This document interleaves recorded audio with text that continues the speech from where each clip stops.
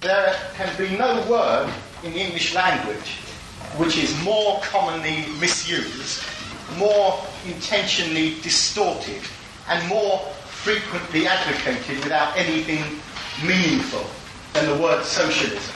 The variety of socialist postures is seemingly endless.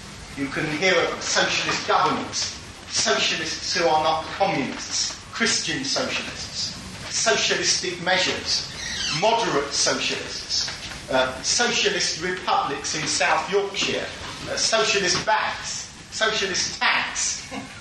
It's rather like the atheist in Belfast who is stopped and asked to explain whether he's a Catholic atheist or a Protestant atheist. When you meet a self-styled socialist, you have to ask him whether he is a socialist of the variety who actually has socialism as his objective, or whether he's one of those so-called socialists who can't spare the time for such utopian aims. And if he tells you that he does favour socialism, you are not necessarily any the wiser as to what he stands for. Does he mean Russian socialism, or Chinese socialism, or Albanian socialism, or Ben socialism, or Healy socialism, or perhaps a touch of the old National Socialism?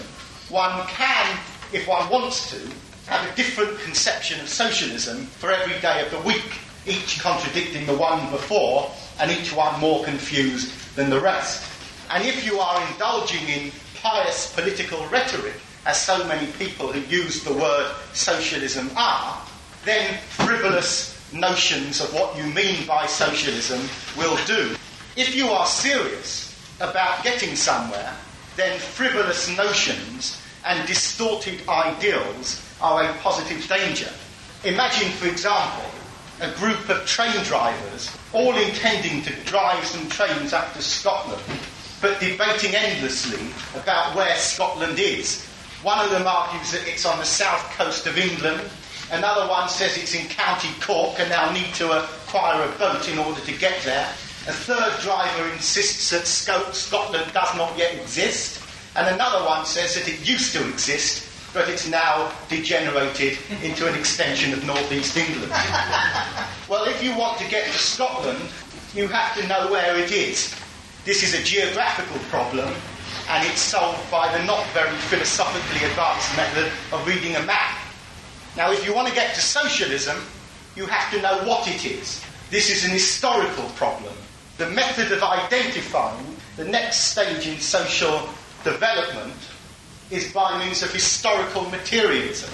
In order to know where we're going, we have first of all to understand where we are at the present. You'll all, of course, remember the man in the film who stopped the policeman in the street and said to the policeman, "How do I get to King's Cross?" And the policeman says, "Well, mate, if you want to get to King's Cross, you certainly don't want to start out from here." Well, this is, of course, the rather old utopian problem. The utopians had beautiful, vivid visions of an advanced, happy, harmonious future society. The difficulty was that they were futures which bore no real relation to the present. They didn't arise out of where we are.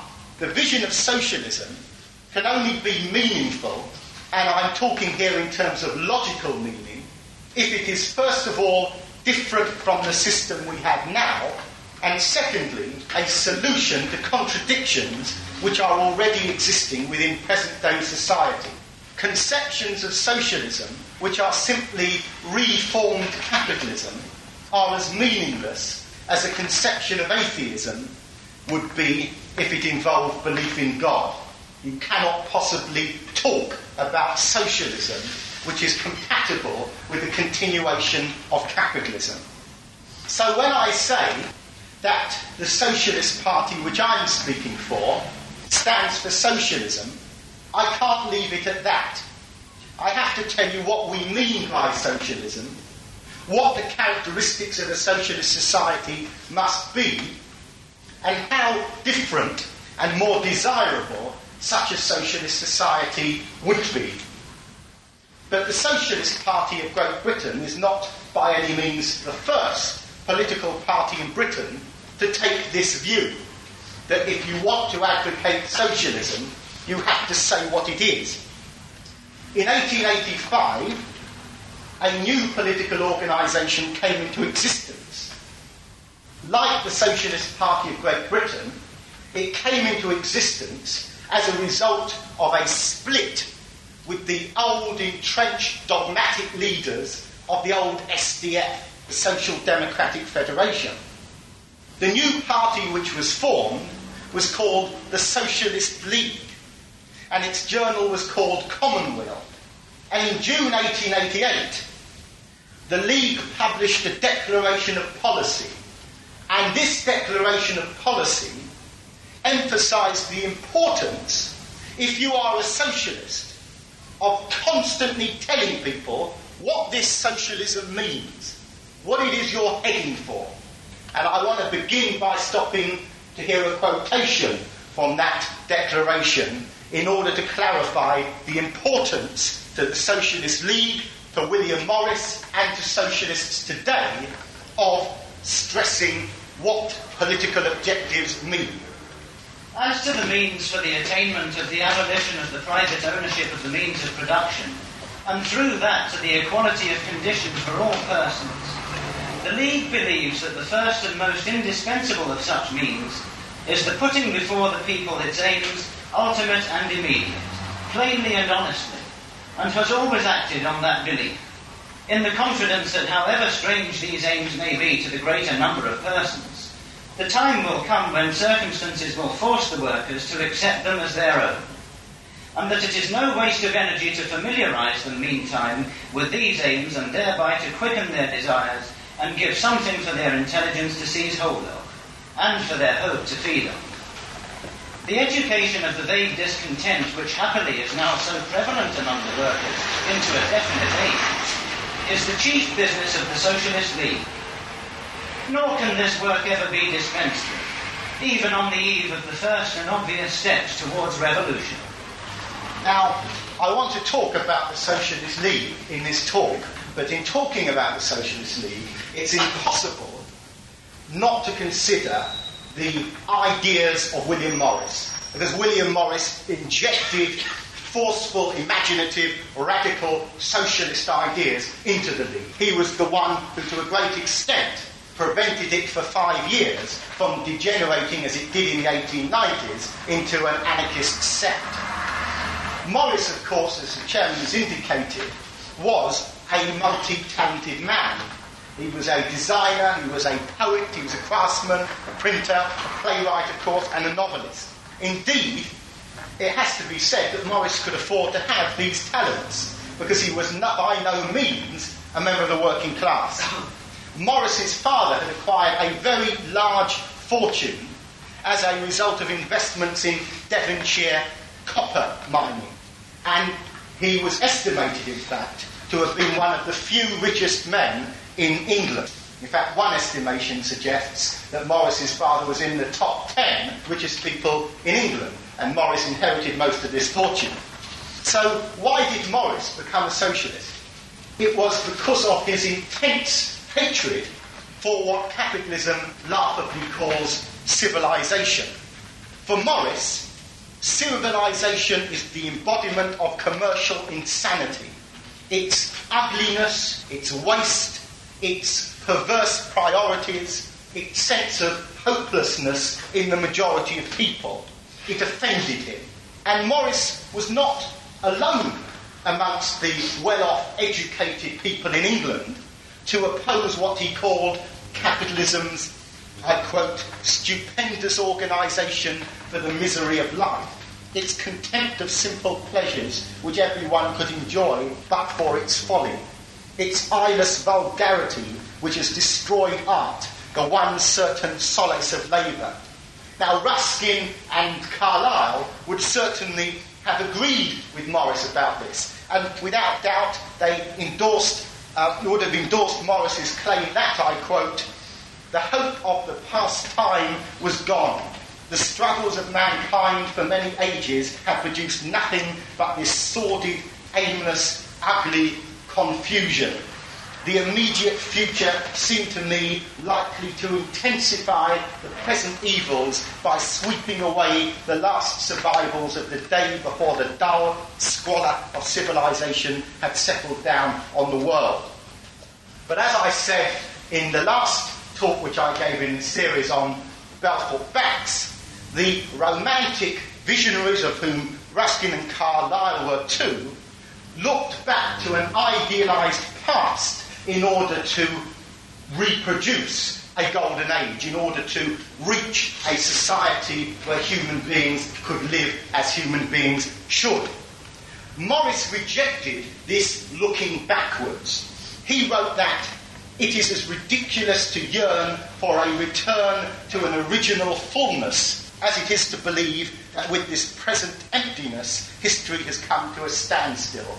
So contrary to the mythology about Morris being preoccupied by the return of a golden, feudal, medieval past, this is not so. Morris, in fact, looked at the qualities of those past ages and saw them as having represented something which capitalism destroyed. But certainly, Morris was not in the historical business of recreating medieval society. Morris abandoned the yearning for the past, which was characteristic of the Romantics, and he also abandoned the futile hopes of making something better out of capitalism, which the radicals were concerned to do. He became involved with the vision of an entirely new society, a different society, based upon different ways of living from capitalism. For Morris, the work of socialist propaganda was not something which was a utopian hobby. His time, and he spent 5 years as an active member of the League and the remainder of his life afterwards working for socialism. Morris spent that time in energetic political activity. He wrote regularly for Commonweal. Some of the finest articles in that journal, if you ever read it, unfortunately it's not published in bound volumes, is written by Morris. He addressed hundreds of indoor meetings, not only in the Hammersmith branch of the League, which he belonged to, but also all over the country and to various organisations. Not only in the Socialist League and the SDF, but outside of it, organisations which he opposed, trying constantly to convince them of his ideas. He was an active member of the League's executive committee, and above all, he was a frequent speaker on the outdoor platform.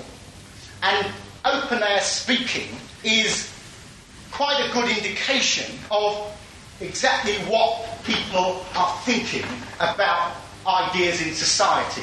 And Morris was able to test the barometer of working class thought by standing up on outdoor platforms all over the country and to see how people who were working in factories and mines and farms responded to his particular arguments and his style of putting them across.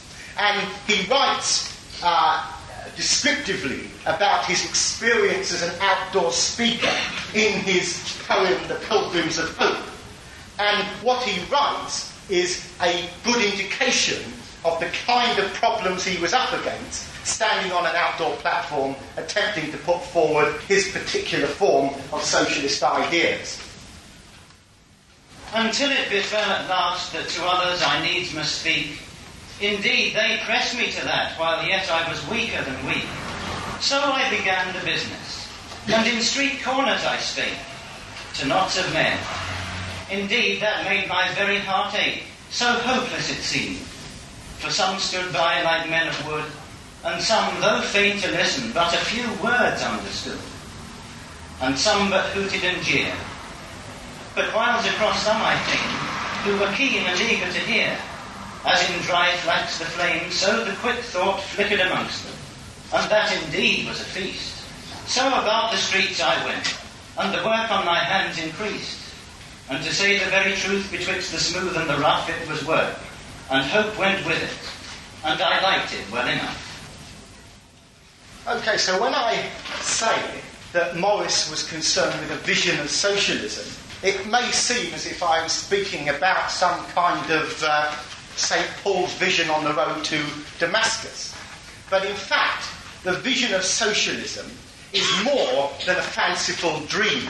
It is based upon a clear analysis of the basis of social reality in the present. Now, the utopian imagination witnesses poverty and waste and dreariness and inequality, and it tries to solve them by creating a kind of a fantasy world, the establishment of which is unaccounted for. Now, there are critics who would accuse socialists of this kind of utopianism, and Morris has been particularly sneered at by rather ill-informed people because of some kind of imagined utopianism. It's been asserted that Morris's emphasis upon socialism was no more than a quaint and fanciful pastime of a poet's imagination. Now, imaginative though he was, Morris was by no means a mere dreamer about new societies, and to suggest such a thing would be to ignore the three characteristics of his political thinking which made him a remarkably practical revolutionary. First of all, Morris's socialism was based upon a Marxist understanding of capitalism. Secondly, Morris was able to devise a strategy for revolution. And thirdly, Morris did not simply engage in envisaging a happy future, but was able to explain the real possibilities which lay before society. In other words, it wasn't only socialism as a dream, but socialism as a practical possibility arising out of historical conditions. Now, all three of these aspects of Morris's thinking have been doubted, so I want to elaborate upon them. To begin with, Morris stood in opposition to capitalism as a system. Soon after becoming a socialist, Morris began to study Marx's writings, and there is a great deal of evidence to show that he acquired considerable knowledge of Marxist economics. In 1887, he was giving regular lectures in several branches of the League dealing with the labour theory of value. Marx's great achievement, which became clear to Morris, was to demonstrate how capitalism works as an integrated network of social relationships. The object of production under capitalism is to satisfy the needs of the minority class who own and control the means of living. Their interests are always and inevitably antagonistic to the class which produces all wealth, the working class. When capitalism exploits and oppresses and denies freedom to the majority class in society, it is not acting in any way irregularly. It is not in discordance with its objective of making profits. To exploit and to oppress and to deny freedom is rational and just under capitalism, as long as the parasitical needs of capital are satisfied during that process.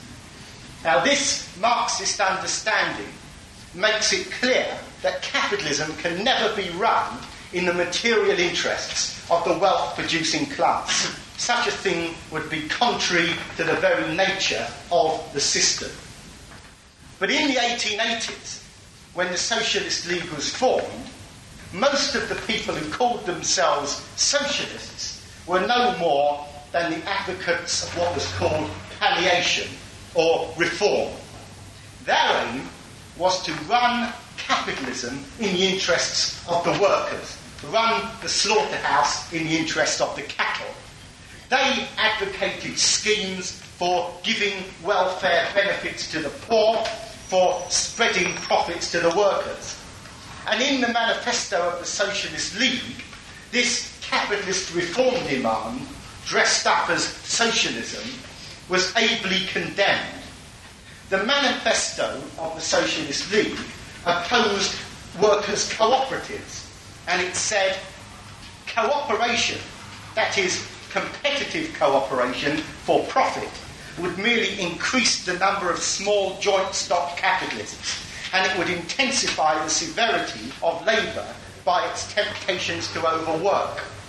As far as nationalisation was concerned, which 20 years later was to be the claim to socialist credentials of the Labour Party, the Socialist League's manifesto had this to say: no better solution would be that state socialism, by whatever name it might be called, whose aim it would be to make concessions to the working class while leaving the present system of capital and wages still in operation. No number of merely administrative changes until the workers are in possession of all political power would make any real approach to socialism.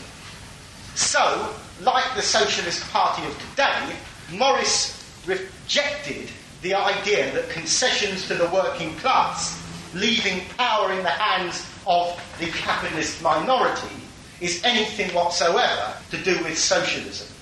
In fact, although those who are entrenched within the ideological barriers of capitalism may think that high wages and council houses and supplementary benefits and free hospitals are something to do with the setting up of socialism, and that any vision of socialism which goes beyond the characteristics of the profit system is utopian, the truth is that those who seek to humanise capitalism by legislative reform are the utopians, and those who reject the whole system because it cannot be made to work in the interests of the majority are the political realists.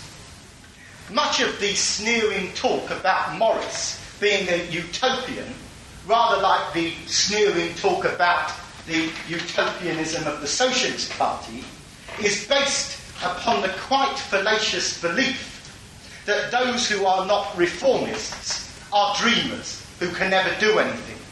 So Morris advocated revolution, and he was clear about what he meant by revolution. In his lecture entitled How We Live and How We Might Live, which was printed in Commonweal in 1887, Morris explained what it meant to advocate revolution. The word revolution, which we socialists are so often forced to use, has a terrible sound in most people's ears, even when we have explained to them that it does not necessarily mean a change accompanied by riot and all kinds of violence. And it cannot mean a change made mechanically and in the teeth of opinion by a group of men who have somehow managed to seize on the executive power for the moment.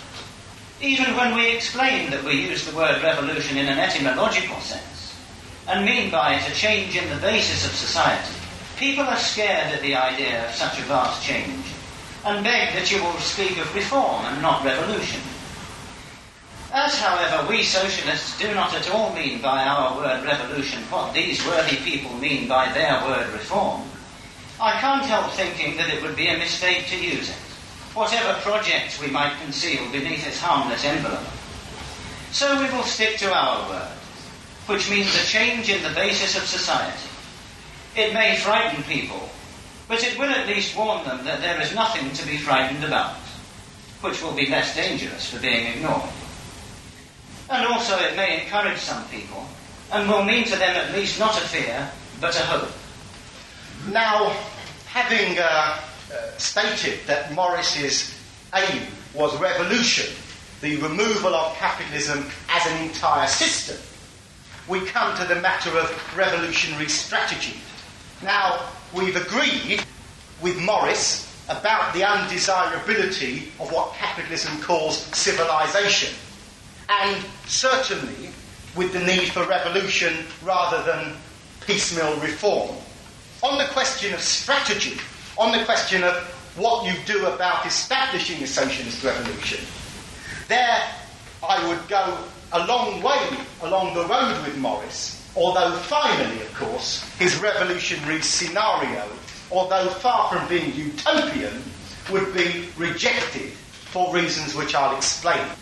But first, let me consider the substantial points of agreement between the Socialist League of the 1880s and the Socialist Party of the 1980s on the matter of the revolution. Morris is quite clear about the fact that there can be no socialism without conscious socialists. Socialism cannot be sprung on the working class by an enlightened leadership. It cannot be infiltrated into non-socialist bodies by surprise. Heinemann, the domineering leader of the Social Democratic Federation, he was quite clear about the inability of the working class to emancipate itself. He wrote that a slave class cannot be freed by the slaves themselves. The leadership, the initiative, the teaching, the organisation must come from those who are born into a different position. Well, Heinemann was born into a very different position. He went to Eton. I don't know whether they run courses there on becoming revolutionary leaders, but nevertheless, together with his fellow capitalist leaders in the SDF, who believed that their pompous aid was indispensable to the making of a revolution, they differed fundamentally from Morris. Morris argued, I want an educated movement. Discontent is not enough, though it is natural and inevitable. The discontented must know what they are aiming at. So Morris was not after a mindless revolt by aimless mobs. He was not after a followers' change, but he was after a knowledgeable group of people changing society. Morris recognised that political knowledge is power, and it is only the acquisition of that knowledge by the majority which can lead to the transformation of society. Now, it follows on from this that those who knew where they were going did not need leaders to take them there. And Morris jumped a stage ahead from this by opposing Parliament. He opposed the idea of returning leaders to Parliament in order to do your political thinking for you, in order to enact political changes on your behalf, in exactly the same way as the Socialist Party rejects that kind of parliamentarianism. But much has been made of Morris's anti-parliamentary position, and it's important that it should be put into context. First of all, Morris was not in favour of insurrection as a method of revolution. Now, it is so often stated that Morris was in favour of insurrection that this is proof of nothing, except that the critics of Morris have very often not actually read what he wrote and what he said. So let me present the evidence to show that Morris was not in favour of a minority, violent insurrection. Writing in the Hammersmith Socialist Record in May 1892, Morris wrote that it is difficult to express in words strong enough the perversity of the idea that it is possible for a minority to carry on a war of violence against an overwhelming majority without being utterly crushed. In his lecture on communism in February 1893, he again said, as for the attempt of a small minority to terrify a vast majority into accepting something which they do not understand by spasmodic acts of violence, I can call that nothing else but sheer madness. And Morris was speaking here, incidentally, from experience, because the Socialist League, which he'd spent 5 years building up, was taken over not only by a group of anarchists whose idea of political persuasion was to plant bombs, but also by a number of police spies whose idea of destroying and confusing the idea of socialism was to take over something called the Socialist League and advocate such mindless activities. And once again, in January 1894, in an interview with the SDF journal Justice, Morris was asked the question whether he opposed all insurrectionary methods because they are violent. And he replied, no, but because they are inexpedient. Here in England, at any rate, it would be simply madness to attempt anything like an insurrection. Now, in the light of such categorical statements, you may wonder why it is that Morris has frequently been depicted as an advocate of insurrection. And in the light of the following quotation from Morris's 1893 lecture on communism, I fail to see how anybody can claim that Morris rejected Marx's political recognition that the working class must gain control of the state. That's the one. I am no great lover of political tactics. The sordid squabble of an election is unpleasant enough for a straightforward man to deal in. Yet I cannot fail to see that it is necessary somehow to get hold of the machine which has at its back the executive power of the country, however that may be done. And that the organisation and labour which will be necessary to effect that by means of the ballot box will be little indeed, compared with what would be necessary to effect it by open revolt. So it's quite true that Morris did consider it likely that a socialist revolution would give rise to a civil war, with the better off section of the working class going on to the side of the capitalists. Now, this belief in the probability of violent revolution was not, of course, unlike Marx's predictions in his earlier writings. The Socialist Party's disagreement with it, I'll come on to in a moment. It's also true that in his novel News from Nowhere, Morris's imaginary account of the socialist revolution described a far from peaceful social transformation, even though it was a majority revolution. But at no time did Morris abandon the view that socialism must be established by conscious socialists and conscious socialists alone. At no time did he abandon the view that it could not be attained by minority action, that the state must be seized by a majority, and that the end of the revolution would be a change in the basis of society and not simply a rearrangement of the old furniture. Now, the Socialist Party today does not disagree with Morris's strategy for revolution on the grounds that it is utopian. Morris thought that he was being very realistic when he painted his scenario of revolutionary civil war. In fact, Morris's weakness related to his misunderstanding of the power of the state.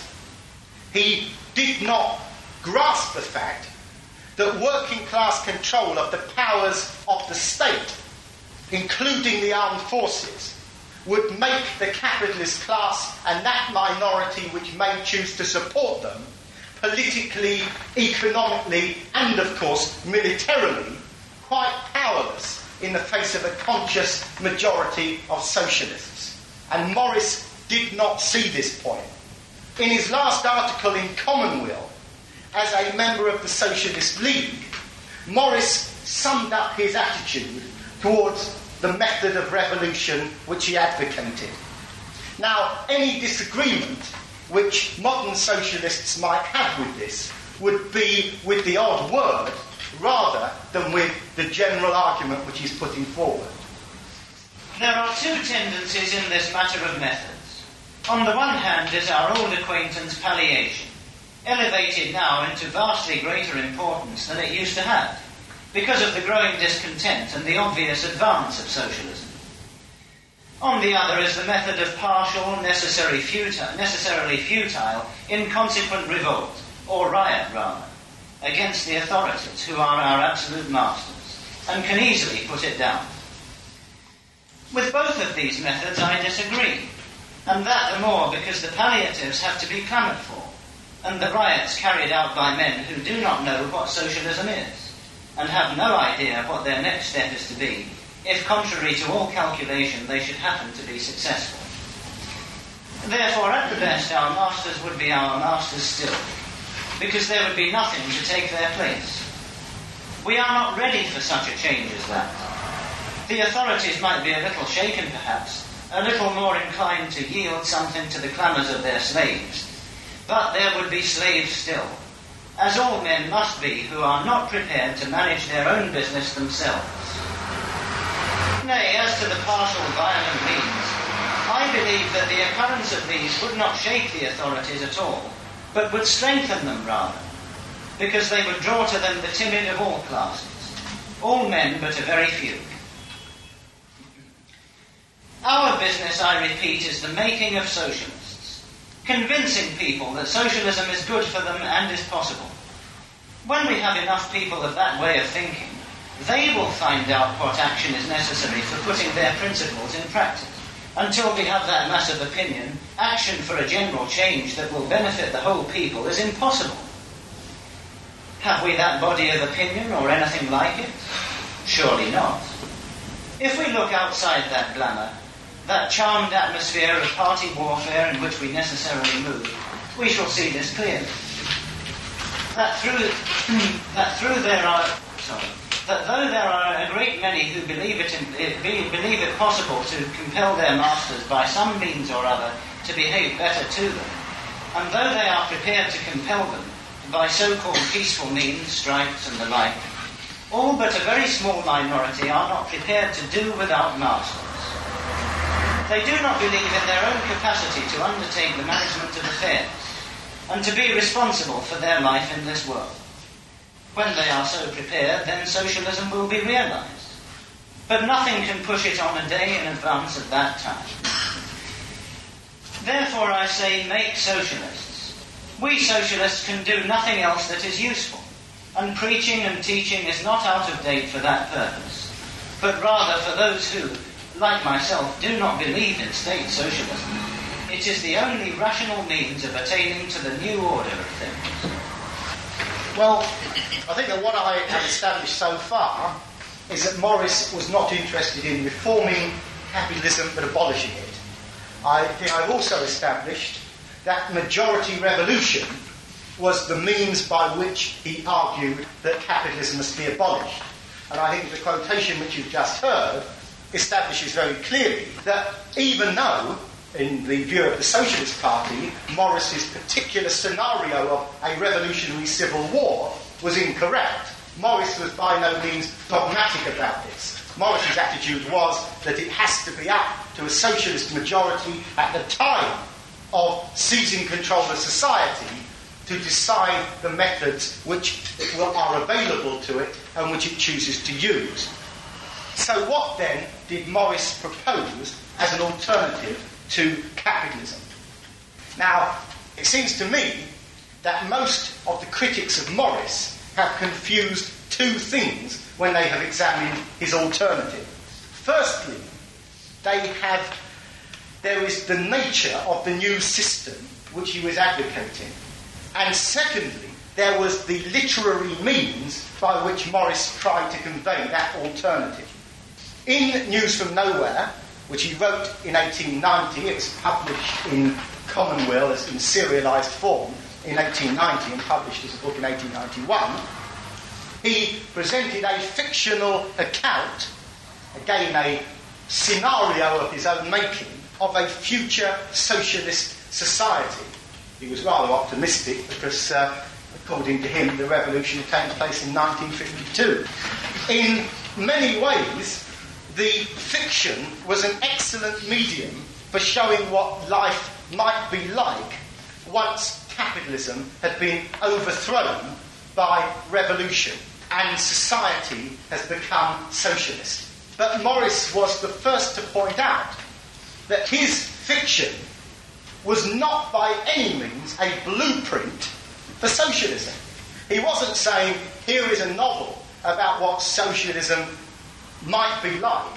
This is the blueprint for socialism. And too often, critics of Morris have taken his fictional scenario as being an expression of the sole form which the new society would have to take. That is quite wrong. Needless to say, the idea that one man, or even one committee, or one party, or one entire generation can lay down a blueprint for socialism is utopian, undemocratic, and above all, it's totally unhistorical. You cannot sit in a particular period and lay down blueprint blueprints for what people may do at another time.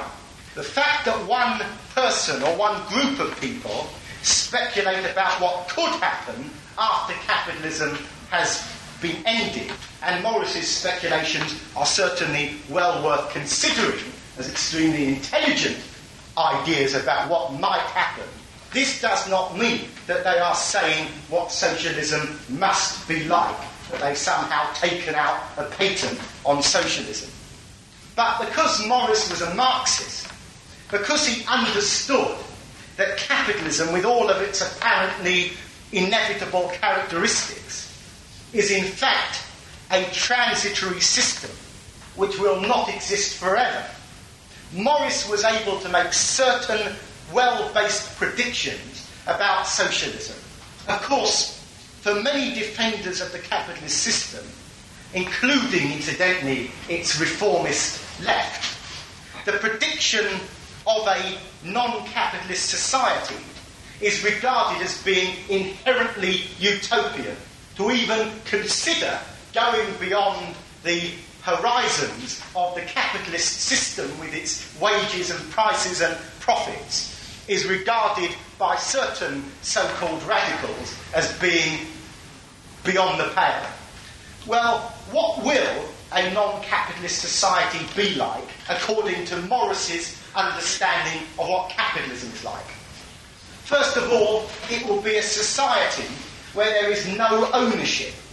The means of living will belong to the whole community, not to a state bureaucracy, not to a group of shareholders, not to the workers in a particular industry, but the entire community. No classes will exist, because classes cannot exist where there is not a position of ownership and control over the means of living. There will be free access to all wealth, so that there will be no need for money. There will be no need to exchange what is commonly owned. All will give according to their abilities, so there will be no wages. It will be a cooperative society. The interest of the individual will generally coincide with that of the community, because the individual will not have arisen out of some appendage of a family or private property or a firm, but will have arisen from society and will identify with society. Production will no longer be for profit, but for use. The sole concern of production will be, what do people need? Let's make sure we give it to them, and the best that can be produced, so that bread will be produced solely to eat, and houses built solely to live in. The world will belong to and will be there for the use of all of its inhabitants, and not just the privileged few.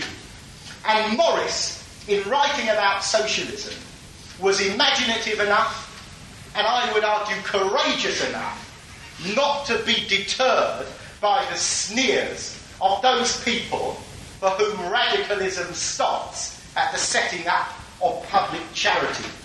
It is an exciting and an inspiring vision, because it's actually talking about taking the world away from the few and putting it in the hands of everyone. And Morris wrote about this, like someone who was obsessed, not like the evangelists, by the kingdom of heaven, but like a true revolutionary. He was obsessed by this idea of common ownership and democratic control of the earth. And in his writings, he constantly looked for new ways of seeing how this common ownership and control might work. And in presenting News from Nowhere, not as a blueprint, but as a possible scenario, he was able to show to people the possibilities, what a recent French writer has called the education of their desire.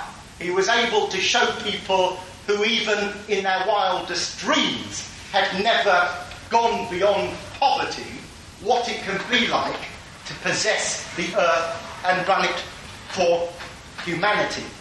Now, as a Marxist, Morris looked at society from the point of view of production, because Morris realised that the reason we come together in society is to produce, to work, to creatively give our energies so as to take out of the earth what we need. And as an artist, Morris despised the way in which the profit system separated art from work.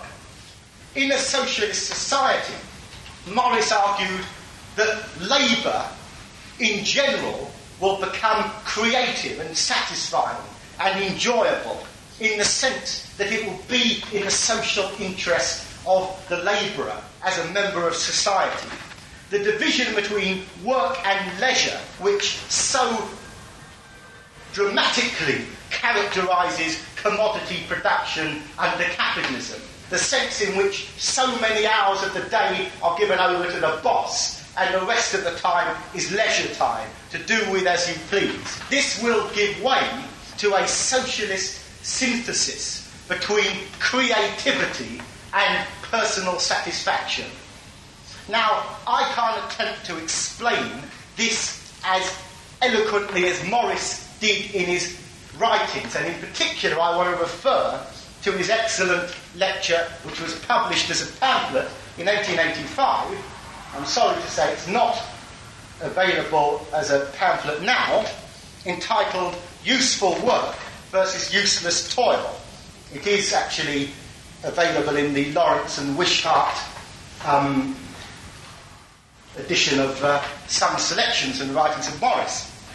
And it's worth quoting from this lecture at length in order to specifically see what Morris understood about the transformation of work, the transformation of labour from something which is alienated and for the benefit of others to something which is creative and for the benefit of the community with oneself as a part of it. And I like to quote from this at some length, although it's had to be slightly abridged for the sake of time. The hope of pleasure in the work itself. How strange that hope must seem to some of my readers, to most of them. Yet I think that to all living things there is a pleasure in the exercise of their energies, and that even beasts rejoice in being lithe and swift and strong. But a man at work, making something which he feels will exist because he is working at it and wills it, is exercising the energies of his mind and soul as well as of his body. Memory and imagination help him as he works. Not only his own thoughts, but the thoughts of the men of past ages guide his hands, and as a part of the human race he creates. If we work thus, we shall be men, and our days will be happy and eventful. Thus, worthy work carries with it the hope of pleasure in rest, the hope of the pleasure in our using what it makes, and the hope of pleasure in our daily creative skill. All other work but this is worthless. It is slaves' work, mere toiling to live, that we may live to toil. Therefore, since we have, as it were, a pair of scales in which to weigh the work now done in the world, let us use them. Let us estimate the worthiness of the work we do, after so many thousand years of toil, so many promises of hope deferred, such boundless exultation over the progress of civilization and the gain of liberty. Now, the first thing as to the work done in civilization, and the easiest to notice, is that it is portioned out very unequally amongst the different classes of society.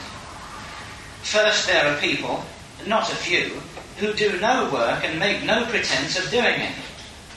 Next, there are people, and very many of them, who work fairly hard, though with abundant easements and holidays claimed and allowed.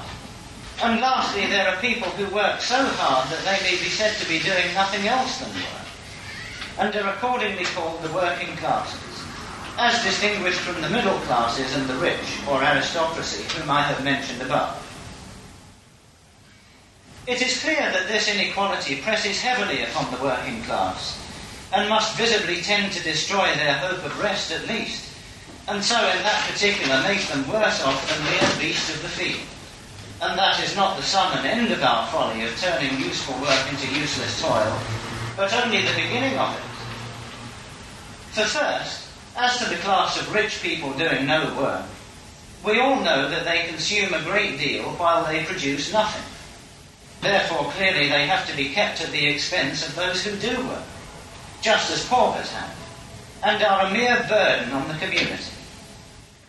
In these days, there are many who have learned to see this, though they can see no further into the evils of our present system, and have formed no idea of any scheme for getting rid of this burden, though perhaps they have a vague hope that changes in the system of voting for members of the House of Commons may, as if by magic, tend in that direction.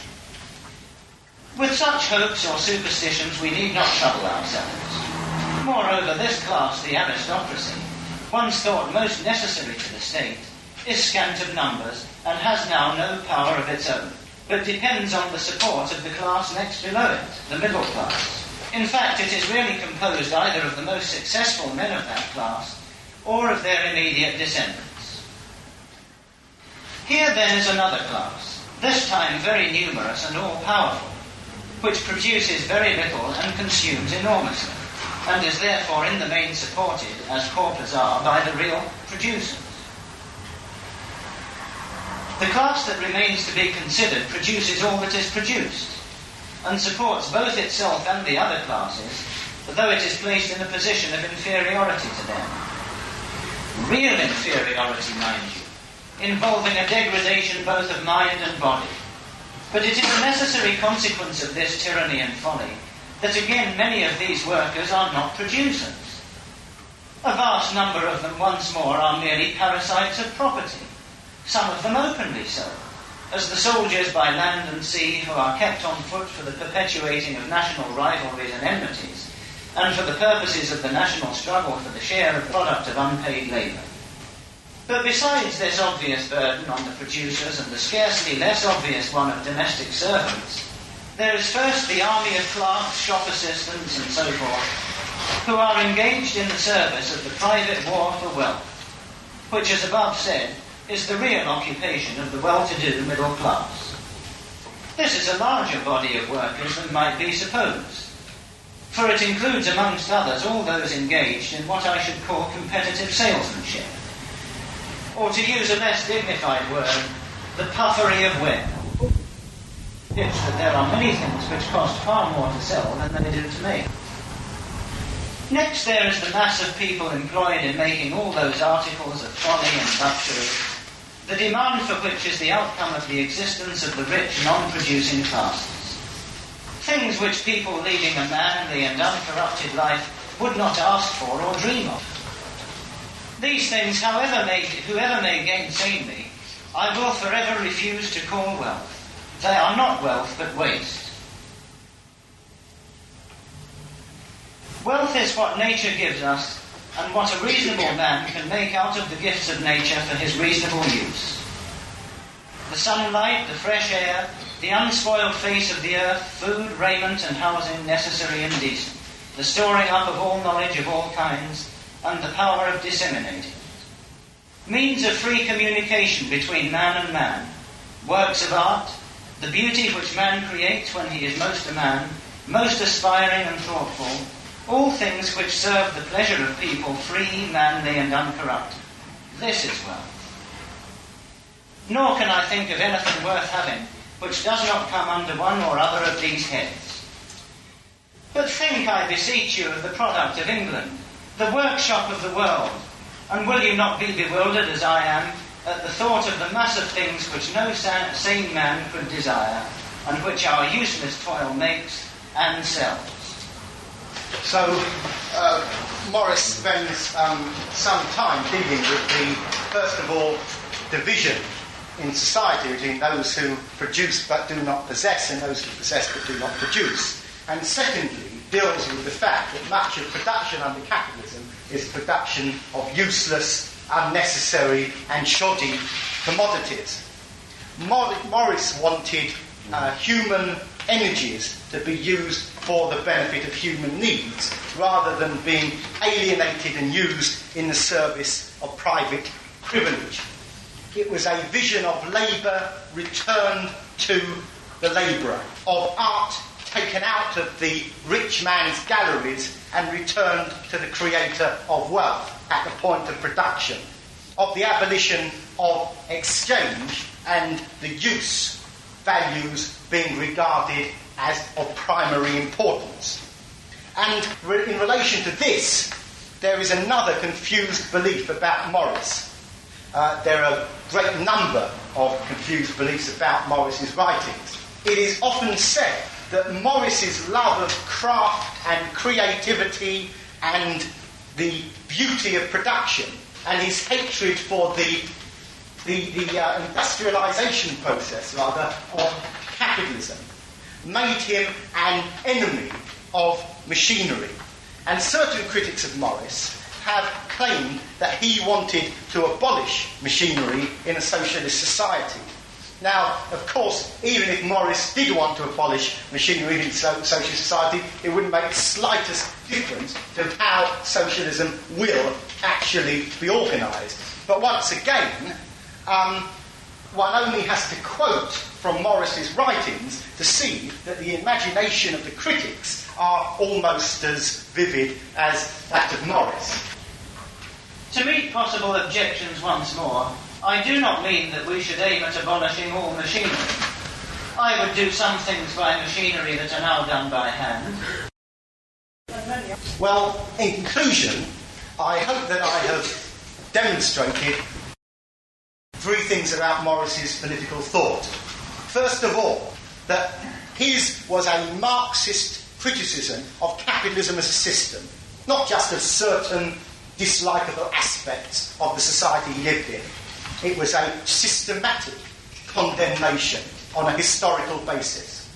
Secondly, that Morris advocated revolution, a form of revolution about which one might disagree with his predictions, but certainly one based upon the need for majority working class understanding and conscious political action.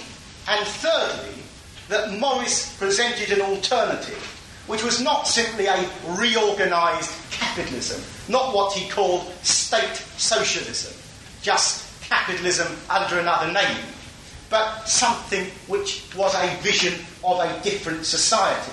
Morris's vision of socialism is remarkable, not simply because of the power of his capacity to tempt and to excite people towards revolutionary objectives, and of all of the single figures in the history of the socialist movement, he was one of the ones who was able to do that more than most, but because he understood that a different way of living, a different way of organising production, a different way of having society run, is not only desirable, but it is immediately possible.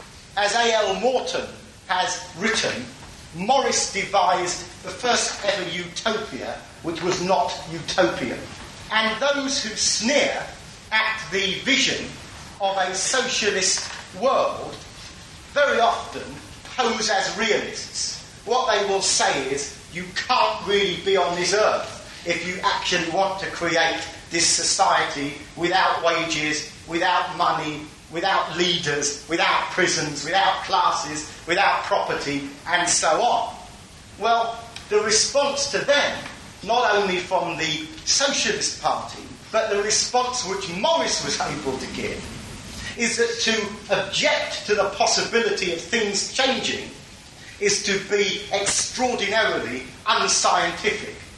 It is to look into the future, to look into possibilities that could happen, and to deny them on the grounds that they had not yet happened. Morris once wrote that, I suppose, and he wrote this before he became a socialist, I suppose that if some half-dozen men at any time earnestly set their hearts on something coming about which is not discordant with nature, it will come to pass one day or other, because it is not by accident that an idea comes into the heads of a few. Rather, they are pushed on and forced to speak or act by something stirring in the heart of the world. Morris's vision of socialism was able to give rational expression to this stirring in the heart of the world. And it is for men and women today like ourselves, to bring this stirring in the heart of the world to its social conclusion.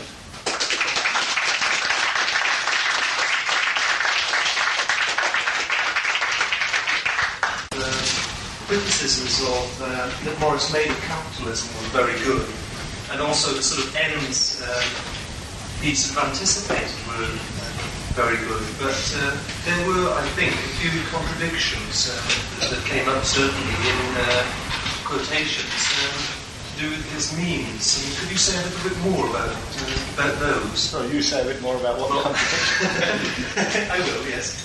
I was thinking sort of especially about whether some of the means that, say, Lenin outlined in, say, his early works, I'm not thinking about the sort of later works, would have been that far removed from the sort of reality that Morris dreamed of.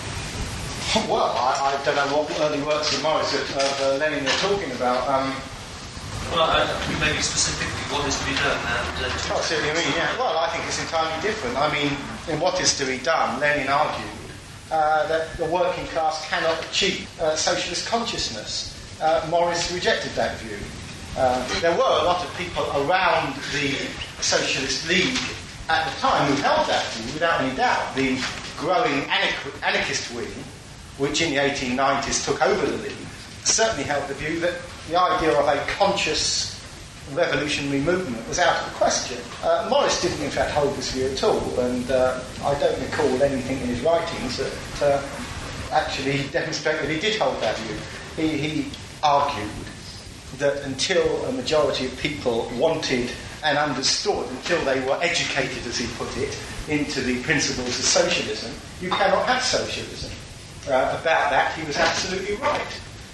What he did argue is that spontaneous discontent, whilst it is inevitable under capitalism, doesn't make revolutions. At best, it makes revolts. But then, as he points out, not at best, but in fact at worst.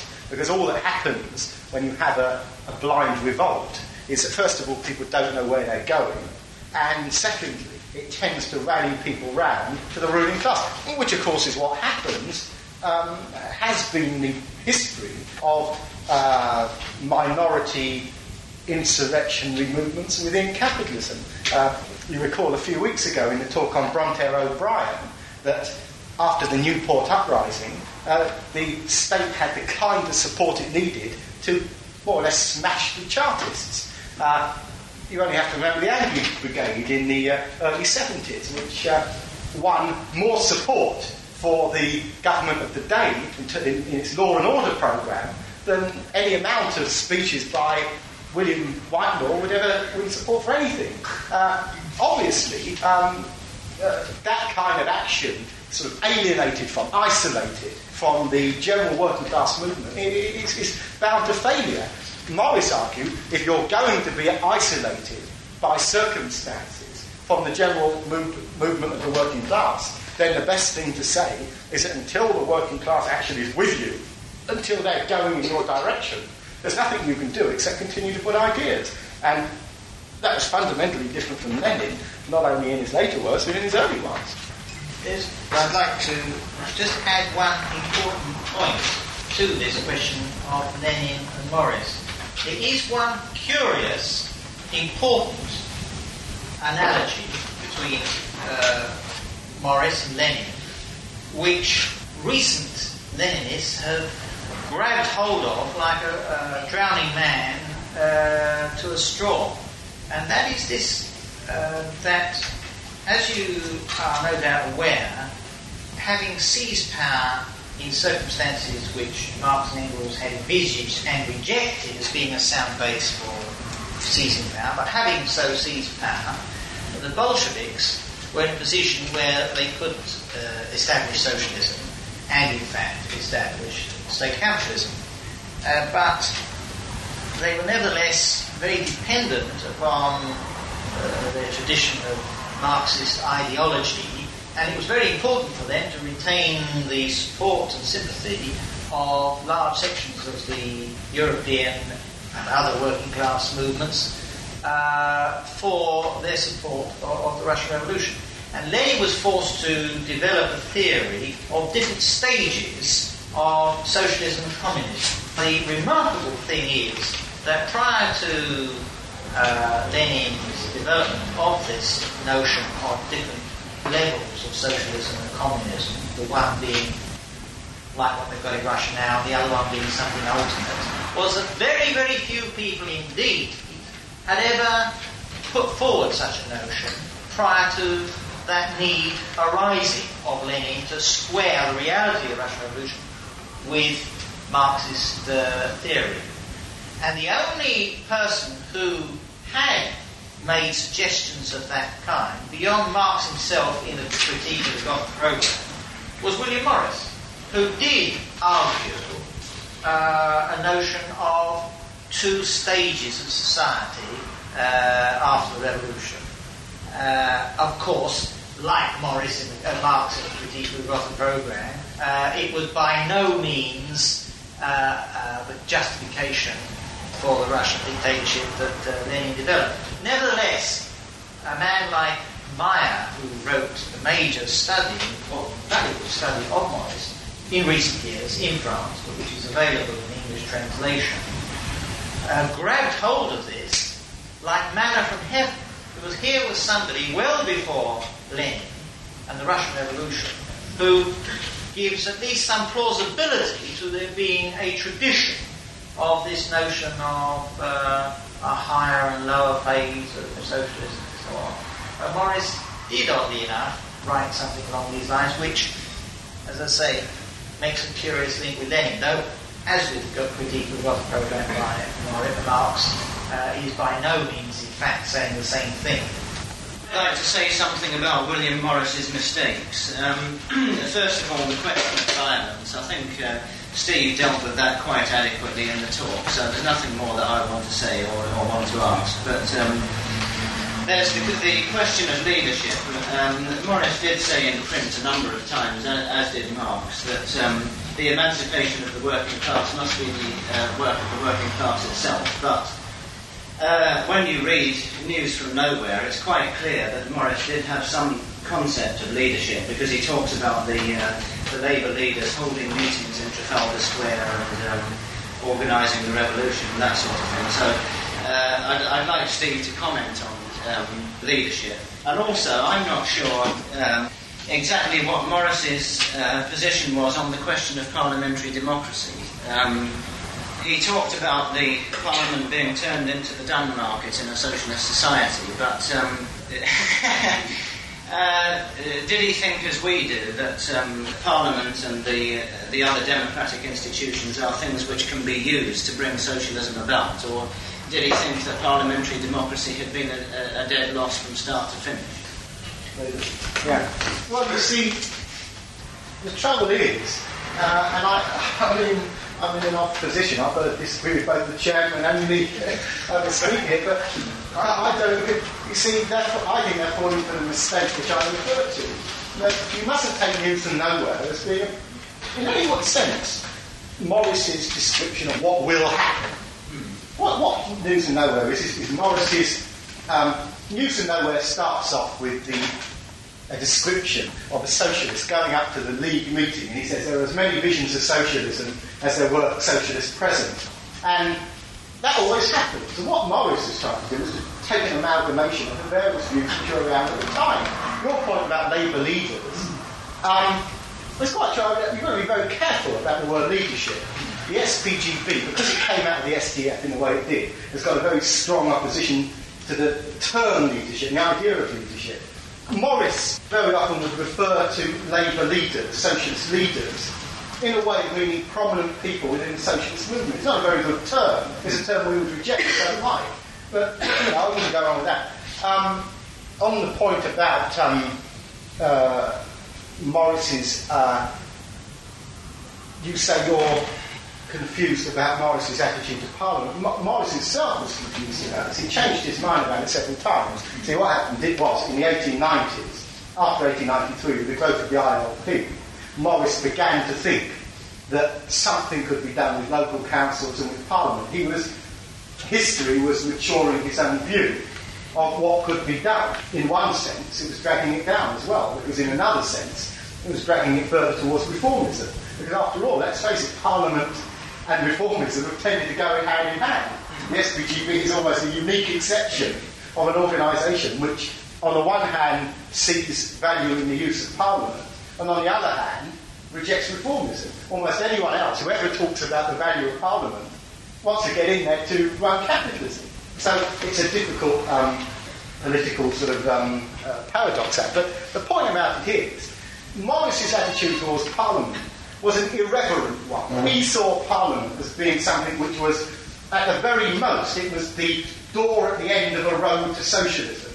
People talk about the parliamentary road to socialism. I find it an extremely unpleasant vision of what a socialist revolution could be like. Because the parliamentary road to socialism means that the work of bringing about socialism is done in Parliament somehow. I think that it's far more realistic to talk about the door at the end of the road, the place that you arrive at, Parliament being used as a means once you've got a majority of people who understand what socialism. What Morris was saying was that whereas the Fabians and the various reformists on the left in his day were arguing that, look, it's hopeless to get the workers to understand anything, to make a revolution for themselves. What you've got to do is at best win their votes off them, get into Parliament, do it for them. Morris argued it's got to be done, amongst the working class itself. There's got to be consciousness, there's got to be organisation. And then he varied from time to time, although it must be said that in the 1890s he did hold this view that Parliament can be used. And he made the very perceptive comment which you read, that it's much easier to get a revolution through the ballot box than to go out and fight. Why go and fight when people can use the power they've got to gain access to the state and turn the state into an instrument of emancipation rather than an agent of oppression?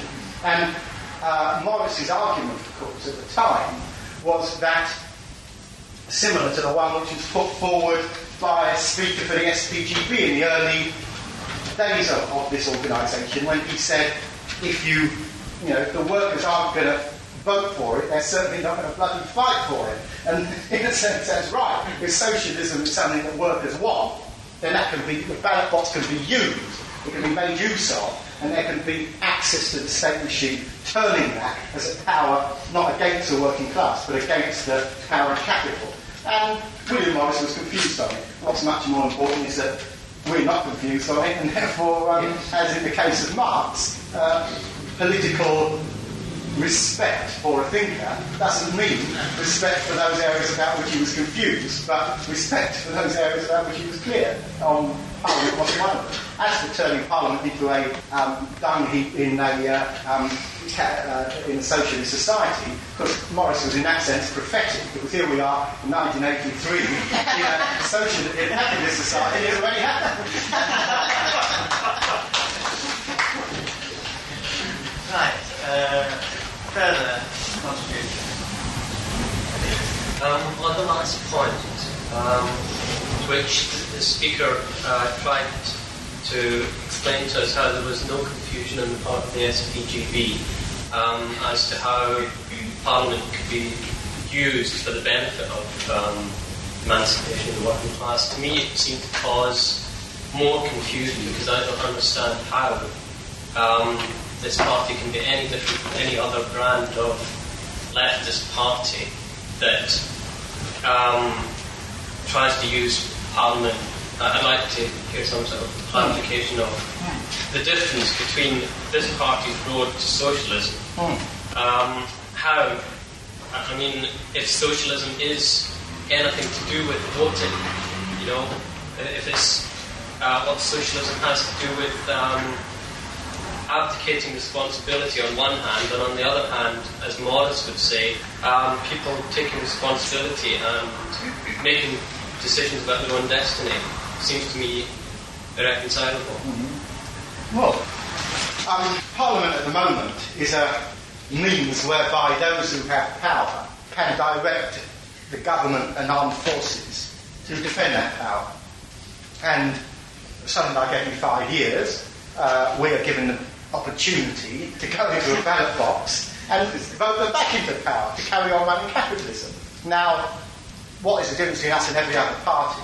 Every other party wants to do that. They want to become leaders, elected into Parliament, to run affairs on behalf of other people, as representatives, as leaders.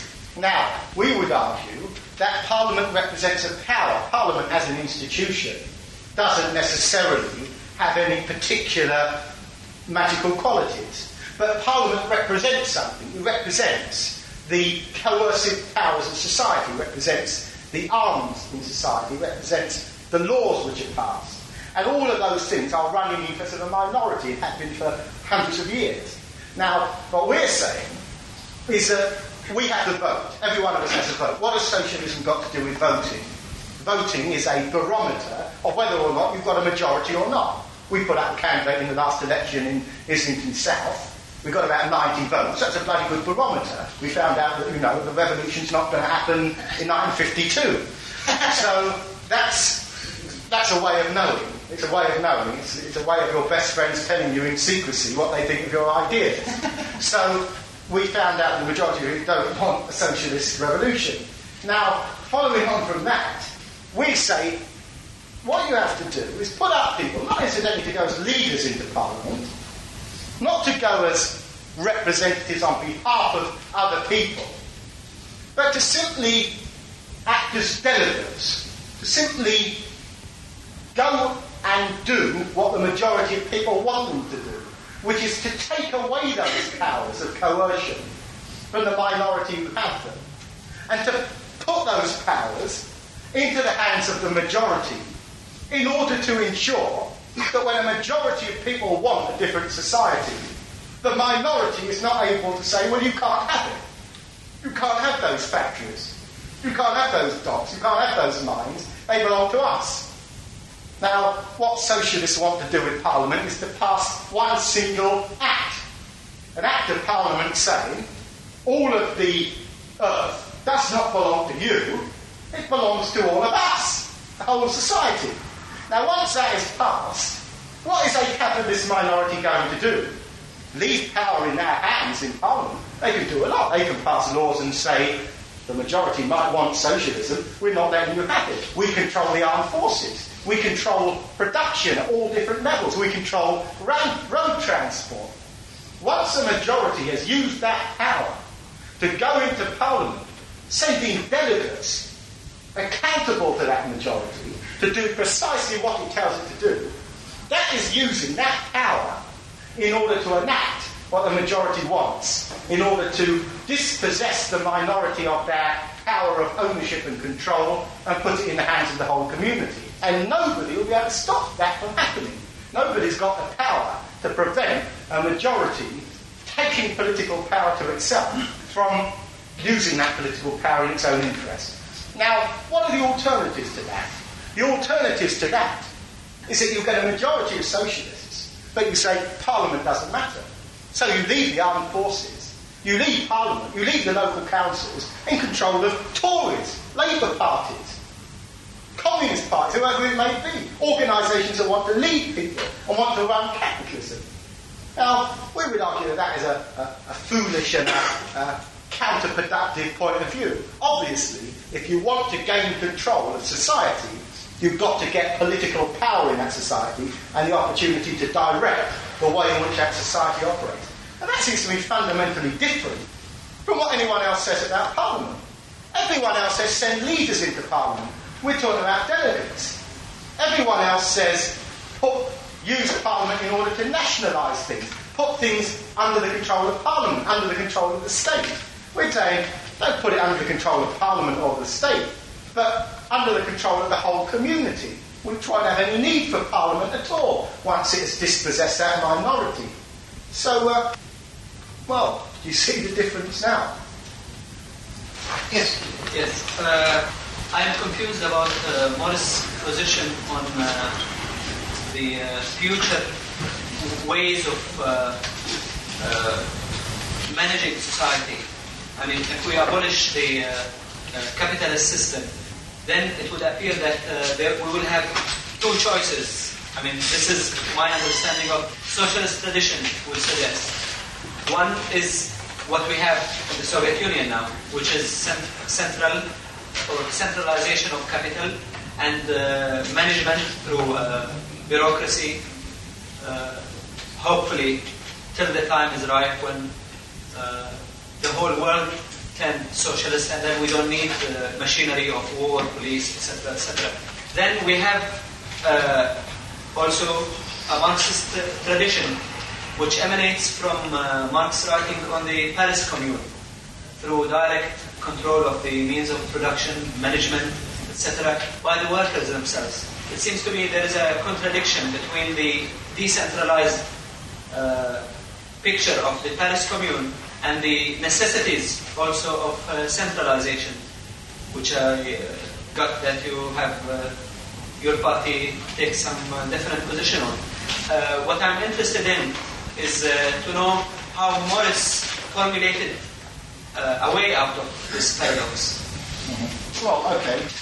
First of all, incidentally, capitalism simply means a society based upon capital. A society which is not capitalist is not based upon capital. So to talk in the one breath about Russia or the Soviet Union, and in the other breath to talk about centralisation of capital, and to suggest that Russia has gone beyond capitalism, is of course a contradiction. That's not in fact what's happened at all. Russia is a capitalist society, and what exists in Russia is a society where there is an extremely centralised control of capital by a state bureaucracy, instead of a more diffused ownership of capital by shareholders, as happens in Western so-called private capitalism. So Russia as a post-capitalist model is simply a myth. On the point about how Morris saw the remedy between the problem of centralisation and decentralisation, Morris in News from Nowhere, bearing in mind what I've already said, that News from Nowhere is by no means a blueprint and by no means a certain portrait of how socialism must be, Morris spoke about the extreme decentralisation of society, the breaking down of society into very, very small communes, communal control, municipal control over localised production. Frankly, not only is it something that I don't find greatly appealing, but from the point of view of the possible economic management of a highly industrialised world society, I would certainly throw open the challenge to anyone to argue with what I'm about to say, but I would say it's an economic nonsense. It couldn't possibly happen. I think Morris was profoundly wrong in that vision. What Morris saw was this small autonomous community, these small autonomous communities. It seems to me that the organisation of production for use on a world basis, as we are now in a highly industrialised society, where the whole of the world is being envisaged as an economic unit, the only way in which control can operate is neither on a highly centralised, single worldwide basis or on a purely localised, communal basis. Quite clearly, there has to be an integration of control between various levels of community, so that some decisions have to be made on a world basis. But on the other hand, if Alec wants to paint the walls pink he's a landlord of the pub incidentally, in a socialist society, not that he would be the landlord of the pub in a socialist society, but let's assume he's still putting the drinks downstairs, and he wants to come up here and paint the walls green, we're not going to need to get all of the computer mechanisms worldwide working on it, so that people all over the world have to make a decision. That would be clearly nonsensical. Obviously, that seems to be a very local decision, which can be made by people on a much more localised basis. There are other things that have to be decided on a much more worldwide basis. For example, the decision about the production of foodstuffs, which are needed by people all over the world, wheat production and so on. Whether seas are going to be used, whether seas are going to be utilised for certain kinds of deep-sea fishing or for certain kinds of, the production of oil or whatever. This is all going to have to be decided on a worldwide basis. But bear in mind one thing.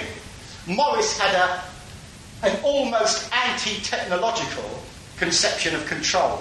Morris saw control in almost primitively human terms. In other words, he tended to see the way in which communal decision-making would take place, almost in the sense of a group of people standing round in the centre of a local rural area and deciding amongst themselves. Clearly, in an age where we now have press-button decision-making facilities, where you can pretty well put cable televisions and computer feedback systems into every single person's home or the places where people happen to reside, quite obviously, in that kind of a situation, the utilisation of that technology in order to make democracy really work, in order to allow every person to have a say on decisions which are likely to affect them, or even those which are not, that is now something which is possible. And it seems that we have to be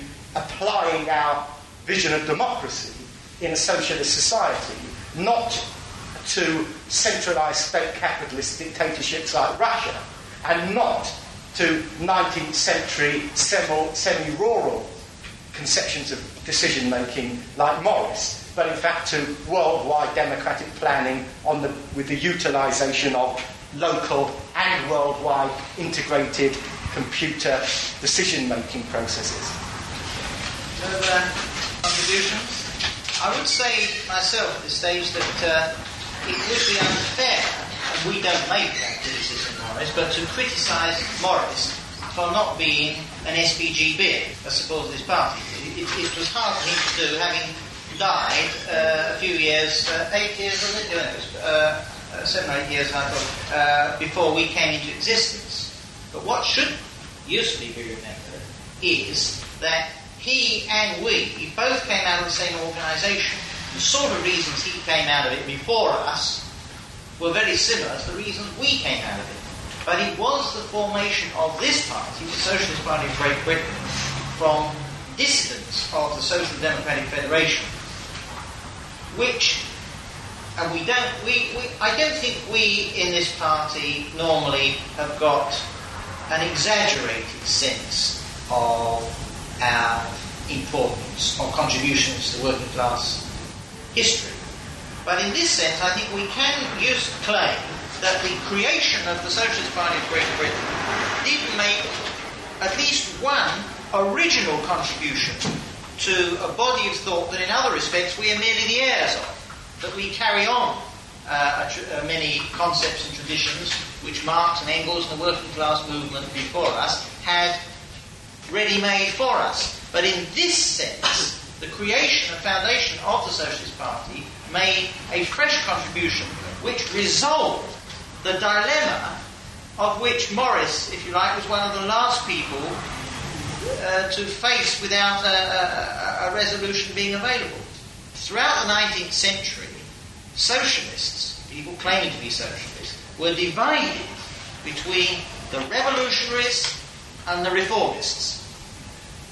And part of the point that has been made about the difficulty Morris had in relation to the question of Parliament was precisely because, for practical purposes, and up till the formation of this party in 1904, anybody who proposed entry into Parliament did so on the assumption that whatever the objective of the socialist concern might be, the basis on which they would enter Parliament would be on a list of promises of a reform nature.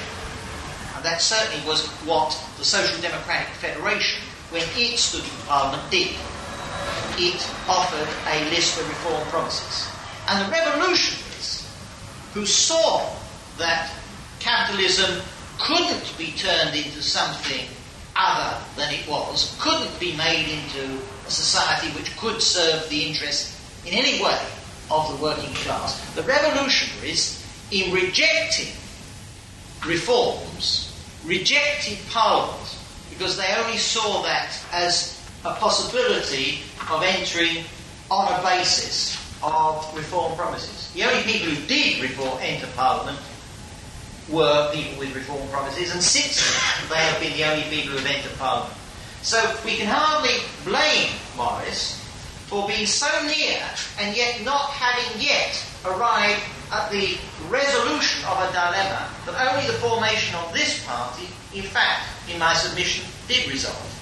He was confused by it because that was our original contribution to working class thought, that it was both necessary to enter Parliament, which, as Stephen has said, is the place in which capitalist control is exercised, but enter it on a basis different from everybody else who has ever entered it, namely with a mandate for socialism, and not on the basis of a reform program.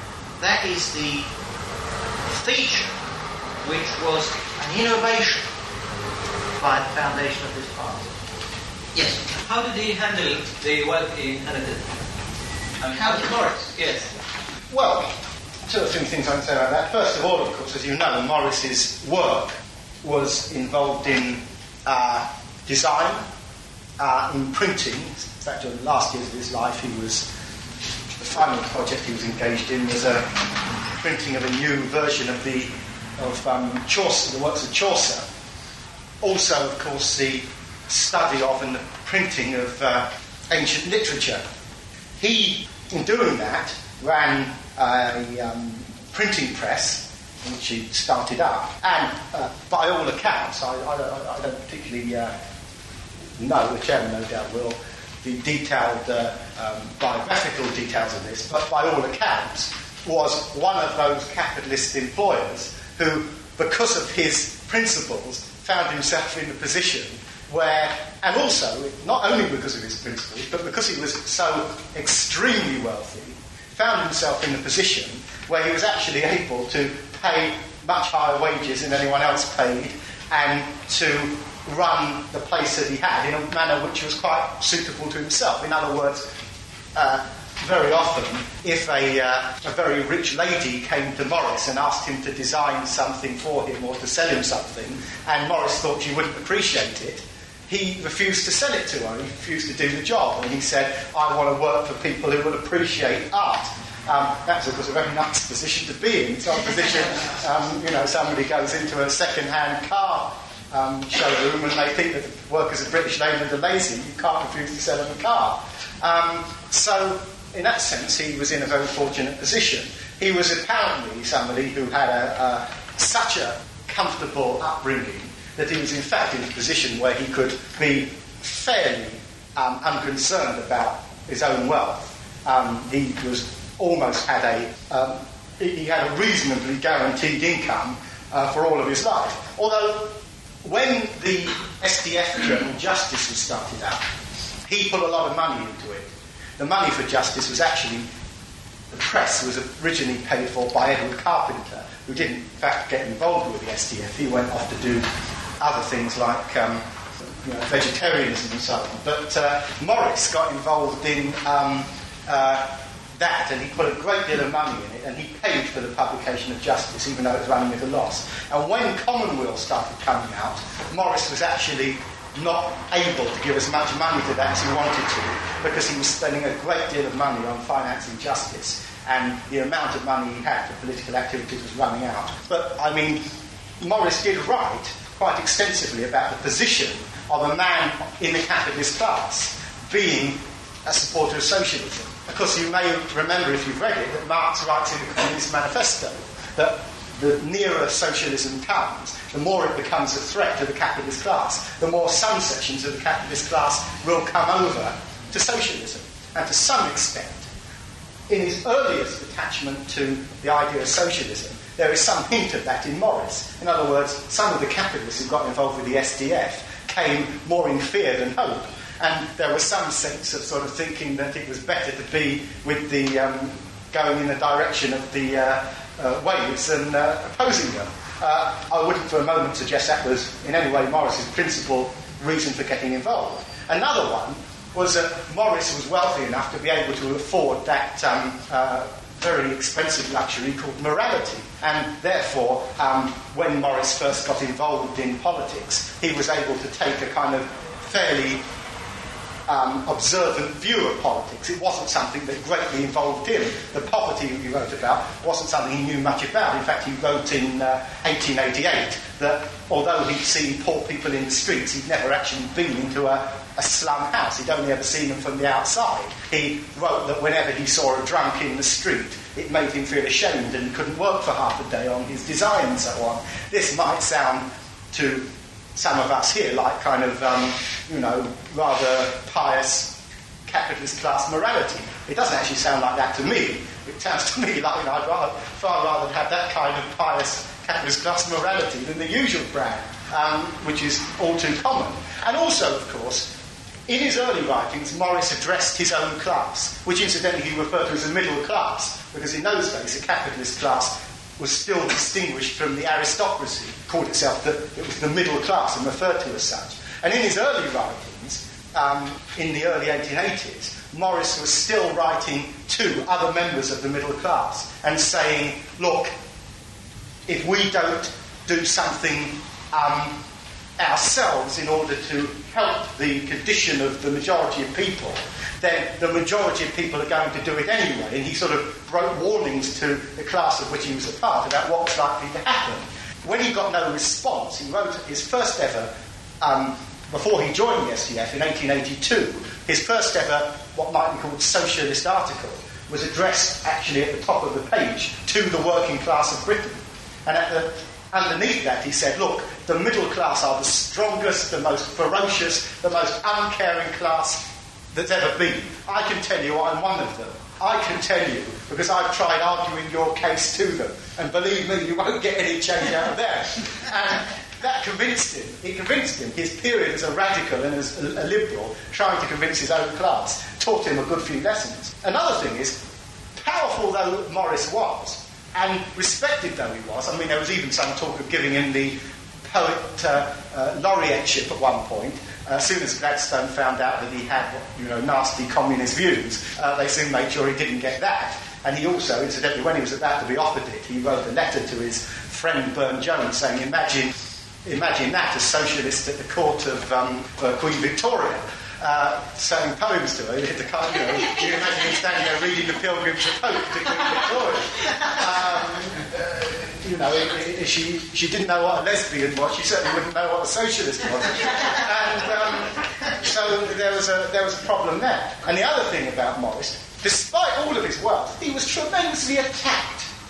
The press crucified Morris. They wrote the most disgusting things about him. And even after he died, Morris had a terrible time. I mean, the man who wrote Morris's biography, McHale, wrote the biography of this pleasant, wealthy poet who had these odd socialist views, but don't take much notice of them. And people, even to this day, they don't like the idea of a talented, able person, cultured in capitalist terms, who was a socialist. And they can't stand this, and therefore they're constantly trying to say, oh well, Morris changed his mind before he died, and in the in the mid 1890s, he died in 1895. He changed his mind, and he was he was all right again. And people keep finding these bits of correspondence. And in, I think, 1894, an American wrote to him, and he said, I've read in the London Times that you've given up these socialist ideas. Good to hear it. Now come back and join the club. And there's a letter from Morris saying, I have not given up my socialist ideas. In fact, I believe them more strongly now than I ever have. This infuriates people. But Morris stuck with it to the end. And, in fact, he had a hard time of it. There's nothing the ruling class like less than a worker who's a socialist than one of their own ranks who starts to get these sort of funny ideas. You spoke before when you were talking about socialist alternative about the confusion between his literary works and the practical specialism. How much sort of discontinuity was there between those two sets of ideas? And why did he actually go in for making statements about practical application? What was his actual motivation for it? Was it just to create more discussion? Well, on the second question, I'm not entirely sure why Morris wrote News from Nowhere is a good question. Partly, I'll tell you why. Morris read a book. Well, there were two books that greatly upset Morris. One was called After London, which was a description of a future society. Another one which upset him even more, and it would upset you even more if you read it, by Edward Bellamy, called that bloke that you've read something else by, which he didn't in fact write. So I think R.H. Tawney wrote what you're talking about, but anyway. All right. But anyway, we can argue about that another time. But the point about it is that he read this book by Bellamy called Looking Backward. And in Looking Backward, Bellamy spoke about this socialist society where the state controlled everything. Everyone had to go and present vouchers to the state machine telling them how many hours a day they worked. And Morris was horrified about this. He thought, this is a perversion of socialism, a distortion. And therefore, that's one of the reasons he wrote News from Nowhere. I think he was trying to say, here's another way of looking at it. But I don't think any more than that. I think it was a way of looking at it and no more. But your other point is a very good one. I won't go into it at length, but just to say that you're quite right, there's a big discontinuity between Morris's political essays and News from Nowhere. And I entirely agree with E.P. Thompson, who wrote in his second edition of his biography of Morris, that Morris should not be judged on the basis of News from Nowhere. It's a good enough book to be judged on. It's a very well worth reading novel and presents a lot of good ideas. But Morris's political writing, if you read some of his works like A Factory as It Might Be, Useful Work versus Useless Toil, How We Live Now and How We Might Live, The Society of the Future, The Hope of Civilization. These works by Morris were outstanding works. And they're readable. They're readable. I mean, they're much more readable than I am listenable to. They really are very, very well worth reading. Because Morris is capable of expressing, in a very, very simple way, ideas about new ways of living, which a lot of people otherwise found very worrying and frightening, because people are afraid of what is new. And I think his political writings are certainly much more important than his literary work. And incidentally, just to put in a word for one other literary work by Morris, apart from News from Nowhere, and that's A Dream of John Bull. Certainly don't forget that, because that's one well worth reading to get another aspect of the broad vision of Morris. But let me just say one other thing about this discontinuity between Morris's News from Nowhere and his political works. It's a little bit personal, but I'll tell you. I wrote a letter about 3 years ago to the people who set the university. There's a university paper called The History of Political Ideas, where they study all kinds of people who thought up different ways of oppressing people. You know, everyone from Plato to NATO, they've got them down there. And I, because I'm associated with that particular course, I said, why don't we put onto that course the political writings of Morris? Got a letter back about 1 year later from, a highly paid intellectual. It took him a year to think of the right words to put in the letter. And he said, we can't have novels on the political ideas, the political ideas paper. Well, as a matter of fact, most of it's, of course, sheer invention on the political ideas paper, but that's another matter. So I wrote back and said, Morris didn't only write a novel. He wrote a number of very important political essays, very interesting for students to read, give them an idea of another aspect of socialism, apart from the oppressive, dictatorial one that we all know and love. Have another look at another side of socialism.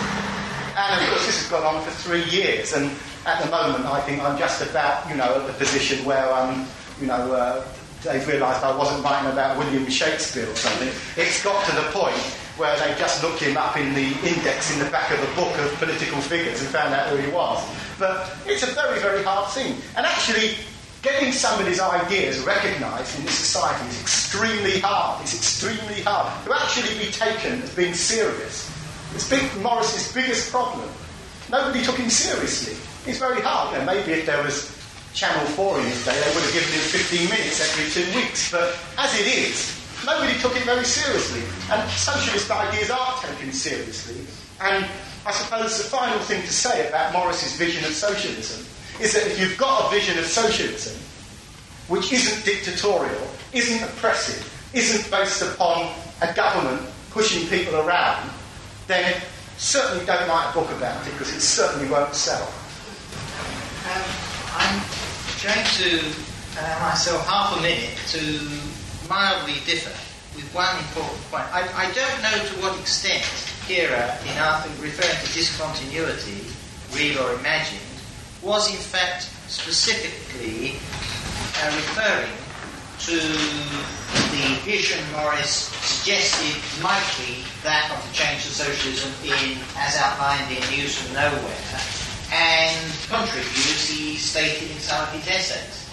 What I thought you might have been referring to, and certainly other people have, is a discontinuity between his literary and artistic output and his socialist ideas. Now, this has certainly been strongly suggested by many people. His original biographer, Mackail, as Stephen has said, certainly greatly admired his literary and artistic output and was embarrassed about what he saw as the discontinuity with socialist ideas. But to me, they're all of a piece. It's worth remembering that this well-to-do young lad went up to Oxford, not as a socialist. It was not until he was years into experience and adult work that he became a socialist. Right, 12 years before he died. He packed a lot into those 12 years as a socialist. But for the many years before he was a socialist, he was involved in one of the major art movements in this country, the Pre-Raphaelites. And the point about the Pre-Raphaelites was they called themselves Pre-Raphaelites. They were a group of artists who felt that the artist Raphael, the embodiment of the Renaissance, the embodiment of the rise, the society, the social change, which in fact was the social change of the rise of capitalism and the end of feudal society. And its expression in artistic terms was symbolised to them by Raphael. That in rejecting Raphael and calling themselves Pre-Raphaelites, they were referring to a form of art, real or imagined, which they saw as ended by the rise of capitalist individualism. Individualism as against a notion, real or imagined, of feudalism and society as it should be, where people are an integrated community, and which they saw capitalism as destroying, was the purpose of their calling themselves Pre-Raphaelites, an artistic movement. Now, people taken up with that movement, which became a criticism of capitalism and what capitalism did to people, though in artistic terms, hived off in different directions. The modern Catholic Church of Britain, of course, derives very much from Cardinal Newman, who was part in the Oxford movement of precisely similarly sensitive and well-to-do people who were outraged by the individual selfishness and go-getism of capitalism, and look back, as the Pre-Raphaelites did as artists, to a medieval Catholic-shaped world where, real or imagined, there was this community broken down by capitalist individualism. So there were different movements out of that movement that could be taken or were taken, and some people didn't move beyond that. The point about Morris was, and this is the continuity I see in his artistic work, initially as an artist, as a painter, as a stained glass maker, as a translator of the Icelandic sagas and of Norse poetry sagas, he saw capitalism breaking down certain values that he felt should be restored. It was in socialism, later in his life, that he saw the resolution of this problem. How could the individual selfishness and opportunism of capitalist society be replaced by a sense of community and joint responsibility and creativity? And for him, rightly so, I would say, he saw it resolved by the concept of socialism. So, if anyone, Kira or not, sees, and certainly his original biographer and all sorts of his apologists and admirers, do see a discontinuity between his artistic endeavours and his socialist ideas. On the contrary, the socialist ideas were his way of resolving the dilemma posed by the pre-Raphaelite artistic movement. Go into the lecture, I want to make some general comments on the series of lectures and why we're holding them.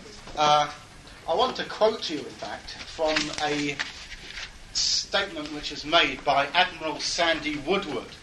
Not, you might think, the most typical of people to quote on philosophical occasions. The man who led the British task force in the Falklands War. And in it, a statement which was published in the Times, he said, "If you are going to fight a war, you must have the best weapons and you must know how they work. Any army which fights with outdated guns and rusty tanks and bombs which do not kill anyone is likely to be defeated before it has fired the second shot.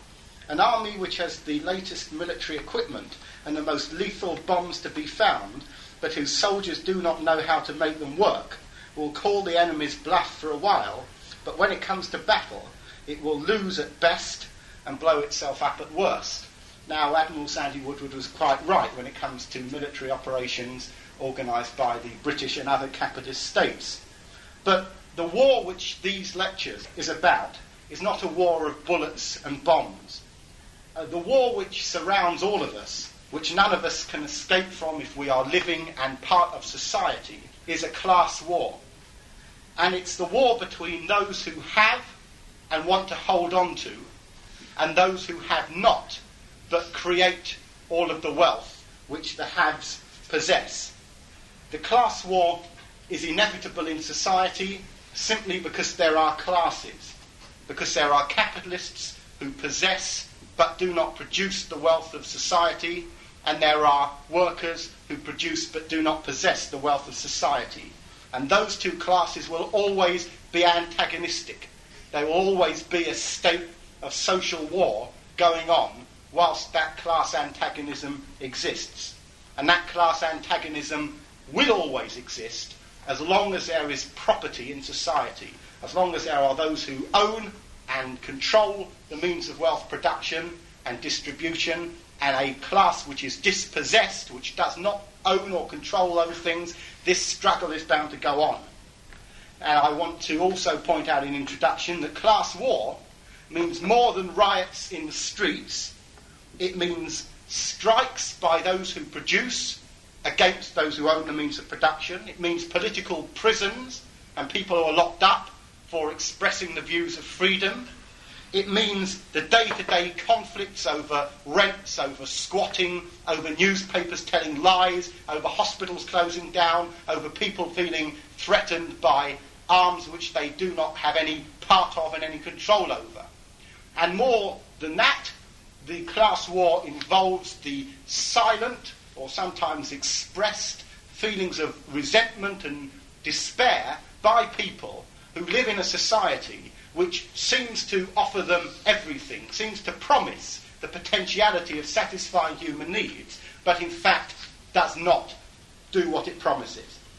And above all, the class war is about how people want to live. It's about ideas. It is about the ideas of equality versus those of inequality, of peace versus war, of access to the world's tremendous wealth for everyone and mass poverty. It's between cooperative labour or wage slavery. It's between production for use or production for profit. Now, as socialists, we in the Socialist Party, and probably many other people here as well, know what kind of a society we want.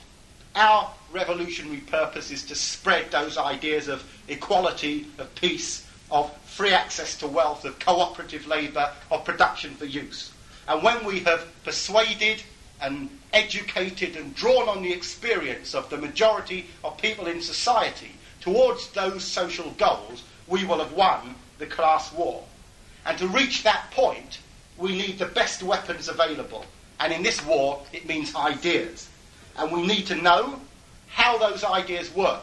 We need to have not only good ideas, but a method of thinking which enables us to constantly repeat those ideas so that every time we come into a conflict against our social opponents in society, the apologists and representatives of capitalism, we can argue our case and we can defeat those arguments and win mass support for socialist ideas in this society.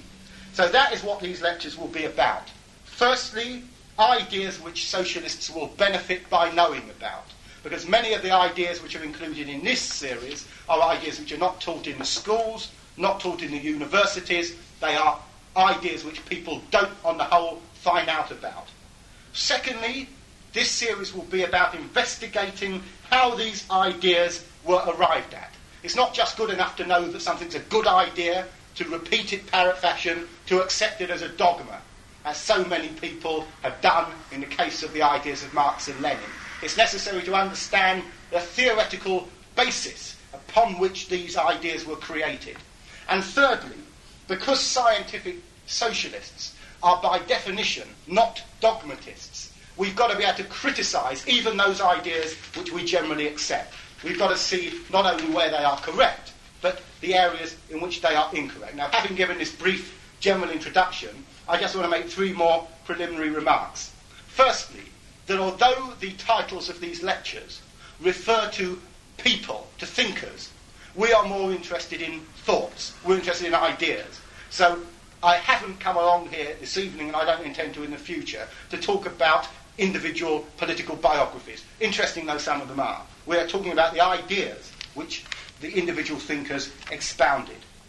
Secondly, these lectures will only serve as an introduction to these ideas, and it is my hope and hope of the Socialist Party that people will be motivated to go away from these lectures and to get hold of the books which we're referring to and to follow them up as critically as possible.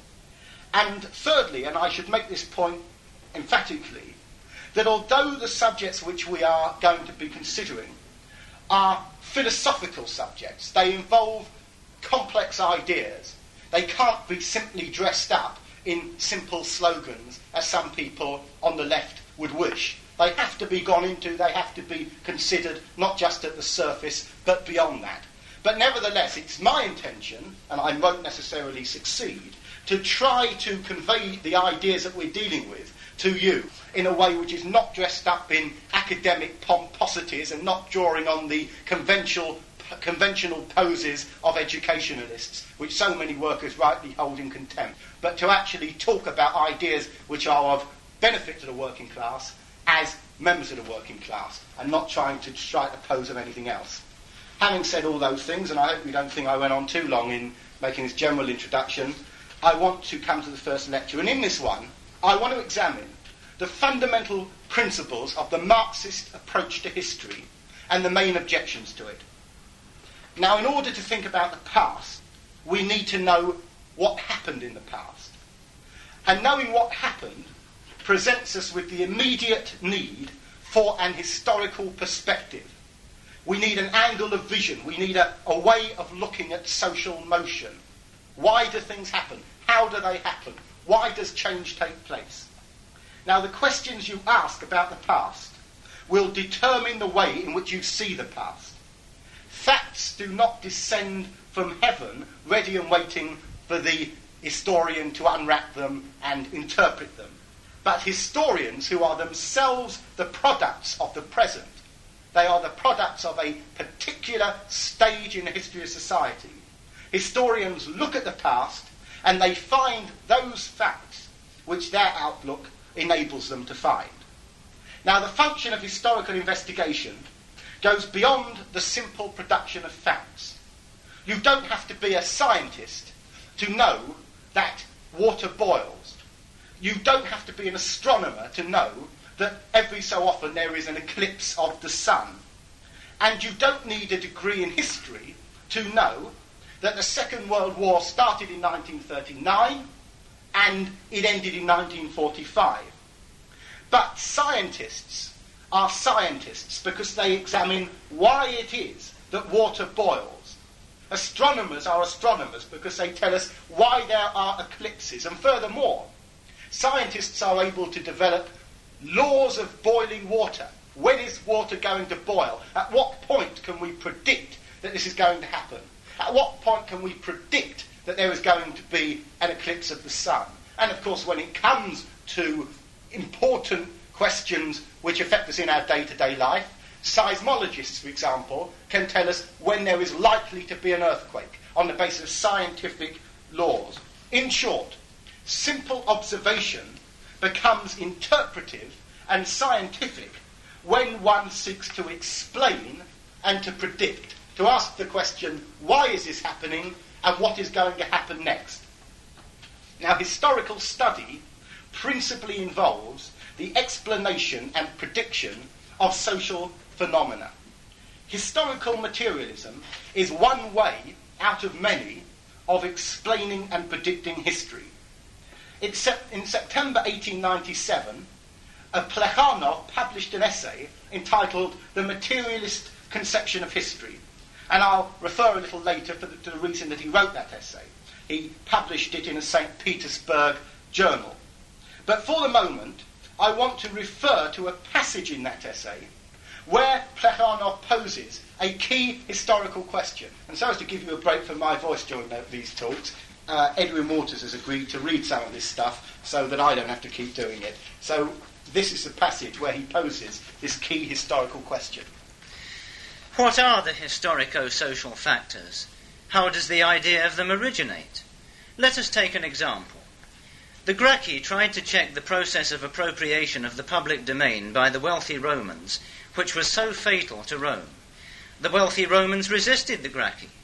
A struggle ensued. Each of the contending sides passionately pursued its own aims. If I wanted to describe this struggle, I might depict it as a conflict of human passions. Passions would thus appear as factors in the internal history of Rome. But in this struggle, both the Gracchi and their adversaries took advantage of the weapons furnished them by Roman public law. I would not fail, of course, to speak of this in my narrative, and thus the Roman public law would also appear as a factor in the internal development of the Roman Republic. Further, the people who opposed the Gracchi had a material interest in preserving a deep-rooted abuse. The people who supported the Gracchi had a material interest in abolishing it. I would mention this circumstance too, and as a result the struggle I am describing would appear as a conflict of material interests, as a conflict of classes, a conflict of the poor and the rich. And so I already have a third factor, and this time the most interesting of all, the famous economic factor. If you have the time and inclination, dear reader, you may discuss at length which of the factors in the internal development of Rome predominated over the rest. You will find in my historical narrative sufficient data to support any opinion on this subject. As for myself, as long as I stick to the role of simple narrator, I shall not worry much about the factors. Their relative importance does not interest me. As a narrator, my one task is to depict the given events in as accurate and lively a manner as possible. For this purpose, I have to establish a certain, even if only outward, connection between them, and to arrange them in a certain perspective. If I mention the passions that stirred the contending parties, or the system prevailing in Rome at the time, or lastly, the inequality of property that existed there, I do so with the sole purpose of presenting a connected and lively account of the events. If I achieve this purpose, I shall be quite satisfied, and shall unconcernedly leave it to the philosophers to decide whether passions predominate over economics, or economics over passions, or lastly, maybe, that nothing predominates over anything, each factor following the golden rule, live and let live. All this will be so long as I stick to the role of simple narrator, to whom all inclination to subtle speculation is foreign.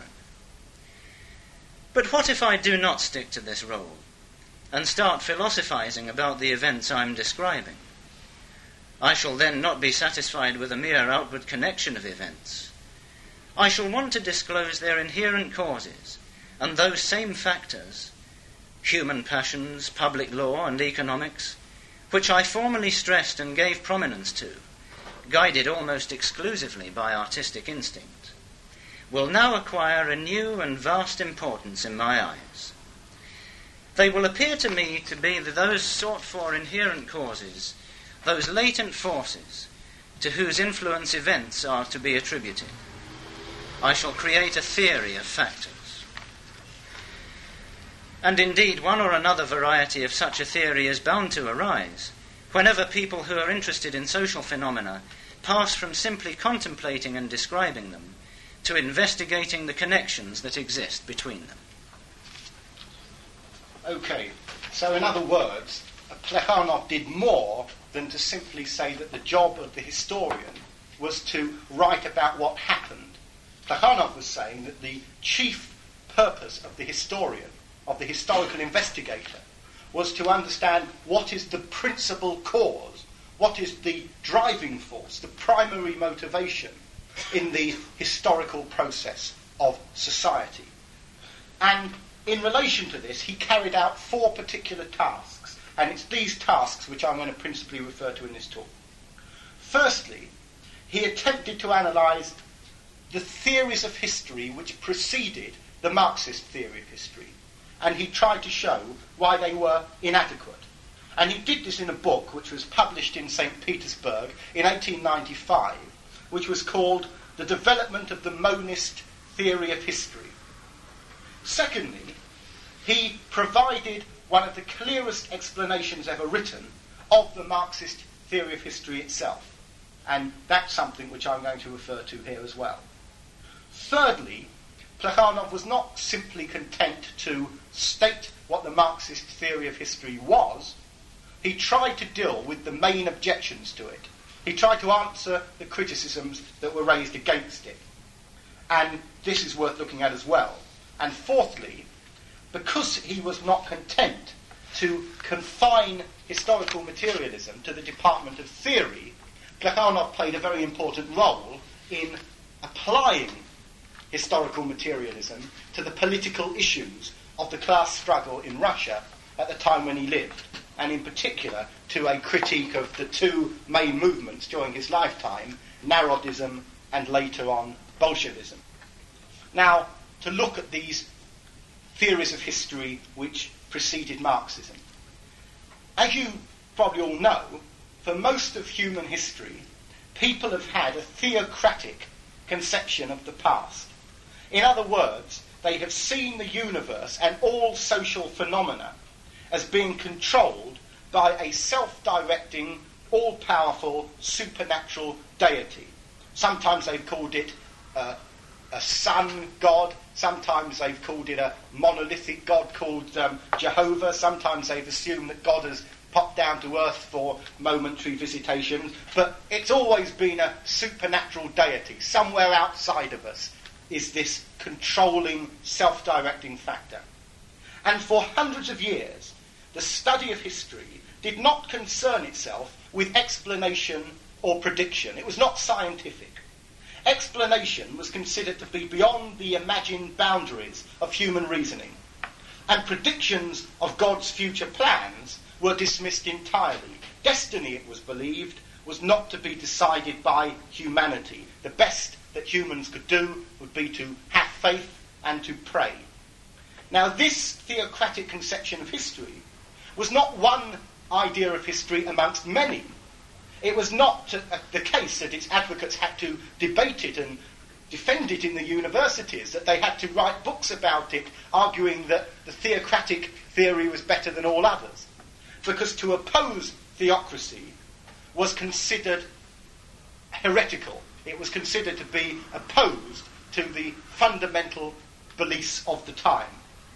Now, the greatest watershed in the history of historical theory was the period which is known as the Enlightenment. And it would not be an exaggeration to say that the European Enlightenment represented the first ever philosophical assault by the theory of materialism upon the entrenched philosophy of idealism. Now, it's necessary to broadly define what these 2 concepts mean, materialism and idealism, so that we can be clear about them. And in his development of the monist view of history, Plekhanov differentiates the 2 outlooks in the following way. I quote, "Materialism is the direct opposite of idealism. Idealism strives to explain all the phenomena of nature, all the qualities of matter, by these or those qualities of the spirit. Materialism acts in exactly the opposite way. It tries to explain psychic phenomena by these or those qualities of matter, by this or that organisation of the human, or, in more general terms, of the animal body.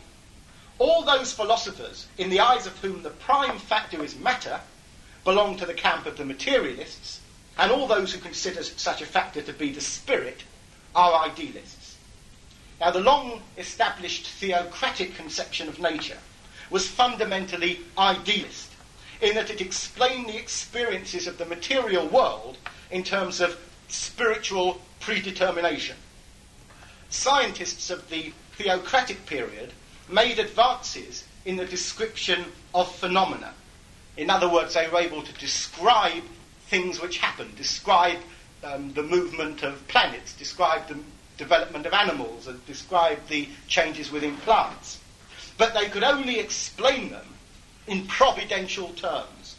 For example, when Voltaire wrote his book on the principles of Newton's philosophy, he correctly observed that, and I quote, "The whole philosophy of Newton leads of necessity to the knowledge of a supreme being who created everything, arranged all things of his own free will. If matter gravitates, as has been proved, it does not do so by virtue of its very nature, as it is extended by reason of its nature. Therefore, it received gravitation from God. If the planets rotate through empty space in one direction rather than another, their Creator's hand, acting with complete freedom, must have guided their course in that direction." Now, the publication in 1690 of Locke's Essay Concerning Human Understanding reflected a very important change within society, which led thinkers to examine their old idealist notions about philosophy. Locke's first move was to deny the basic principle, which was the principle of Cartesian philosophy, the philosophy of Descartes, which was that ideas are innate. "No," said Locke, "we are not born with our thoughts as inherent features of the mind, but thoughts are the product of sense impressions. They are the reflections of the mind upon such evidence as the senses provide. Everything that we know, everything that we feel, everything that we value is a response within the mind to the impressions which the senses enable us to have of the surrounding environment."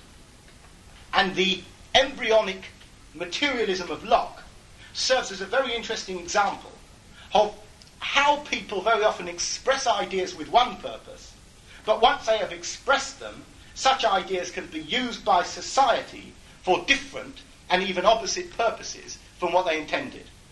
In this sense, humans, of course, are merely repositories of social ideas which are greater in historical force than they are themselves. Locke, to give an example of this, was a Christian philosopher of the 17th century whose political ideas were adopted by the rising class of Englishmen who needed to defeat the concept of the divine right of kings. In order to oppose this view, the view that social affairs are divinely regulated, the theocratic view, Locke stressed the materialist contention that man was the product of his environment. However, these ideas were taken up by class forces which had less conservative intentions than the Lockean aristocracy had themselves.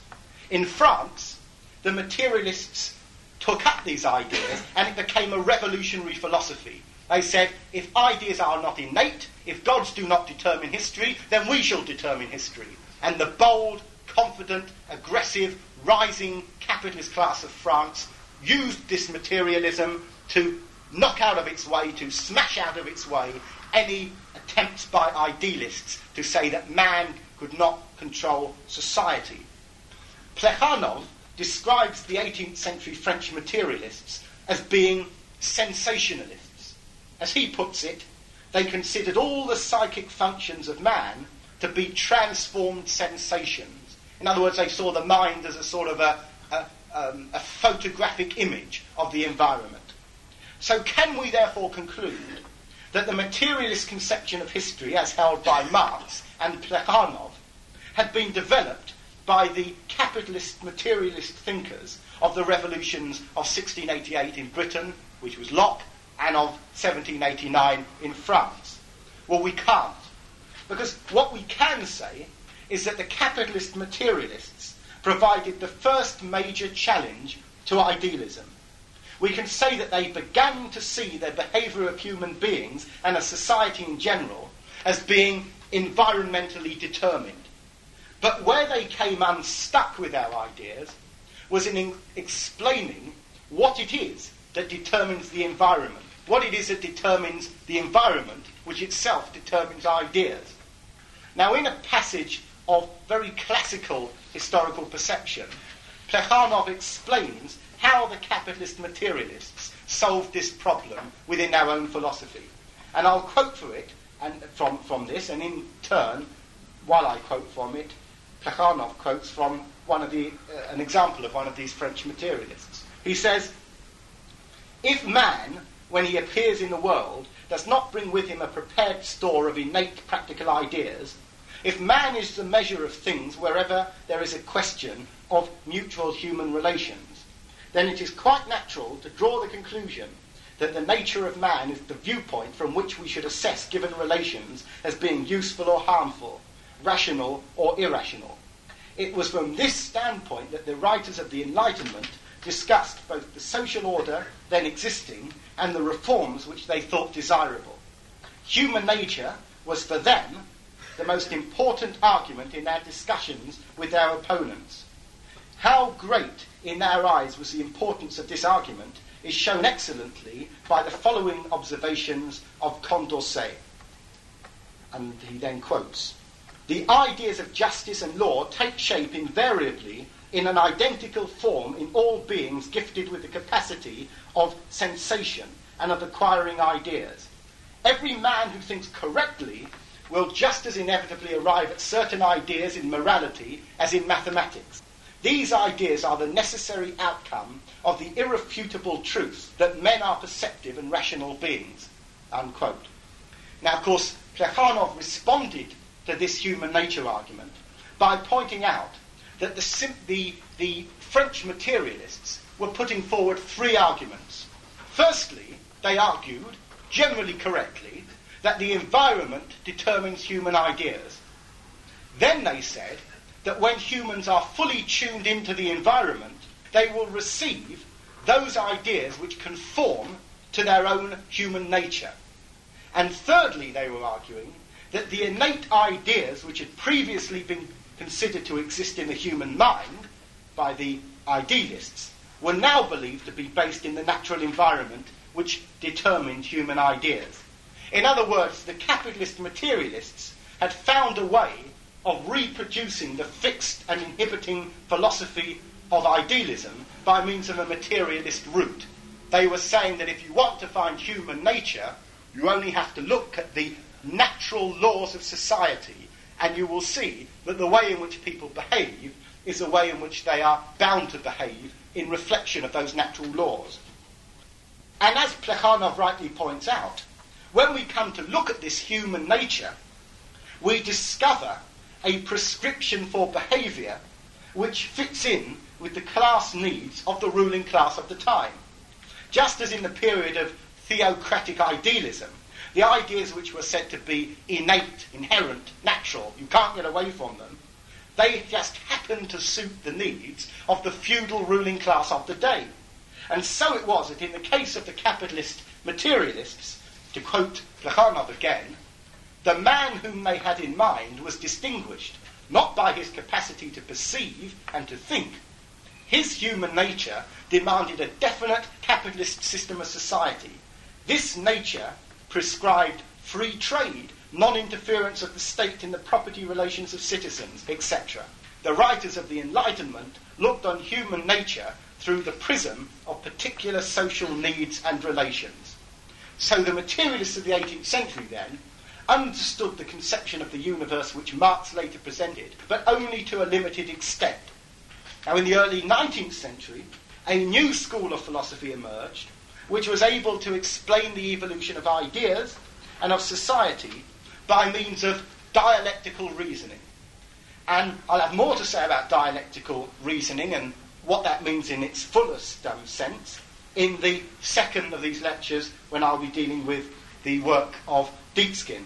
But for the moment, let me quote from Hegel, who said that, I quote, "Every phenomenon, by the action of those same forces which condition its existence, sooner or later, but inevitably, is transformed into its opposite." Now, by and large, as a dialectical law, there's a lot of sense in this. And a good example of this is the capitalist system itself.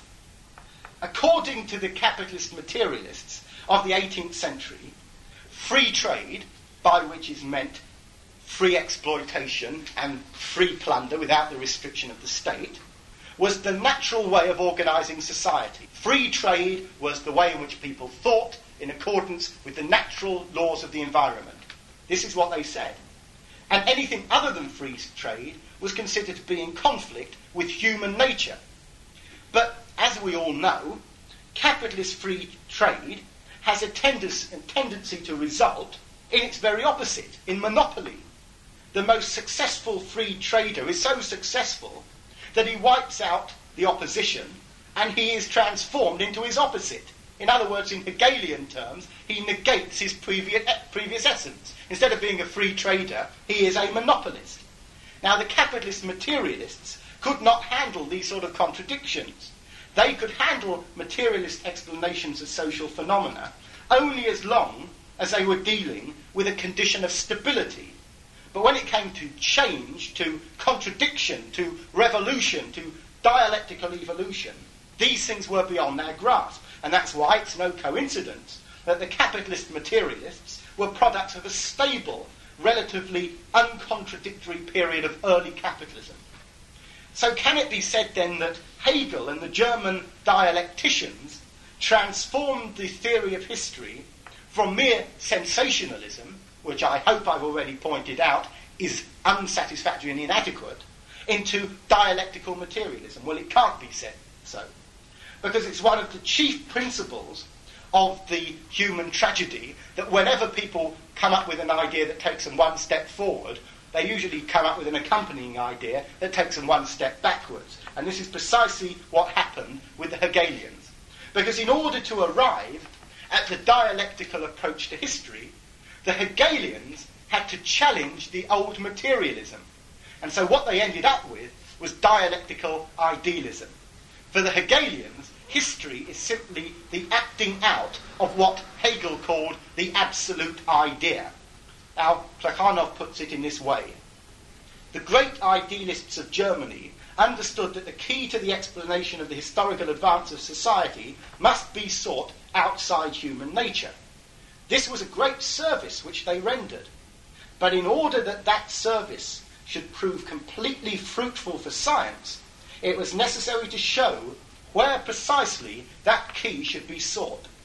They looked for it in the qualities of the spirit, in the logical laws of development of the absolute idea.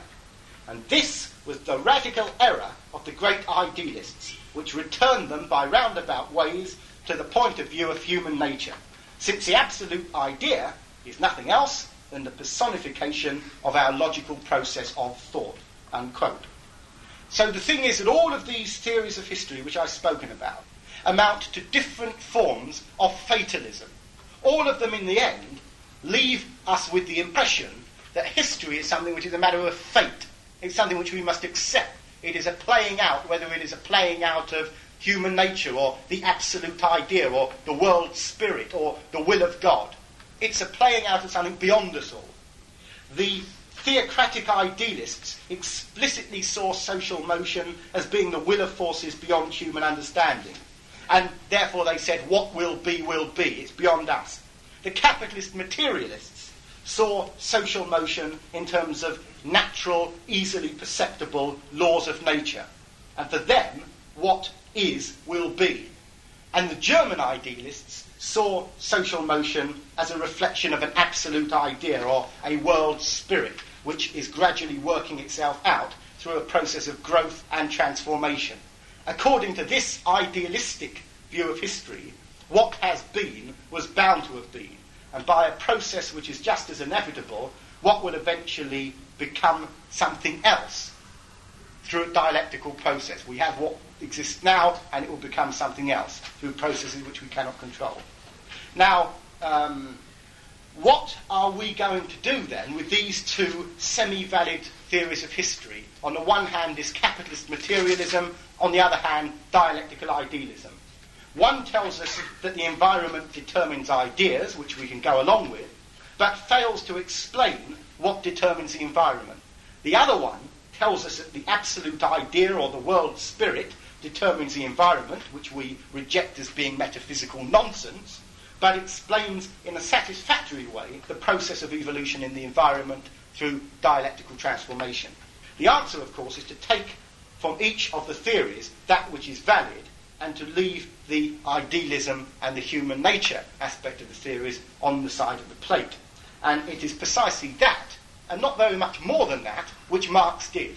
This was Marx's particular contribution to the evolution of a theory of history. In order to explain Marx's theory of history to you, and more importantly to consider Plekhanov's defence of that theory against its critics, I want to consider a specific point in the evolution of social development. So as an example, we can consider the emergence of slave labour in ancient Greece. We know that during the period of the greatest prosperity of ancient Athens, there were approximately 90,000 free citizens, 365,000 slaves, and about 45,000 aliens and free slaves who came from other cities or who had previously been slaves but had no rights as free citizens. We also know that during the period of the Teutonic eruption throughout the European sections of the Roman Empire, there was a decline in slavery and a rapid emergence of serfdom throughout most of Europe. Now, anyone who wants to explain why these things happened has to ask two particular questions. Firstly, what was it that led the Athenians to move from a society without slavery to one based upon slavery?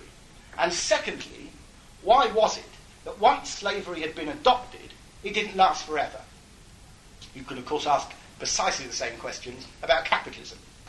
Well, we can apply our theories of history to the problem.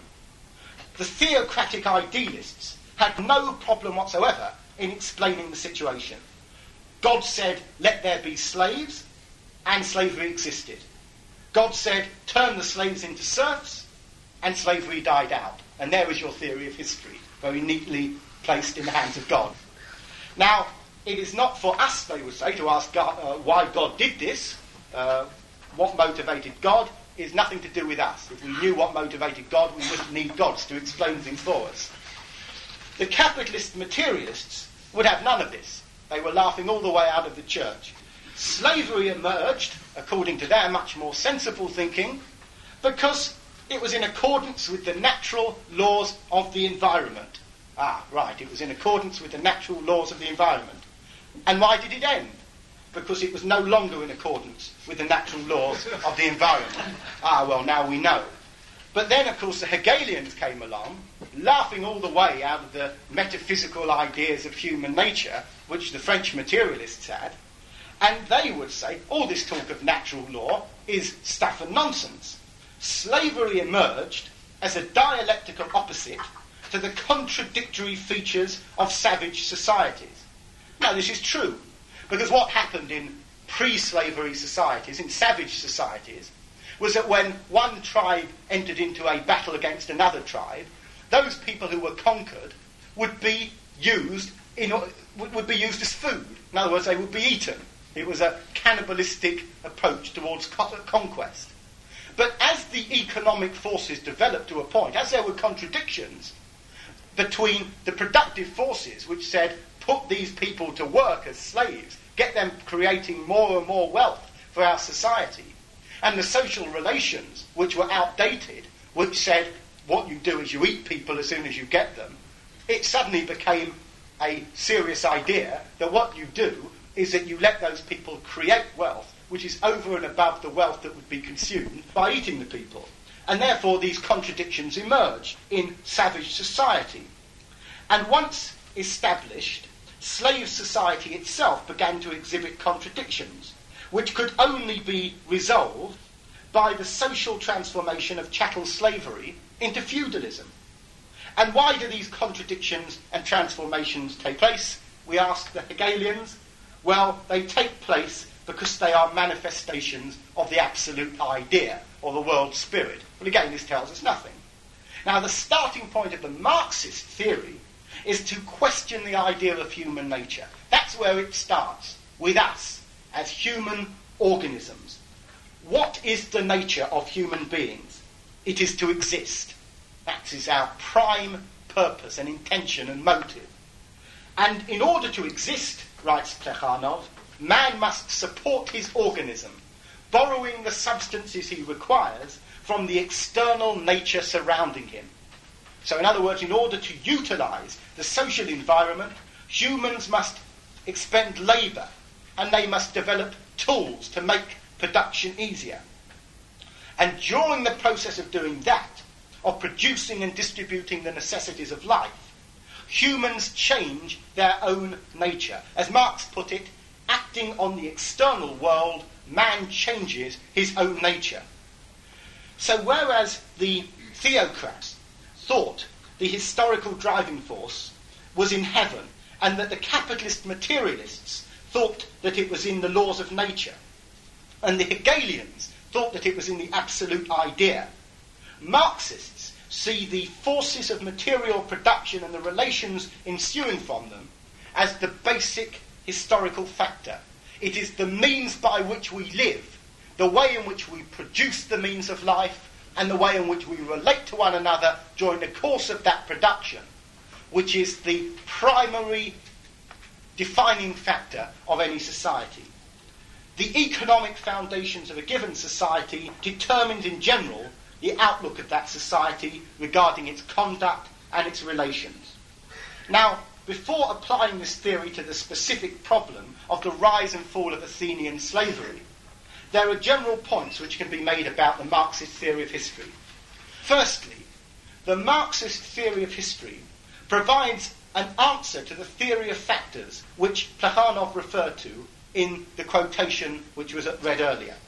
The principal factor in history, according to Marxism, is that which concerns the production of material needs. It's always got to be looked at the human being, the natural requirement of human beings to sustain life, the methods of sustaining life, the relations which those methods give rise to. They are the principal determining factor in society. Secondly, the Marxist theory of history leaves no room for a static conception of human nature. Human needs are constantly transformed by the human activity of satisfying those needs. Thirdly, the Marxist theory sees social relations as reflections of the economic system.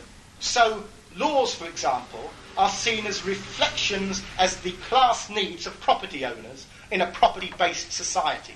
Where you have a society where the means of production are owned by a minority class, laws are not natural, they are the expression of their class needs, their property requirements. And also, the Marxist theory does not only explain how things are, but explains the dynamics of social change.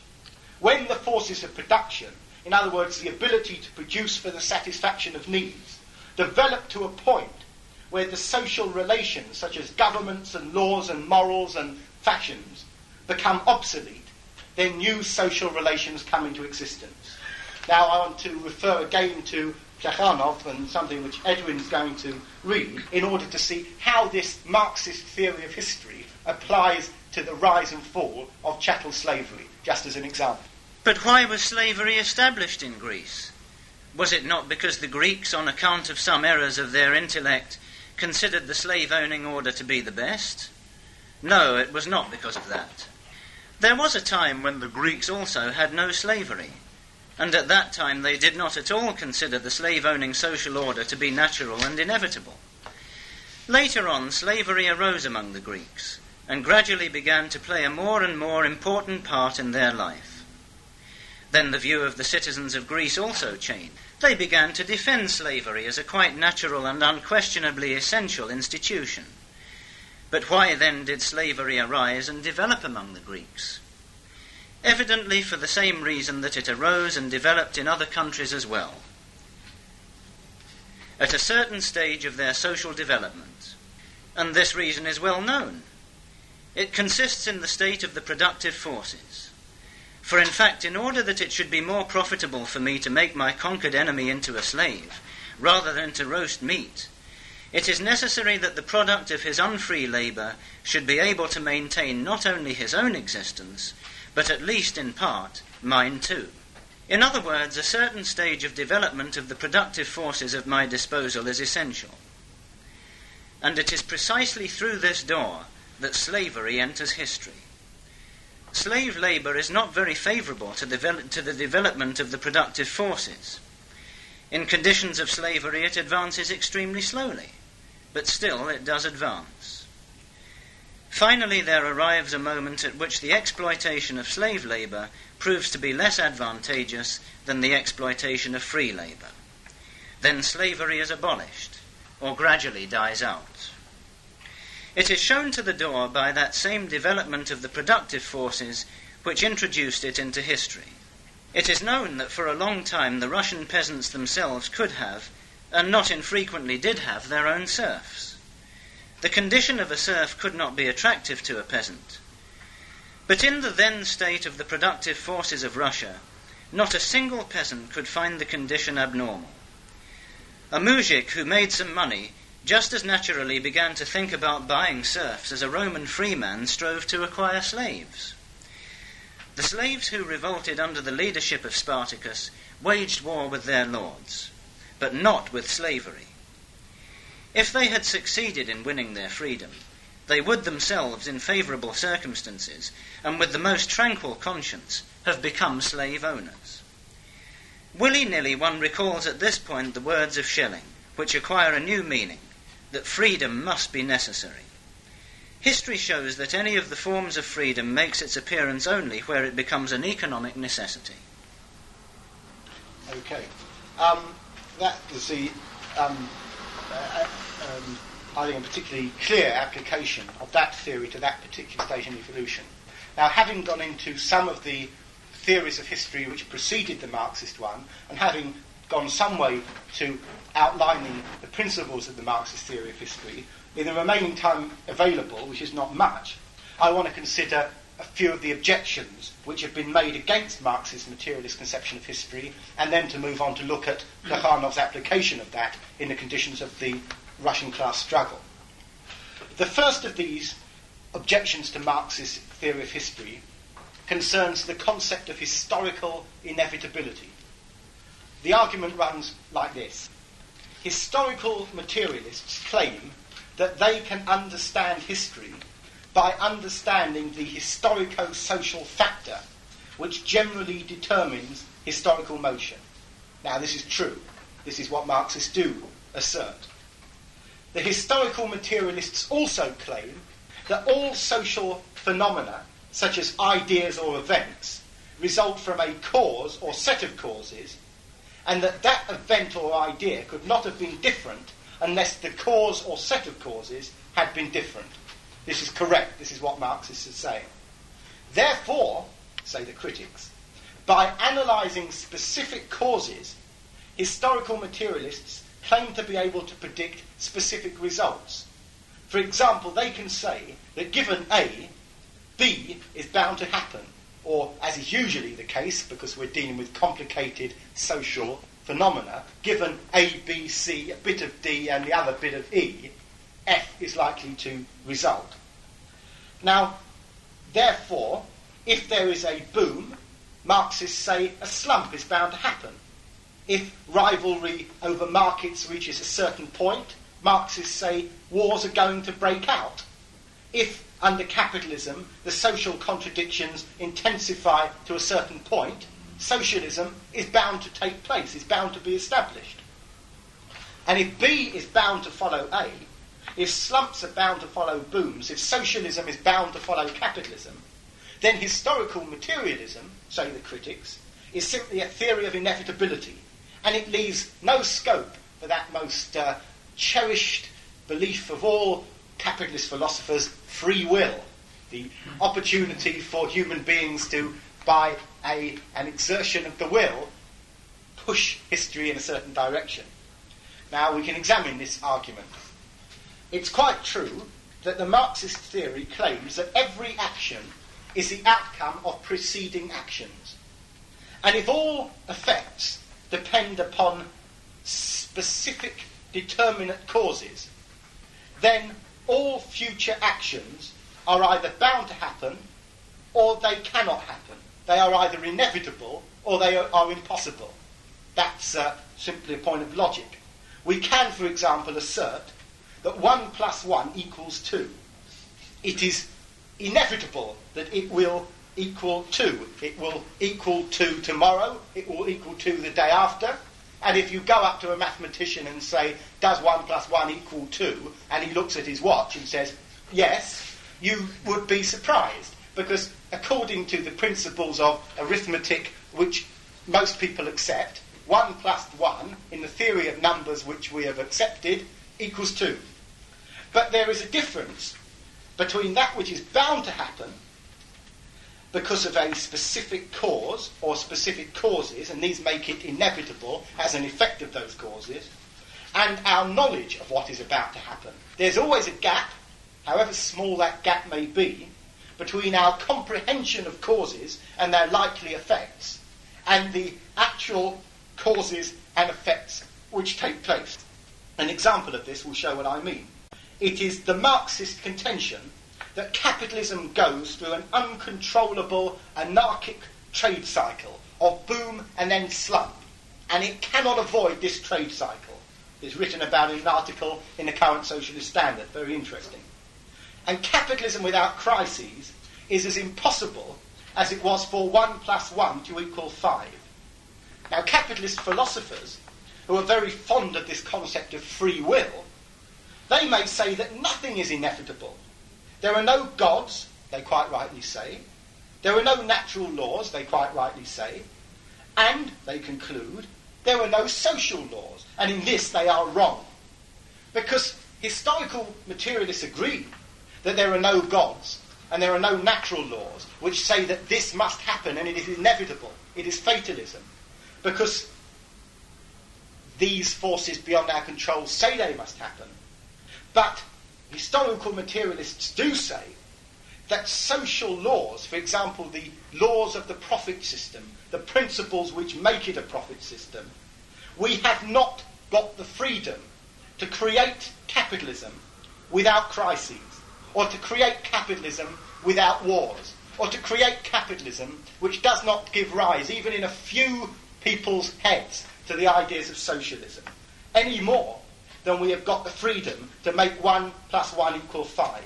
It is freedom based upon an illusion. And this has an important practical consequence. Imagine that there are two workers.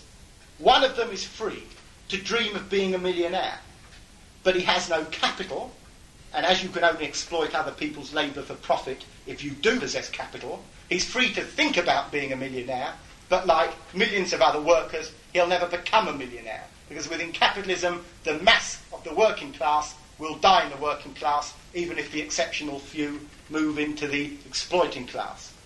Then there is a second worker who is free, who is a socialist. He realises that only by cooperating with others to produce social wealth and to possess the means of creating social wealth will he or she ever be free. That, in other words, freedom lies in a particular historical course. Now, the first worker's freedom is an illusory kind of freedom. It is freedom which is based upon an ignorance of the social process. It is freedom which is based upon dreaming, upon illusion, upon thinking about something that might happen. The second worker's freedom, the socialist idea of freedom, is based upon a consciousness of necessity. It is the factor of human consciousness which prevents what is going to happen next from being inevitable. I think that I am now going on to make my next point. But if our chairman this evening nudges me in the elbow and says, "You've spoken for too long, you're not going to make your next point," he's free to do it. It's within his powers of the chairman. I hope he doesn't, but he's free to do it. But if our chairman this evening... Don't preempt me or tempt me. But if our chairman this evening feels that it's so warm in this room that he's not going to stop me from speaking, but he's going to transport us all to the Bahamas, well, of course, he's free to think that. That thought can go past his free mind in precisely the same way as the thought of stopping me from speaking. But the second one is based upon an illusion. The first one is based upon an idea of what is within the potentialities, what is necessary, what can be done. And therefore, the objection that Marxists stand for some sort of inevitabilism, some sort of fatalism, that because we talk about social laws, things have got to happen. This is answered by the fact that human beings have consciousness. Not consciousness which can do anything. Not consciousness which is that kind of free will, which is no more than wishful thinking. But a consciousness which is based upon understanding what can be done, and then changing the social laws so that they do not have the results which we don't want. So that if we say that capitalism inevitably produces wars, that doesn't mean that there will inevitably be a Third World War. There will only be a Third World War if the factor of human consciousness does not act upon and destroy the social laws which give rise to that. And the second objection to historical materialism I want to refer to, which is really the same idealistic objection dressed up in a different wrapping, is that historical materialists do not take sufficient account of the role of individuals in history. It's claimed, for example, that historical materialists don't take account of great men, great women. They would refer to Napoleon or Hitler or Henry VIII or Elizabeth I or Margaret Thatcher. And indeed, it's true that individual actions, they have a point. Individual actions do have some influence on the course of history.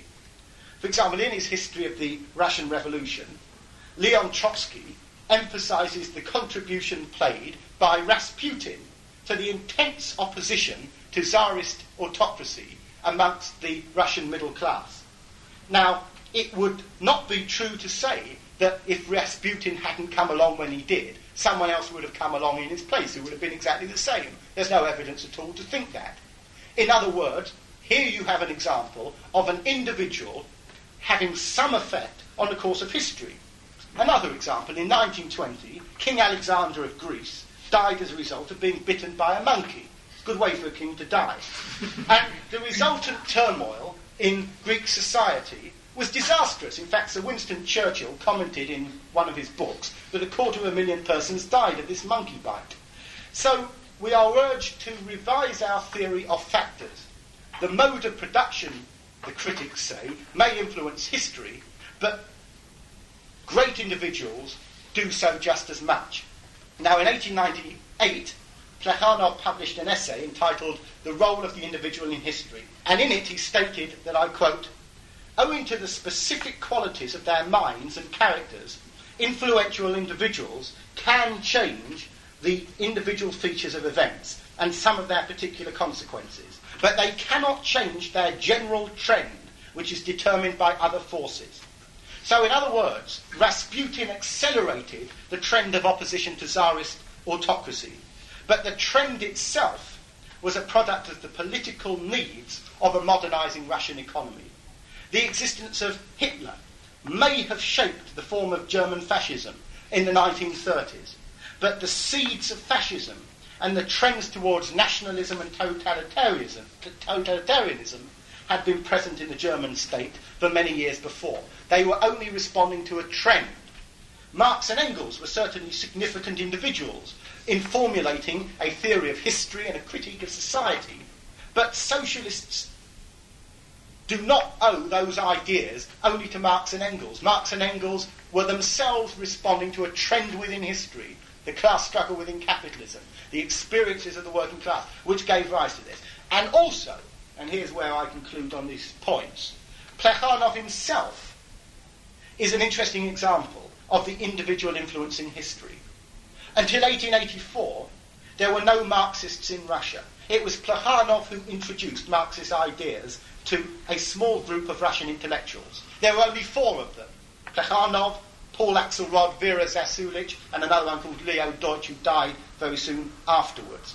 And they formed the first ever Russian Marxist organisation, the League for the Emancipation of Labour. And in most histories of Russian political thought, Plekhanov is referred to as the father of Russian Marxism. Now, in a sense, this is true, because Plekhanov introduced Marxist ideas to Russia. He was a person who put in a great deal of the work in enabling those ideas to be set up. In 1898, he was one of the prime forces in the Russian Social Democratic Workers' Party, where he collaborated at first with Lenin until 1903 in spreading Marxist ideas in Russia. But of course, had Plekhanov introduced such ideas to Russia in 1584 or 1284 or 1084, then those ideas would not have been in line with a trend of thinking. They would not have been in line with the experiences people were thinking about. So, in other words, when it comes to it, individuals can influence the shape of history, the form in which history works itself out, but they cannot, in fact, go against the whole trend of history. Now, what I want to conclude by saying here is that Plekhanov entered into 2 major battles during his life. Firstly, against the Narodniks, who argued, or the populists, and they argued that Russia doesn't need to go through a period of capitalism. Russia can escape that period. It can go around it. It can forget about it. Plekhanov argued the same causes are at work in Russia as are at work in all other European countries by the action of enlightened individuals. And in fact, in the final lecture of this series, which deals with the ideas of Martov, a Menshevik, against the ideas of Bolshevism, I shall have more to say about that particular view of history. At this point, I've spoken for long enough.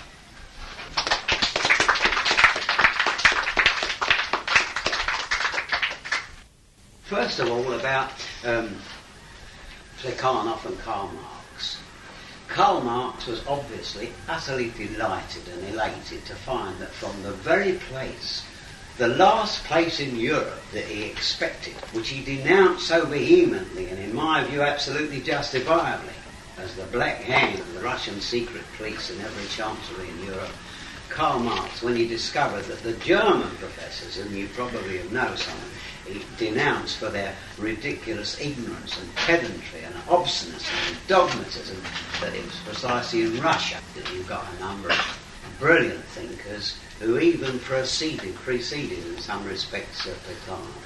Plekhanov quotes with great approval. I won't read it all to you here, but we have a number of magnificent volumes. By the way, I'm sure Steve will agree with me. Don't worry about the size of this. I know you'd need a lifetime to read 5 volumes of Plekhanov's philosophical work. But working people can master all these things. One of the ways we can master it is by exploiting people like Steve to give talks about it. And you must learn to skim. You don't need to wade through it. You don't need to with capital either. You can skim and you can concentrate on the parts that are important. Now about the subject itself.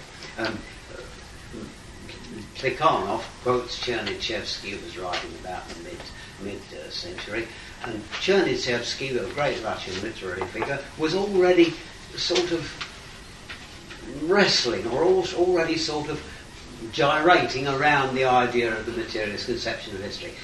A long passage here quoted by Plekhanov points out Chernyshevsky's description of the whole outlook and ideology, in fact, of the Russian peasantry compared to the Russian aristocracy. Their idea of beauty, their idea of efficiency, that the Russian peasant girl was buxom and strong with big hands and feet to do work and produce kids, whereas the parasites, of course, were very skinny and emaciated and grew long nails and all the rest of the things that parasites do. Now,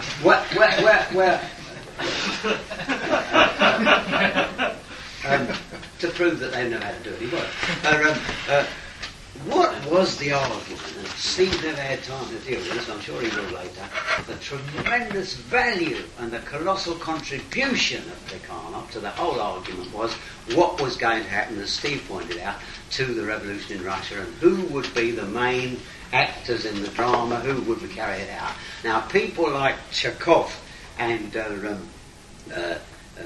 Bakunin particularly, and the whole theory of Bakunin's anarchism, they were idealising, romanticising and fantasising the Russian peasantry. He was the man who would set fire to the landlord's mansion. He was the man who in previous revolts had shown what the peasants could do, and they wanted no part with the stupid and docile German Social Democrats or the British workers. It was Plekhanov, and I must say that I've listened to many of them, as you know, in Russia. I've listened to Lenin and Trotsky and Stalin and the others explaining the peasantry in Russia. Nowhere, and at my time of life, having lived as a boy in Russia, nowhere until I read what Plekhanov had to say about it was I really absolutely clear about it. May I just read a little passage very quickly? And now the time has come, because Plekhanov is explaining what actually and what did happen with the Russian peasantry, with the Russian Revolution. And now the time has come when the peasants have ceased to belong to the masters, the so-called liberation of the peasantry, which was a con trick, of course. But on the other hand, the soil has also ceased to belong to the peasants. It has to be redeemed, to be paid for in money. Now this you could have said to Arthur Scargill on television last Thursday night. Plekhanov wrote in 1880. What is money? It is first and foremost a commodity, and a commodity which has a very special character, a commodity which buys all other commodities, a commodity which is the measure and the expression of their value. Needless to say, this special commodity cannot be an exception to the general laws of commodity production and circulation. On the contrary, it's the vehicle of those laws. It extends their operation to every place where it happens to make its appearance through the hazard of some exchange transactions. But what are the laws of commodity production? Well, a brilliant writer. What is a commodity and where does it come from? Commodity production develops only in a society in which the means of production, and therefore the product, are the private property of the producer. Without this condition, no division of labour would be enough to give rise to commodity production. Hence, commodity production is the result of the development of private property. Money, which naturally grows out of commodity production, presupposes a private owner, in exactly the same way as does, generally speaking, the entire process of commodity production.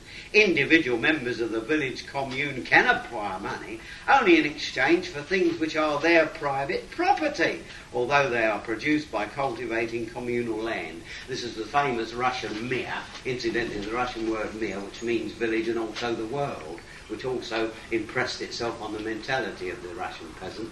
The idea of Bakunin and others was that there was collective cultivation of the land. I'm going to suggest to you and to Steve that in those few words, Plekhanov showed himself the master of explaining the whole of the problems of the development of the Russian Revolution. Incidentally, when he said, as Steve said, that capitalism, that was the argument. They were saying there's no necessity for capitalism at all. And I would say that Plekhanov's works refute Lenin's subsequent views. That, I think, unless I've misunderstood, Plekhanov, sort of outlined the materialist conception of history there. And you gave us one of the examples from the setting up of slavery. And basically, I think that you suggested that the property owners, if you like, at the time, actually set it up because they thought that would be more profitable. And then you continued to say that slavery was abolished and feudalism, I think that was what you said, was introduced, because that would be more profitable. The point I make, is that a fair outline of the materialist conception of history? Because, are we then to think that capitalism will be abolished because, again, profit makers think it will be profitable? On a technical point, yes, I think you're right. On a technical point, I wouldn't want to use the word profitable because I think it has other economic connotations which I'll explain. But I think what you can say is it will be more socially useful. And this is how I think it happened. In the case of slavery, as I previously explained, and as Plekhanov explained, the position where the conquest of people in battles was easiest to consume the people themselves in a very direct form, eating of cannibalism. That was superseded only at the point where the productive forces made it more socially beneficial to keep the human beings alive as slaves, because they could create wealth over and above their own value as consumable creatures. In that sense, it was a case of the relations of production, relations based upon cannibalistic exploitation, giving way to a new relation of production as a result of a contradiction between the growth of productive forces and outdated relations of production. But with the growth of production within slave society, or what Marx referred to as classical antiquity, there was a growth in the ability to produce wealth, which made it more economically beneficial to the ruling class in society, to the slave owners, to give each slave their own piece of land. Instead of keeping the slaves in an area where slaves were kept and allowing them out to produce wealth, it became more economical to give each slave a small patch of land and turn him into a serf. And when he had that land, he had to work a certain amount of time on his own land to provide sufficient for himself, and the rest of the time on the landlord's land to provide for him. So it was a change in the form of parasitism in line with the economic needs of the ruling class. Now, in the case of capitalism, what's happened with capitalism is that feudalism gave rise to socialism, to capitalism. Feudalism gave rise. Spoke my whole image now. They're all awake. I wish it had. That's actually what the Narodniks in Russia thought would happen. But feudalism gave rise to capitalism, and because of the economic laws of capitalism, it was first of all profitable to be able to exploit what had previously been the peasants, to throw the peasants off of the land, and to turn them into profitless workers. In other words, to say, you don't each have your own patch of land, you have no land, you have nothing, we have no obligation to you, you're free. That's what capitalist freedom means. It means you have nothing. And because of that, you are free to be exploited at any time. Now that worked to a certain point, and from the point of view of the capitalist class, it still does work. Just as from the point of view of the feudal ruling class, their feudal system worked, but the new capitalists said, no, it doesn't. We want our system to work. We see it as being more beneficial. Now, in terms of what is the purpose of society, which is the production and distribution of wealth, in its widest form, not just bread, but art and all of the other needs of human beings, we've reached a point in capitalism where, from the point of view of the majority of people, we have a technical capability of satisfying people's social needs without exploitation. That the exploitation of the mass of humanity as workers is in fact an inhibition upon the productive capabilities of society. And that is why, in that sense, whilst I wouldn't say that socialism will be more profitable than capitalism, because in a technical sense it will be a society without what is now called profits. It will not be a society where profits will be ploughed back into society in the sense that, Leninists and Stalinists have spoken about profit in Russia. It will be a society, however, where the production of wealth will take the form of satisfying quite directly human needs. And what we're saying in that sense, that it will be more beneficial in terms of the social purpose of society, the purpose of society, than capitalism is at the moment. That all of the problems which capitalism has as a result of contradictions in it can be overcome by the transformation of capitalism and the creation of socialism. Yeah. Could you outline briefly what exactly was the point of contention between Lenin and Plekhanov? I for one am not very sure. Yeah. I'll do that now. In 1898, Lenin and Plekhanov joined the same organisation together with Julius Martov. Russian Social Democratic Workers' Party, and they formed a journal called Iskra, and that journal put forward very basic Marxist ideas. Now, I have to say this, and I have to say this with respect to what Harry Young said. Plekhanov was a Marxist, but like all Marxists, like Harry Young and like myself, no Marxist is a perfect Marxist. No one's got the absolute knowledge of the theory of society. And Plekhanov didn't either. And one of the things which Plekhanov believed, and it was absolutely understandable within the terms of Russian society, he inherited some of the old Narodnik ideas which had been held by Chernyshevsky and the other people, which was that a small group of people could somehow dictate the course of history in some way.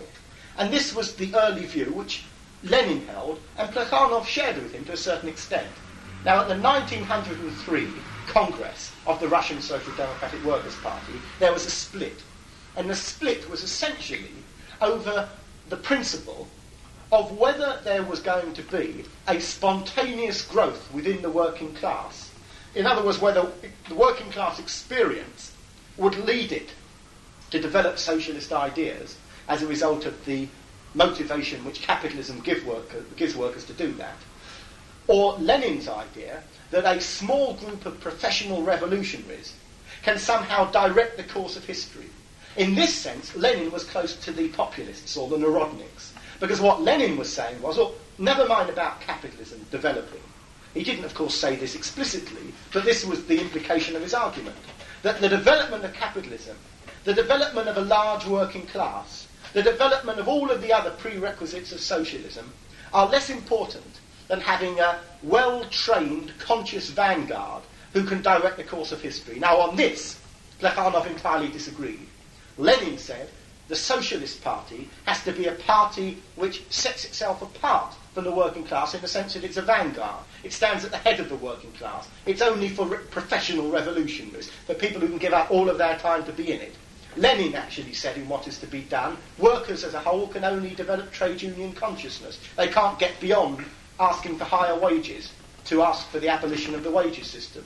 Lenin made the point that workers are controlled by their experience of working in factories and all of the other pressures of capitalist life, and he says, how can workers possibly ever develop socialist consciousness? Plekhanov disagreed with this, and Lenin said you need a centralised, disciplined, working class party. Plekhanov said, no, you need a party based upon ideas. You need a party which is going to convince people, which is going to have an educative process. And Plekhanov, in fact, wrote a pamphlet which was called Centralism or Bonapartism.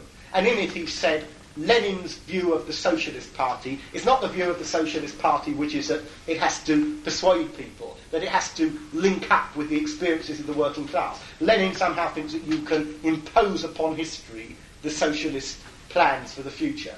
And in this sense, Lenin was an idealist. There's no other term for it. Lenin was an idealist in this philosophical hope that he had that you could do in Russia what simply couldn't be done. On the second point, incidentally, of Plekhanov's understandings of the Marxist approach, it has to be said, and it would be a dishonest omission for me not to mention it at some point in this talk, Lenin and the Bolsheviks, for all of their errors, and I'm going to argue in a later lecture in this series on Martov and the Mensheviks, that the Bolsheviks made far more mistakes in terms of Marxist theory than the Mensheviks did.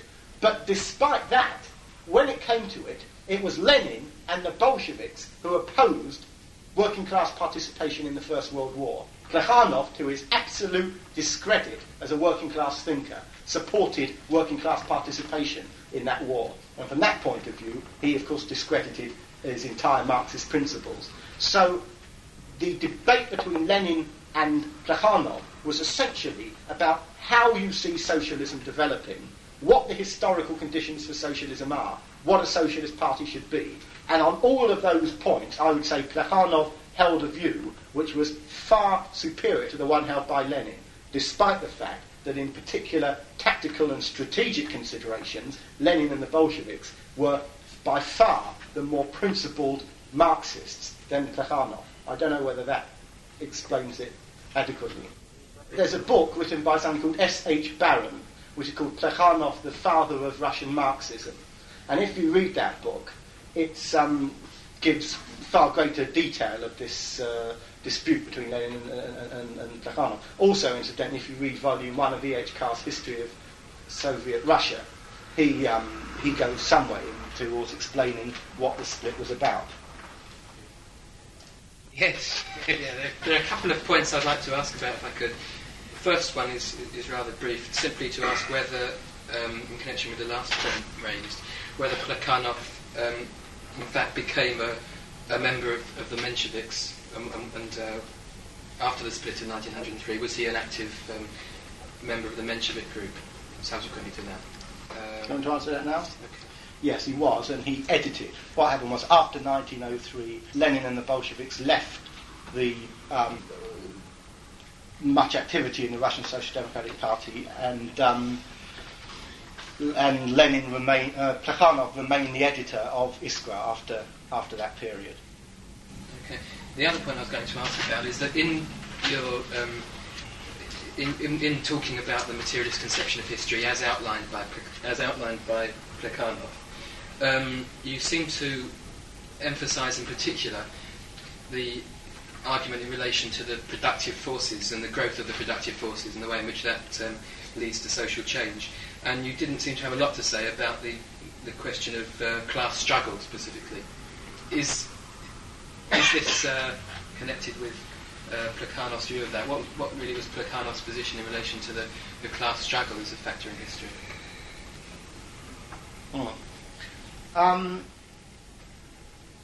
Yeah, well, one of the things, of course, is it's impossible to talk about the Marxist theory of history without talking about class struggle, which is why, in the introduction to the whole series, which I gave at the beginning, I pointed out that these whole lectures, the series of lectures, are based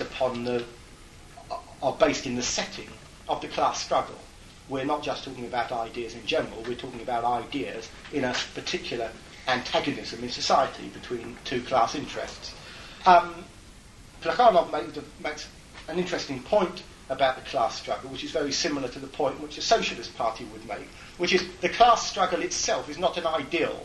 If you listen to many people on the British left, for example, they will say, what we need is more class struggle. What we need is a bit of class struggle here. The class struggle is going to intensify next week. Come out, comrades, and join the class struggle. It's not like that. You wake up in the morning and the class struggle is there. The class struggle is about whether you get out of bed and go to work, or it is about whether you stay in bed and somebody else goes out to work for you. That's a class struggle. And in that sense, the relations of production put us... struggle is one of those words which, in some sense, is one of many words which has played a linguistic disservice to the socialist movement. Struggle's a funny sort of word, everyone uses it. You hear it even in the Labour Party conference now, which shows that it's bloody intellectually redundant. Because people say, there's going to be a struggle here and a struggle there, and the women's struggle and the men's struggle and the gay struggle and the black struggle and the white struggle. But when it comes to it, the struggle is in fact, which Marx refers to, and the struggle which we're interested to historically, is in fact simply part of the activity of human beings in their day-to-day lives. It's part of the active attempt by human beings to gain some control over nature. That's the first struggle, and that's the one which Marxists are primarily concerned with, the domination of humanity over our environment. That's what the struggle is all about. In the earliest days of humanity, human beings were almost entirely dominated by nature. In that sense, they were almost indistinguishable from other animals. In fact, we evolved in that sense from other animals. But during the course of the development of the human species, there has been an increasing adaptation of humanity to dominate nature. And of course, the idea of socialism represents, if you like, the ultimate domination of nature. The conquest in the struggle of man or humanity over nature. Now, the class struggle plays an important part, of course, in the changes that take place in society, because it's only through the class struggle that human beings gain consciousness. It's only through the class struggle that the French Revolution took place. It's only through the class struggle that strikes take place, because you wouldn't have a strike, you wouldn't have a revolution you wouldn't have a war if there were not conflicting interests in society. But in a sense, it's important to be able to recognise that these conflicting interests go on quite separately from the will of human beings for them to go on, so that you might get the most entrenched and muddle-headed Tory in the world. He's still part of the class struggle, and he's still a worker in the class struggle, and his interests are still the same as a revolutionary socialist in that class struggle. He may support Margaret Thatcher, he may support eroding the powers of the unions, he may support shooting socialists, he can support what he likes, but at the end of the day, his objective class interest lies in the opposite activities from the ones which he supports. So from that point of view, the class struggle is something which is objectively part of the historical process and not something which is voluntarily entered into. But it is consciousness and the ability to learn from the class struggle and to win in the class struggle which is the important Marxist concern. I think the fashionable phrase which you hear in the Labour Party conference now is to say that they're a group of workers in struggle. They say in struggle as if it's being entered into at that moment voluntarily. I'm not sure whether I've been told that Plekhanov at the end of his life thought that geographical limits will be of most importance upon human societies. Can you tell me a little about it? I'm not sure if it's true or not. Yes. I'm glad you mentioned that, yes, it's an interesting point. Plekhanov's increasing acceptance of the idea of geographical determinism. Yes. Can I say, this book, The Materialist Conception of History, wasn't a book, it was an essay, which Plekhanov published. I'll just show you while I'm at it. These are the kind of, apart from the collected works there, which Harry Young's pointed to, this is a book called The Development of the Monist View of History. And these are 3 essays. This one's called The Materialist Conception of History, in which he deals in particular with the views of a Russian idealist called Mikhailovsky. This one is called The Role of the Individual in History, which again was an essay. And this one's called Fundamental Problems of Marxism. Well, it's not on that cover, that's what it's called, Fundamental Problems of Marxism, in which he gives a very detailed, and I would say one of fairly complicated explanation of Marx's thesis on Feuerbach. Well, having said that, this book here, the Materialist Conception of History, was itself a book review of a book on historical materialism written by an Italian writer called Antonio Labriola. And Labriola held a view which was very close and largely in line with historical materialism. But one of the things which Plekhanov criticises in Labriola was that Labriola held the view that racial differences were one of the determining factors in human development. Now, Plekhanov pointed out just how fallacious this argument was, that in fact the vast amount of recent history, there is absolutely no importance which can be attached to racial differences between human beings, whether in the early stages of human development racial differences may have had some important determining factor is a possibility one way or the other, but certainly in most of in all of modern history, racial differences had no importance at all. But also, towards the end of his life, it's quite true, Plekhanov moved nearer and nearer to a form of what has since been called geographical determinism.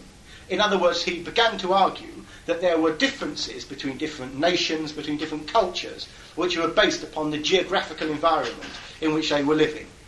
And in this, of course, he was very close to a writer of the 19th century, late 19th century, I believe, called Buckle, who argued a very similar theory, that was the initiator of the theory of geographical determinism.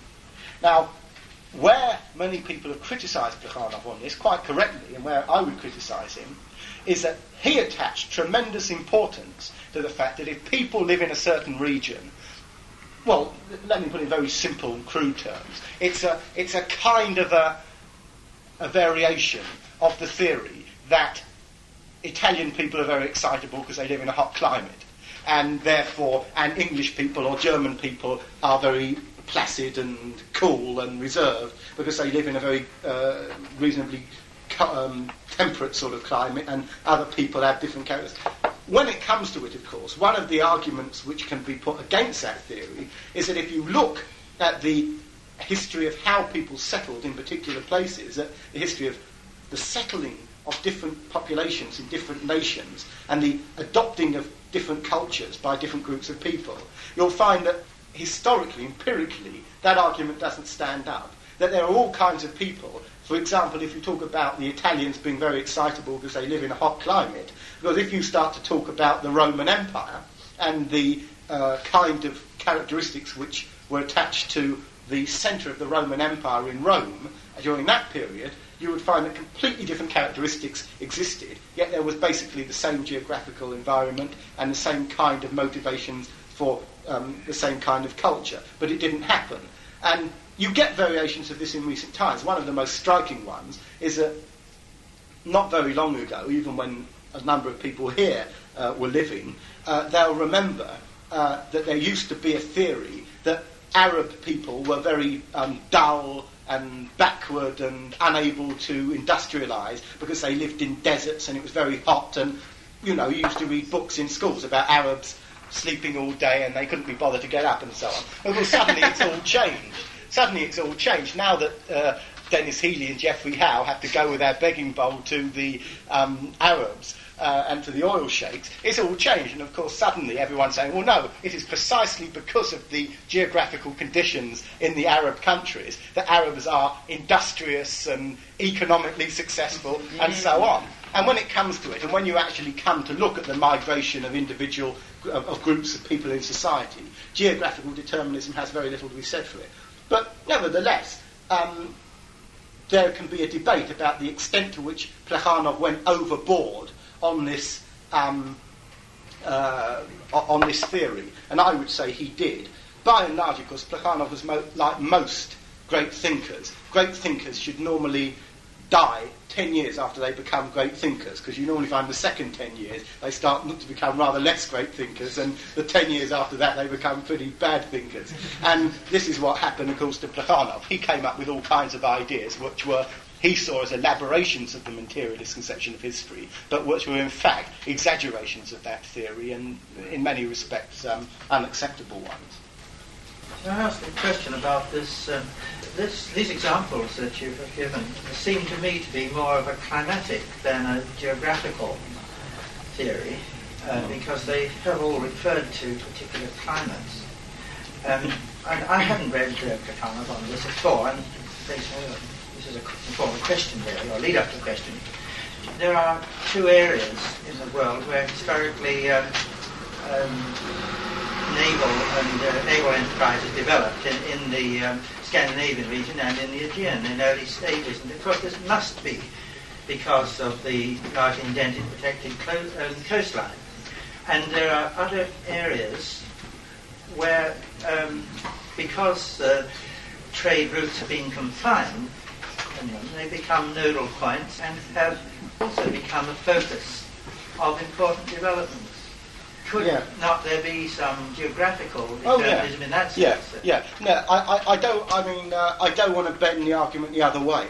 I think that there is. I think that the argument in favour of geographical determinism is that there are aspects of human development which are determined by geographical conditions. What I'm saying, and I think the critics of Plekhanov have said, is that to turn geography into the principal factor in social development is to stretch too far in favour of geographical determinism. And some people have seen this in the works of Plekhanov. I think they're right. I think this was becoming present in his later writings. But nevertheless, you're absolutely right. In fact, I've often argued that for historical materialists, many people who study history, and even many people in this party, have an absolutely appalling knowledge of geography. And it's absolutely true that you talk to people, and especially a certain group of so-called historical materialists who were fashionable a few years ago, who were the followers of a peculiar Frenchman called Louis Althusser, and they used to hold this view that you could talk endlessly and endlessly about history, but you never needed to actually know anything about the world.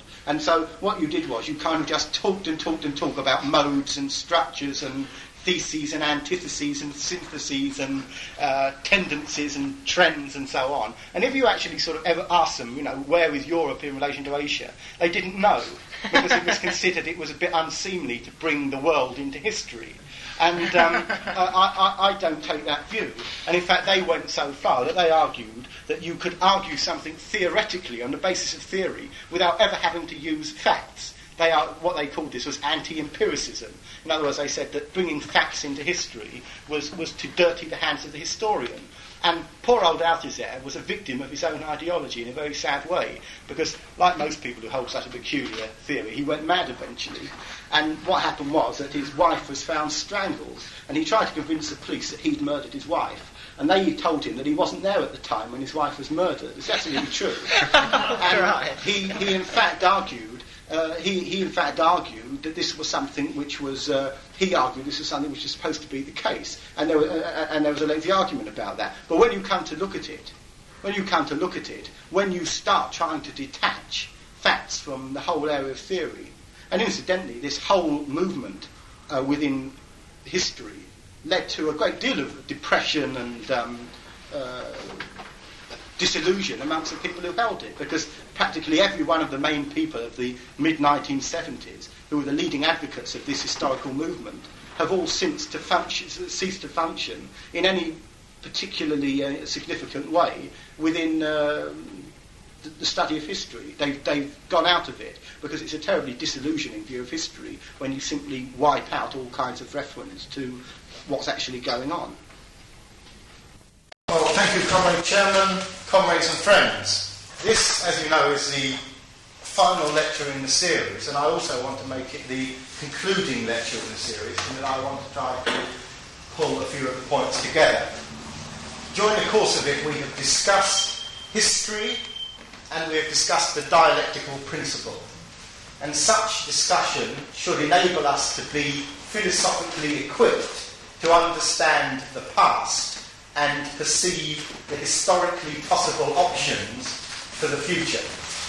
We have discussed the origins of religion, and this has shown us how man made gods and how scientific thought must banish such imaginary beings from our rational consciousness. We have examined the relationship between capitalism and democracy, and we've seen from the great Chartist struggles of the last century that a democratic society without removing capitalism is like an omelette without cracking eggs. You simply cannot produce one. We've discussed morality and concluded that socialism is not necessary because it is good, but it is good because it is necessary. And we've examined the vision of socialism, pointing out that what is proposed by socialists is not a radical rearrangement of capitalism, but a new social system, quite unlike the one which we experience every day. A great step forward in the development of human interaction. And in this lecture, I want to discuss that step forward and what it entails, the revolution. To favour socialist transformation without revolution is like favouring steak and chips without favouring killing cows. You cannot create a socialist society without a fundamental upheaval and destruction of the system which exists at the moment. But there are some people who are very much more in favour of the idea of socialism as a made-to-measure, ready-to-live-in society than they are in favour of revolution. We've had revolutions before, they say, and the results weren't very nice. They refer us to the French Revolution of 1789 and the 1848 upheavals all over Europe. They remind us of barricades and bloodshed and corpses and reigns of terror. And they say, this is what revolution produces. But these were not socialist revolutions, we tell them. These were capitalist affairs where one privileged minority fought against another privileged minority for control of the state machine, using the working class as a pawn in the game. Well, what about the Russian Revolution, say the anti-revolutionaries? That was supposed to be socialist, and look at the consequences of it in terms of human misery. Well, no socialist revolutionary would dispute for a moment that these consequences do exist. The so-called socialism of Russia and its empire manifests a form of dictatorial state capitalism which oppresses millions of people, locks them in prisons, throws them out of work, puts them in armies, involves them in wars, all of the hateful symptoms of an oppressive and exploitative society. And to defend that state is to defend capitalism. And to do so in the name of socialism is a distortion of the worst kind. It is to link together two fundamentally opposite conceptions, dictatorship and socialism. Now, opponents of revolution, who are usually quite glad to defend oppression in its openly capitalist form, will be pleased to hear that revolutionary socialists oppose the Russian tyranny. We oppose it no less than the Tory party, than the SDP, than President Reagan. The only difference perhaps between us is that we don't do multi-million-dollar trade with them, and they do. But opposition to this is not sufficient. To come up with a recipe for a cake which poisons everyone who tastes it is a pretty serious mistake to make.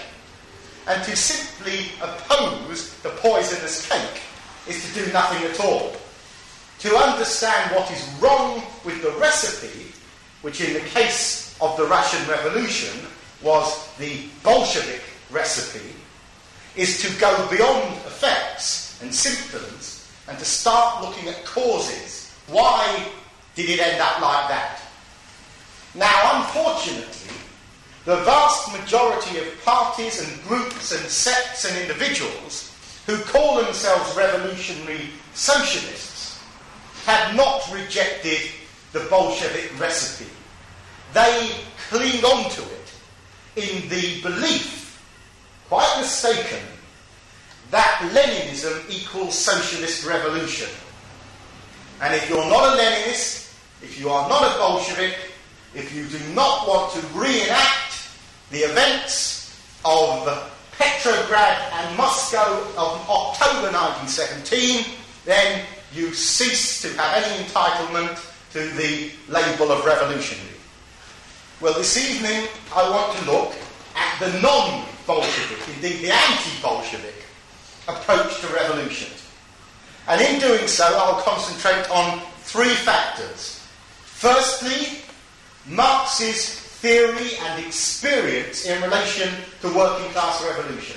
Secondly, Julius Martov's critique of Blanchism as opposed to Lenin's adoption of Blanchist ideas.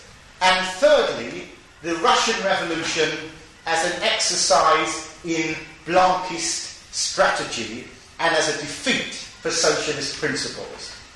Now, I'll say at the outset that the need for brevity will require me to stick to the essential points. You'll be able to find the non-essential points in most of the books written about Leninism. Marx's earliest formulation of revolutionary tactics was profoundly influenced by the experience of the French Revolution at the end of the 18th century. This was the event which proved to Marx and to other revolutionary thinkers the strength of a mass of people. For the first time in European politics, it demonstrated that a crowd of people united, however vaguely, by a common aim, could do something. They could get rid of the king. They could open up prisons. They could to some extent, direct history.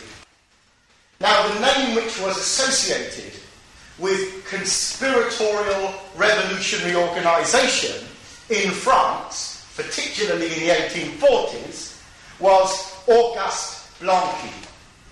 He argued, and that name is Blanqui,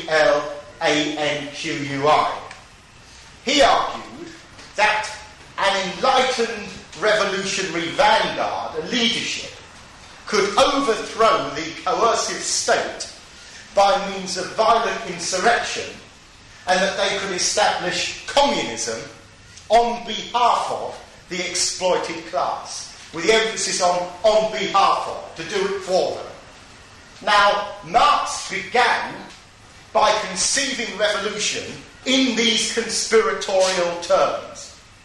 How else, Marx argued, could the semi-feudal autocracies of Europe in his day be destroyed except by small groups of people gathering together, getting arms and taking on the forces of the state?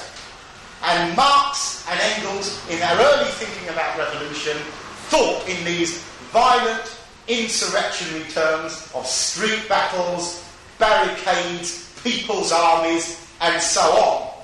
Now, it's unfortunate that for most people who call themselves Marxists, they never got any further than that. Marx and Engels did.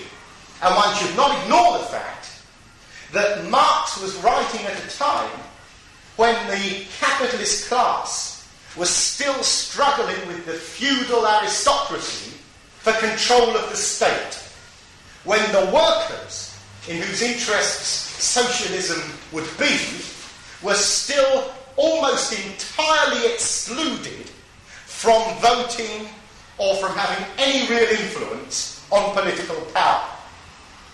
And that is why, in the Communist Manifesto, written by Marx and Engels and published in 1848, it stated that the first step of the socialist revolution, before anything else, is, and I quote, to raise the proletariat to the position of a ruling class, to win the battle for democracy. Now, winning the battle for democracy meant being in a position to control political power. It meant having access to the state, having access to government, local and national, to the armed forces, to the law courts, having some working class accessibility to these areas of power.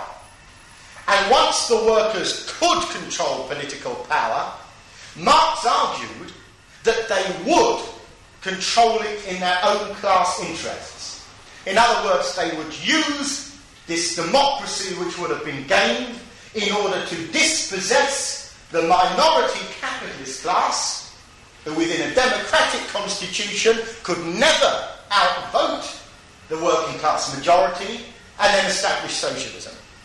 And it was this ascendancy of the exploited majority to political power, which is spoken about in Clause 6 of the Declaration of Principles of the SPGB. It's this ascendancy to democratic control which Marx summed up by the term, which has been so abused and distorted and confused, the dictatorship of the proletariat.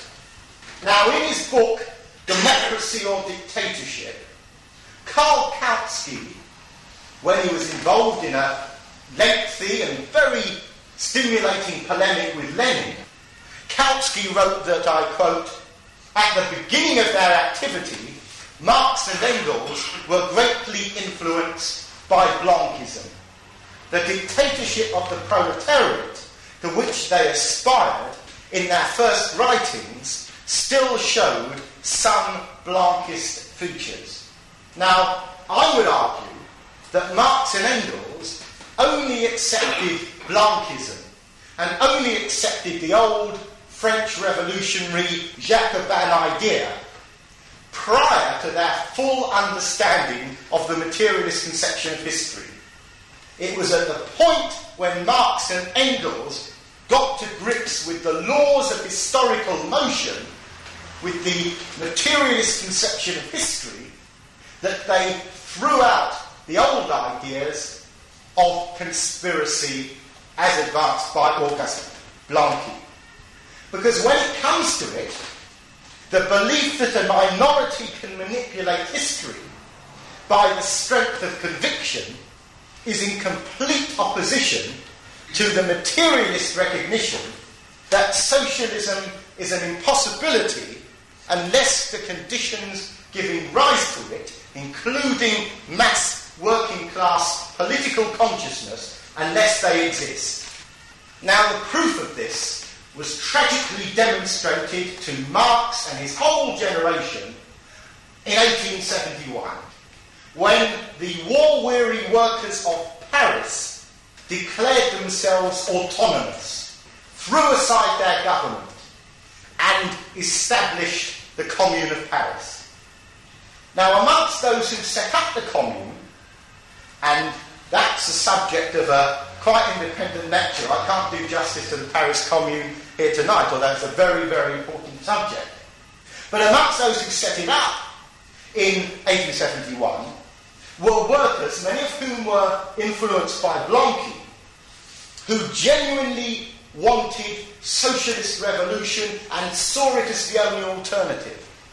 Consider, for example, a statement which is very rarely quoted for reasons that you'll see when you hear it, because it's frankly one of the people who took part in the Commune who had a lot more understanding than many of the others. The words written by Bowie, written in a newspaper called Le Drapeau in March 1871. He says, "Yes, for 82 years we have struggled for nothing. We have taken the wrong route and have brought ourselves to a disaster. How ridiculous to have smashed the power of kings without destroying monarchy, to have abolished privileges without eliminating privileged classes, removing symbols while leaving intact the reality they represented. We have foolishly rid ourselves of the men and retained the institutions. Let's do the job properly this time. Socialism, citizens, socialism. Let's be socialists at last. That's it. Let's change the foundations of the social order. Let's build a new world. Let's sow the seeds of freedom. Let's emancipate labour. Let's establish equality. War upon privilege. War upon exploitation. War upon ignorance, misery and servitude. Instead of removing the thorns of the brambles, workers remove the roots." Now that was a very interesting statement made at the time of the Commune.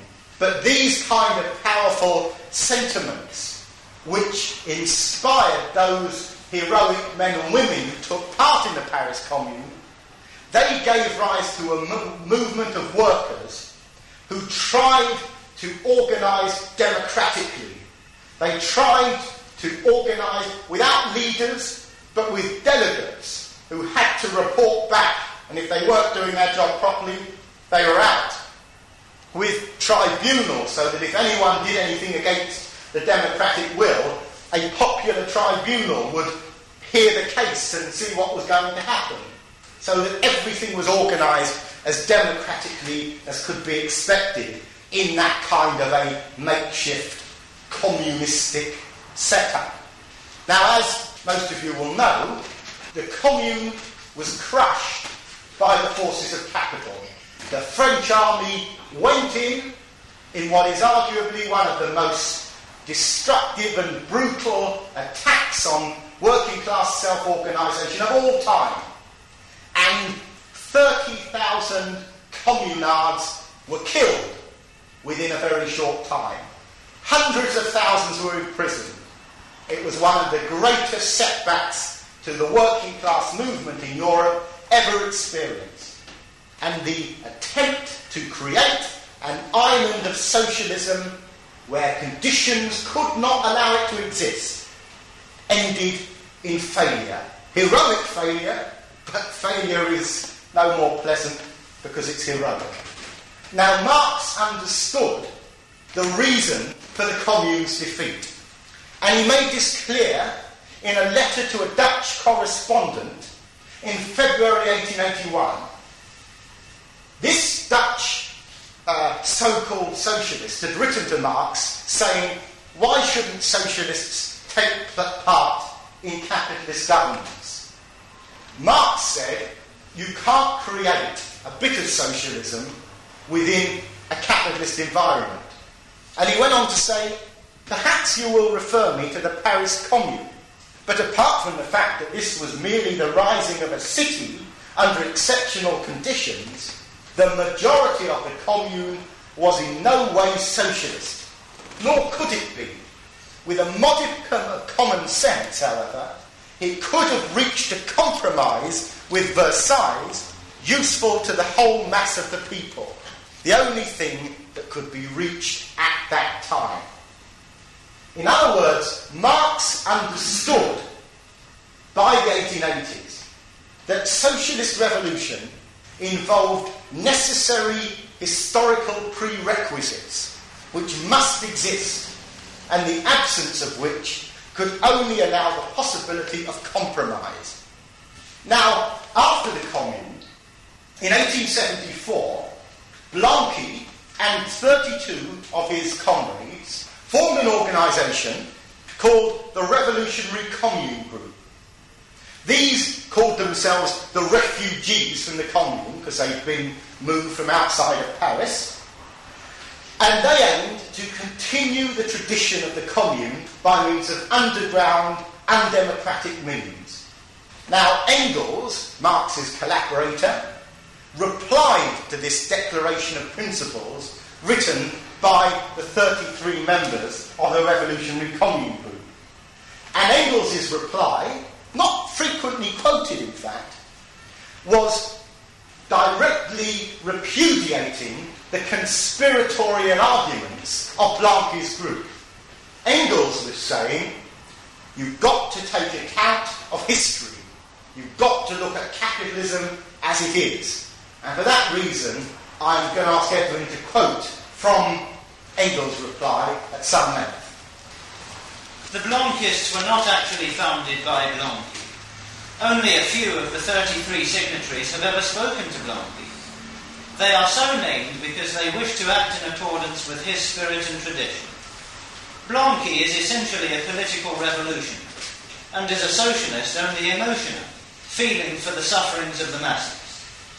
He has no socialist theory, nor has he any definite practical proposals for social relief.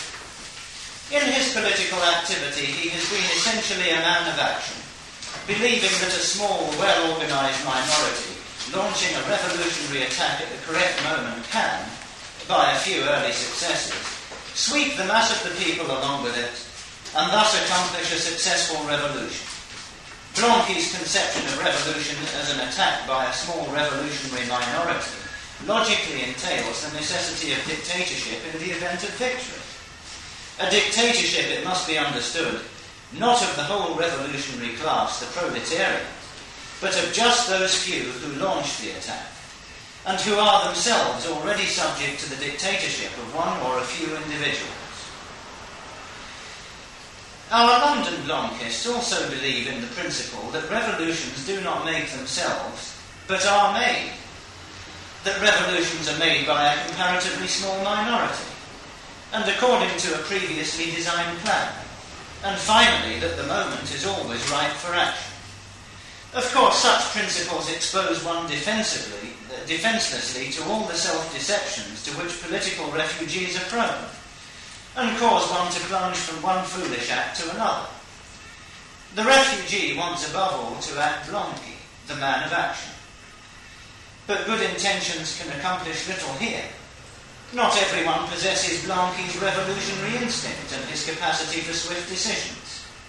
If anything is certain, it is that the Paris proletariat needs a considerable period of rest to regain its strength after the exhausting war, the starving out of Paris, and above all the frightful bloodletting of May 1871, and that every premature attempt to rise again can only result in another, more frightful defeat.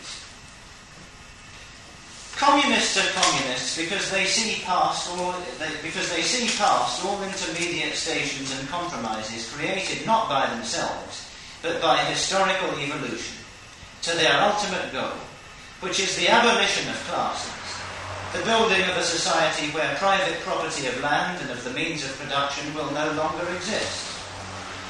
The 33 are communists because they imagine all will be settled as soon as they have the goodness to leap over the intermediate stations and compromises, and that when the attack is launched in the course of the next few days, as it is certain to be, and they take over the helm, then communism can be introduced the very next day. If that is not immediately possible, then they are not communists. What childish naivety to adduce impatience as a theoretically convincing reason. In every revolution, a host of foolish acts occur, just as at any other time, and when one eventually finds time for criticism, one is forced to come to this conclusion. We have done much that we should not have done, and we have left undone much that we should have done, and that is why things went wrong. But what a want of criticism to declare the commune to be sacred and infallible, and to assert that every house which was burned down, and every scapegoat who was shot, received their just deserts, absolutely, down to the dot on the i's. Is not this the same as claiming that during the week of blood in May, the people shot precisely those persons who needed to be shot, and no others? Is it not the same as claiming that in the First French Revolution, every head met the fate it deserved? First the heads of those guillotined by Robespierre, and then the head of Robespierre himself. Such are the juvenilities basically well-intentioned people fall into when they give free rein to their desire to appear shocking. So that's what Engels had to say about the people who attempted to continue this hopeless, though heroic, attempt at setting up an island of socialism. And in the light of this, it is perhaps understandable that in 1917, when news of the Bolshevik victory in Russia was received in Britain by the Socialist Party of Great Britain, amongst others, Jack Fitzgerald wrote in the Socialist Standard that what had happened was likely to be just another Paris Commune. It was the immediate connection that was made. The Blanquists in the Russia of 1917 were, of course, the Bolsheviks. Because for all of his claims to be a Marxist and a materialist, Lenin was in fact an incorrigible philosophical idealist who believed that minority will could smash down the barriers which history imposes.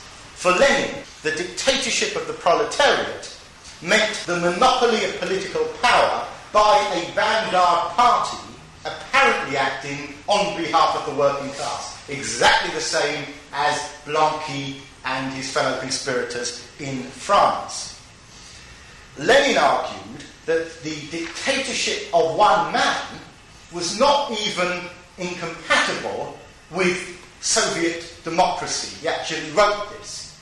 He argued that a leadership who were more enlightened, taking control of society, were infinitely more progressive than a reactionary czarist autocracy, which was also only a minority imposing itself on the majority.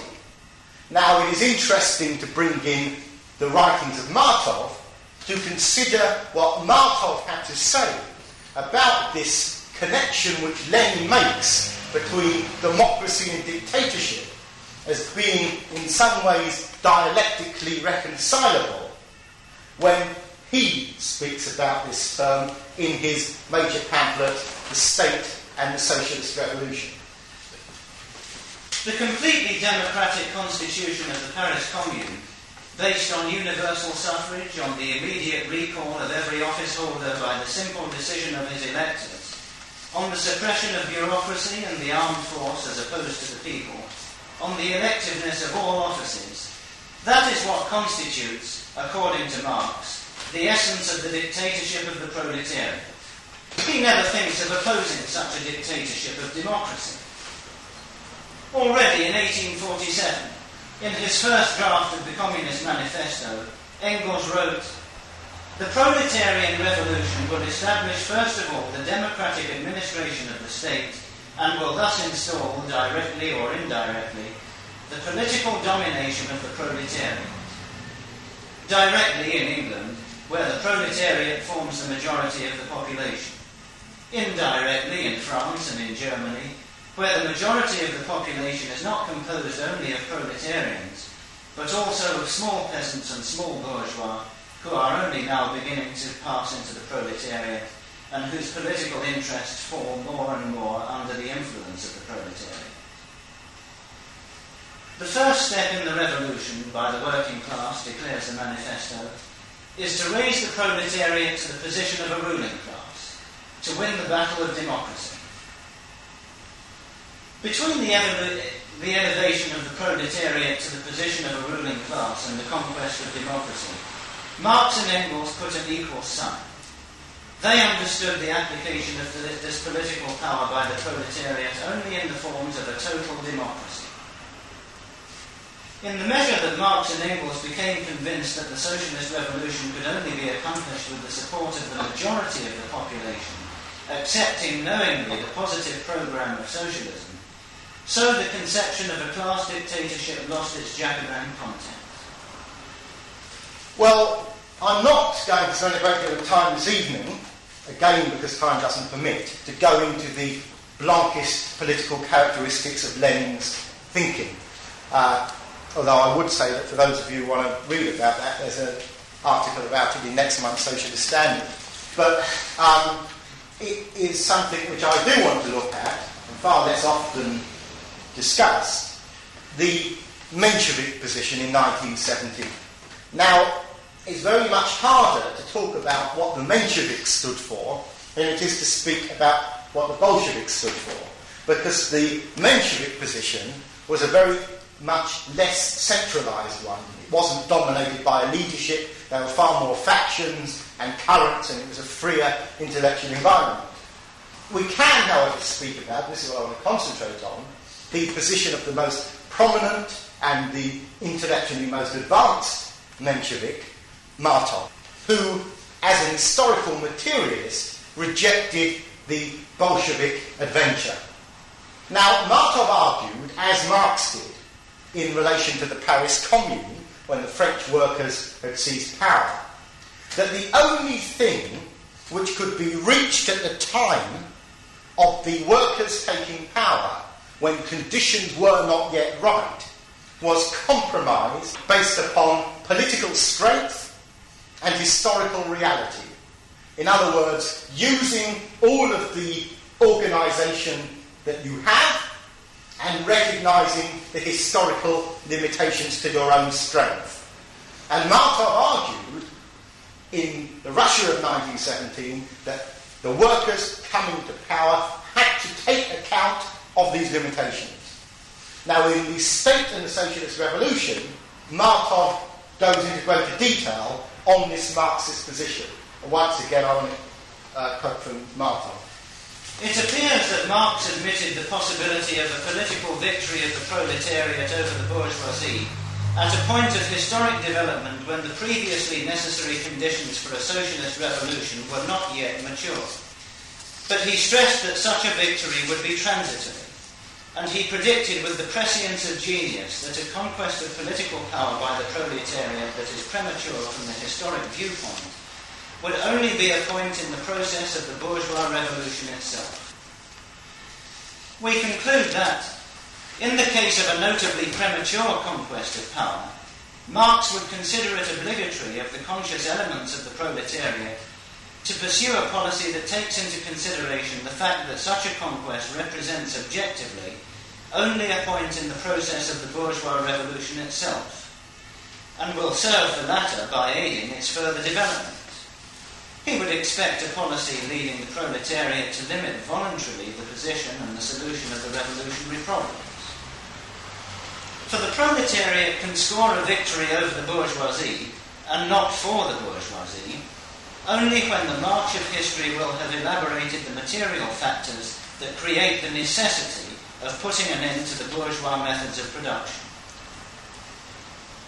The following words of Marx explain in what sense a passing victory of the proletariat can become a point in the process of the bourgeois revolution. By its bludgeon blows, the reign of terror cleansed the surface of France, as if by a miracle, of all the feudal ruins. With its timorous caution, the bourgeoisie would not have managed this task in several decades. Therefore, the bloody acts of the people merely served to level the root of the bourgeoisie. The reign of terror in France was the momentary domination of the democratic petty bourgeoisie and the proletariat over all the possessing classes, including the authentic bourgeoisie. Marx indicates very definitely that such a momentary domination cannot be the starting point of a socialist transformation unless the material factors rendering this transformation indispensable will have first been worked out. Now, to continue on this theme of Martov, which is a very important one, in 1846, a year before he wrote the manifesto, Marx wrote a letter to the German utopian Weitling, stating that, quote, there could be no question now of realising communism in Germany. First, the capitalist class must come to power. And it's absolutely important that you see that Marx's non-utopianism consisted in the fact that these tremendous theoretical works explaining how socialism could be possible were at the same time accompanied by a recognition on his own part that in his own historical conditions it was not possible. He was talking about the need for the development of historical conditions which would give rise to the possibilities he spoke of. Now, Martov in Russia argued that the job of developing capital must be carried out by a capitalist class. The alternative would be, and in fact was, for the workers to take power and to be forced by historical conditions to act as the political representatives of capital. Now, in his article entitled Critical Morality and Moralising Criticism, Marx explicitly states that, I quote, if the proletariat overthrows the political domination of the capitalist class, its victory will only be a point in the process of the capitalist revolution itself, and will serve the cause of the latter by aiding its further development. In other words, Marx was saying, take power as a working class when the conditions are right for capitalism, and you will have to do the dirty work for the capitalist class. Now, Marx was right. And Martov was also right when he stated that the best course for the Russian working class was to let the small capitalist class, which was represented in the provisional government of February 1917 by Lvov and Kerensky, let them undertake the work of building up capital. Meanwhile, the organised workers could put pressure on them for whatever concessions are within reach. Trade union concessions, democratic opportunities, whatever they may be, while at the same time uniting with workers in other, perhaps more advanced countries, attempting to gain a worldwide movement which could actually bring about socialism. That's what needed to be done, and it is a fascinatingly prescient historical message. It applies to Islamic revolutions today. It applies to conditions in any area of Africa and Latin America where workers are being tempted to take control of capital, develop it, and take responsibility for it. Now, Martov rightly warned that if those calling themselves socialists took power in the absence of developed capitalism and mass socialist understanding, there would be two terrible consequences of this from a political point of view. First of all of the iniquitous government action associated with the accumulation of capital would be regarded as the errors of socialism. This is precisely what has happened in Russia. in 1917, and of course after the late 1920s when the Stalinist economic policies came into full effect. Socialism was related in the popular mind with all of the state coercion, all of the oppression of the 5-year plans, in exactly the same way as has happened in China, as happened in Albania and many areas of Eastern Europe, and it's happening now, of course, in Africa, in South Africa, in Zimbabwe, where strikes are being banned in the name of socialism and the development of capital. Now, secondly, Martov predicted that if socialists gave up their status as an opposition, if they gave up their right to stay outside of government and outside of the area of the control of capital, at a time when they had no other historical option than to be in opposition, then the democratic concessions which would be gained from a capitalist government would not be gained. And this is exactly what has occurred in Russia. The myth that the proletariat is in a position of dictatorship has logically precluded the possibility of the proletariat, as a class with real material needs, to oppose its own dictatorship, which, of course, is defending the real material needs of capital. And this has put not only the Bolshevik Party of Lenin right from the beginning, but the whole history of so-called socialist control over capitalist development in an impossible position. And interestingly enough, that position is one which was predicted by Engels writing many years before it even happened, predicted the possibility which would happen if socialists took control in a capitalist economy. And it's well worth hearing what Engels wrote on this in his preface to the Peasant War in Germany. The worst thing that can befall the leader of an extremist party is to be compelled to take over the government at a time when the moment is not yet ripe for the rule of the class he represents. He finds himself necessarily in an insoluble political dilemma.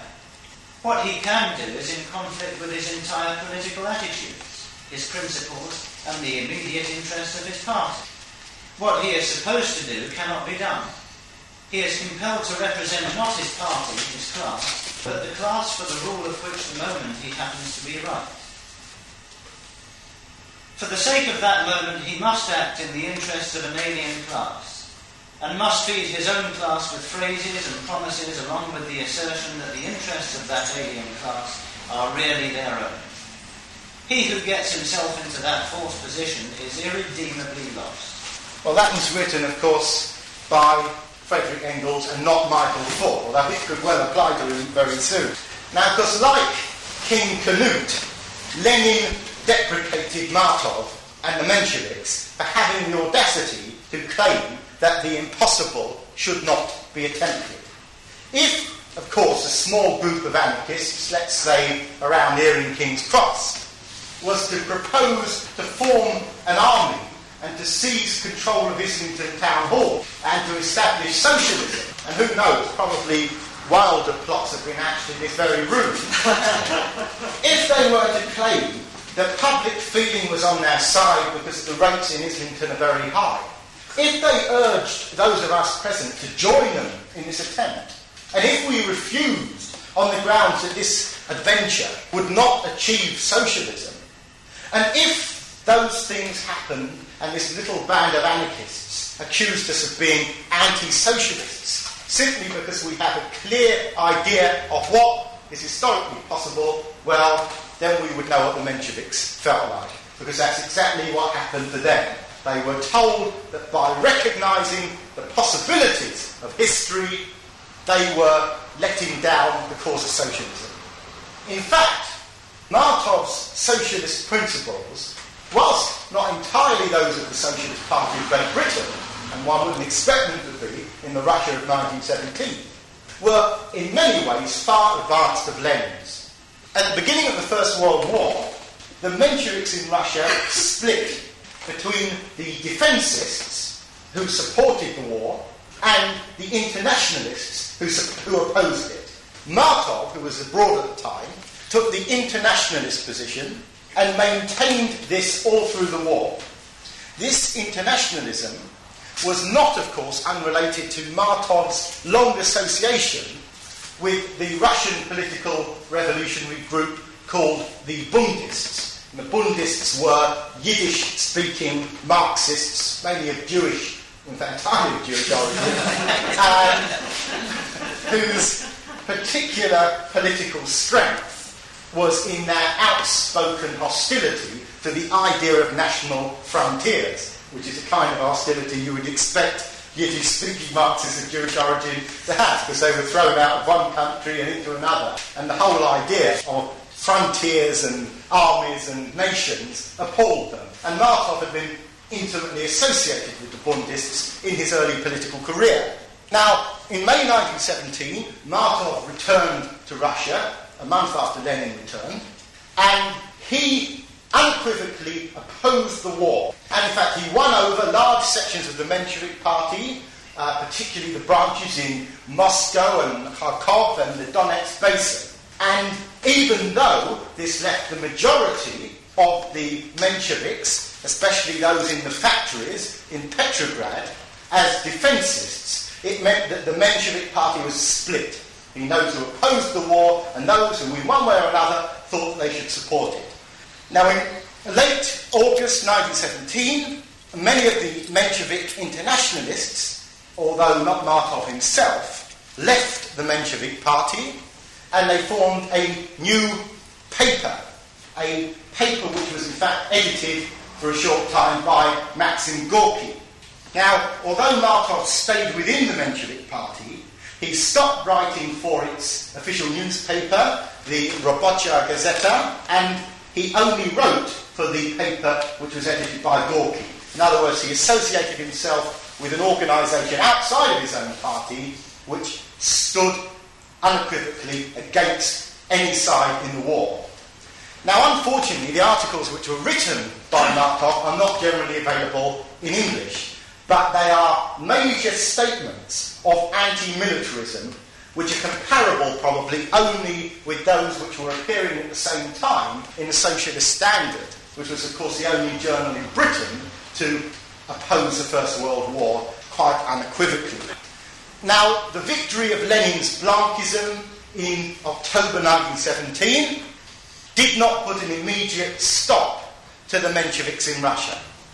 For 3 years, Martov attempted to organise a working-class opposition against the Bolsheviks. But in 1920, he found it impossible to continue to be freely active in Russia because he was frequently being harassed and locked up, and he had to leave the country, never to return.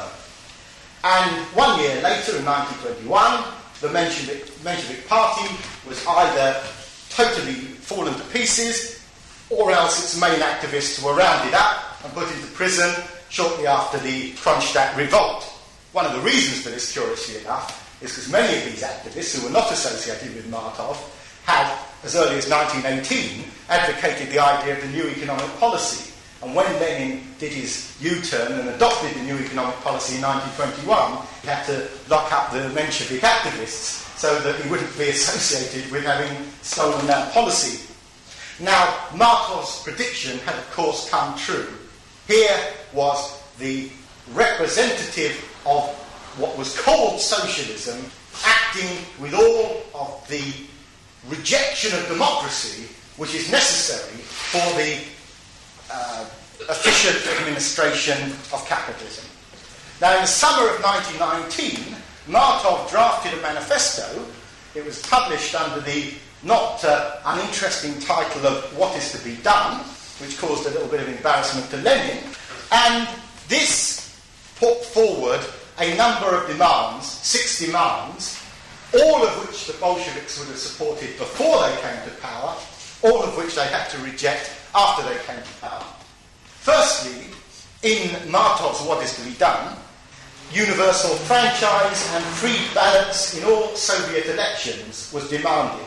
Now, the Bolsheviks had been the main advocates of universal franchise for a constituent assembly before October 1917. After the revolution, they rejected it. They'd been rigging the ballots, and of course they had so centralised Soviet power that most people had no real influence over political decision-making. Secondly, the manifesto demanded freedom of speech and of the press for all working-class parties in Russia. In November 1917, the Robochaya Gazeta was closed down, allegedly because it was inspiring riots in Siberia, although that wasn't very convincing to the Mensheviks. Curiously enough, it started up again the next day under a different title and remained in existence for 6 months without the Bolsheviks even knowing about it, which goes to show that the underdog can sometimes score a point. Thirdly, the manifesto of Martov called for the free elections to the revolutionary tribunals, which were being packed by members of the Bolshevik party, so that if anyone was sent to court on a political charge, the party which controlled the state was simply ensuring that they were sent to prison for a long period. The fourth demand of the manifesto was for the abolition of the dreaded Cheka, which was a secret police force which had been set up by the Bolsheviks, and it was the forerunner, of course, of the KGB. Demand number 5 was to abolish the death penalty, which the Bolsheviks, like the Tories of today, vigorously defended because it was in favour of law and order, and you would have people rioting on the streets if you didn't kill a few of them occasionally. And finally, Martov's manifesto demanded that all state officials must be accountable to the Soviet, consisting of workers and peasants, and not simply to the Bolshevik party. Now, every one of these demands was rejected. Interestingly enough, every one of these demands applied to the Paris Commune of 1871. So when Marx made his famous remark that, look at the Paris Commune, there you have the dictatorship of the proletariat, what he meant was, you have free elections, you have accountable delegates, you don't have a secret police force, you have people accountable to the commune and not to the party. Every one of these, in the so-called dictatorship of the proletariat of the Bolsheviks, did not exist. Not under Stalin, but under Lenin as early as 1919. So, Martov saw that it was not Lenin who defended the ideas of Marx, but it was in fact Lenin who, in rejecting democracy, declared himself and his ideology as an enemy of the socialist revolution. And the lesson to be learnt from this is not simply one about the pious superiority of democracy over dictatorship, although in experience there is a great deal to be said for democracy over dictatorship. The lesson to be learned is that historical conditions, the possibilities of the age, must at all times dictate what one's political strategy is going to be. Now let me conclude, not just this lecture, but the series of lectures, by making 2 points. Firstly, in speaking about the noble principles of 1871 in Paris and the cynical Blanquist tactics of 1917 in Petrograd, we should turn our attention to something much more recent, which I at least, and here I'm not speaking officially on behalf of the Socialist Party, but on behalf of myself, I regard as the greatest working class spontaneous movement to have taken place in recent years, which were the events in Poland. Now, like the communards, our fellow workers in the Solidarity Trade Union in Poland were fuelled by a passion for democracy. But their oppressors this time were neither a Tsarist autocracy, nor were they the old kings and queens or merchant governments of Europe. They were the direct descendants of the Bolshevik tradition. They were people with pictures of Lenin and, of course, of Marx hanging on their walls. Now, what can socialists say to those workers? What can we say not only to the workers in Poland, but but to the workers who are being rounded up by the thousand for the most terrible tortures in the Ayatollah Khomeini's Iran, or in Iraq, or in Chile, or in El Salvador, or in South Africa. What can we say to them? Should we, as certain foolish dogmatists would like it, tell them that we are hostile to any attempt on their part to do anything unless they are carrying all 3 volumes of Karl Marx's Capital under their arm and are fully convinced socialists? Or should we urge them to undertake the political adventure of setting up a so-called socialist society there and then, without there being the material conditions, either in economic terms or in terms of political consciousness, for it to exist? That would be idealism of the Bolshevik variety, which would only lead to disaster. As we said at a meeting in this room at the time when Solidarity was going, to tell the members of Solidarity, 10 million of them, to rise up against the state and shoot the Politburo is very nice if you're sitting in a room in London, but it's a lot harder if you're sitting in a shipyard in Gdansk with secret policemen following you around. It's neither to the idealism of Lenin nor to the rigidity of dogmatism that we have to seek an answer. It's to historical materialism, as applied by Marx and as explained by Martov. And that has been the theme running through this whole series of talks. The role of socialists is not to say what should be done, like a Victorian nanny standing over the working class, but is to say what can be done from a working class point of view. What can be done? Now, what then can we conclude by saying in the broadest terms of the world working class can be done? We can be guided by the simple experience of our own activities and also by the pressures, which are always uncomfortable pressures, of political logic. Let me pose the question. How can we establish socialism without leaders and governments and vanguards? The answer is not to do away with leaders, to do away with followers. Well, how can you have a movement without followers? The answer, by having a movement where everyone knows where they're going. If everyone knows where they're going, there is no need to follow the one in front. But how do you establish such a movement? The answer to that, by spreading political knowledge, ideas. Well, that's easier said than done. But nobody wants to sit around in rooms forever discussing theory. So what are you going to do about that? The answer is no, not everyone does want to sit around in rooms forever discussing political theory. And that's why it is time to take our theory and our knowledge and to pass it on to other workers, not packaged up in books, but related to day-to-day working class experiences, so that people, where they live, where they work, wherever they go, are in touch with ideas which are not buried in the past, but related to the future. And when a majority of workers understand and want the new system of society, then and only then, there will be a revolution, the likes of which the world has never before seen.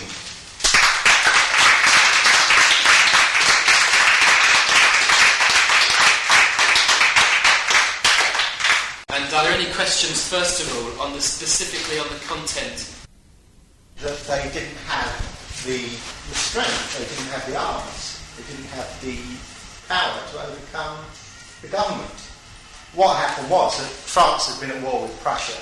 Prussia defeated France, and France decided that when its own workers rose up against the French government, they'd rather join forces with the Prussians than giving to their own workers. So the Prussian government was brought in to crush the commune. That was number one. But number two, they couldn't trade. They didn't have sufficient control over production. They couldn't take part in international trade. Had they gone on much longer, they would have been isolated. The peasant farmers outside of Paris, a surprisingly large number did support them, but many didn't. And they were being starved out. So they were basically ostracised by the society surrounding them? Well, not by the society around them, but by the people who had power in the form of the state. That was the main problem. The Paris Commune, after the Paris Commune, there were terrible things written in the press claiming that the communards had killed thousands of state officials, most of which are now known to be completely untrue. It's like, there was a film on quite a bad film on television about it the other night, the Attica State prison riot. And after the Attica State prison riot, it was claimed that the prisoners had killed the prison warders who they held hostage and had castrated some of them and so on. In fact, all of the hostages who'd been shot by the American police by accident when they were trying to hit the prisoners, and they'd given the prisoners the blame for it. The communards didn't kill people. In fact, in the days when the Socialist standard, I don't think it was a secret, was more bold than it is perhaps these days, after the Paris Commune, Fitzgerald wrote an article saying the problem with the Commune was not that they killed the officials, but they didn't kill enough of them. Well, I wouldn't know whether that's right or wrong, but in some ways they had a point. If they would have killed a few more of them, they would have saved their own lives. That's one of those things. But what can be said was that there was no restraint in the brutality with which the commune was put down all over Europe. Actually, it's very interesting because the government so overreacted in putting down the commune that it created a feeling of support for the communards all over Europe. And as early as 1904, early members of the Socialist Party apparently used to say that there was a man who used to attend the executive committee meetings in 1904 who was an old communard who used to sort of sit at the back saying, in the Paris Commune we would have done this and that. And apparently he was regarded with the utmost respect, whether he was a socialist or not. If you'd been in the Commune, it was a sort of a passport on the lecture circuit for the next 20 years. And that's, quite seriously, it was a serious matter. It was a most credible attack. But it goes to show that the government, in overplaying its hand, does itself more damage in the same way as, of course, the Ayatollah has done and the Shah had done. The Shah was so excessive in his brutality that even his friends like Jimmy Carter had to disown him, publicly at least. He's carried on trading with him. Before I the next question, could we just thank you for a collection of 1224, which will be used to help finance these meetings. Another question. Yeah, I was just going to ask about this point about material conditions being wrong for a socialist revolution to be successful. Could you just tell me what material conditions would be in your view? Because I've only given halfway through. Well, there are two real material conditions. One is you've got to have a sufficient economic development for there to be an abundant resources so that people can produce for use, so that they can have free access. Because where you have a condition of not natural scarcity but technological scarcity, you can't provide enough for what people want. So a society with free access would break down within a short time. It would be chaos. So you've got to have abundance, which is why it's got to be on a world scale. And secondly, of course, you've got to have consciousness, because you can't even. So those are the two things. And the tragedy of history is that sometimes one occurs when the other doesn't. So in the Paris Commune, you had a quite high level of consciousness, but not the material conditions. But those are the two requisites for socialist society. Why did the Menshevik split into internationalist and defensive sport? I understand the internationalist position, but why? What were the reasons behind the other? Behind the defensive position? Well, The defences basically argued that, as is always the defence for a war, if you didn't support your own government, what you would get would be worse. It was quite hard to argue that in Russia because there wasn't much worse. But nevertheless, that's the position that they argued. And they also argue there's a certain amount of tactics in it. The argument was if you support your own government, then you get a payoff after the war. And the government was saying that to them. The Tsar was saying, if the progressive forces support the war, we'll support them. So in that sense, they divided in fact into two parts. There were two groups of defensists. One group left the Menshevik Party. They were known as the Unity Group, and people like in fact Plekhanov, who we started with several months ago, he actually joined them. So that is a more less pleasant aspect to Plekhanov's political career. He supported the war wholeheartedly. The defence is split into two groups. One group wanted to win the war. The other group said, yes, you've got to lose the war. The other group said, the war's got to be brought to an end by a peace settlement. It was a sort of an equivalent to kind of multilateralism. You could really say it's like, if you take the three groups on defence policy in Britain today, unilateralists who want to pull out altogether, that was the internationalist position. Multilateralists who wanted to, the defensists, the main group of defensists, who wanted to end the war by agreement, and an extreme group of defensists who simply wanted to win the war on the basis of national chauvinism. The other reason is that after February 1917, when the first revolution occurred, the first Soviet revolution occurred, they actually thought that they had something to defend. Because the revolution, February Revolution is a vastly underrated political event. It was a massive change in Russia. The only reason, if it hadn't have been for the October Revolution, everybody would look at the February Revolution as a major political development. It just happens that now everyone talks about October because that is the one which has become part of Bolshevik mythology. But it's a very important event. And they were tricked. What happened was that the foreign minister in the provisional government, anyway, I don't know what his name was, he tricked them. And he wrote a note. The Soviets, after February 1917, as you probably know, there was dual power, where the provisional government held one half of power and the Soviets held the other. And the Soviets, the first act of the Soviets in March 1917 was to issue what was called Order Number 1, which was to all of the troops in the Russian army, which said that from now on the aim of the Russian foreign policy was not to win the war, it was to bring about peace. And that you didn't have to obey the orders of the officers, you had to obey the orders of the Soviet. Well, what happened was that at the same time, Milyukov who was part of the provisional government, wrote a secret note to the Allies, the Russian Allies, saying, don't worry about Order Number 1 and the Soviets, we'll still behind you and we'll put in a lot of money to make sure this war is won. And when that note was in fact discovered in July 1917, this was what brought down the government in which Milyukov was the foreign minister, and it was the one which brought in Kerensky as prime minister. I think it was at the end of July 1917. Can you, Mr. Speaker, define what Tsarist autocracy is? Yes. Yeah. Well, an autocracy is simply one man ruled by one person. And in the conditions of Russia, that was the Tsar, who at that time was Nicholas II. And the Tsarist autocracy was the system whereby what they had in Russia was not quite the same as feudalism in Britain. They'd never had feudalism in Russia.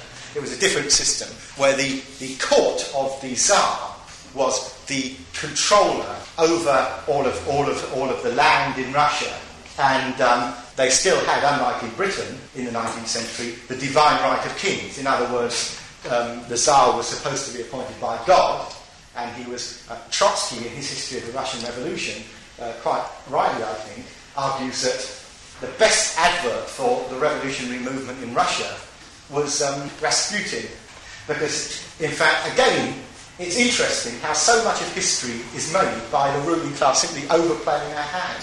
Because what Trotsky argues, and Trotsky was a very good historian, was that, in many ways, when he wasn't trying to cover up all the things he'd been involved in, he was good anyway. And what Trotsky argued was that they made such a fuss about how the Tsar had magical powers and everything the Tsar did was in direct contact with God, and they got the Tsar around all these peasant communities and he was touching them on the head and supposed to be curing them from the diseases, that people got so sick of it, they overplayed it. The English stopped doing it in 1714 with Queen Anne. She was the last queen to have what was called, I forget what they called it, it was a royal touch. People used to queue up outside Queen Anne's court, and Queen Anne would touch them on the head, and make the blind see and the deaf hear and so on. After Queen Anne, they gave it up with George I, basically because he couldn't speak English, he was never in England, so he couldn't do it. And after that, in fact, a lot of things ended with George I, but that's another story. What are the practical chances that a revolution, as described by Martov, could ever take place? It seemed to me that a Bolshevik movement would often preempt them and put forward a revolution by the elite before conditions would be right for a Menshevik-style revolution. Well, a revolution by an elite is not quite... You see, revolutions are never made by leaderships, they're made by followers. And the problem with that is that, you're quite right, you can only get followers where people don't know what they're doing. And I think it's part of the process of history, frankly. When people need to follow, when they don't know what they're doing, they're going to follow someone. It's almost inevitable. And therefore, the logical answer to your question is, when people understand what they want, they won't follow anyone. In one sense, don't misunderstand what I'm going to say, in Brixton last summer, when they had the riots, it was spontaneous. No one actually went out in the streets and said, come out and riot. People rioted. It's true, all the Trotskyists arrived about 2 weeks later and told them to riot, but by that time the riot was over. But nevertheless, it was spontaneous. In February 1917, it was spontaneous. What happened was that there were food riots on the streets of St. Petersburg.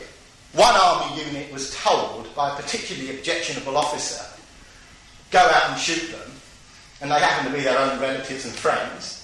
They turned around the army officer and said no. He said, I order you to do it. They shot him. The next thing he had was a bloody revolution. So in other words, what actually happens is that it's very, very much to do with the way in which people see the way ahead, the sense of direction on the part of people.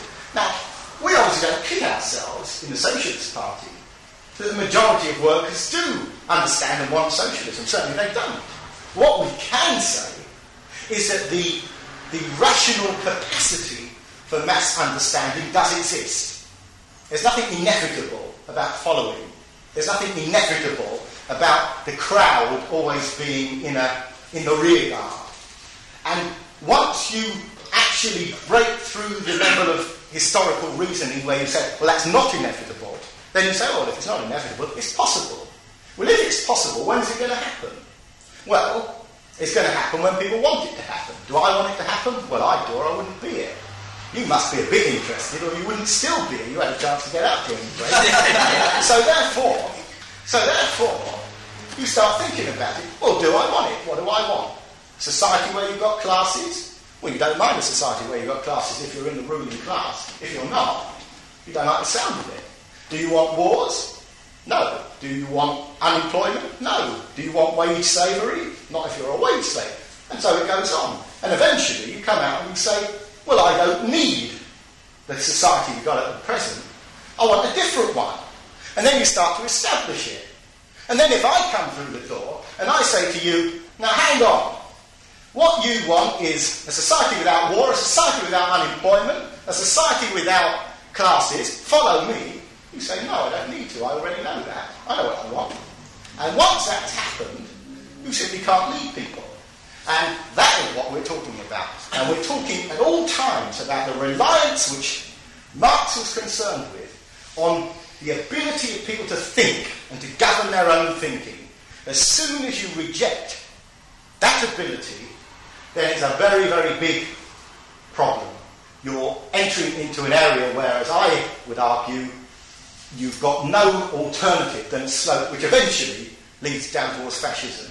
Because eventually, at the end of the day, you start with benign government, you end with malevolent dictatorship, and there's no avoiding that.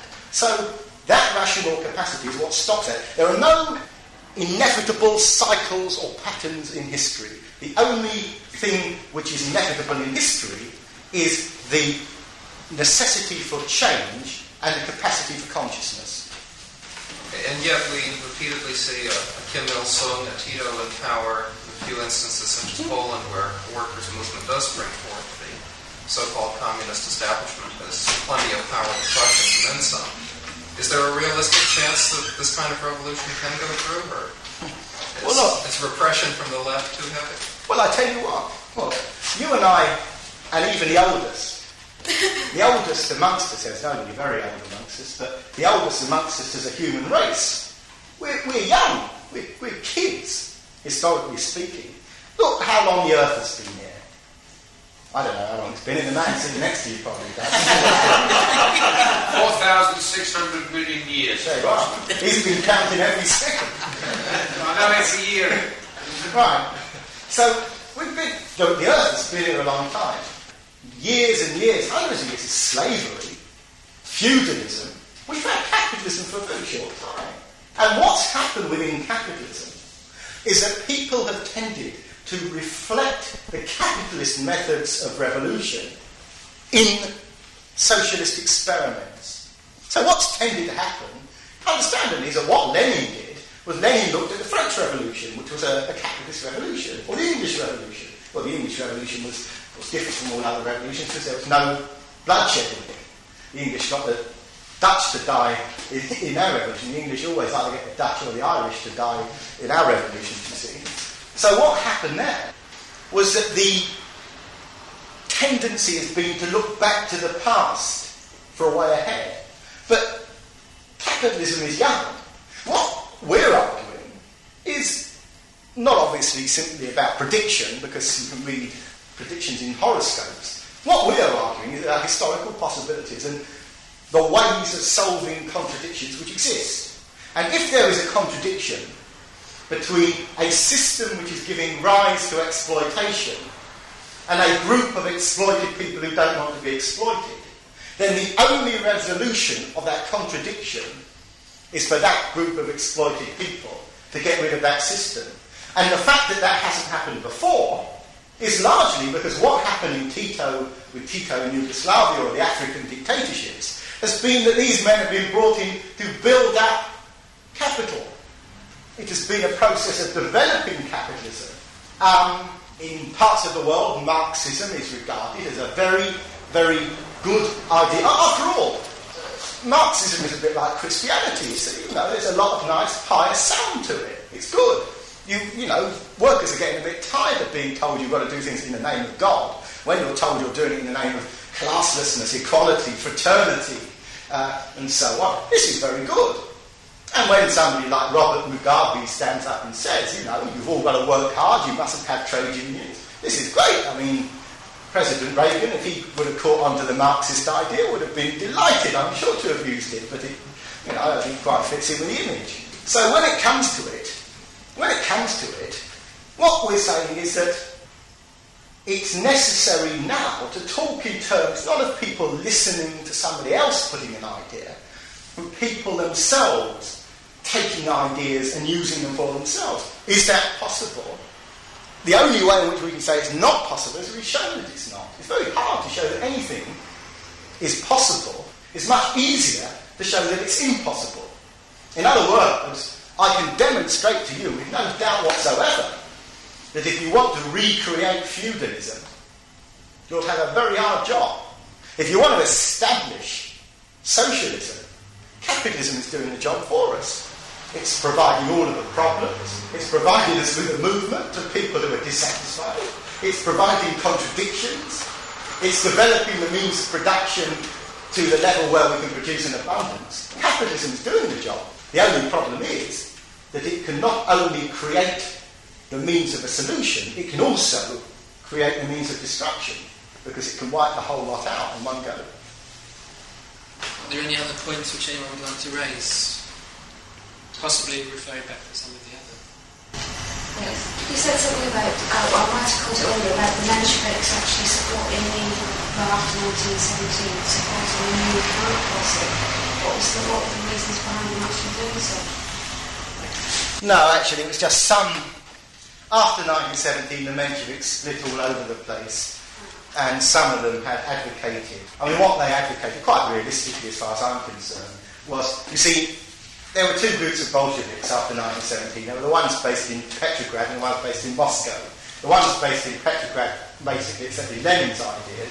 The ones based in Moscow, they still had these ideals. They were people like Bukharin and so on. And they were actually arguing.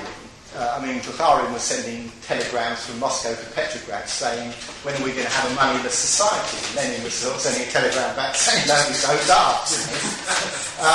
And, of course, what happened was, so there was that split. Well, amongst the Mensheviks, there were those who...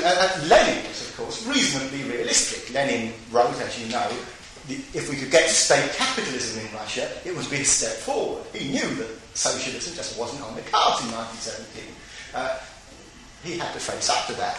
His condemnation is not on the basis of ignorance, it's on the basis of dishonesty, which is a far worse condemnation, I would say. What the Mensheviks argued, they were quite honest as well, and what they said was, look, here you are, you're stuck with the government, you've got no alternative but to put up with running capitalism. Now what you want to do is, and then they started to outline the new economic policy. And the new economic policy was a lot better in terms of capitalist administration to what existed before 1921. It's during the period of what economic historians have called war communism. There was absolute economic chaos. I mean, there was people starving by the hundreds of thousands.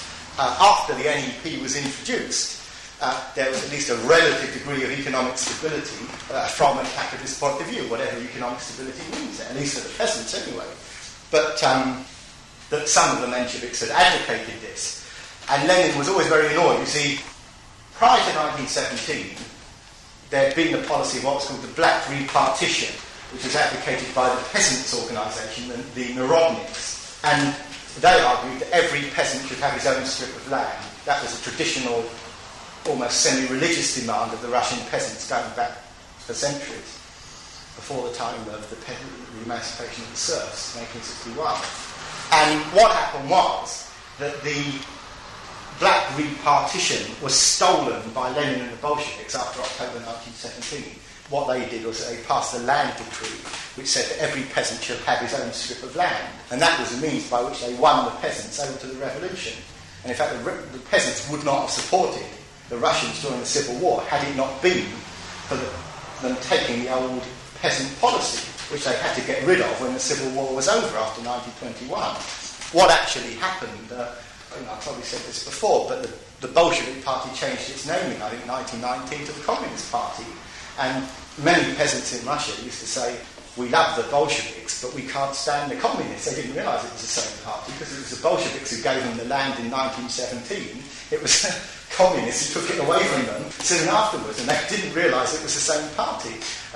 Unfortunately, one of the problems about peasant communities is that they don't have much of a written history, and peasants, practically every other generation, peasants are caught on exactly the same trick. And peasants are always believing that when they're given land by a government which wants stability for a while, they're going to keep it. As soon as the thing about peasants is peasants very rarely organise very efficiently, and therefore it's very, very easy to trick peasants left, right and centre, because once you actually want land taken away from them, they're so divided, there are no trade unions. That's why, to some extent, rural solidarity was quite an interesting phenomenon, because it was an attempt by some of the smaller peasants in Poland to actually defend themselves against collectivisation, which is still probably due to come in Poland. Any other contributions that anyone would like to make? If you have any points to make about previous meetings in the series, we want to welcome those as well. Well, in that case, it might be an idea to draw the meeting to a close early, because I think transport's not that easy anyhow. So, I'd like to again thank the speaker on behalf of the people here. I'm sure everyone would agree that we've had a series of very stimulating talks covering the introduction to socialist thought. Before I ask the speaker to sum up for tonight and for the end of the series, I would just point out that any ideas which any of you may have for future suggestions for future meetings we might run would always be gratefully received and given consideration by us as a branch. There is literature available at the back, so if there aren't any other points, then I'll ask Harry Coleman to sum up tonight. Right, well, I only want to sum up on two or three to start with, two fairly localised points about these meetings. First of all, I just want to say I would like to thank Edwin for all the readings of the quotations which he's done over the weeks that we've had this, because they have been extremely good. They've not only given you a break from my voice, but more importantly, they've given me a break from it.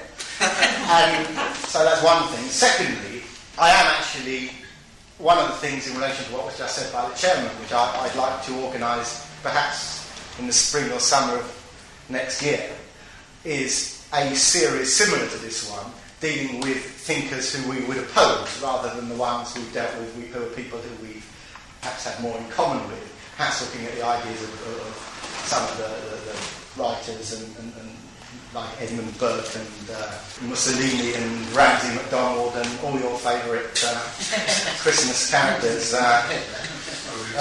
who we can deal with.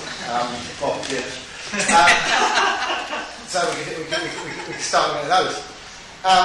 But the other thing I want to actually say in conclusion, there's not many people here, is that if there was one thing that does actually run right the way through all of the talks that have been given here, it is this point about history not having something to do with the past, but having something to do with the key to the future.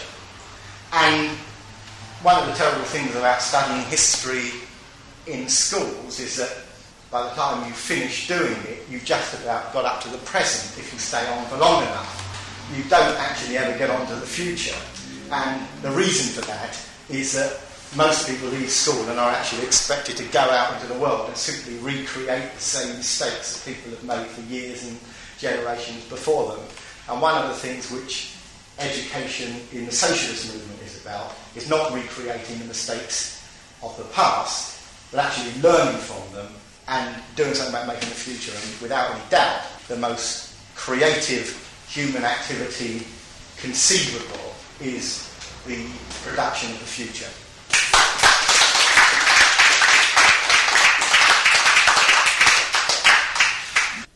Well, without any further ado, I'd like to call on our tutor, Steve Coleman, to talk. Steve. If Marxists have ever been in any doubt about what our attitude to religion ought to be, the religionists have been in little doubt about their attitude to communism. Let me quote from one of them. The Catholic Church says that communism and Christianity are totally incompatible, that communism is evil, and that in the last analysis the struggle of our time is between the forces represented by the Catholic Church on the one hand and communism on the other. Unquote. That was written by Douglas Hyde and it was printed by the Catholic Truth Society. And there's certainly no truth like Catholic truth. Now, if you prefer your anti-Marxism to come from higher authorities, perhaps one a little bit more in touch with the heavens above, you would be able to turn to the famous Rerum Novarum of Pope Leo XIII, in which it boldly states that, and I quote, "The communion of goods suggested by socialism must be entirely rejected because it harms those whom it wants to benefit. It offends the natural right of all. It alters the function of the state and disturbs the peace. The governments, through wise laws, must assure private property. One must keep the plebeian in harness, especially when so many uncontrolled desires are rampant. While justice permits the plebeian to try and better their conditions, neither justice nor common good allow them to damage other people's property or to invade what belongs to somebody else." Well, I'll leave it to the so-called Catholic socialists like Eric Heffer and Francois Mitterrand to answer for their views to the Holy Father, although on the basis of their current record they're not in much danger of excommunication. Of course, There have been a few confused clerics who have toyed with socialist ideas. For example, Judith Johnson, the late Dean of St Paul's Cathedral, who was called the Red Dean, was a member of the editorial board of the Daily Worker, and on the birth of the current Prince of Wales stated that Prince Charles will one day be the first king of a communist Britain. Well, we're not concerned with such muddle-headedness in this meeting this evening. People who've called themselves socialists have not always exhibited very great clarity when analysing religion. Two extreme attitudes have been popular. The first is an obsessive secularism, which has sought to oppose religion by means of detailed refutations of every single verse in the Bible. Most of what the secularists say is quite reasonable, and in fact, in their literature, which is a very long literature going back into the middle of the 19th century, there is a wealth of information about the absurdity of some of the claims of the Bible. But, in emphasis, this singular attack upon religion has served to divert secularist minds from a critique of the social system which necessitates religion. In a sense, secularism is an idealistic movement, in that it supposes a primacy of ideology over social circumstances. The militant atheist slogan, "Chase the gods from the sky and the capitalists from the earth," is a very good one, but secularism has tended to concentrate its energies far too much upon the gods who aren't there, rather than the capitalists who are. The opposite, and equally dangerous response to religion by so-called socialists, is to pursue a live and let live approach towards religion. Christianity's got a lot of nice socialist-sounding ideas in it, we're told, and therefore we ought to accept Christianity insofar as it is in some ways compatible with socialism. Again, this is a plainly idealistic approach. Ideas do not possess an independent character, but represent certain class outlooks. It's as daft to suspend hostility to Christianity because it occasionally preaches love and peace, as it would be to see some good points in fascism because it's in favour of cleanliness in the streets. Obviously, you take an idea and a body of thinking as part of the origin of that idea. The crucial starting point of a Marxist critique of religion is to understand its social context. Humans make religions in order to answer particular social problems. To criticise religious beliefs, we need to investigate their social origins. In the case of Christianity, which is the state religion of British capitalism, and therefore the one which I'm going to be dealing with in this lecture, the most significant Marxist analysis to date was written about by Karl Kautsky in his major theoretical work, The Foundations of Christianity, which was completed and published in 1908. Many people have only heard of Karl Kautsky because of Lenin's polemic against him in a work entitled The Socialist Revolution and the Renegade Kautsky. It's not my purpose this evening to go into that polemic or to comment about it. However, to know no more about Kautsky than what Lenin said about him is to ignore an important aspect of Marxist thinking. Kautsky was born in 1854 in Germany, and as a young socialist he became the private secretary to Marx's collaborator, Friedrich Engels. For 35 years he edited the journal of the German Marxists, the Neue Zeit, and of course he was a prominent figure in formulating the policy of the German Marxist Party, which Engels had a great deal of time for, the German Social Democratic Party. During this period, Kautsky wrote some of the most outstanding works of Marxist historical analysis. He wrote one book on Thomas More's Utopia. He wrote another on the history of ethics. And also, he wrote a major work explaining the theoretical ideas in Marx's great work, Capital. Kautsky's interests in theological history enabled him to provide a wealth of detail for his Foundations of Christianity. And if you want to understand the nature of Christianity as a historical movement, then I can't emphasise strongly enough the importance of reading that book. What I have to say now about the historical roots of Christianity is closely based upon Kautsky's work. To begin with, if we want to understand the Christians, we must understand the religion from which they split, which was Judaism. And if we want to understand Judaism, we must know something about the area of the Middle East called Palestine, where it emerged. Palestine was a border territory. It was at a point where the ancient Egyptian and Persian empires collided. It was traversed by the most important commercial routes of the Middle East, and so it dominated the traffic going through those routes. Firstly, between Egypt and Syria, and secondly, between the Phoenicians and Arabia. Until the 12th century, before the Christian era, and in future I'll refer to that as BC, Palestine was inhabited by a cattle-breeding people called the Canaanites. For many years, the people of Palestine were dominated by the Egyptian Empire. But in the 12th century BC, due to a conflict between the Egyptian and the Syrians, the territory was not under either of the two imperial controls. It was at this time that a group of Bedouin tribes, under the general name of the Israelites, invaded and conquered Palestine. These Bedouins were not particularly interested in cattle breeding, which had been the previous economic basis of Palestine, or of production of any kind. It was a non-producing tribe, but they were primarily involved in trade in commodities. In his commercial history of the Jews in antiquity, Hirschfeld states that the caravan routes passing through Palestine, I quote, were perhaps of greater commercial importance in antiquity than our railroads are to us. Trade was a relatively new social phenomenon in the ancient world. The Israelite tribes were innovators in bringing about new trading practices. Because contrary to the myth that buying and selling is inseparable from the human condition, like breathing and eating, trade is a social factor, and it only arises with the advent of private property.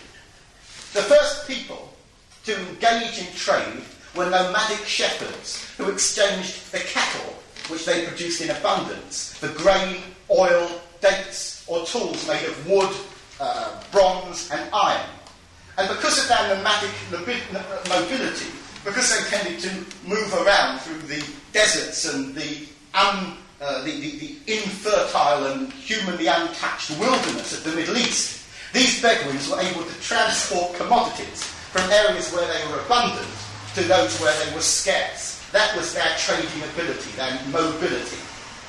The Israelites were a band of Bedouin traders, largely marked by their particular zealousness when it came to the pursuit of trade. In other words, most of them engaged in acts of robbery, and they were led by a bandit chief by the name of David. They epitomised the mentality of the new trading ideology, and it was only natural that their religious beliefs reflected such an outlook, a trading outlook. Being a nomadic people, the Israelites had no experience of industry and art. As a result, they didn't possess the fetishes which earlier religions had worshipped as gods. They didn't know how to make them. The Israelite God was a monotheistic entity, because only such an entity could be conceived of by people who were always moving around. You had to have an omnipresent God, because you couldn't take fetishes with you, because they couldn't make them, and you had to have something that was permanently there. The myth of God was invented by humans, of course, to explain the numerous factors in our environment which they could not understand. And with different social environments, different types of God emerged. So the fetish gods of the peasant farmers and producers was bound to be different from that of the merchant God of the Israelites. Judaistic morality was the first ever trading morality. It was the first ever morality based upon private property. Its values conflicted with the pagan values of the non-mercantile faiths which preceded it. In a brilliant passage of historical materialism, Kautsky explains why this is so, why it was that the merchant necessarily thought in different ways from the producer. This is in The Foundations of Christianity, and Edwin Walters is going to read it. The producer, peasant, craftsman, artist, is interested in the particular nature of his work, the particular nature of the stuff he has to work on, and he will increase the productivity of his labour power in the measure that he specialises his labour. His specific work ties him down to a specific place, to his land or his workshop. The determinativeness of the work which occupies him thus produces a certain narrowness in his way of thinking. It may well be that smiths, carpenters and shoemakers are skilled in their trades, said Socrates in the 5th century BC. But most of them are slavish souls. They do not know what is beautiful, good and just. The same opinion was expressed by the Jew Jesus, son of Sirach, about 200 BC. Useful as crafts are, he holds, the craftsman is useless in politics, jurisprudence, or the dissemination of moral education. Only the machine makes it possible for the mass of the working class to rise above this narrowness. But it is only elimination of capitalist commodity production that will create the conditions under which the machine can fully fulfill its noble mission of freeing the labouring masses. The activity of the merchant, on the other hand, has quite a different effect on him. He need not confine himself to the knowledge of a specific branch of production in a specific locality. The wider his view, the more branches of production he takes in, the more regions with their special needs and conditions of production, the sooner he will find out which commodities it is most profitable to deal in at a given time. The sooner he will find the markets where he can buy most profitably, and those in which he can sell most profitably. For all the diversity of products and markets he is involved in, basically his interest is only in the relationship of prices. That is, the relationships of various quantities of abstract human labour. That is, of abstract numerical relationships. The more trade develops, the more buying and selling are separate in space and time, the greater the differences of the coins and coinages the merchant has to deal with, the further apart the acts of selling and payment are, and systems of credit and interest develop, the more complex and diversified these numerical relationships become. Thus, trade must develop mathematical thinking, and along with that, abstract thinking. As trade broadens horizons beyond local and professional narrow-mindedness and opens up to the merchant knowledge of the most widely differing climates and soils, stages of culture and modes of production, it stimulates him to comparisons, enables him to see what is general in the mass of particulars, what is regular in the mass of fortuities, what always repeats itself under given conditions. In this way, as well as by mathematical thinking, the power of abstraction is highly developed, while handicrafts and art develop the sense for the concrete, but also for the superficial aspects, rather than the essence of things. It is not the productive activities like agriculture and handicrafts, but unproductive trade that forms those mental capacities that constitute the basis of scientific research. So, Judaism tended to be a different kind of philosophy. It was a different kind of religious belief. It tended to deal in generalities rather than rituals and fetishism. It tended to deal in things changing, in values, in prices, in spatial differences, in geography. Judaism became a trading outlook, a world outlook, rather than a localised farming production outlook. And it's in this sense, and I should stress this sense only, that Marx correctly stated that Judaism expresses, more than any other body of ideas, the spirit of commercialism. There's been a lot of nonsense spoken, not only about that comment, but about that work written by Marx on the Jewish question, assuming that he was in some ways anti-Semitic or attempting to attack the character of Jewish people. What he was arguing was that Judaism as a historical force was a force created by the new trading outlook. But the position of the Israelites in Palestine was a very precarious one. It was dangerous. They were surrounded by pagan powers which were constantly threatening to overwhelm them. Their trading activities annoyed the pagan ruling class of the imperial neighbours because they regarded trade as an unseemly occupation. Being surrounded, the Israelites developed a national and a religious chauvinism, which gave Judaism a particular characteristic. The Israelites began to argue that their God was better than all the other gods, that all of the other gods were in fact mere fetishes, false idols, not real gods, that they had been chosen by their God as an advanced people to bring trade and values into the world, that Judaism was not just willing to compete with pagan faiths, but would subsume them, would become the monopoly religion. The first destruction of Jerusalem by Nebuchadnezzar, the king of the Babylonians, in the 7th century BC, led to the exile of the Jews from Palestine. Between then and 530 BC, when Cyrus allowed the Babylonian Jews to return to Palestine, Jews settled in all of the surrounding lands. The Jews tended to settle in the major commercial areas because trade was their way of thinking, it was their way of practice. First, they went to Alexandria, and then, when it became the most significant city in the world with the growth of an empire around it, they settled in Rome. In his book entitled The Provinces of the Roman Empire, Mommsen comments that it was almost as much a city of the Jews as of the Greeks. The Alexandrian Jews must have been at least equal to those of Jerusalem in number, wealth, intelligence and organisation. In the First Imperial era, it was estimated that there were 1 million Jews in Alexandria to 8 million Egyptians, and their influence was greater than would be represented by this ratio. The Jewish traders in the Greek and Roman empires were regarded as a prestigious commercial class. People looked up to them. They had a scientific outlook. They had an ability to bring commodities into the marketplace, which previously had not existed there. Needless to say, their trading morality became of interest also. In the 3rd century BC, hundreds of Jewish documents were translated from Hebrew into Greek. From then onwards, the Jewish morality won numerous converts amongst the Greeks. Incidentally, even the Jews who were in Palestine then stopped speaking and writing in Hebrew and changed to the language of their surrounding neighbours, which was Aramaic.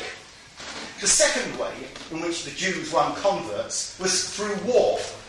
It was a precedent in that in the ancient world, it had never been the case that a conquering people would impose their ideology on the conquered.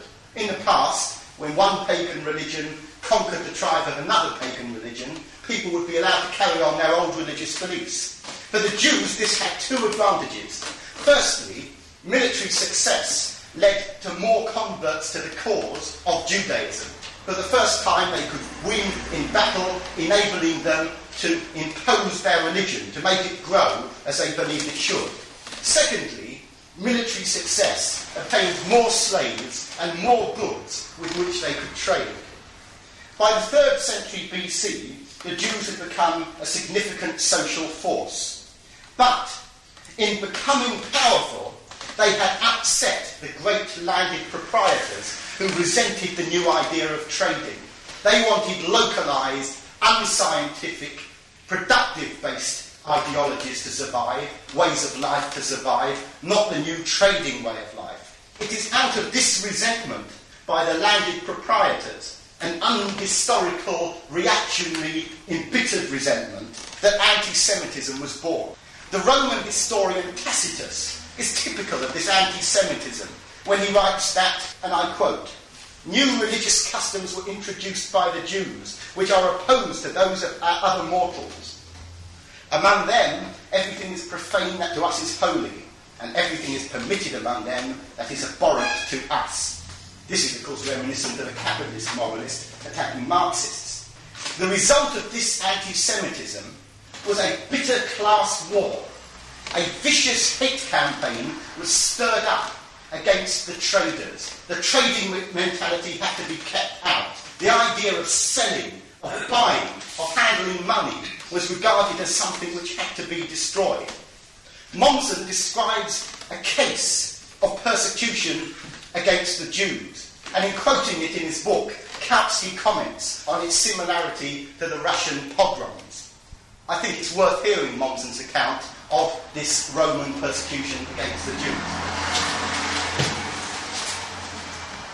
A grandson of Herod I and the fair Mariamne, named Agrippa after the protector and friend of his grandfather Herod, perhaps the pettiest and most degenerate of the many princelings living in Rome, but yet, or perhaps therefore, the favourite and childhood friend of the new emperor, a man hitherto known only for his dissoluteness and his debts, had got from his protector, to whom he was the first to bring the news of the death of Tiberius, the gift of one of the little Jewish principalities that was vacant, and with it the title of king.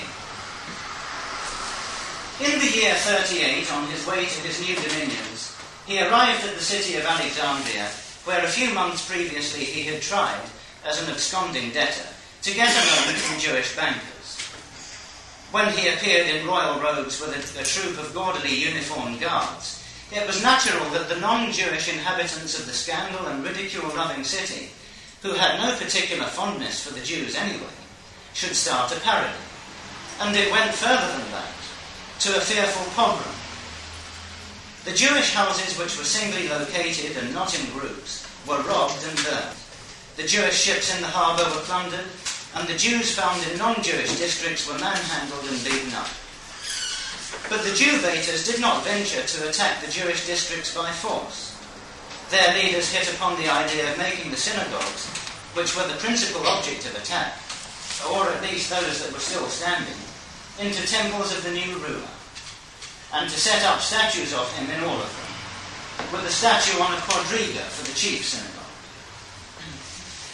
The Emperor Gaius believed himself to be a genuine god in the flesh, insofar as his crazy mind was able to function.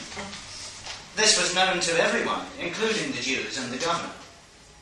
His name was Avidius Flaccus, a brave man and an excellent administrator under Tiberius, but now crippled by the disfavour of the new emperor and in constant fear of recall and prosecution. He therefore was not about making use of the occasion to re-establish himself. He not only did not issue a decree to prevent the installation of the statues in the synagogues, but took part in the Jew-baiting himself. He ordered the Sabbath done away with. He declared further in his proclamation that these tolerated aliens had, without permission, taken possession of the best parts of the city. They were confined to a single one of the 5 districts, and all the other Jewish houses were handed over to the mob, while the ejected tenants were put on the streets without a roof over their heads. No protest was even listened to. 38 members of the Council of Elders were publicly flogged in the circus in view of the entire population. 400 houses lay in ruins. Trade and exchange stopped. The factories were still. The only recourse was to the emperor. 2 delegations from Alexandria came to him. The Jewish group was headed by Philo, a scholar of the Neo-Judaic school, and rather timid than bold, although he stood up stoutly for his kind in this emergency. The anti-Semites were headed by Appian, also an Alexandrian scholar and author, the world bell, as the Emperor Tiberius called him, full of big words and bigger lies, of loudest omniscience and unconditional self-confidence, knowing men, or if not men, at least their worthlessness. A veteran master of oratory and betrayal, quick-witted, clever, shameless, and implicitly loyal. It was clear from the beginning how the affair would turn out. The emperor admitted the parties as he was inspecting the gardens, but instead of hearing the suppliants, he asked them derisive questions. The anti-Semites, violating all etiquette, laughed out loud, and the emperor, being in a good mood, went no further than to regret that these otherwise good people were so unfortunately constituted as not to be able to understand his innate divine nature. In this he was undoubtedly in earnest. So Appian won, and wherever the anti-Semites wanted to, they turned the synagogues into temples of Gaius. So, as you can see from that, not for the first time, here were the Jews in a strange land, unable to participate in production, unable to participate in the civil service and government, unable to participate in the army, participating in trade, and being persecuted by the Roman Empire. What happened? These events forced more and more Jews to flee back to Palestine, to get away from the persecution. But events within the ranks of the faith caused divisions as well. 2 main sects dominated Judaism. The historian who wrote more than anything about ancient Judaism, Josephus, explains the nature of these sects. And once again, there's a brief excerpt from Josephus, which everyone will read. As for the other 2 sects, the Pharisees are thought to construe the law most strictly. They were the first to form a sect. They believe that everything is determined by fate and God. In their opinion, it does not depend on man whether he does good or evil, but fate has an influence on it too. As to the human soul, they believe it to be immortal, the souls of the good entering into new bodies, while those of the wicked are tortured with eternal torments. The other sect is the Sadducees. These deny any efficacy to fate, and say that God is not responsible for anyone's doing good or evil. That is entirely up to man, who can, in accordance with his free will, do the one and refrain from the other. They deny also that souls are important, and that there is punishment or reward after death. Basically, the division between these two groups within the Jewish faith was a class division. It was a division between the Sadducees, who were a priestly nobility who controlled the Jewish state of Palestine. All Jews had to pay money at that time to the upkeep of the temple in Jerusalem. And this money went towards not only the upkeep of the temple, but the upkeep of the many Sadducee priests who lived within it. And they lived, in a sense, as social parasites off of this tax which every person in Palestine and every Jew who scattered throughout the empire had to pay. Membership of this priestly aristocracy was by birth and not by any other entry to the priesthood. The Pharisees were a Jewish class which opposed the Roman domination of Palestine. Their propaganda was an intense Jewish nationalism which prophesied the throwing off of the Roman yoke and the establishment of a new kind of wider Jewish nationalism. The book of Daniel, which was written by the Pharisees at this time, between 167 and 164 BC, is full of these kind of chauvinistic visions of a Jewish nation which had thrown off Roman control, thrown off the Sadducees, and was spreading out to dominate through its trading ideology. Apart from these two classes, both of which were strongly commercial and national in their outlook, I should make a brief mention of two other Jewish sects, because in understanding them, we begin to see the transition from Judaism to Christianity. Firstly, there were the Zealots, who were predominantly peasant farmers, who advocated peasant and slave rebellions against the Roman Empire. One of them, by the name of Simon, who was a freed slave of the Emperor Herod, led an insurrection. They had another attempted insurrection which ended in a disastrous massacre of thousands of slaves in 66 AD. The other group, who it may be said were the direct predecessors of the Christians, were the Essenes. Their outlook comprised an early example of primitive utopian communism. Some comments on this are made in the book by Kautsky. They live there together, Philo says of them, organised by corporations and clubs for friendship and dining, and regularly occupied in labours for the community. None of them desires to have property of his own, neither a house, nor a slave, nor a piece of land, nor herds, nor whatever else constitutes wealth. But they put everything together indiscriminately, and all of them use it in common. The money they earn by their labour in various ways they hand over to an elected administrator. Out of it he buys what is needed, and gives them ample food and whatever else is needed for life. Not only food, but clothing as well is in common with them. For there are heavy cloaks prepared for the winter, and light outer garments for the summer, so that every man may make use of them as he will. For what one has counts as the property of all, and what all of them have counts as every man's.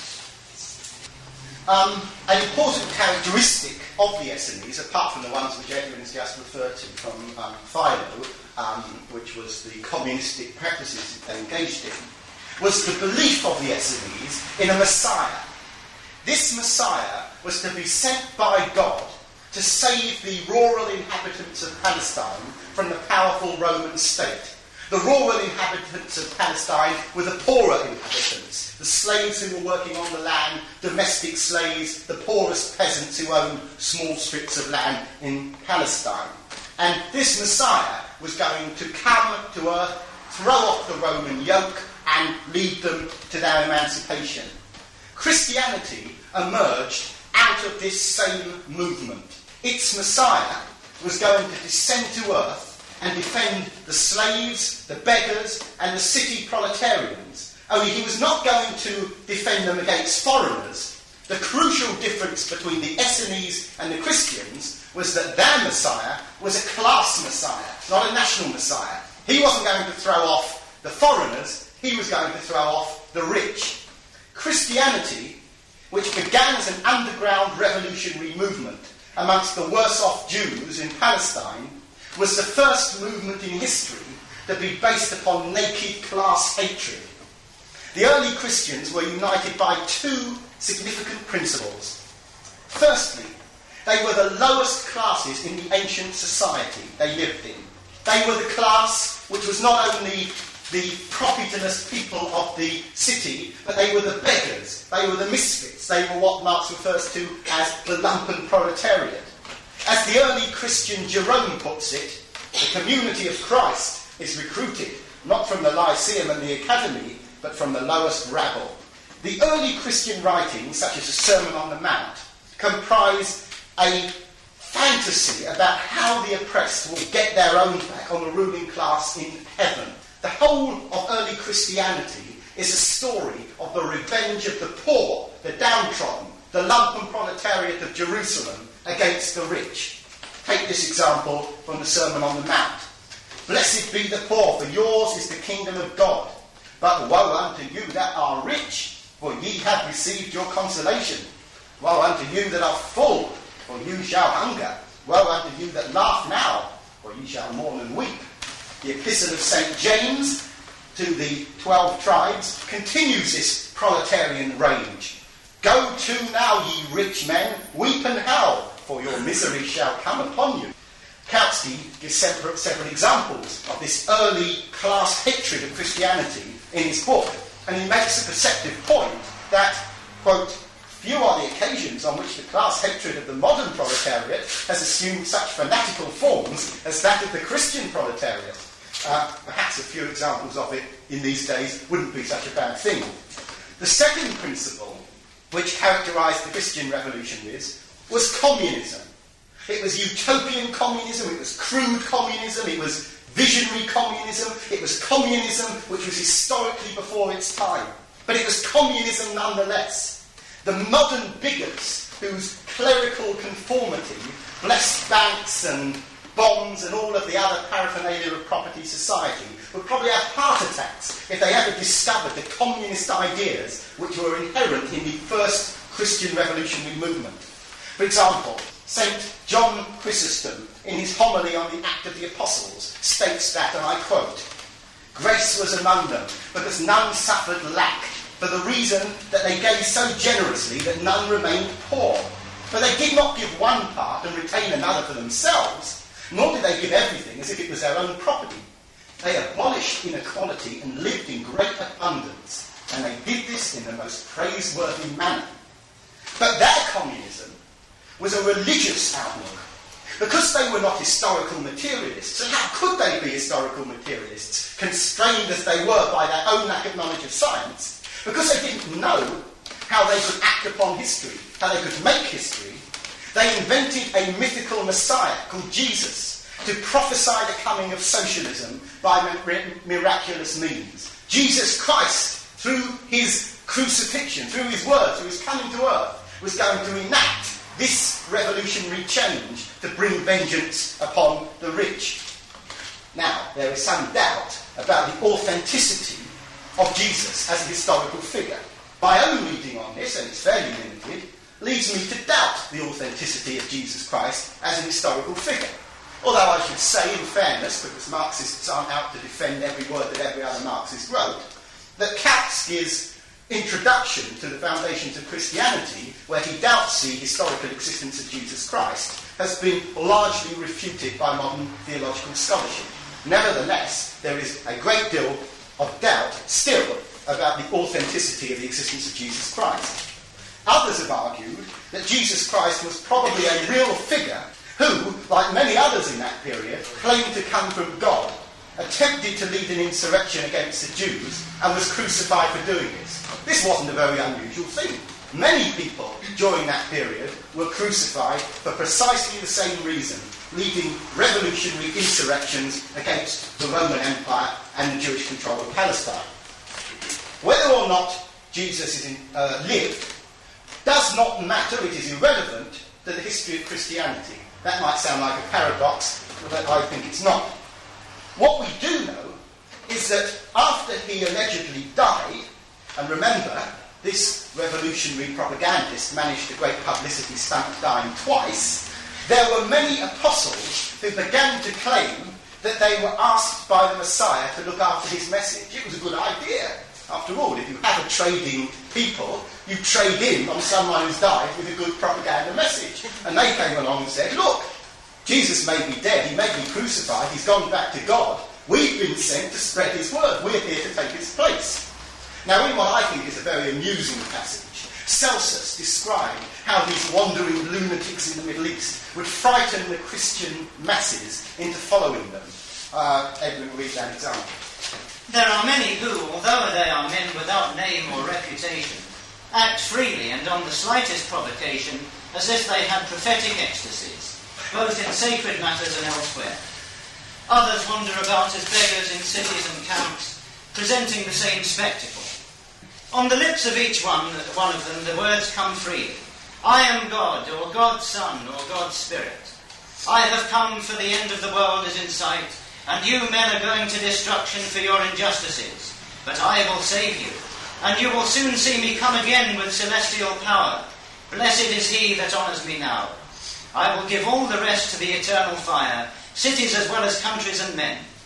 Those who now refuse to recognise the judgment that awaits them will then be of a different mind and sigh, but in vain. And those that believed in me, those will I keep forever. They intersperse these high-sounding threats with strange, half-crazy and absolutely incomprehensible words. So obscure and meaningless that no one can make sense of them, no matter how ingenious he is. But any fathead or loafer can interpret them as he pleases. These pretended prophets, whom I have heard with my own ears more than once, I have argued with. And they have confessed their weaknesses and admitted that they invented their unintelligible words themselves. Well, now perhaps you know where the SWP get their scripture from. It was not long before the apostles became a class of people. In fact, one apostle started writing out guidelines about other apostles. He actually wrote to various Jewish communities and saying, if an apostle visits you, it is good that you should feed him for up to 3 days, but if he stays any longer, he's not a genuine apostle. Incidentally, they then had another class of people called prophets, and they were allowed to stay 2 weeks and be fed, and then they had to go. It was a very good system of parasitism. So these apostles began to stand above the proletarians who had given rise to Christianity, to be kept by the proletarian Christians. By the 3rd century AD, a class of bishops emerged, and their job was to define the Christian faith. This process of definition in the 3rd century coincided with an attempt by the bishops to accommodate the new faith into the moral needs of the Roman Empire. So, class hatred began to give way to class charity in order to keep in with the Roman emperors. It was no longer said that you should oppose the rich, but it was in fact said that the rich should give generously to the poor. The community of goods was replaced by the symbol of the Mass, where each believer shares in the symbolic eating of the bread and the wine, and then goes away with the rich Christians having rather more bread and wine than the poor ones. The abolition of the poor was replaced as an idea by care for the poor. Christianity, which had started as a dangerous threat to the morality of trade, became a morality of submission. It became a morality which would be used to keep the urban proletarians in their place, accepting that the poor will always be with us. And all of the biblical writings from the 4th century onwards betray this new ruling class Christianity. In the 4th century AD, the final stage in this accommodation arrived, and Christianity was adopted by the Roman Emperor Constantine, with all the perversity of the King of England who proclaimed that we're all socialists now. Since then, I've no need to tell you how many people's interests have been stamped on and ignored and ruined by the ruling classes who have used the sweet-smelling morality of Christianity to their own advantage. How many millions have been sent to die in wars, allegedly between one interpretation of God's word and another? Wars where cannons and aeroplanes have been blessed by priests holding the Bible. Well, my conclusion, Comrade Chairman, is that religion is and must be, as Marx said it was, the opium of the people.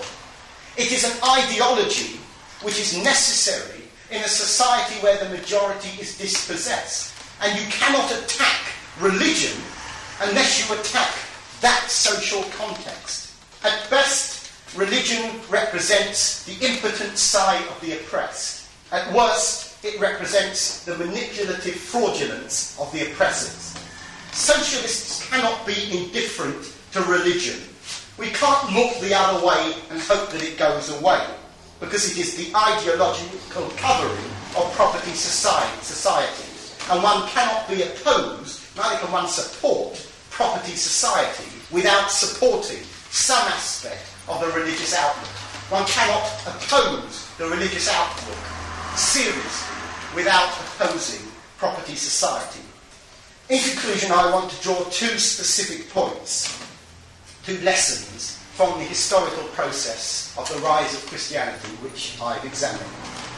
Firstly, and it's a very obvious one from some of what I said, the danger of revolutionary movements becoming accommodated into the status quo. This happens all the time.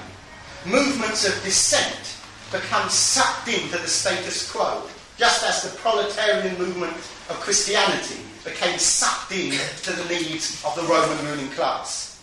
All ideas, even the most radically seeming dissenting ideas, can become stolen by the ruling class who control the means of mental communication.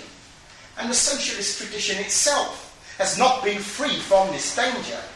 One only has to read certain so-called revolutionary publications, which start on the front page demanding the whole of the bakery, and by the back page they're just asking for a few more crumbs, to see how it is that it's very simple to slip from the idea of challenging the whole system to the idea of a pathetic kind of reform. Now, Engels wrote an article on the history of primitive Christianity in a German Marxist newspaper in the last century, in 1894. And in it he says this: "The history of primitive Christianity presents remarkable coincidences with the modern workers' movement. Like the latter, Christianity was originally a movement of the oppressed. It first appeared as a religion of slaves and freedmen, of the poor and the outcast, of the people subjected or dispersed by Rome. Both Christianity and socialism preach an approaching redemption from servitude and misery. Christianity assigns this redemption to a future life in heaven, after death. Socialism would attain it in this world by a transformation of society. Both are hunted and persecuted, their adherents outlawed, subjected to special legislation, represented in the one case as enemies of the human race, in the others as enemies of the nation, religion, the family, of the social order. And in spite of all persecutions, in some cases even aided to victory by such persecutions, both advance irresistibly. 3 centuries after its beginning, Christianity is the recognised state religion of the Roman Empire, and in barely 60 years, socialism has conquered a place that renders its victory absolutely certain. But there is a crucial difference. Whereas the Christian idea was a utopian one, an idealistic one, a looking outside of human behaviour for the solution, socialism is a human one. Socialists have no need for gods. It's not that we morally or sentimentally object to the concept of God. We don't need gods, and therefore we don't have gods. We are the makers of history. We are the gods. God is supposed to have made the world in 7 days. In fact, the evolution of the world has taken millions of years. It will take us a little more than 7 days to make a socialist world, a world worth living in. But with our eyes straight ahead, rather than up at the heavens, the society we create will have little need for the ignorant mythology and the harmless fantasies of religion.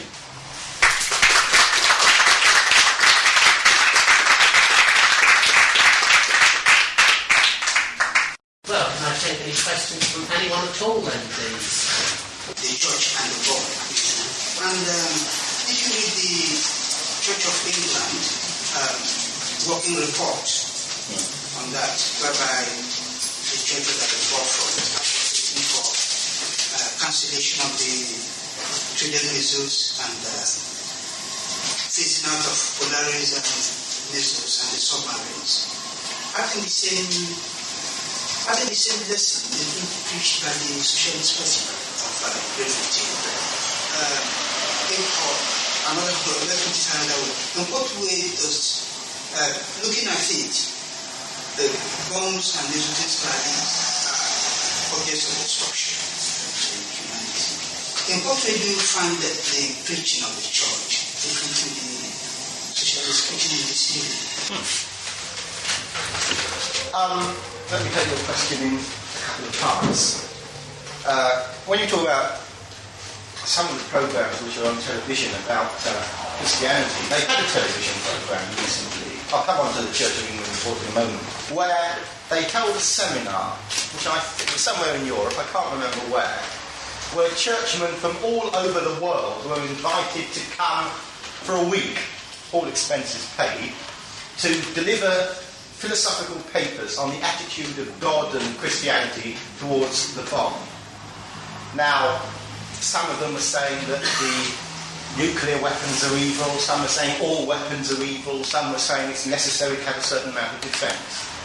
What we would argue is that as socialists, bombs do not exist to serve the interest of the working class. Therefore, workers have no bombs. They're not our bombs to do away with. We have to do away with the system and therefore do away with the bombs.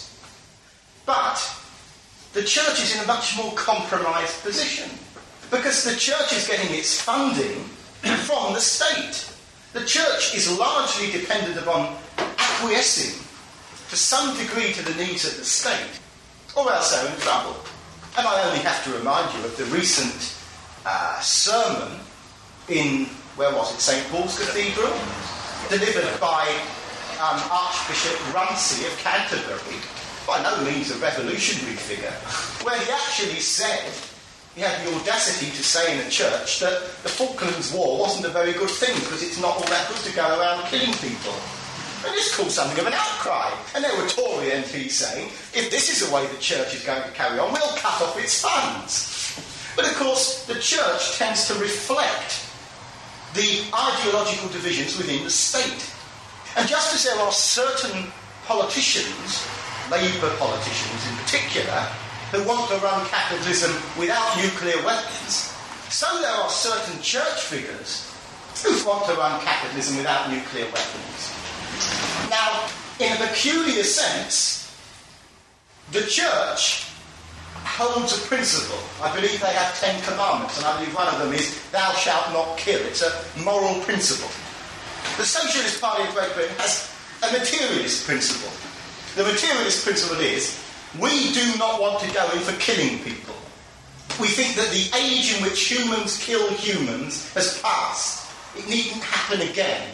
The fights over markets, the technological creation of bombs, it's past.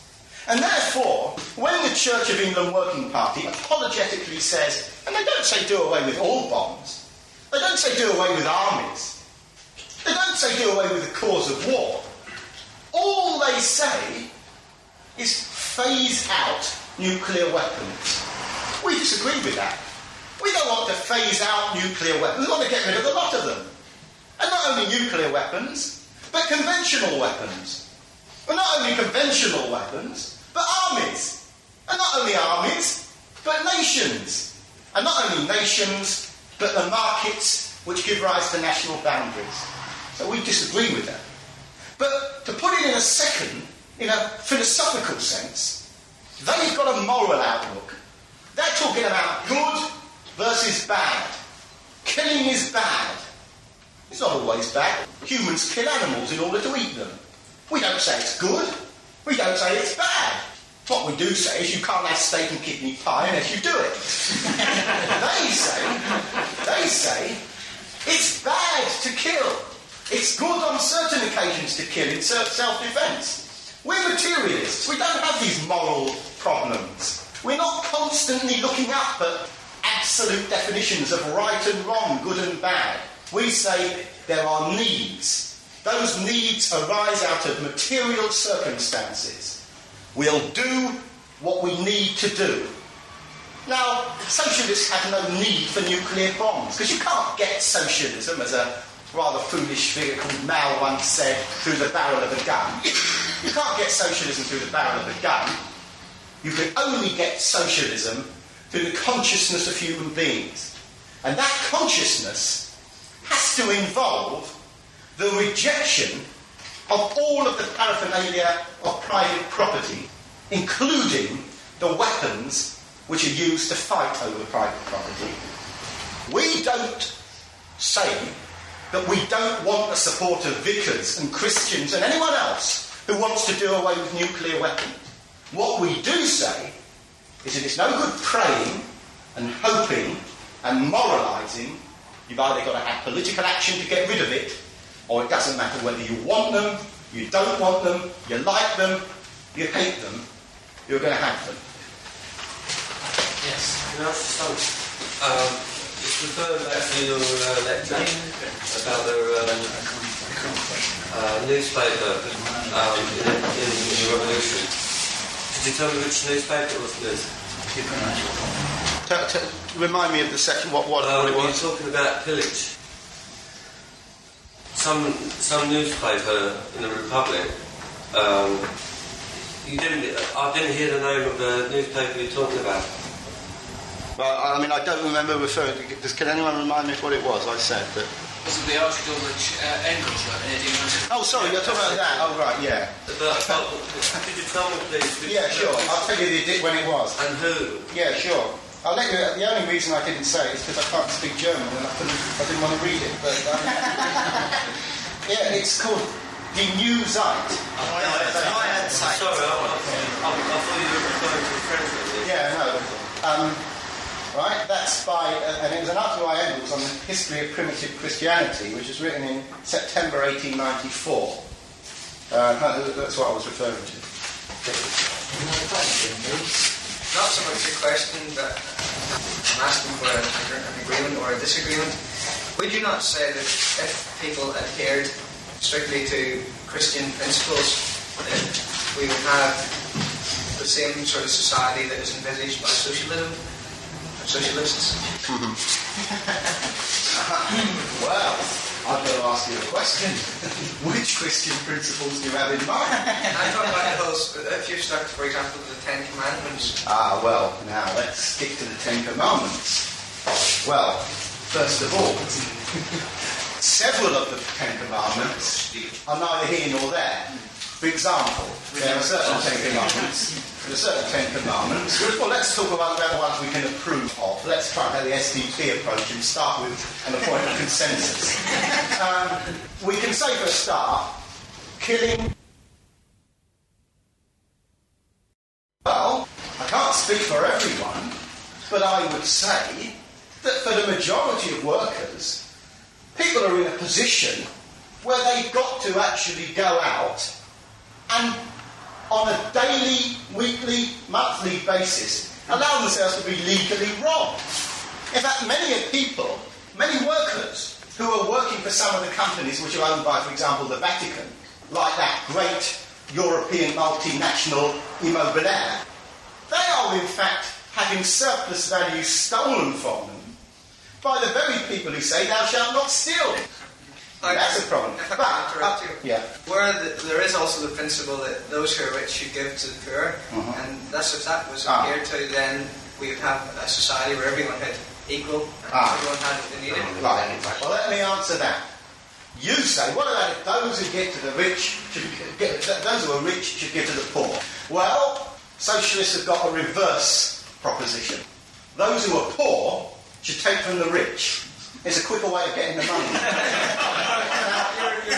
The point is, if those principles were adhered to, then we would have a workable society in which everyone was happy. I don't accept that, and I'll say why. The reason I don't accept it are two things. First of all, you see, at the moment, capitalism is based on a certain amount of charity. Capitalism couldn't exist without, when workers fall to a certain level, either the state or individual capitalists or the church administering charity.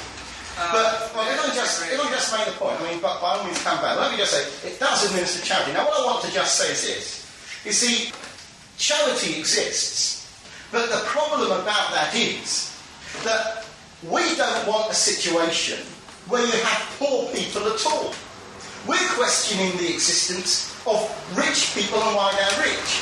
Now, as soon as you say, look, we want the rich to give to the poor, you're saying one of two things. You're either saying that the poor will always be with us and the rich should always give to them, in which case we disagree because we think it's possible to get rid of the poor, or you are saying that the rich somehow should give so much to the poor that the rich are no longer the rich, then the poor are no longer the poor. Now, what I'm saying to you, and I'll ask you to think about it, is you're looking at the thing upside down. Because, of course, where you've got a position where the majority of people are in a condition of poverty, and the minority is in a position of privilege, it's no good waiting for the people who are privileged to hand on what they've got to the people who are in poverty. It's obviously the majority of people who are impoverished who have the greatest interest to get what the privileged have got. And all of the evidence shows this. I mean, the fact of the matter is, there are not meetings taking place in London tonight where members of the capitalist class, millionaires and aristocrats and whoever else, are sitting around saying, how can we give to the poor? There are plenty of meetings where people are sitting around saying, we're poor, we haven't got enough, we haven't got what we want, how can we get it from those who monopolise it? So, what I'm saying is that we're arguing a situation where you do not have rich or poor. But not only that, in an idealistic sense, we're arguing that you should not have the process which the present system is, where the rich always will become richer and the poor always will become poorer, where you have a constant situation where the rich are allowed to live off of the poor, where the poor are in a constant position of feeding the rich. You get rid of that system, the whole problem ends. And the trouble with the argument which you suggested, the Christian argument in one sense, is that it's morally quite unobjectionable. But in practice, what it leads to is a sort of a grinding on of capitalism, where every time people are damaged by war, earthquake, starvation, you throw more crumbs at them, you throw more charity, you help them in some way. But of course there's also a logical point, and I'm not engaging in logic chopping here, but it's a simple point, that if the rich give to the poor, as the Christians would want them to be, then of course they wouldn't be the rich anymore. They would become the poor. And you only have to look at this in practice. If you take the example of any capitalist living in London now, and say to him, give away your wealth to the poor, what's going to be the logical outcome of that? The man who was poor yesterday is then going to be the rich man. He's going to have the wealth, and the poor man is going to be the man who was rich yesterday, and he's going to have to give his wealth back to him. The only alternative, of course, is a kind of an imposed equality, which is, of course, a game. Nothing at all. You can't impose equality. Equality can only grow out of people's desire for it. So we would say ours is not a moral proposition. We're not saying people should do this. We're saying it's a position based on necessity. We're saying people need to do it, and therefore morality doesn't come into it in that sense. So, what is your answer to my question? A straight yes or no? Can you do that? Tell me the question again. In other words, do you agree that if the Christian principles were adhered to, that society would be as comfortable, if you like, as that envisaged by socialists? No. It seems to me, Comrade Chairman, that this young man here started wrong. When he says, do we believe that the rich should give to the poor? He didn't ask himself the question. The rich got rich by thieving off the poor in the first place. So if the rich did give to the poor, they'd only be giving back what they've already nicked. How do you get rich? By exploiting people, by living on the surplus value, which is engendered through the wages system. So ask yourself a question. Do they have to give back what they've stolen before you talk about the rich giving? They're not giving anything. They take.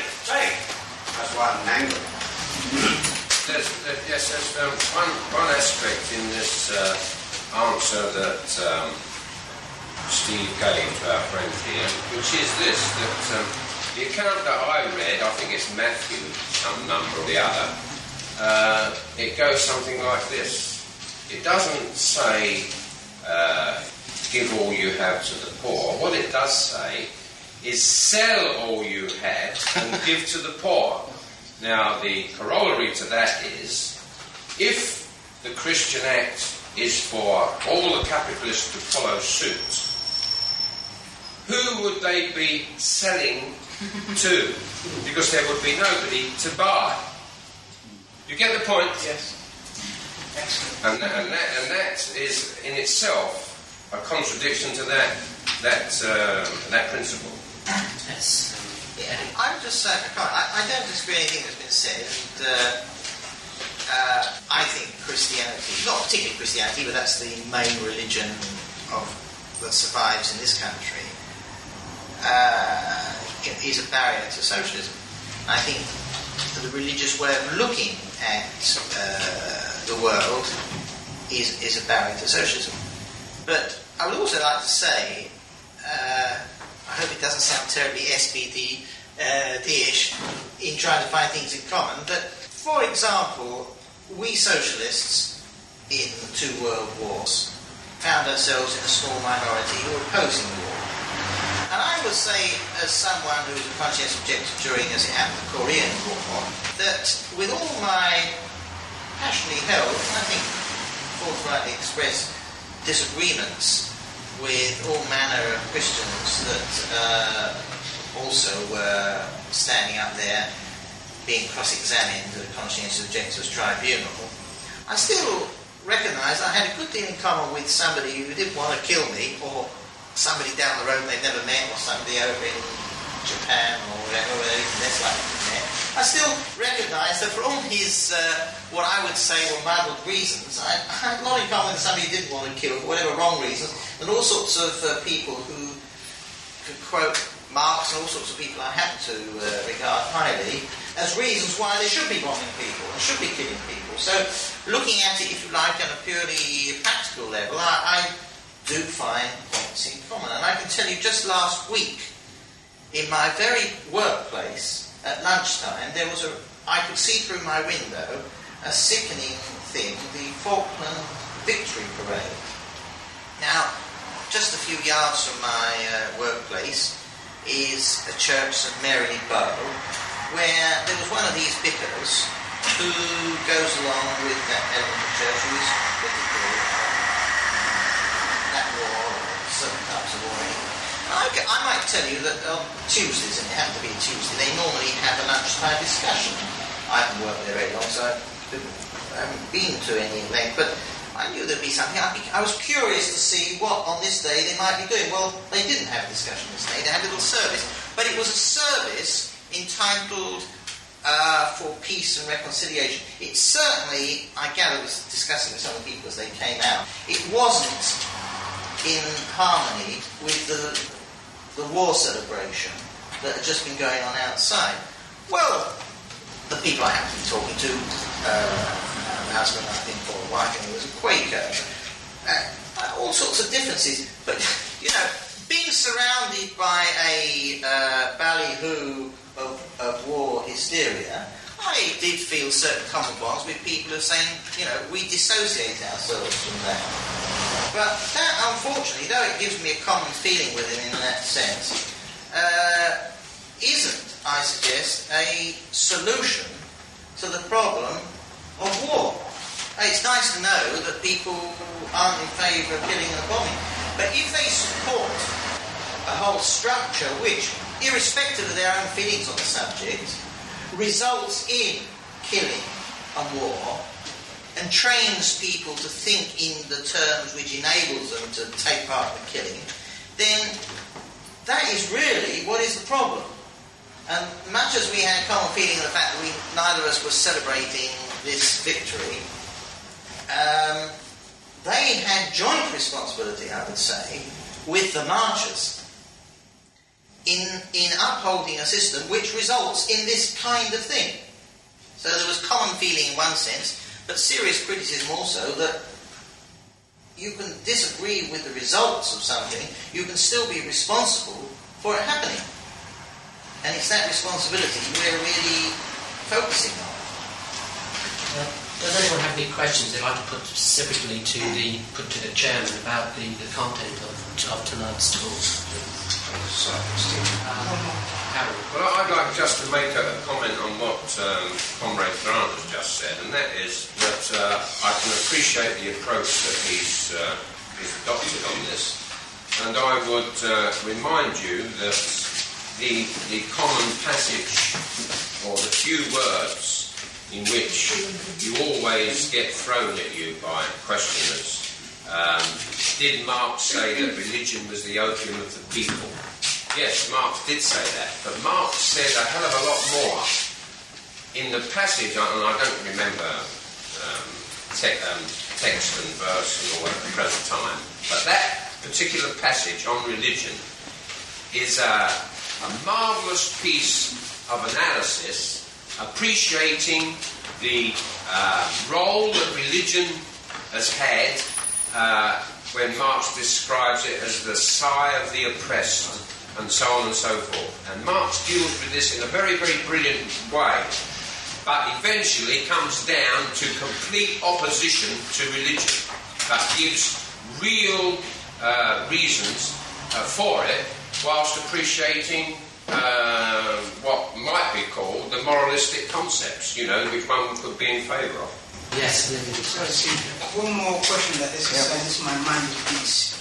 You refer to Christianity, or early Christianity. You constantly refer to early Christianity as a form of utopian form of communism, things like that. If we look at the preachings of Isaiah and Amos, their teachings or their preaching appear to be based, to be embedded in what I should say, socialism itself. I find it, why is it that we only refer to Christianity as a form of communism instead of socialism? Well, let me clarify one point. As far as socialists are concerned, as far as I'm concerned and this party is concerned, socialism and communism are synonymous terms. In other words, they mean the same thing. Therefore, we don't differentiate between one and the other. When you say about early Christianity being communist, I stress the fact that, in fact, it was a utopian form of communism. It was a communism which was before its time, which didn't have practicality. It was nevertheless communistic in the way it saw the running society. I don't know about what you say about Isaiah. I know something about what you say about the book of Amos, because I'm one of those people who doesn't believe in attacking the work of the Bible without reading it, and I've done that. And as far as I understand, the book of Amos actually consists of a rather kind of apocalyptic view of the future. The book of Amos talks about destruction, impending doom, the threat of collapse in society. And of course this very much, the thing about the Bible, which confuses a lot of people who don't know the history of it, is that they assume it was all written in one go, that it all actually belongs to one part. It's not. It's a historically produced document.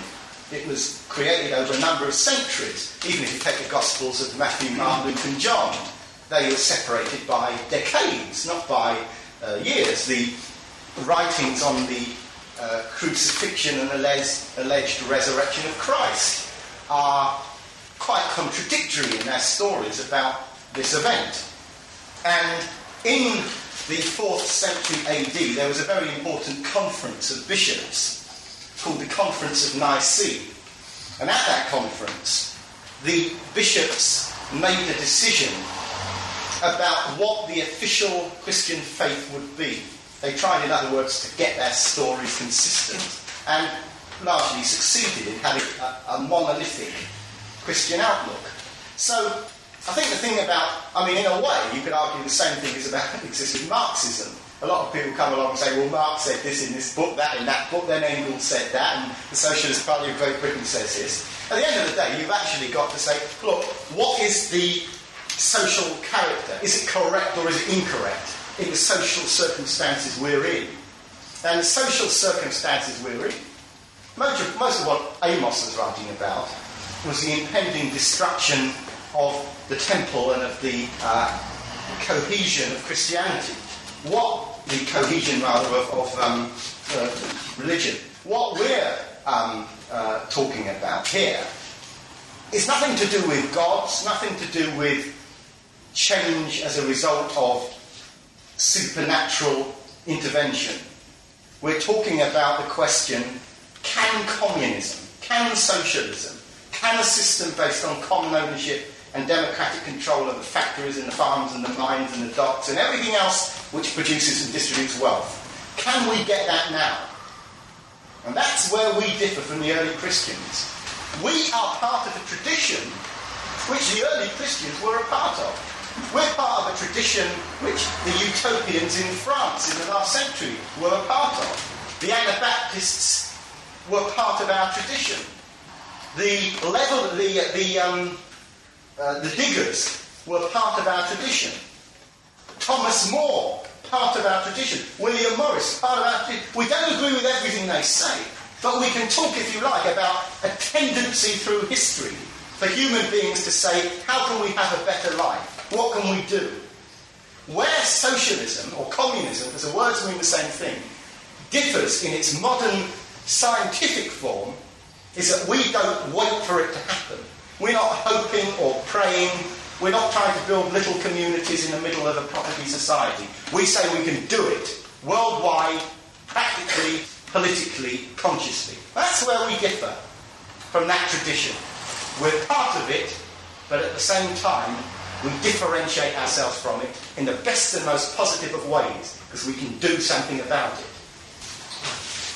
I had an interesting insight about a year ago to the position of the BBC religious establishment on this question of Christianity and whether it's compatible with socialism, because you may have seen, I don't think it's on at the moment, but they had this series called Choices, which was advertised initially in its pilot series as a chance to have discussions about moral and social issues on Sunday nights on television. I suspected from the start it would be a religious affair, and it turned out to be so. Anyhow, I got the opportunity at one stage where I was due to take part in this programme as one of the invited guests that they had to put in a particular point of view and to have this view dissected by a studio audience. And the view that I was due to go and put was a criticism of Christianity and religion in general, for the very reason that it was anti-socialist, that it in fact had been the principles of religion had been a major defence of property society inherently, and specifically Christianity and invasion of capitalism over the last 200 years. And I had a number of phone calls from the person who I was trying to fix this up with. And each phone call that I got, he was slightly less certain. It started off in the morning, he said, right, there's no problem, you'll be here in a week's time. And I told him what I was going to say, and he said, yes, that would be very provocative. You're in fact arguing that Christianity is not only not socialist, but it's anti-socialist. He said, this will be very provocative for our audience, which will include many religious people. And then the next call came, and he said, well, we've got one or two pictures or something. And it turned out in the end, he phoned me about the third or fourth time and said that it was off.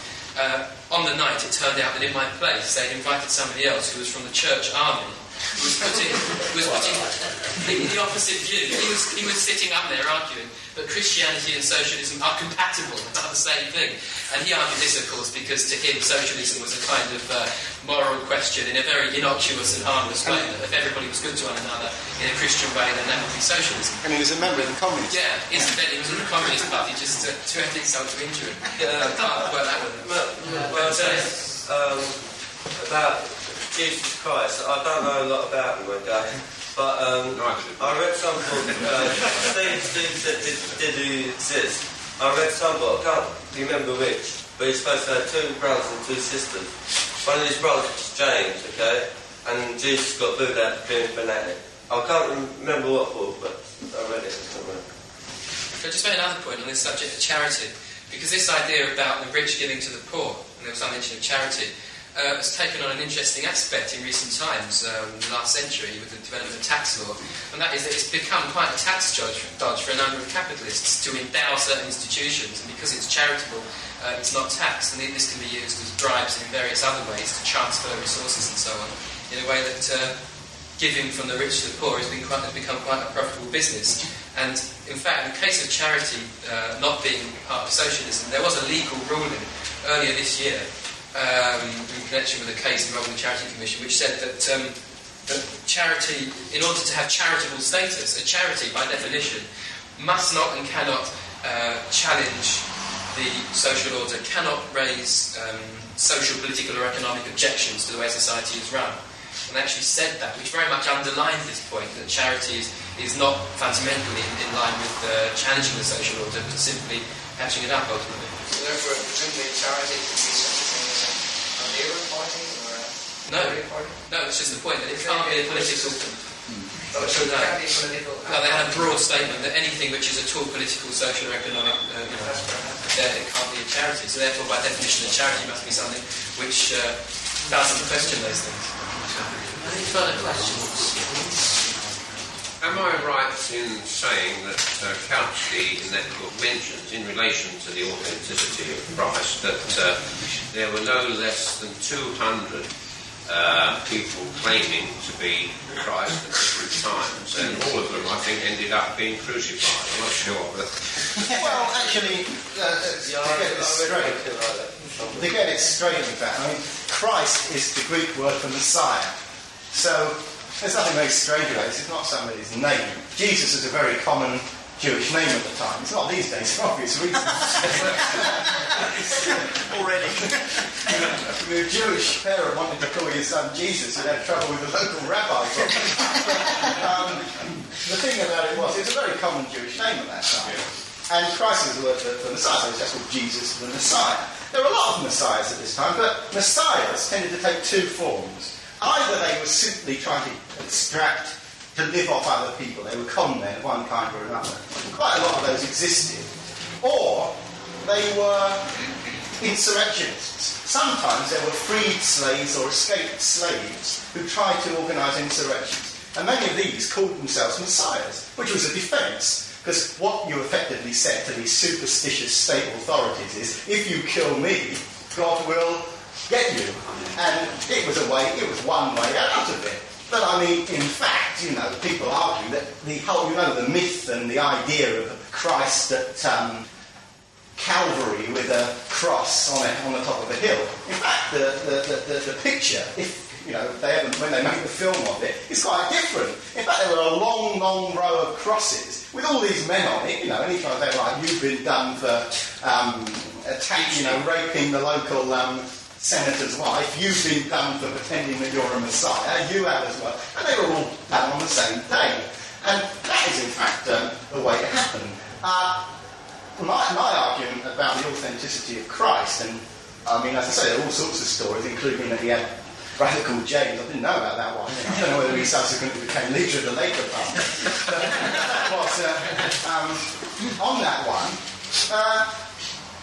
the thing about this is it's the story of Jesus Christ, a story which children unfortunately have to learn in schools. It's just a contradictory one. For example, that's a very simple one aspect of this. Mary and Joseph who are, I believe, the parents of this mythical or non-mythical character, were meant to be going to pay a tax to the Roman Empire at the time when Christ was born. The fact of the matter was that the area in which they lived at that time wasn't part of the Roman Empire. Geographically, it didn't belong as part of the Roman Empire, so they couldn't have been doing that. There are all sorts of other contradictions in it, which aren't worth going into. What we do know is that some of it is pure fantasy, and if you read any historical narrative which consists partly of pure fantasy, then it's going to throw suspicion upon the rest of it. And the kind of thing about, Mary being a virgin and hearing that she'd become pregnant and all the rest of it is obviously something which, in the light of recent medical knowledge, we have our doubts about. It's likely to be something more sinister. I had it explained to me by one person once that what had happened was that Holy Ghost. Mary was doing a bit of quick talking, but we don't know, and it's really not something we need to go into. Yes. Steve, you regard history as important. Yes. Well, in the history of the working classes, Murrow should be prominent. Your Declaration of Principles, okay, he more or less agreed with all of them, except for the workers weren't educated enough to rule themselves. Probably an early day socialist, but I've been to a few of these meetings and I feel that the principles you believe in, this guy also do. And when the majority of historians give a sense of image, okay, they make him out to be like thirsty assholes. Yeah. Well, I can't explain myself talking, right? I'm a writer. But what I would like to do is have Steve Coleman read an article which get together this week. Yeah, well, on the last point, he cared about the people. I mean, he's into social injustices, okay? Yeah. Well, on the last point, let me say, I'd love to read whatever paper you produce on this. You obviously know more about Mara than I do. But what I would say... Yeah, but I appreciate you, as a historian... Yeah, I don't want to take much of the part, because this is why I went along with Bob, just to see how I felt about the situation. Well, I'd like to write some essays on Mara. Not just one, a series of them, showing how these politics changed over the years. So, like pre-revolutionaries in monarchies, okay, and various times propose dictatorship and things like that. But his main cause to fame really is. He's told, the friend of the people, okay? And he tried to practice what he preached. I'm not saying he's a saint, he's a pretty boastful character, but he's sincere in his convictions. And I feel there hasn't been any modern historians, well, perhaps Gottschalk, is not too bad, but the rest of them load of rubbish. And many times I come across quotes of Murrow in history books, general history of the revolution, okay? And they distort the actual statements and articles out of these newspapers. And they make them out. I don't know. Obviously, I'm very emotional about who I'm into, but it's why I'm into.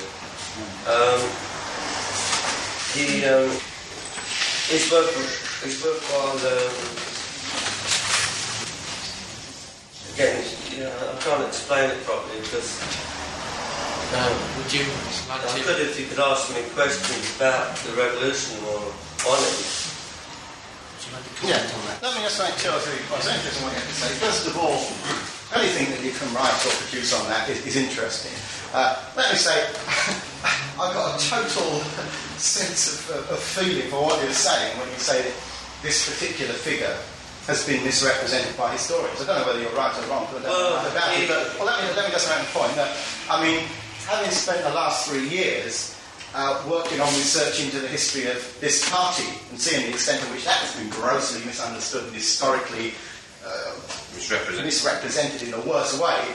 I've got a lot of sympathy for anyone who tells me that historians don't always write the truth or have big omissions and so on. So I don't know whether I call myself a historian because... Well, I think anyone who studies the past calls himself a historian. But let me just say that I'm interested in that, but let me just make one other point, aside from the point about Marat, which I think is interesting, which is that when you say he was a friend of the people, I only say one other thing to you, and that's probably been said to you before, and that is because the most important friend of the people are the people themselves. And what I'd say to you is that was his general idea of the people. He never once suggested that he wanted the answer for himself. Yeah. Well, I'd certainly be interested to read or hear more what you have to say on that. Well, I mean, obviously, other people were influenced by Marat, okay, on the, what's that guy's name in the, what is it? Babu, Conspiracy of the Equal, right? The Ugly and Migrant, right? And Marx was influenced, the rest of them were. And every revolutionary movement in France during the 19th century have had, I can't just say a word from revival of people's trade journal. Right. Are there any further questions at all? Yes, one question I would like.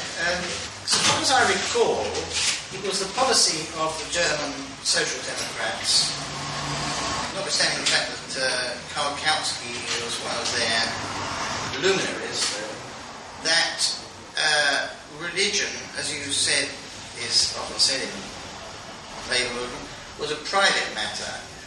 Now, for the Labour Party to say that is very understandable. I can't think of any major figure in the Labour Party who has mounted the sort of insight and critique on religion that Kautsky did. But bearing in mind Kautsky did that kind of research, it's all the more remarkable that, as far as I know, it was the policy of the German Social Democrats then, and even more so now, that as a movement, as a party, they don't offer a criticism, a party criticism of religion.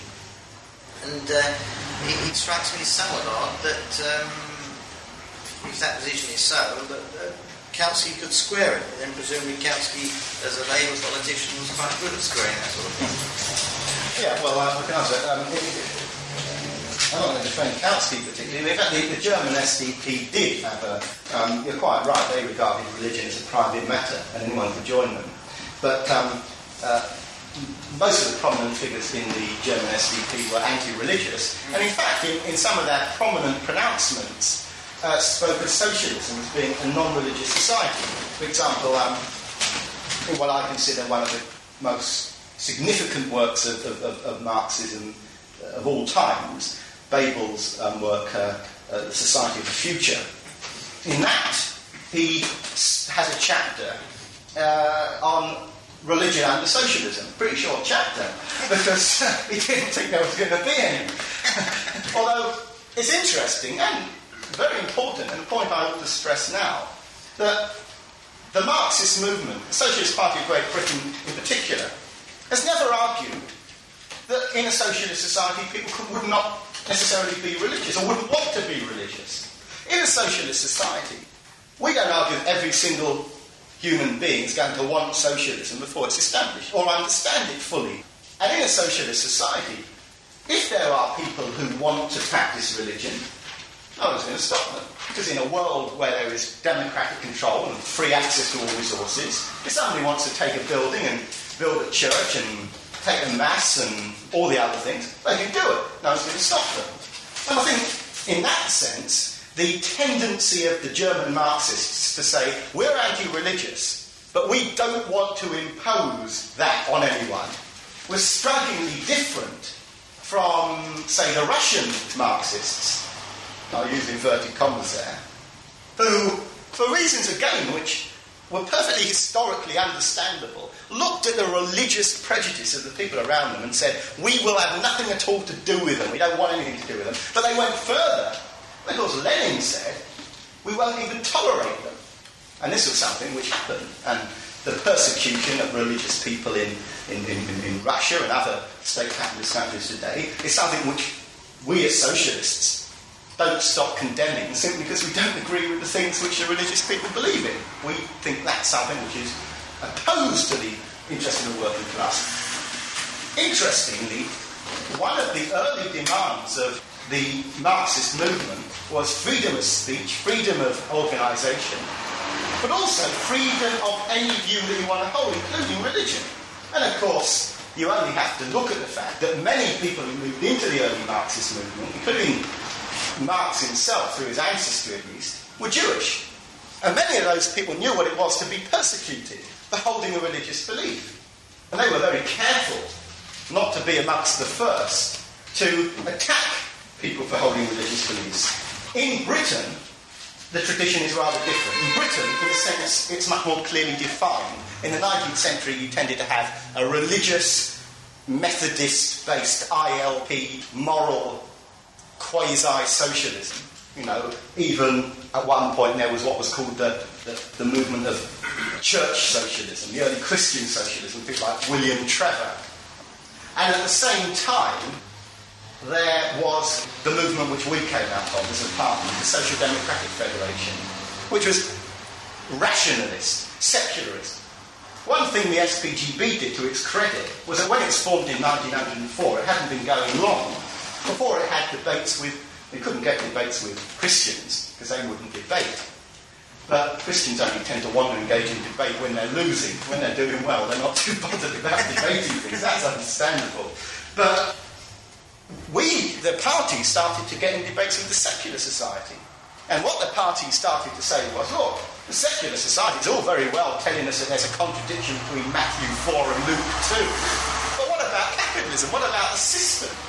And as a secular society, weren't all that interested in that. And as you well know, that man who was such a famous case, the first man to enter Parliament and as a atheist, Bradlaugh, all of the other views which he held, well, not all of them, that's unfair, but most of the other views he held were completely antithetical to socialist ideas. And you only have to look at the current leader of the Labour Party. I can't say, as a socialist, I'm not a little bit pleased that the Labour Party has got a leader who, when they have their conference every year, is left standing outside the church with Joan Lester because he doesn't want to go in to pray that they have a good conference. In one sense, it shows that he's 1 degree above the rest of them, and Tony Benn is looking up to the sky and hoping that Jesus will inspire him with more ideas. But nevertheless, when it comes to it, Michael Foot might not go along to bless the armies to go to war if he's ever Prime Minister. He'll still be sending them to war in the interest of capitalism. And when it comes to it, we socialists are always making a big propaganda point. The priests are always there blessing the guns when they go to fight a war. It's because if someone ever turned around to us and said, well, what about if the priests weren't there? Would that be all right? Because it would be so, doesn't make any difference. Just adds insult to injury, like silver in the wound. So, when it comes to it, we can't regard religion as a private matter. We couldn't allow somebody to join the Socialist Party and say, I agree with socialism, agree with everything we stand for, but I've got to go off and say the Mass now. I've got to go off, I don't believe in this sort of God, I believe in that sort of God. We couldn't have that. But what we would say is that if somebody wants to join the Socialist Party and recognise that he's got friends, or she's got friends and neighbours who've got religious beliefs, that's okay. And in fact, I can think of a particular branch of the party where there are some members, and I've gone up there and spoken several times, and the parents of these members attend all the meetings, sit in the front row, agree with everything, and as soon as you mention religion, they go and buy a drink down in the bar, because they don't like it. They're okay. They help, they're interested, but when the Pope came over from his visit last year, they were rather a bit away from party activity for a while. That's okay. You're going to have that. Well, I have to say something. Bronterre wants to, God didn't exist, it has to be invented. Yeah. So, I mean, like, in the 18th century anyway, a lot of the common people, the peasants, right, very superstitious. They needed someone to believe them. Yeah, well, I still think that counts nowadays. I'm not saying I'll go along with to Jesus Christ, but people need something to believe in. Well, yeah, so many different forms, you know, you say I'll ask to answer this one briefly, and because I'm glad I've been asked to be brief, because I've got so much to say. It should be brief. It's this. Actually, this is a subject of a completely different lecture, and I hope we'll get around to discussing it one day. But there's something in what you say there, when you say people need something to believe in. One of the things which capitalism does tend to do with people, and there's a whole school of psychology which has studied this, is it does tend to say to people, you've got to look up to something, you've got to believe in something, you've got to have... But as you would realise, when you say people are superstitious, therefore they need something to believe in, it's not quite like that. What you could because what you're saying is people are superstitious, therefore they are superstitious. People need something to believe in, therefore they believe in something. What we would say is, when people don't understand things, they invent things. The majority of people don't understand socialism. So when you say we're going to have a world without money, without wages, free access to all wealth, they say it's against human nature. When you ask them to bring you the anatomy books and tell you which part of the soul exists and where it is in the anatomy, where this human nature is, they say, oh, well, we don't know, but it's against human nature. What we're saying, in fact, is people can think of 1,001 ways for why something can't happen, but you only need one answer to tell them why it can. And if it's rational, they can't defeat it. It's like the old Russian saying that a fool can ask more questions than a wise man can answer. You can ask as many, 100 religious people, each giving you a different reason why socialism isn't possible. You only need one answer and you can knock all of those down. Because all we need to say is history and change and history, you can't separate them. They're always going to happen. And therefore, anyone who comes along and says, this can't happen, well, unless they're going to tell us, unless we're advocating that we're going to suspend the law of gravity or turn worms into human beings or something which is against nature, if it's social, it can happen. And we would argue, therefore, that what people need now is not something to believe in, but something to know. Because people only believe when they don't know. The second you start knowing something, belief can be thrown aside. Right, well, it's now 20 past 10. Most of the close the meeting at this point. I'd like to thank you all very much for coming and hopefully we'll see you again.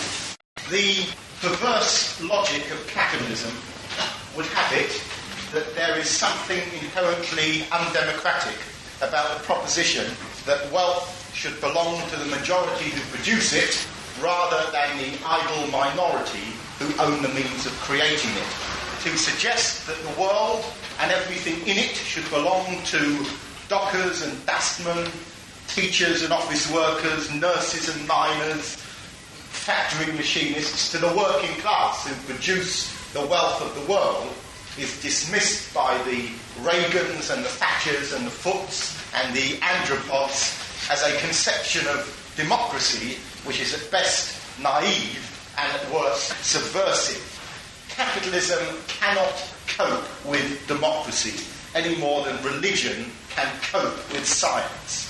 Indeed, there are vicars who approvingly quote from Darwin and claim to indulge in moments of rationality between their prayers, just as there are capitalists who like the sound of equality between the rich and the poor and pontificate occasionally about schemes to allow the inmates of progressive prisons to elect their own governors.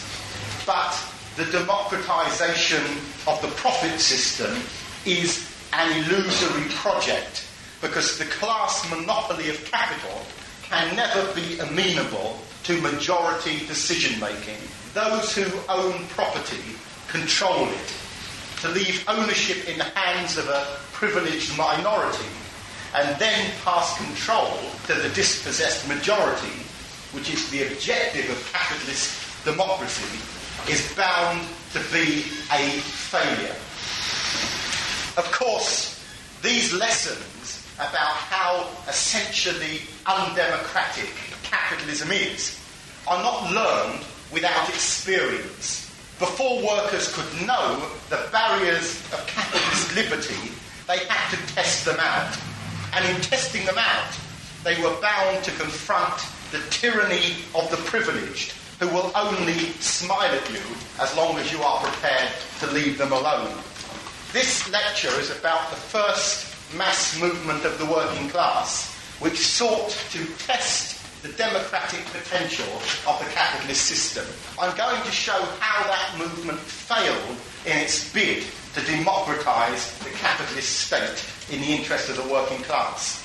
But in particular, what I want to consider is the wing of that mass movement, the Chartist movement, which was associated with men like Bronterre O Brien and, to a lesser extent, George Harney and Ernest Jones.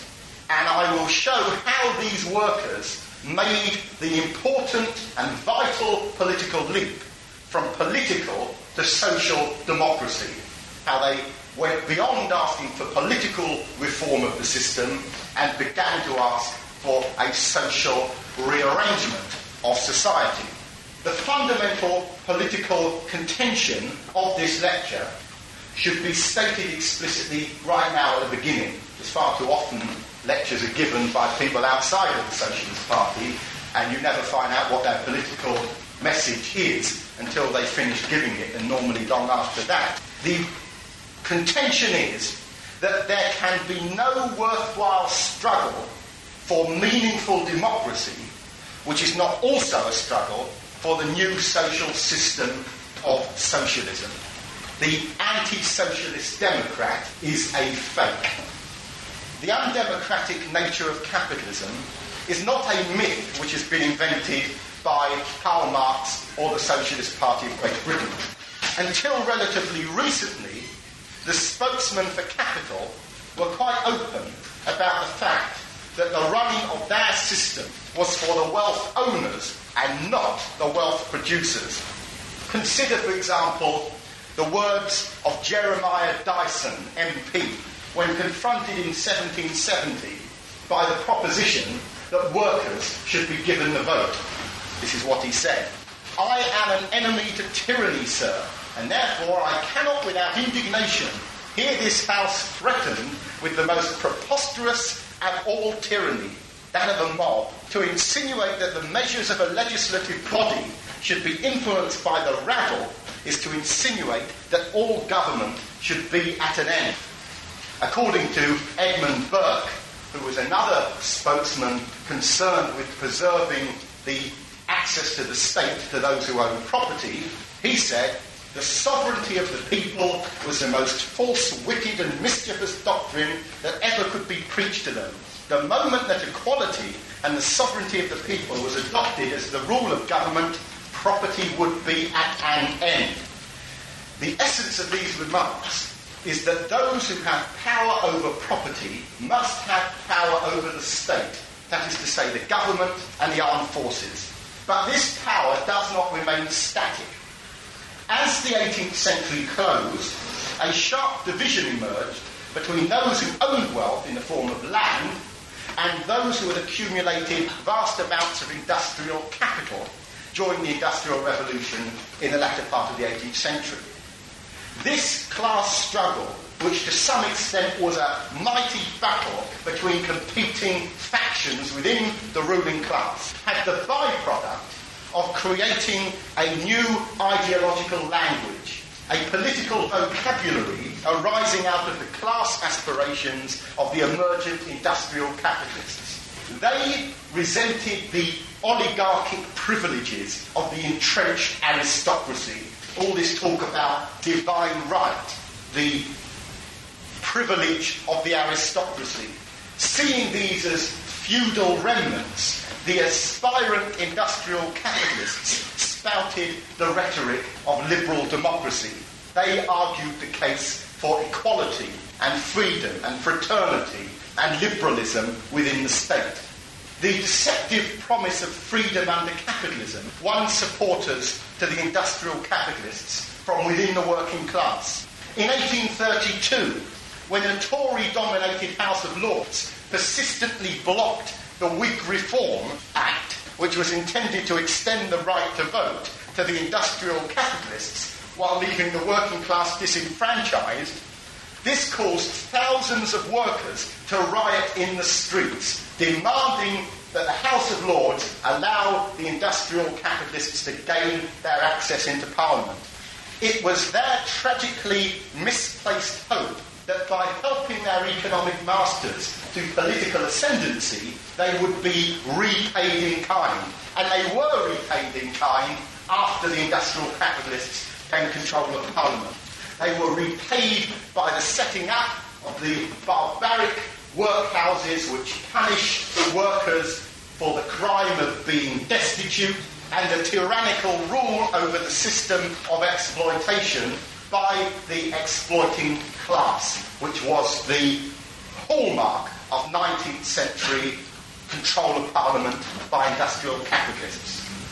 Having climbed to power on the backs of the working class, the new industrial capitalist rulers decided that it was on the workers' backs that they would stay. Disappointment and anger with Whig rule was not the only impetus for the emergence of the new working class movement of Chartism. The early 19th century also witnessed the development of a number of ideas which began to explain the wretchedness and inequality of the new industrial system. Indeed, the critics who objected to capitalism and tried to explain it were often motivated by moral indignation rather than materialist class analysis.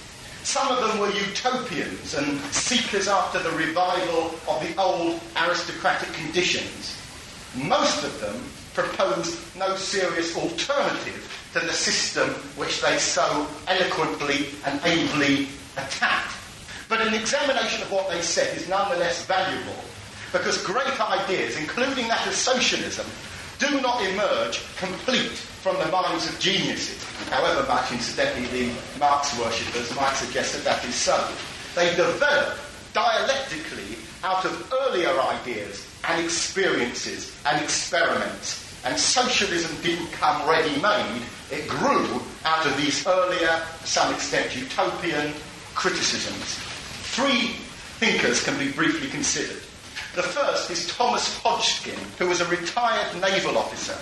He took his starting point at the labour theory of value, as explained not by Karl Marx, but by the man who earlier formulated it from a capitalist point of view, David Ricardo.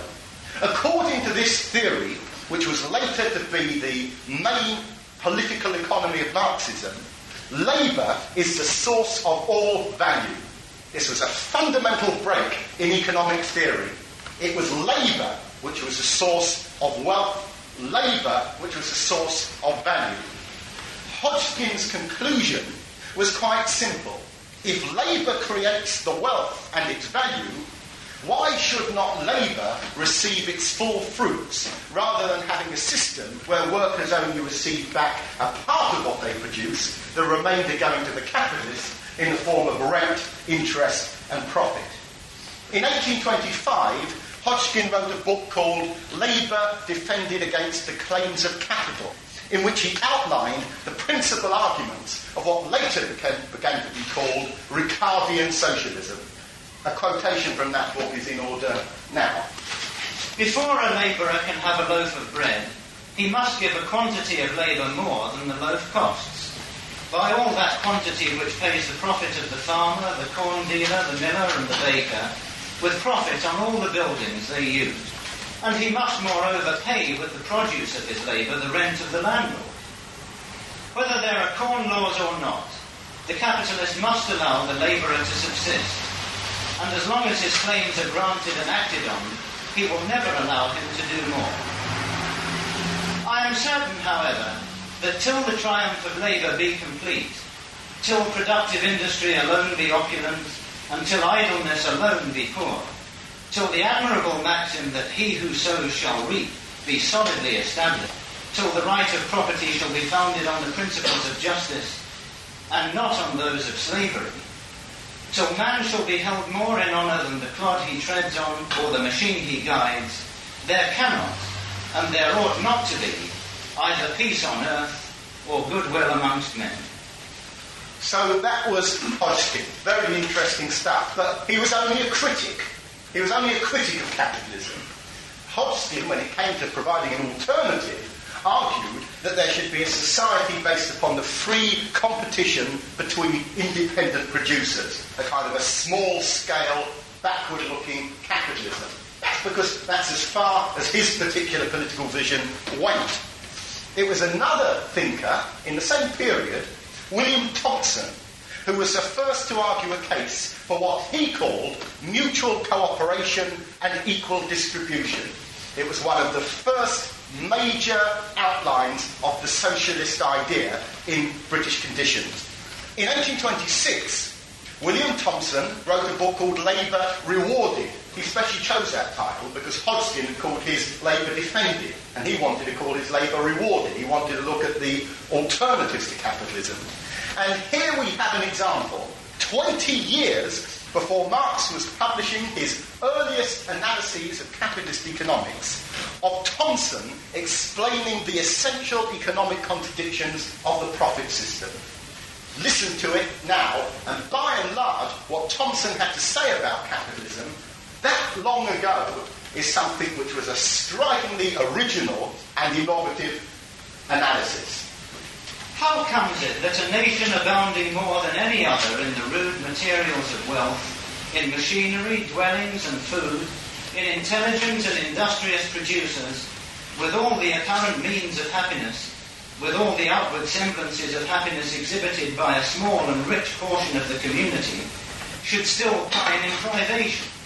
How comes it that the fruits of the labour of the industrious, after years of incessant and successful exertion, are mysteriously and without imputation of fault to them, without any convulsion of nature, swept away? Why is it that the system enriches the few at the expense of the mass of producers, to make the poverty of the poor more helpless, to throw back the middling classes upon the poor, that a few may be enabled not only to accumulate in perniciously large masses the national capital, but also by means of such accumulations to command the products of the yearly labour of the community? The idle possessor of the inanimate instruments of production not only secures to himself by their possession as much enjoyment as the most diligent and skillful of the real efficient producers, but in proportion to the amount of his accumulations, by whatever means acquired, he produces 10 times, 100 times, 1,000 times as much of the articles of wealth, the product of labour and the means of enjoyment, as the utmost labour of such efficient producers can procure for them. There you are. Well, this is all very good, basically socialist stuff. Sounds like Ron on the outdoor platform, that sort of thing. So, coinciding with these insights into capitalism, and to some extent preceding them as well, there occurred plans for utopian socialist communities. The greatest thinker behind these was undoubtedly the capitalist Robert Owen, who engaged in some well-meant but ultimately futile attempts to create small communal islands of socialism within the ocean of the profit system. After the failure of these projects, Owen turned to a primitive form of syndicalism. These syndicalist ideas were to argue that if only the workers could form one grand union, a union taking in every worker in the land, a combination of the entire labouring class, the capitalists would be bound to defer to the wishes of the wealth producers. Owen formed this. He formed the Grand National Consolidated Trades Union, and he won hundreds of thousands of workers to its ranks. It was by far the biggest working class movement that had ever been known up until that time. And what happened? The bosses owned the means of production. The union members in the Grand National were told that they must either leave or face lockouts. Some of them attempted to fight against this. In Derby there was a strike which lasted for about 5 months of the building workers, but they couldn't. The majority of the union membership crumbled and the masters won the day. But of course every defeat for the working class provides its own lesson. The failure of this early form of syndicalism led many workers in the direction of the new political democratic ideas. They began to think that they couldn't deal with things purely in an industrial form, they had to start trying to do it in a political one. For example, the first political weekly newspaper of the working class in Manchester, which was called The Voice of the People, announced in its first issue in January 1831 that, I quote, "Labour is the source of wealth. The working men are the support of the middle and upper classes. They are the nerves and soul of the process of production, and therefore of the nation." Now, it's a first principle of exerting political strength that one should know how strong one is to start with. And by the early 1830s, the British working class was beginning to test its strength, beginning to find out what it could do, and just as importantly, what it could not do. There's one other factor which helped workers in Britain to find out their own strength, something which happened across the sea. This was the experience of the French Revolution. Here they had seen how history could be made by ordinary people, how by gathering together, spreading ideas, publishing pamphlets, holding meetings, you could shake and remove a seemingly irremovable establishment and depose the highest of powers. So, by the beginning of the 19th century, workers began to meet and talk and plan. Where did they meet? For many of them, it was in the mechanics institutes that were growing up in the 1830s, places of working class self-instruction. But for many more, it was above pubs very much like this, in rooms very much like this, with talks very much like this. And just like socialists today, they would enthuse about the coming changes, and they would move resolutions, and they would move amendments, and not infrequently, they would shout out of turn when somebody else was talking. Comrade Chairman knows all about that. And in his passages in the life of a radical, Samuel Bamford, a Lancashire weaver, he gives a vivid account of one of these early working class radical meetings. And it's worth hearing it. And anyone in the Socialist Party of Great Britain will have more than a slight sense of déjà vu. Every man would have his half pint of porter before him. Many would be speaking at once, and the hum and confusion would be such as gave an idea of there being more talkers than thinkers, more speakers than listeners. Presently order would be called, and comparative silence would ensue. A speaker, stranger or citizen, would be announced with much courtesy and compliment. Hear, hear, hear would follow, with clapping of hands and knocking of knuckles on the tables till the half-pints danced. Then a speech with compliments to some brother orator or popular statesman. Next, a resolution in favour of parliamentary reform, and a speech to second it. An amendment on some minor point would follow, a seconding of that. A breach of order by some individual of warm temperament, half a dozen would rise to set him right, a dozen to put him down, and the vociferation and gesticulation would become loud and confounding. Sounds like the EC on a few. Well, it was out of such a meeting in the early 1830s that the National Union of the Working Classes was formed, and that was formed in 1831. Out of the National Union of the Working Classes emerged the London Working Men's Association, and out of that emerged the famous six-point charter which provided the basis for the democratic movement which was to dominate working class radicalism for nearly 2 decades. Now, it's tempting to go on to give a history of Chartism, but such an exercise would miss the theme which I want to concentrate upon this evening. As a movement, Chartism was an alliance. It contained bankers in Birmingham who wanted parliamentary reform because they wanted currency reform. It contained people like Fergus O'Connor, who, as well as wanting political reform, was also particularly concerned about British policy in Ireland. It contained people like William Lovett, who solely wanted to confine himself to political changes and not to social ones. It contained a group which met in London who were known as the Rotundists. And that group within the Chartists, I wasn't in it, don't you know, that group within the Chartists, they argued that there should be some degree of social reform, but they weren't very clear about what it should be. Indeed, it would be untrue to deny that the Chartist movement was dominated by those sections of it which were primarily concerned with a very limited reform of the franchise. But there were others in it. These others were a minority, certainly. They were vague, perhaps, in some of their views. But these Chartists were embryonic socialists, and it is their major contribution to the development of socialist thought to which I want to spend time concentrating on this evening. But first, let me just deal with two things. The main aim of the Chartists was universal manhood suffrage. In short, the vote for all men. This, they argued, would allow workers to have access to political control. I've already pointed out that the ruling class could never grant access to political power and still be sure of the security of their property.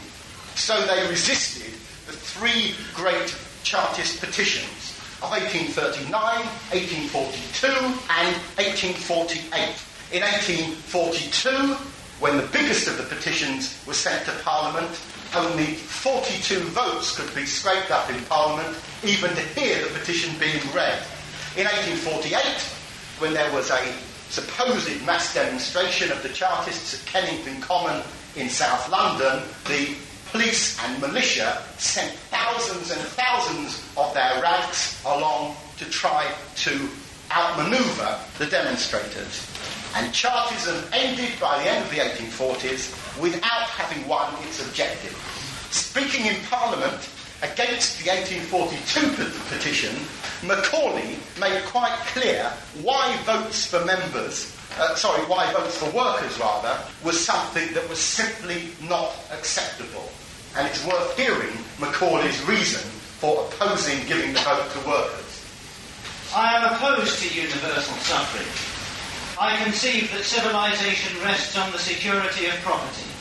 Therefore, we can never, without absolute danger, entrust the supreme government of the country to any class which would, to a moral certainty, commit great and systematic inroads against the security of property. The petition asks for supreme power. In every constituent body throughout the empire, capital and accumulated property is to be placed absolutely at the foot of labour. How is it possible to doubt what the result will be? So Chartism failed. The ruling class would not have any of it. And arising out of this failure to obtain democratic reform of capitalism, it's claimed by conventional historians of Chartism that what they call the left wing of the movement abandoned the struggle for the vote for other pursuits, such as a general strike and, in particular, violent insurrections. And several modern leftists who reject the idea of change through the ballot box because they are fundamentally undemocratic and do not believe in the idea of majority transformation of society, they see this so-called left wing of Chartism as having taken the correct, more revolutionary road. Well, it's worth considering where this road led. It is indeed true that the failure of the Chartist petitions aroused feelings of desperation amongst the Chartist organisers. You've got to realise that after these petitions failed, the state responded with brutality, which certainly hasn't been experienced in any of our lifetimes here. It responded by imprisoning hundreds and hundreds of Chartists, including, incidentally, Bronterre O Brien.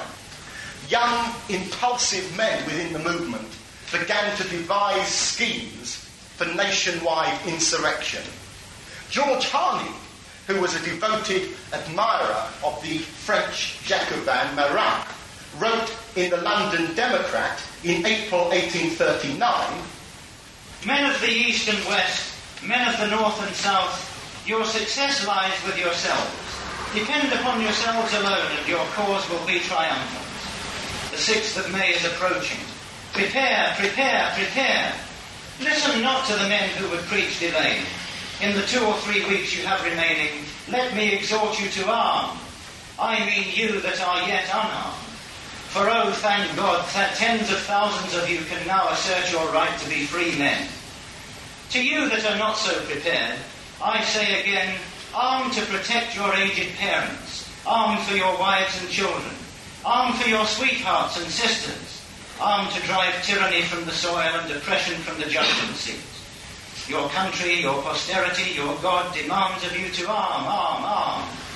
Come then, men of the north, from your snow-capped hills. Come then, men of the south, from your sunlit valleys. Come to the gathering. Unite, fraternize, arm, and you will be free. Well, as you can imagine, George hardly wrote that when he was just about to fall asleep one night. But it's dangerous. It's dangerous stuff. It's dangerous stuff, and it's repeated again now, because workers began to listen to it. Desperate workers who felt that they couldn't ever get access to the state, they could never get democracy, they began to take him up, and they began to arm. And in Newport, in South Wales, the Chartist John Frost led a pitiful failure of an insurrection. Hoping that rumours of gathering working-class armies in Bradford, Birmingham and all over Wales were true, Frost led several thousand Monmouthshire miners in an attempt to seize Newport by a night attack. Rain delayed the insurrectionaries arriving at Newport, and the government troops, who were safely sheltered in the Westgate Hotel, fired on the marchers as they entered into Newport. For 20 minutes, the miners tried to storm the hotel, and they did not give up until 14 of them were shot down and many more were injured. 125 workers were subsequently arrested, and after the Newport Rising, the state had the reason it had been waiting for, to stamp down hard on the Chartist movement, rounding them up, locking them up, and preventing them from taking any kind of organisational work. So the modern daydream insurrectionists of the left would do very well to learn the lesson of the Newport Rising, because the failure of such adventures is not simply that people are disappointed, it is, of course, that people are killed. But to see such a policy as being the contribution of the Chartist Socialists, as many historians would call it, the left wing of Chartism, is to misunderstand the thinking of that wing of the movement, and in particular of men like Bronterre O Brien. Now, as so little has been written about O'Brien, let me give you some of the details about him. He was born in Longford in Ireland in 1803. His father was a merchant who went bankrupt during Bronterre's childhood and soon afterwards died of poverty. O'Brien, who was an outstanding mathematician when he was at school, got a job teaching in a public school at Edgeworth. And after that, he went on to Trinity College, Dublin. There he gained a scholarship to go to the University of London and study law. Having a desire to see social change, O'Brien soon became bored by the sterility of legal studies, and he became acquainted with the two most prominent London radicals of the time, William Cobbett and the famous Orator Hunt, the great speaker of the early radical movement. And as O'Brien later wrote, I came to London to study law and radical reform. My friends sent me to study law. I took to radical reform on my own account.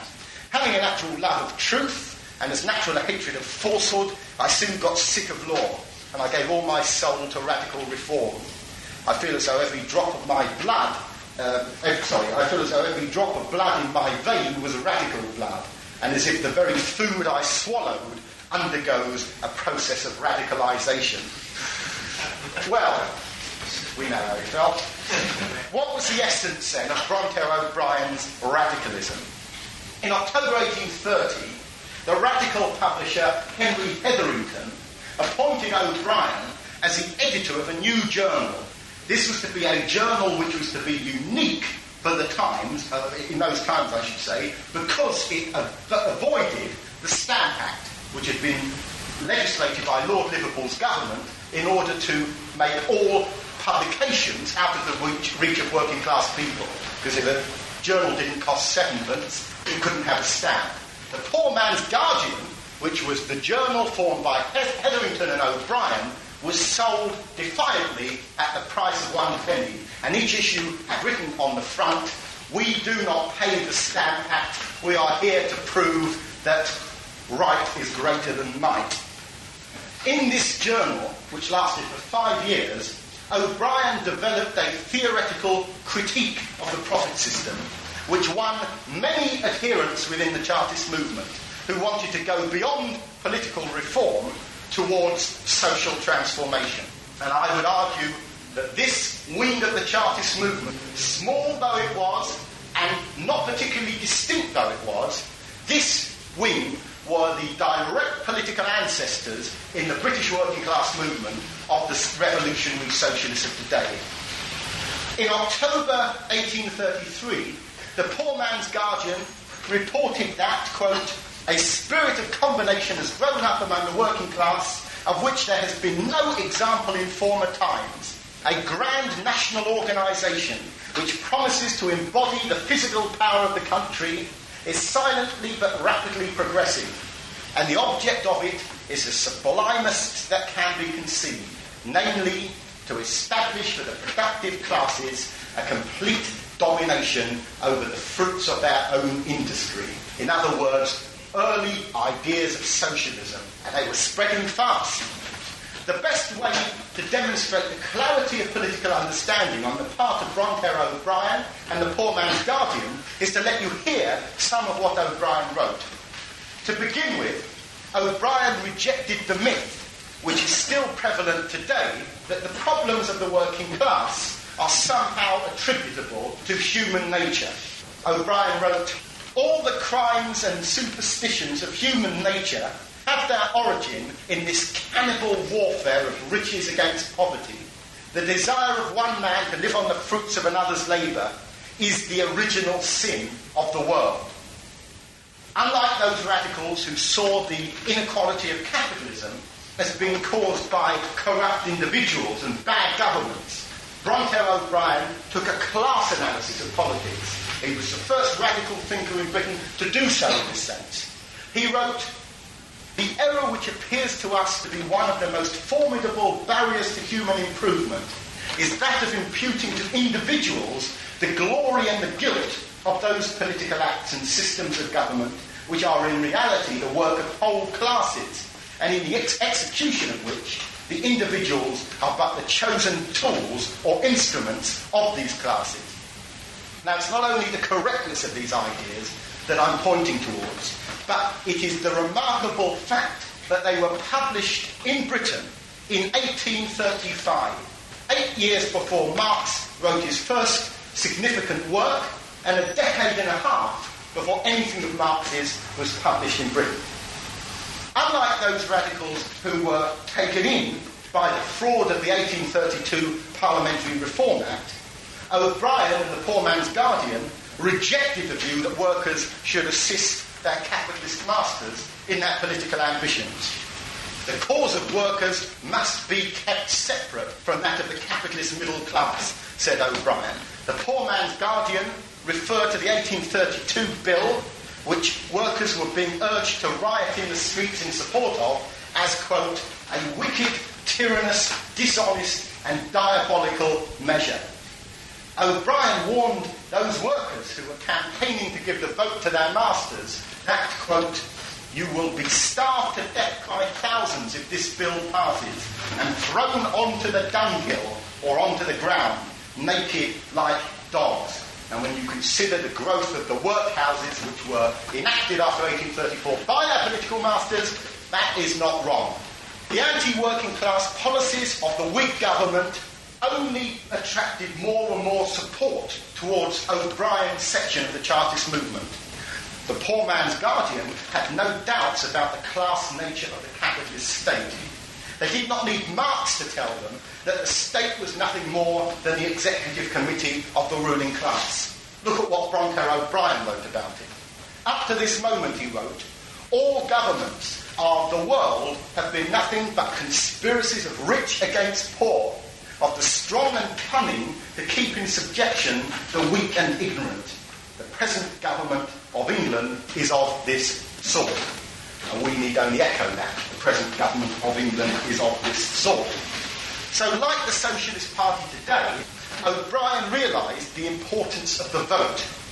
He realised, in the same way that the Socialist Party expresses this, and our particular expression of this in the Declaration of Principles of this party, in the 6th clause, shows very clearly the case for democratic revolution. And I quote what that is. that as the machinery of government, including the armed forces of the nation, exists only to conserve the monopoly by the capitalist class of the wealth taken from the workers, the working class must organise consciously and democratically for the conquest of the powers of government, national and local, in order that this machinery, including these forces, may be converted from an instrument of oppression into the agent of emancipation.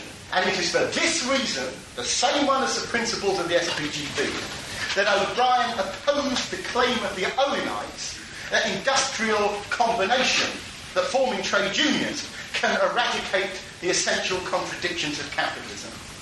For Bronterre O Brien, trade unions were at best defensive bodies, but they could not change society unless they adopted political aims.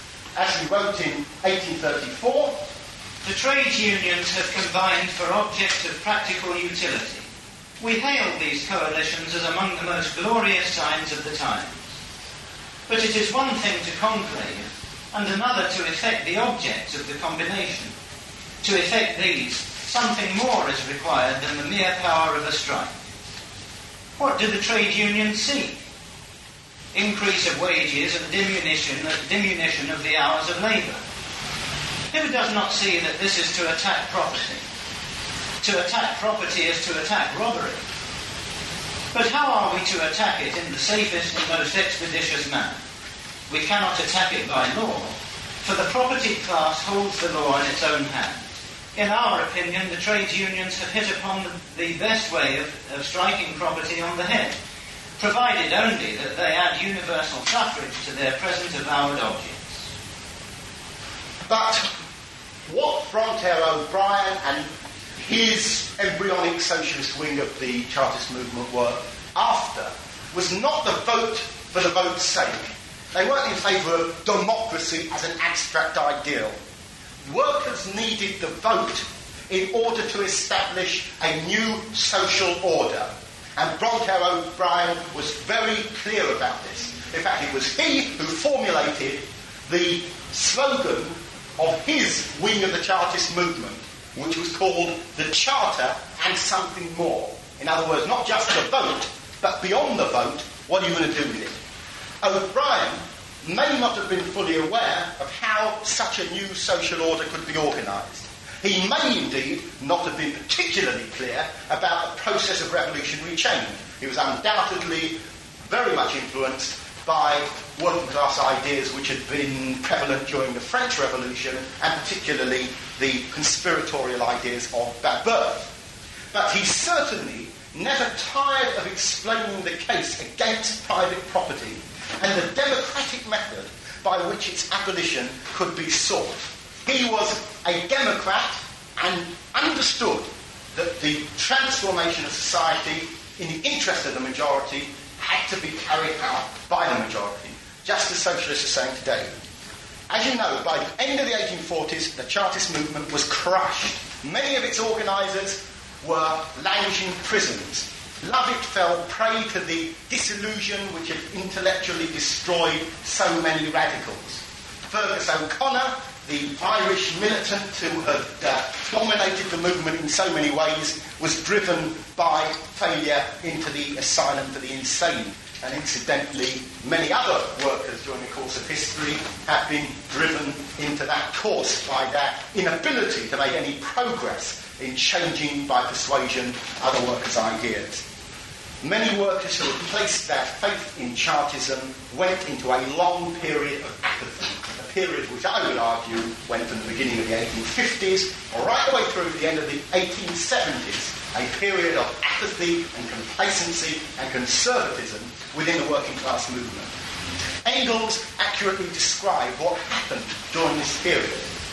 The working class of Great Britain, he wrote, for years fought ardently and even violently for the People's Charter.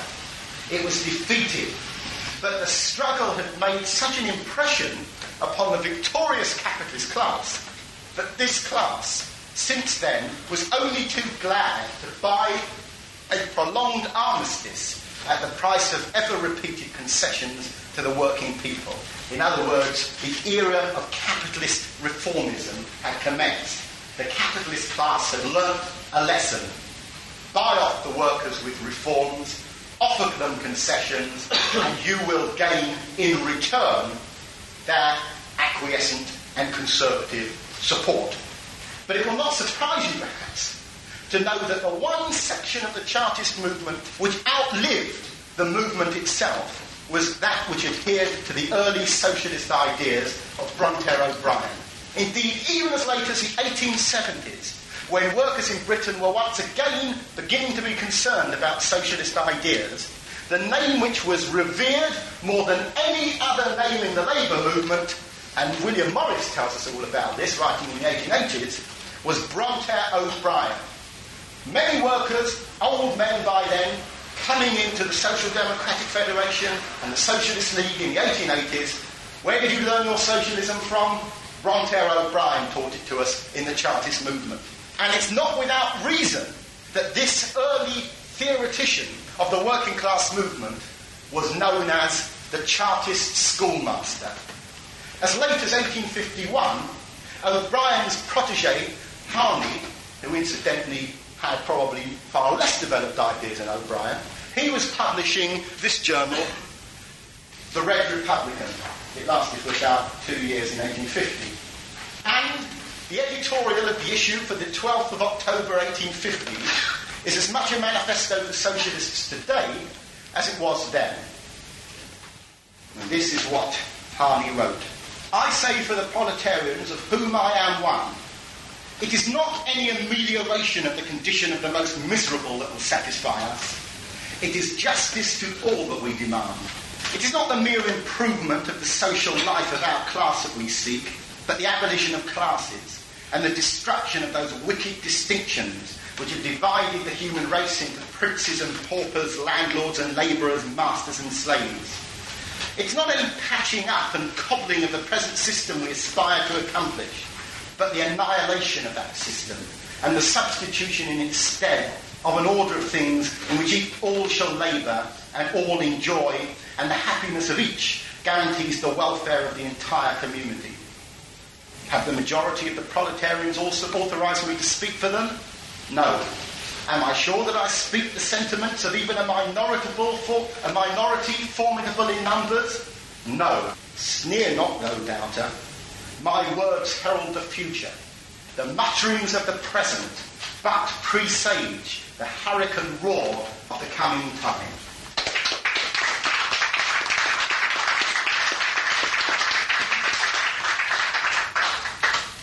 How much was the ideas of the ruling class? You know, you said about putting Starbucks on and trying to impress the president at that time when they were trying to form the Chartist League, and then they succeeded.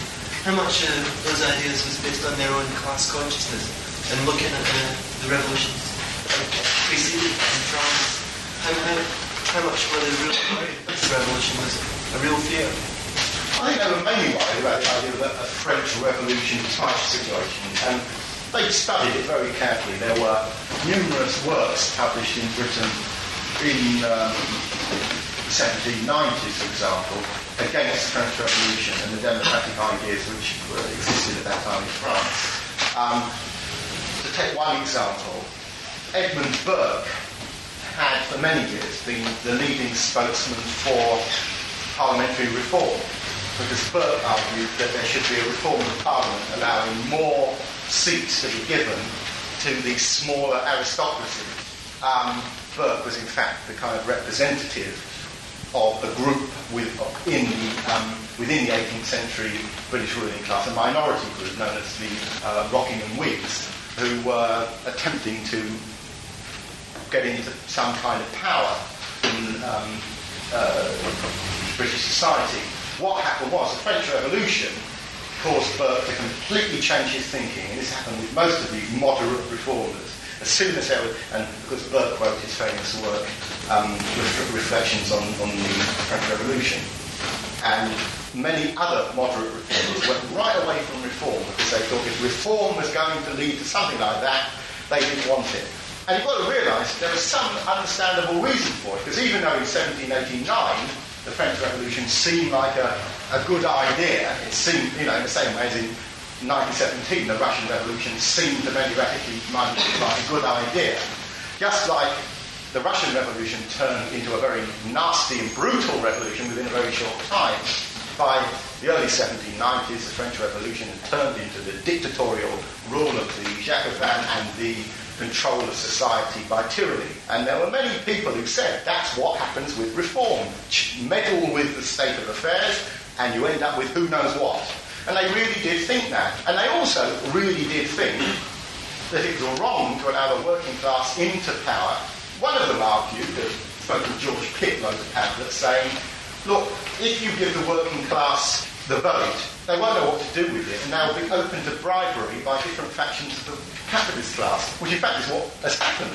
Because since the working class has got the vote, capitalists have had to spend millions and millions of pounds bribing workers to vote for one capitalist faction against another. And you can understand that point of view. But by and large, it must be said that many workers themselves were opposed to any kind of major change.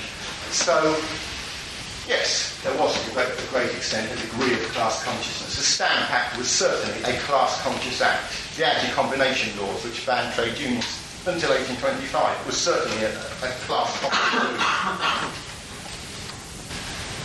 How was that sort of initiative that resulted in so many people actually assembling and coming? How that sort of initiative which had been building up through the 1840s and before that, how was that dissipated? You said before that in between the 1848, 1852 and until the end of the 1870s, that there was a big lull. How was that redirected, rechanneled at that time? There were two things. One was that it was simply done by brute strength on the capitalist class. In other words, it was done by intimidation. By the end of the 1840s, the average worker knew that if he protested, he was likely to get his head smashed in. And that's like somebody in years to come is going to say, how did the blacks in South Africa sit back for so long and allow this to carry on? The simple answer was they were scared. Secondly, Engels' point, a very important one, the capitalist class began to learn the trick of bribing workers. They began to learn it's actually cheaper to give concessions in the form of reform rather than to have armies on every street corner. After all, for example, I was talking about the Newport Rising. Somebody wrote a research paper which I read some time ago. I don't actually agree with it, but it might be true. And he was arguing that the whole of the Newport Rising was actually started up by government spies.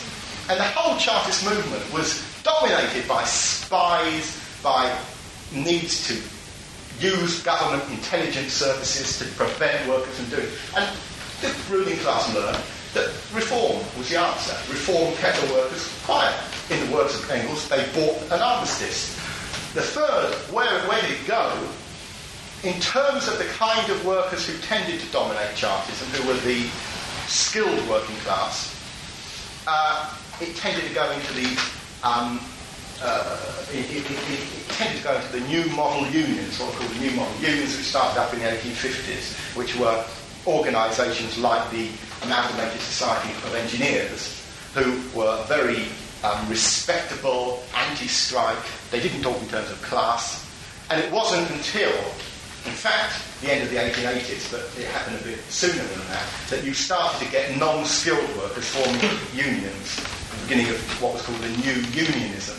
And the thing about it is that one of the important things to understand about the 19th century is, of course, there was a constant change in class composition in terms of the working class.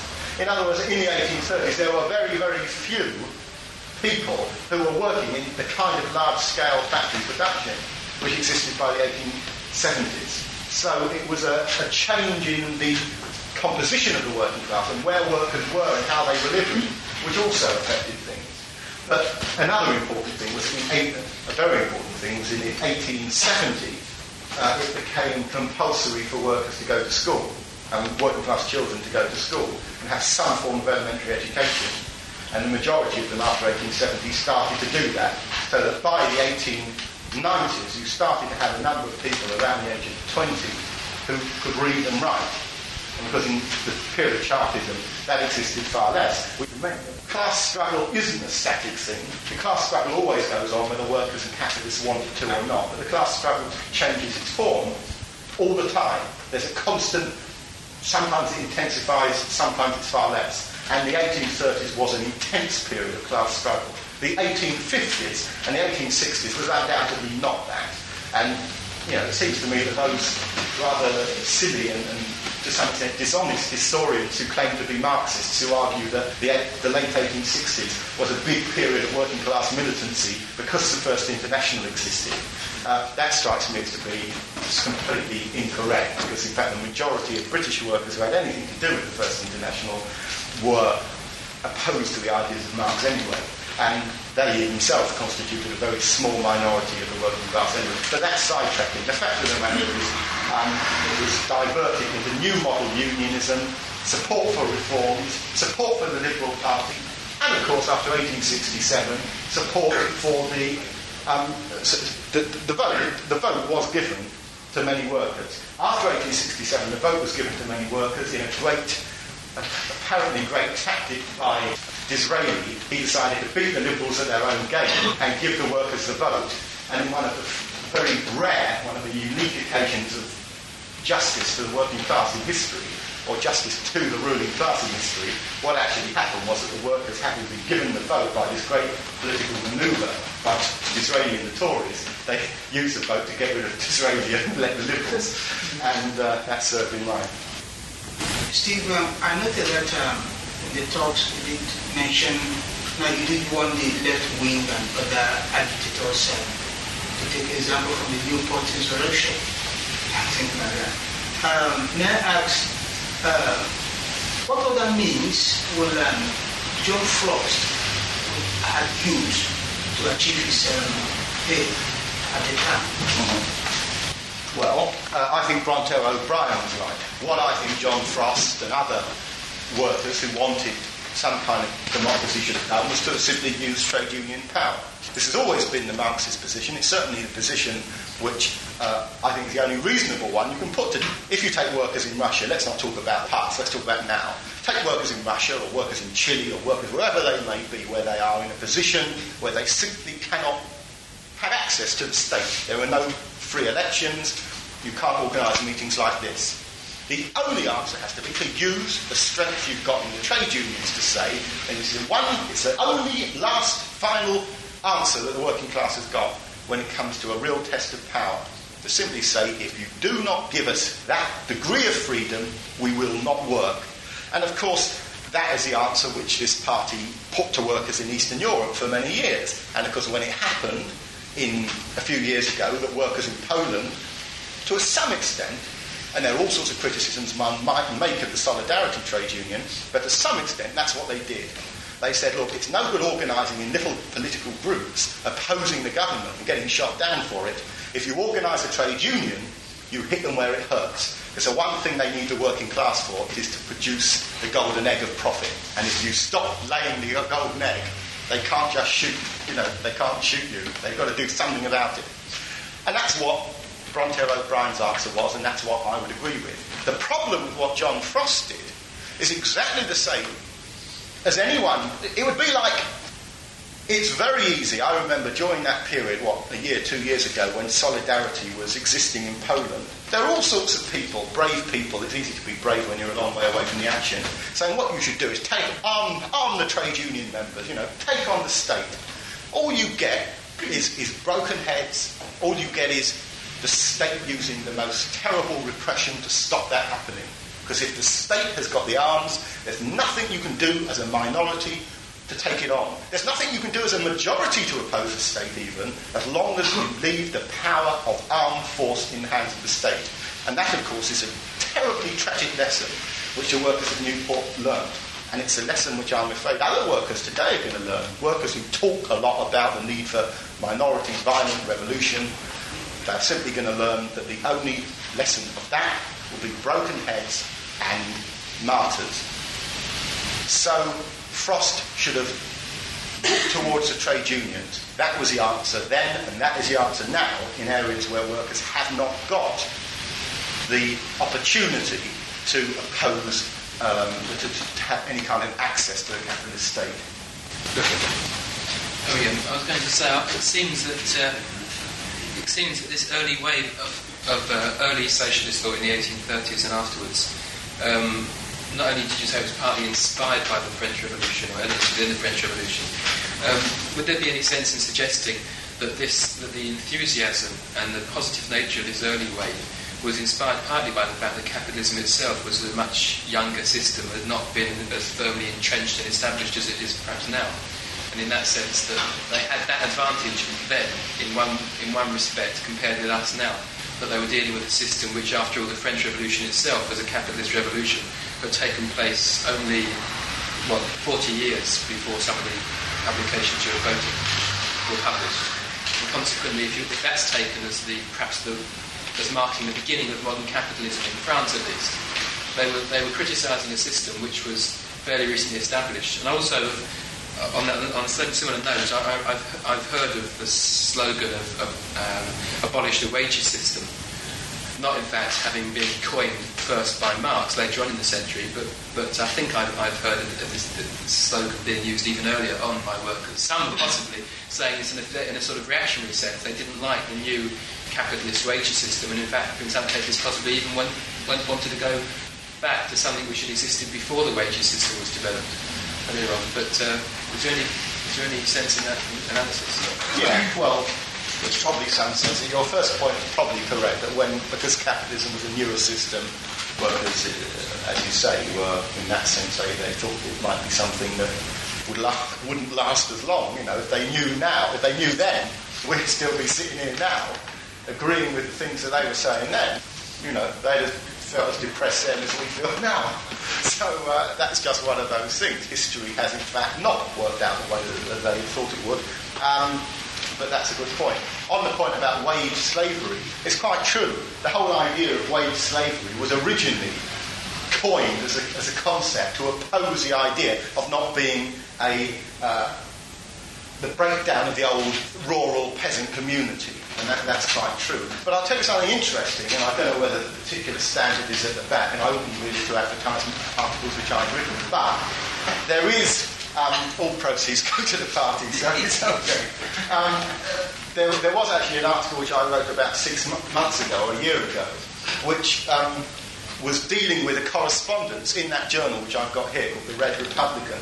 And in that journal, incidentally, Harney was a man who published the Red Republican between 1850 and 1851, and he changed the name of the journal after 1851 to the Friend of the People. And Harney would allow anyone to write for it. Well, that sounds like a good thing. But Marx, who was a little bit intolerant about this sort of thing, he didn't like the idea of Harney allowing everyone to write for the Red Republican. There are articles in it by Mazzini, by various French revolutionaries and so on. And in fact, Marx nicknamed Harney Comrade Hip Hip Hooray, because Harney would cheer at every demand that any worker made anywhere. As long as it sounded radical, Harney would appear to be supporting it, and Marx gave him this nickname. There was a correspondence, which I discovered one day when I was sitting in front of the volumes of the Red Republican, looking with nothing better to do with my time than look through it. I noticed a correspondence sent in by a man called George Smith, and the heading was Abolition of Money.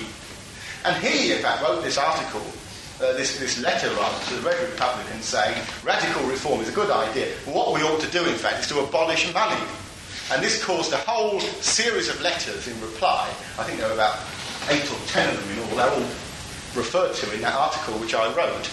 And it was a very interesting example of how, in the early days of capitalism, some of the features of capitalism which we've now grown to believe are inevitable, or we haven't, but most workers have, like the existence of money and the existence of wages and the existence of governments and so on. In those days, they were being questioned and thought about. And as I say, that I don't remember which Socialist standard that article is in, but I did write something up on it. In your talk, I noted that you criticized Edmund Burke, the parliamentary. To some extent, you did say that he was a defender of capitalist system. As I've gotten, I think I've read somewhere that actually Paul wasn't concerned with capitalism as such, but with social reform, things like rule of law, human rights. Was it not Paul right when he said that if power were to be given to the working class, a certain amount of anarchy would set to society? That I read from the history.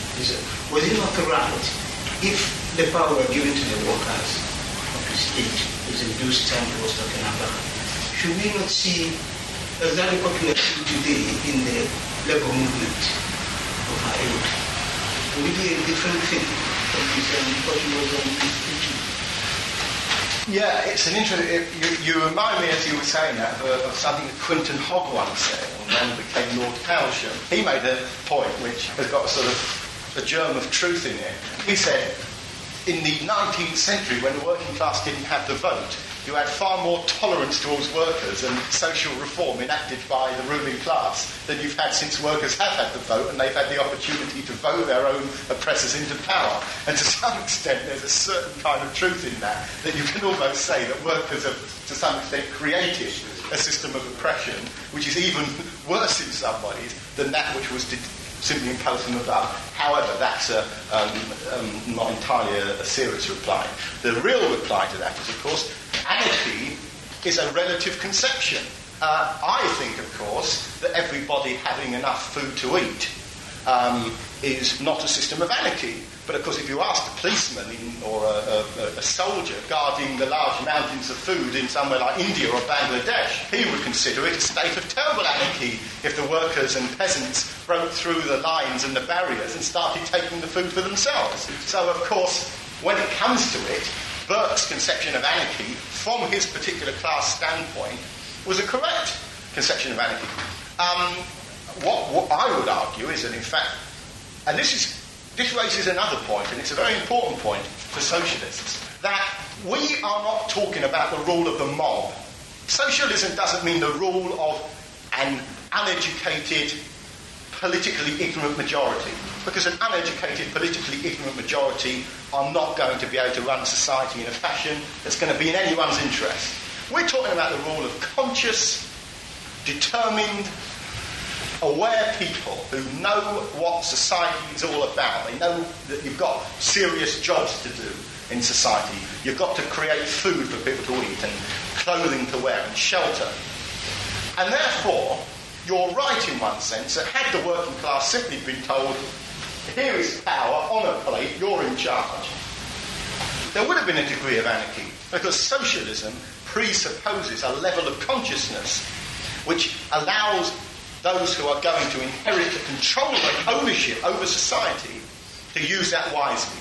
And that, of course, is what we're after. In that sense, of course, Burke had a point. But I think you're wrong, in fact, in what you say about Burke being interested not primarily in capitalism, but in the rule of law and so on. He was interested in that. Burke was a very, very devoted supporter of the private property of the class which he represented, and which, incidentally, he was paid by. Burke was not a man of very large private means. Burke was, in fact, employed to put forward the views that he did by a particular group within the Whig Party, which was dominated by the Earl of Rockingham. And, in fact, most of Burke's early writings were simply, fairly irrelevant to the present day. They were manifestos for the Rockingham Whigs. In other words, in 1770, all up and I don't know whether you want a brief lecture on 18th century history, but during the first, the early years of the 18th century, the Whig group, led by the Duke of Newcastle, was in control. And for a brief period after 1760, when George III became the king, he threw out the Newcastle Whigs and he appointed a new controller over the state, a man called the Earl of Bute. And for 10 years, the Newcastle Whigs were out of control. They didn't have access to the state. And this so incensed the Newcastle Whigs and their the younger group within them, the Rockinghams, that they argued that there was a state of anarchy and that everything was going wrong and the state was about to crumble. And as a result, in 1770, they got Burke to write a book called On the Present Discontents, in which he argued in absolutely historically incorrect terms that the years of 1760 and 1770, when the Newcastle Whigs weren't in control, were years of anarchy and chaos and terrible times for Britain. In fact, Burke was very largely the representative of a particular section of the of the ruling class, and was one of the most. It's not a coincidence, incidentally, that there is a Tory party central office booklet which is called "The Case for Conservatism," and in that it says every Conservative ought to read the works of Edmund Burke at least once every 2 years. I once quoted this in a debate, incidentally, against a young Conservative, and I said, even, we're accused of being dogmatists, reading away at Marx. Even, our head office doesn't send out instructions saying you've got to read the works of Karl Marx every 2 years. But it says you've got to read the works of Burke every 2 years. And if there is one person who is admired by the modern Conservative Party, it's Edmund Burke. In fact, again, I once mentioned to a Conservative opponent in a debate that Margaret Thatcher was, in one sense, the Burke of the 20th century.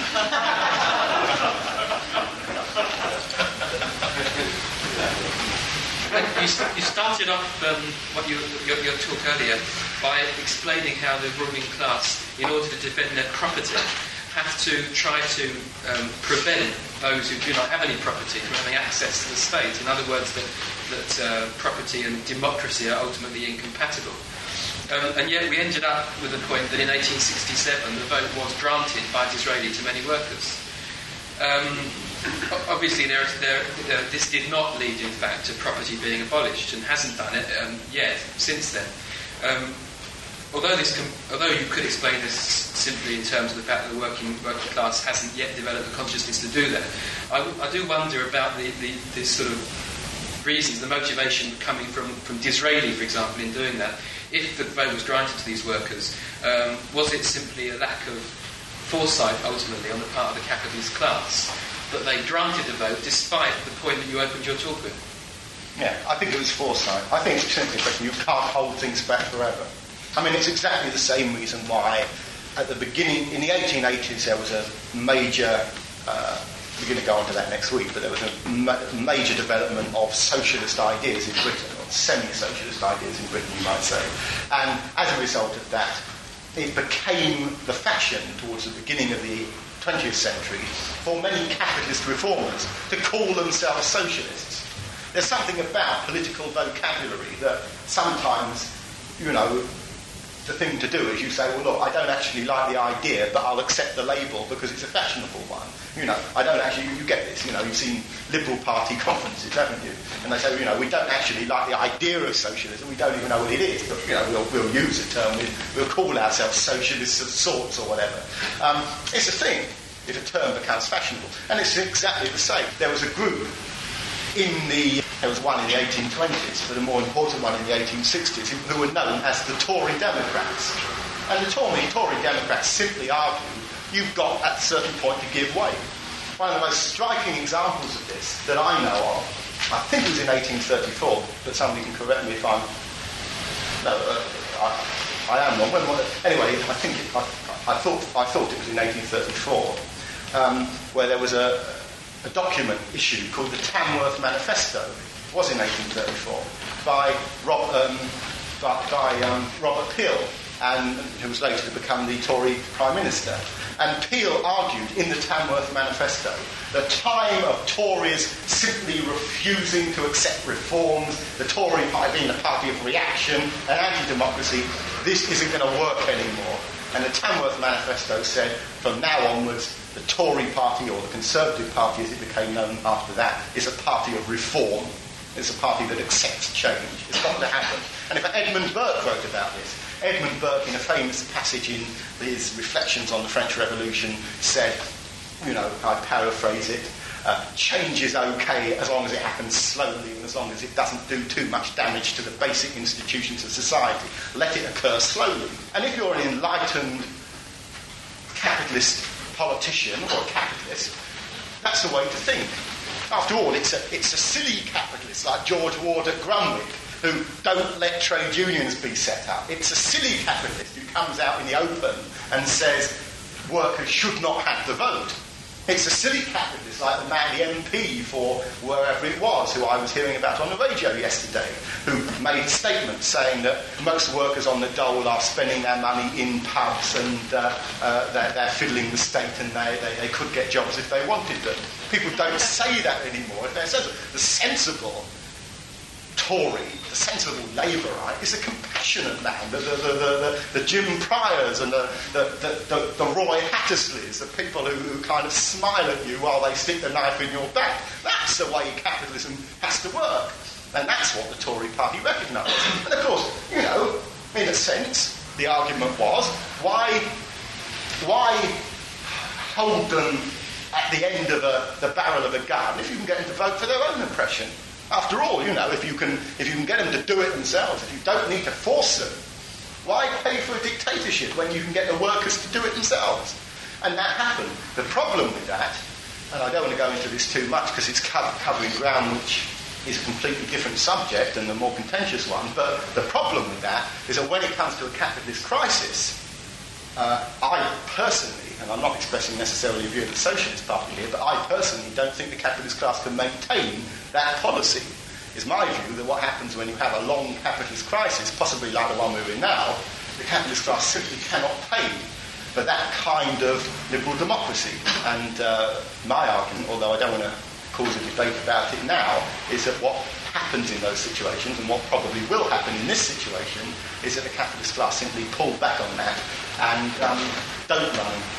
don't even maintain a pretense of democracy. Can I just come back on one or 2 points there? Do you mind? Just two brief points following on from that. One thing is when you say that it was a question of giving in at some point and so on. The odd thing about that seems that in 1867, when the vote was granted, Chartist agitation had died out about 20 years earlier. And can I just add a second question to that, which comes out of what you said? When you say that in times of capitalist crisis, the capitalist class can't afford to pay for that, earlier on you were saying that using armed force to suppress discontent, repression. You had said earlier on that they found that it was in fact cheaper to run an artificially, supposedly democratic system than it is to pay for the repression. Well, I'm interested in sticking primarily to the historical points I was making. On the second one, the simple answer I would give to you there is that during the period of crisis, working class discontent becomes such, this is my main point, that I think working class discontent becomes such that it in fact probably becomes cheaper to start thinking in dictatorial, fascistic terms than in democratic terms. That's a point of contention, as I say, which even within the Socialist Party there can be arguments about. Some people, and people who are good socialists, have said to me that's an alarmist attitude, an incorrect attitude. It's one which I very firmly hold, but it doesn't, because it's one of those arguments which you can call a predictive one, in other words, talking about what is likely to happen, frankly, I hope I'm wrong. What I would say about the other point you made is that no, that's not what happened, because in the late 1860s you began to have the growth of a movement of trades councils in Britain, and I would argue that had a very important effect. But no, the main division that occurred, I think, in the 1860s was that you began to have a competition between the Liberals and the Conservatives over who could offer the most appealing reforms. And I think that the argument was that the best way to find out what the working class thought was to test it through the ballot box. I mean, this is our argument as a Socialist Party, that the best barometer of working class consciousness is the ballot box. And of course, this is what the capitalist class thought themselves, and they still do to a great extent. That's why, in the early 1970s, when the capitalist class were divided amongst themselves in Britain over whether or not to join the common market, their argument was throw it out to the working class, let the working class fight over it and make the decisions. To a great extent, this is a very easy way of finding a kind of an independent arbiter about capitalist problems. Workers are allowed to fight it out between themselves, and in a sense what happens is that in the various pressure groups amongst workers about which section of the capitalist class should have greater control, it's the workers' heads who get broken. The capitalists are well away from the political scene, not engaging in the debate very often. The argument about should the Falklands War have been fought or should it not have been fought, it was workers who very largely were the ones who were passionately involved in that, far more than many capitalists were. In fact, I would argue, again, it's an independent point of view, but I would argue that the British capitalist class might quite willingly, had it not been for political considerations of what workers would do, simply let the Argentine junta have the Falklands. I think that to a great extent they weren't looking after their own independent capitalist concern. I think that it was the patriotism and nationalism of workers which was the greater political problem. That's not the only reason. In fact, there were important economic reasons why the capitalist class took part in the Falklands War, I should add. In fact, there's a very good article in Standard about it. Just one point. See, you mentioned Ricardo's labour theory of value. How much did that influence the capitalism towards reforms? Because I had this open university program where, they were doing sort of Ricardo's talks. And he seemed to speak about the labour theory of value that it is, he said it is the workers that produce all the value. And a country should look after its workforce. So how much did that labour theory of value lead towards reforms? The answer to that is that the early perception of the labour theory of value was that the labour theory of value was not an explanation of how things work, but how it should be. In other words, it was a moral statement.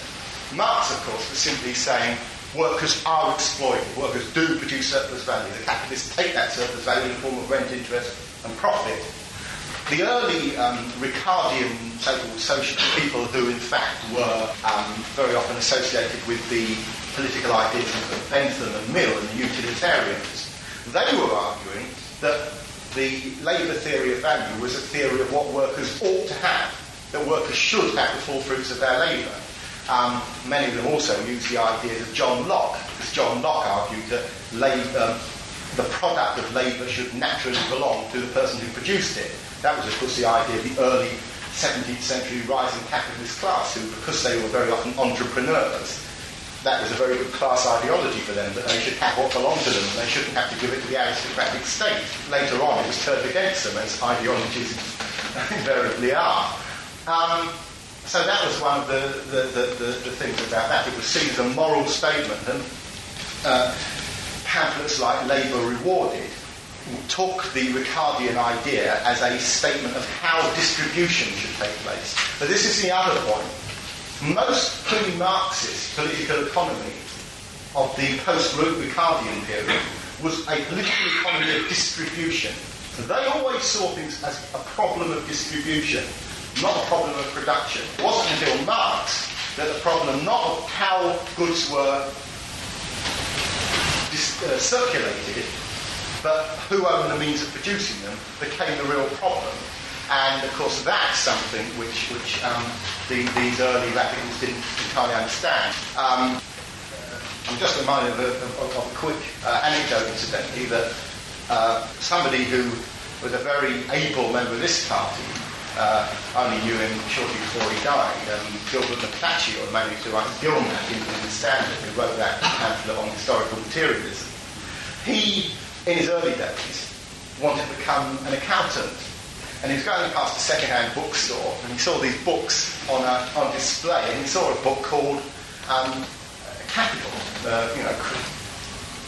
study of capitalist political economy. He picked it up by Karl Marx, bought 3 volumes of it, took it home, read volume 1, read volume 2, halfway through volume 3, and he turned to the person sitting next to him and said, Christ, you have to know a lot to become an accountant.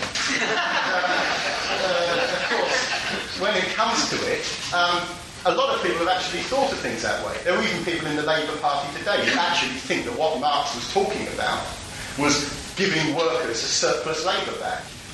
That, of course, wasn't the argument. Incidentally, just one final anecdote on that point while I'm at it. There was one person who, when the 10-hour day was being argued for, as you know, Marx's labour theory of value was that, explained in simple terms, if there's a 12-hour day, the last 2 hours were the hours in which the surplus labour was given free of charge in the form of profit. And when the 10-hour day was being argued for, this man said, if the capitalists don't get the extra 2 hours, they won't get their surplus value. Before we begin to understand the relationship between socialism and ethics, we need to acquaint ourselves with the ethics of capitalism. One does not have to look very far to encounter the practical morality of the present social system. You only have to go to the prisons, where those who transgress against the dictatorship of property are thrown into human scrapyards of brutality and isolation, to see how the ethics of profit are maintained. Or look at the police cells, where the point of morality is conveyed via the boot of the law enforcer, and you will see how capitalism persuades its moral nonconformists into the ways of goodness. Or go to the schools, where a new generation of children is being mentally polluted because the needs of capital require economic and emotional servility and repression from its future wage slaves. Go to those places where millions are starving amidst mountains of food, while Christian preachers tell them that they are selfish and greedy. The moral apologists for capitalism have plenty to say, but I would argue nothing worth listening to. Their principles of social conduct are the principles of undisturbed capitalist conduct. They self-righteously deprecate the Auschwitzes and the Dachaus while justifying the Long Keshes and the Wormwood Scrubs. They deplore the sexual promiscuity of the young, while the profit system turns human desires into commodity relationships to be regulated by the commercial dictates of fashion and to be satisfied only through the marketplace. They are revolted by the idea of women selling their bodies to men, which amongst the morally decent is supposed to be done as a wholesale transaction by the legal means of a marriage contract. But if workers did not sell the power of their bodies to capitalists, which is a highly moral form of prostitution from the angle of the exploiter, the entire profit system would cease to function. They indignantly moralise against the violence of those who should be putting their energies to more exploitable use. But the ethics of mass slaughter by the weaponry of the state is manifested by the award of medals to the legal perpetrators of international destruction. The cries of indignation with which capitalism's moralists respond to the unfortunate worker who is caught stealing back some of the wealth which he has produced is only balanced by the cries of moral sanctification with which the legalised robbery of the wages system is praised as being the highest form of economic benevolence. So the sweet-smelling morality of capitalism does not in any way serve to hide the foul stench of a system in which the privileged few can only perpetuate themselves and their positions of authority by means of the parasitic destruction of the feelings and the hopes and the potentialities of the class which is compelled to labour because it does not own. The ethics of capitalism echo in every sense the needs of capital. They can never do other than that. The ethics of any age reflect the class needs of those who dominate the age. It's a fundamental principle of Marxism that the struggle against capitalism is not a conflict between competing abstract images of how society ought to be, but is an historically determined part of the process of humanity bringing its social relations into line with the productive forces. The young Hegelians in the Germany of the 1830s represented the conventional progressive standpoint of seeking a better society by means of ethical regeneration. For them, social transformation depended upon people freeing themselves from their false ideas. Marx recognised quite correctly that this approach simply amounted to attacking the shadow in the hope that the body would therefore be destroyed. In Britain in the mid-19th century, there was a good deal of this kind of shadow chasing going on, mainly by well-intentioned critics of the new industrial system who were largely from the higher and more privileged sections of society and who felt ethically out of harmony with the new ways of living which the Industrial Revolution had brought with it. Marx criticises these idealist critics of industrial capitalism, whom he refers to as feudal socialists. He criticises them with considerable wit, if not a somewhat undue harshness, and he refers to their social criticism as being, I quote, half lamentation, half lampoon, half echo of the past, half menace of the future, at times by its bitter, witty and incisive criticism striking the capitalist class to the very heart's core, but always ludicrous in its effect, through total incapacity to comprehend the march of modern history. The unhistorical nature of this criticism did not weaken the passion and the ability with which it was stated. The two most able spokesmen of the so-called Romantic Revolt against industrialism in Britain were Thomas Carlyle and John Ruskin. Carlyle was offended by the tendency within industrial capitalism to reduce all values to what he called the cash nexus.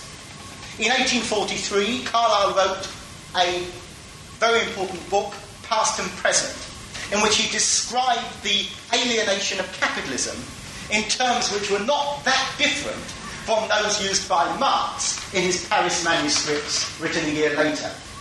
To quote from it, Carlyle writes, "We call it a society and go about professing openly the totalist separation and isolation.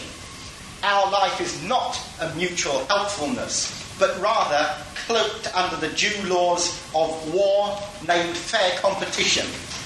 It is a mutual hostility. We have profoundly forgotten everywhere that cash payment is not the sole relation of human beings."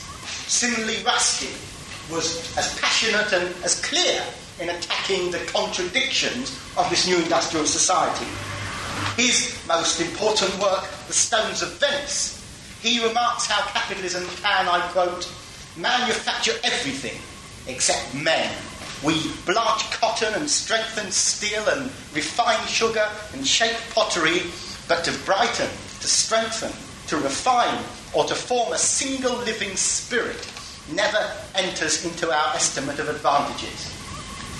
So it was out of this movement of romanticism, of idealism, of passionate moral indignation, that the revival of the idea of socialism emerged in Britain in the late 1870s. The most prominent philosopher of the new Marxist movement, which took form in the 1880s, was Ernest Belfort Bax.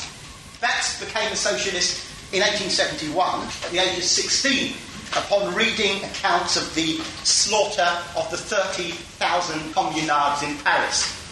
In 1875, he went to Stuttgart to study music, and this enabled him to make contact with European Marxists. His studies of German philosophy led him to read Marx's Capital, and Bax, in fact, published an article on Marx's ideas in a British journal which was called Modern Thought. And Marx regarded Bax's exposition of Marxism as being, I quote, the first English publication of the kind which is pervaded by a real enthusiasm for the new ideas themselves and boldly stands up against British Philistinism. And between 1885 and 1895, Bax was undoubtedly, including Morris, the most important writer of the Marxist movement in relation to philosophical and dialectical thought. During that period, he wrote 8 books. He wrote over 50 articles in socialist journals, and he wrote a number of other writings in collaboration with William Morris. He was a regular contributor to the Socialist League journal Commonweal and also a prominent speaker. Bax's two major essay collections, The Religion of Socialism and The Ethics of Socialism, contain a mixture of the most readable materialist insights of the period, together with a number of writings which bear the hallmarks of the Romantic Revolt, which is still stuck to some extent in those ethical frameworks, together, of course, with a few essays which must be entirely dismissed as being eccentric wanderings of an active mind. In particular, Bax's writings on the question of the equality of the sexes can certainly be dismissed in that way. Bax was the first Marxist to concentrate on the subject of ethics.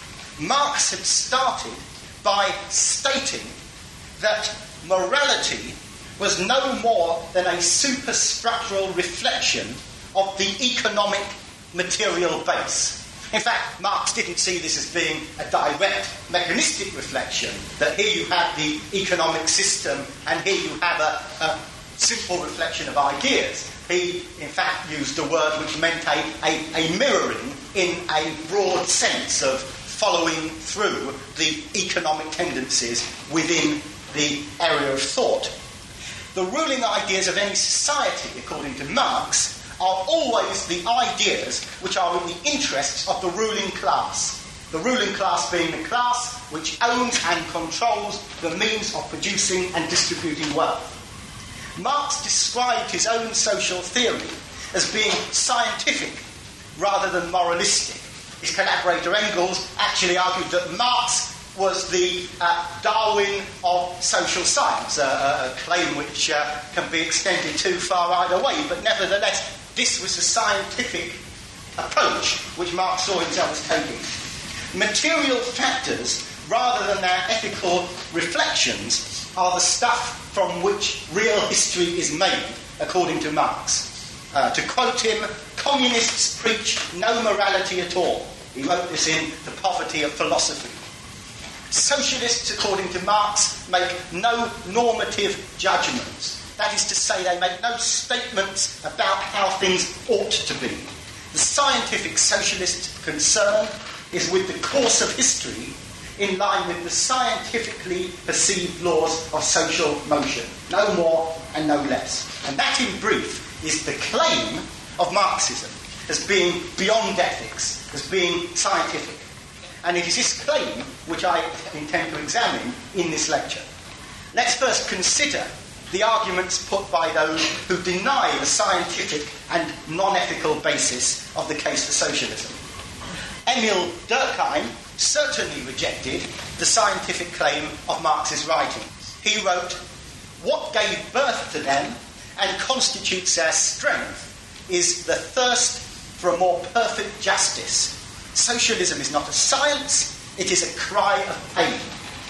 An eminent writer within the Yugoslav Praxis group wrote in 1975, shortly before that group was banned in Yugoslavia and its leading members were imprisoned, he wrote that, I quote, "Marxism is a body of thought which is uncompromising in its rejection of all forms of human alienation, exploitation, oppression, and injustice, regardless of the type of society, capitalist or socialist, in which these phenomena occur."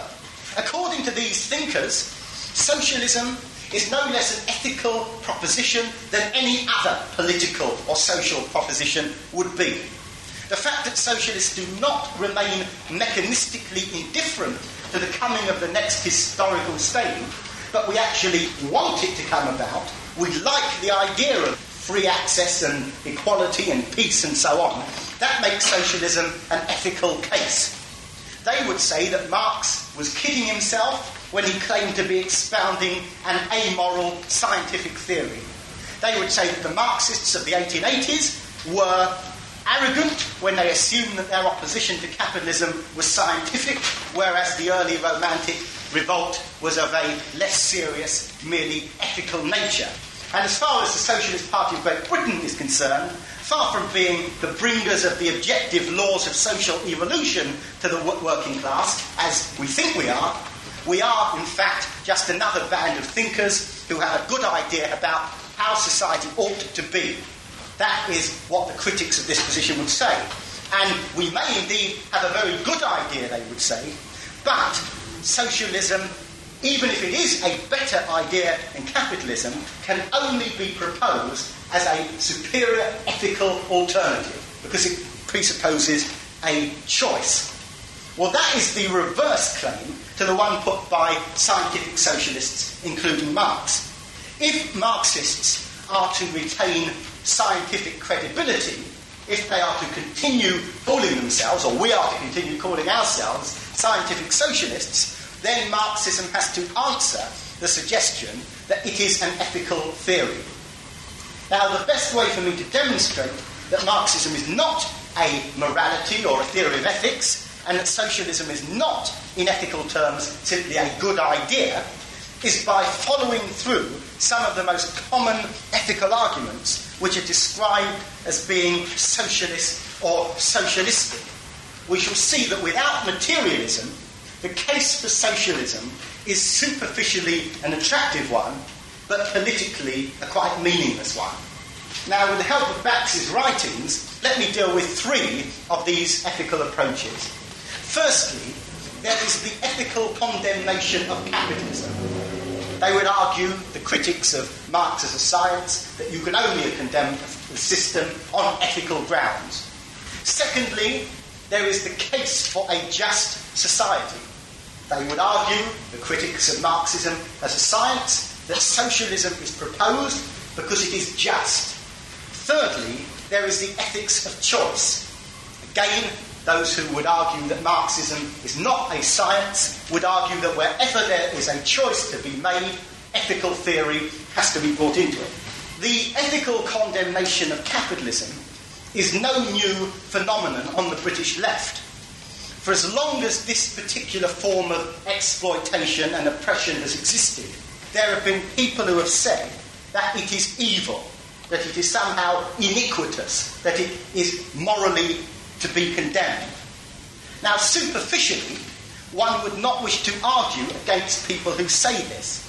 When radical vicars sermonise about the iniquities of mass starvation and concerned Labourites say that nuclear bombs are morally obscene, we may well nod along, as one does to an old familiar tune.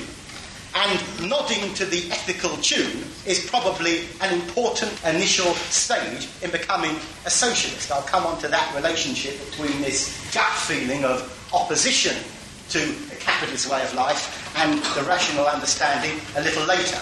But the ethical critique of the system, when pursued as a political end in itself, has certain mistaken assumptions.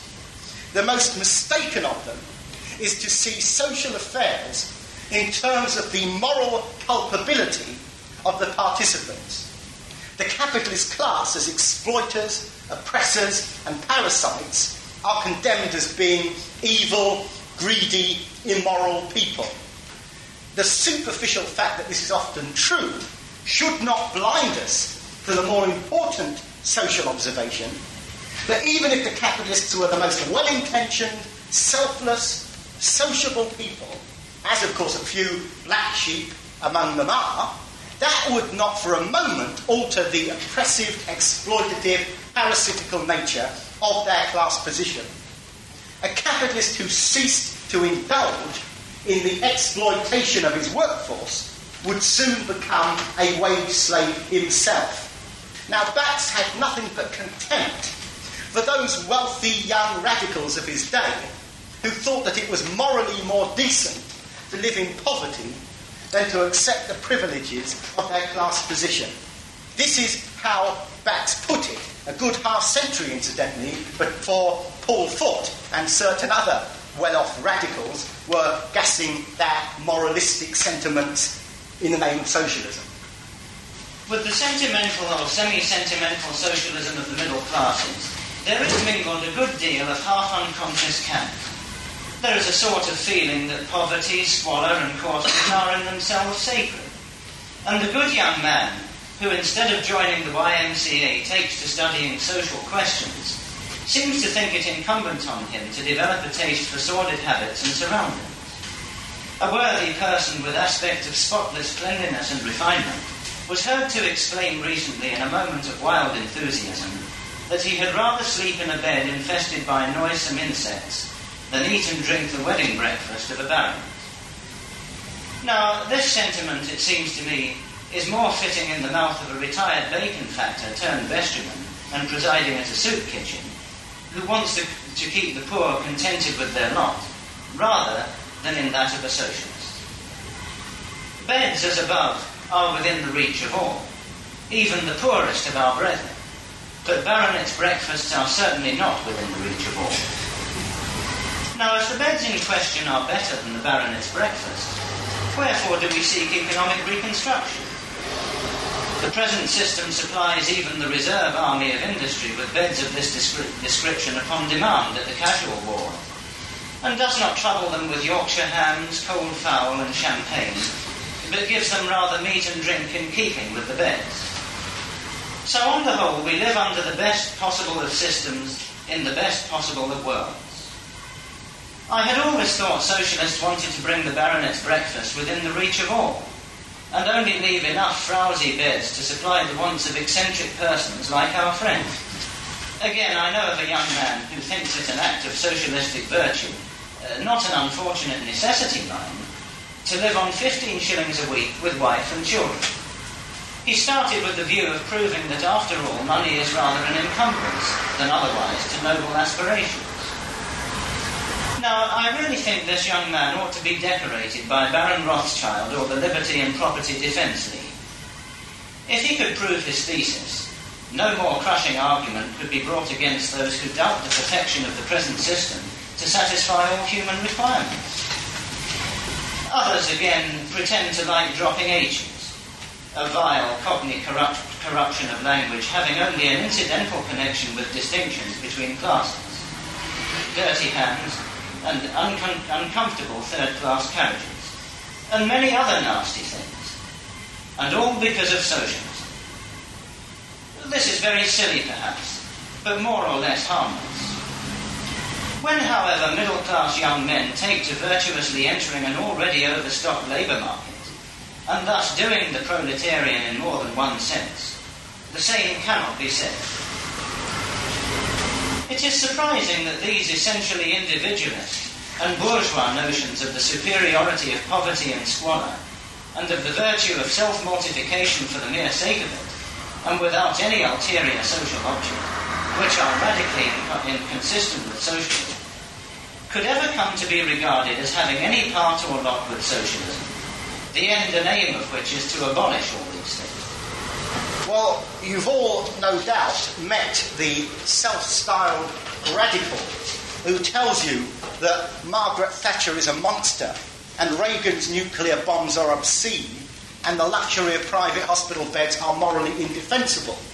Now, I would say, by all means, give these people a nod and a smile. That's probably all that they want.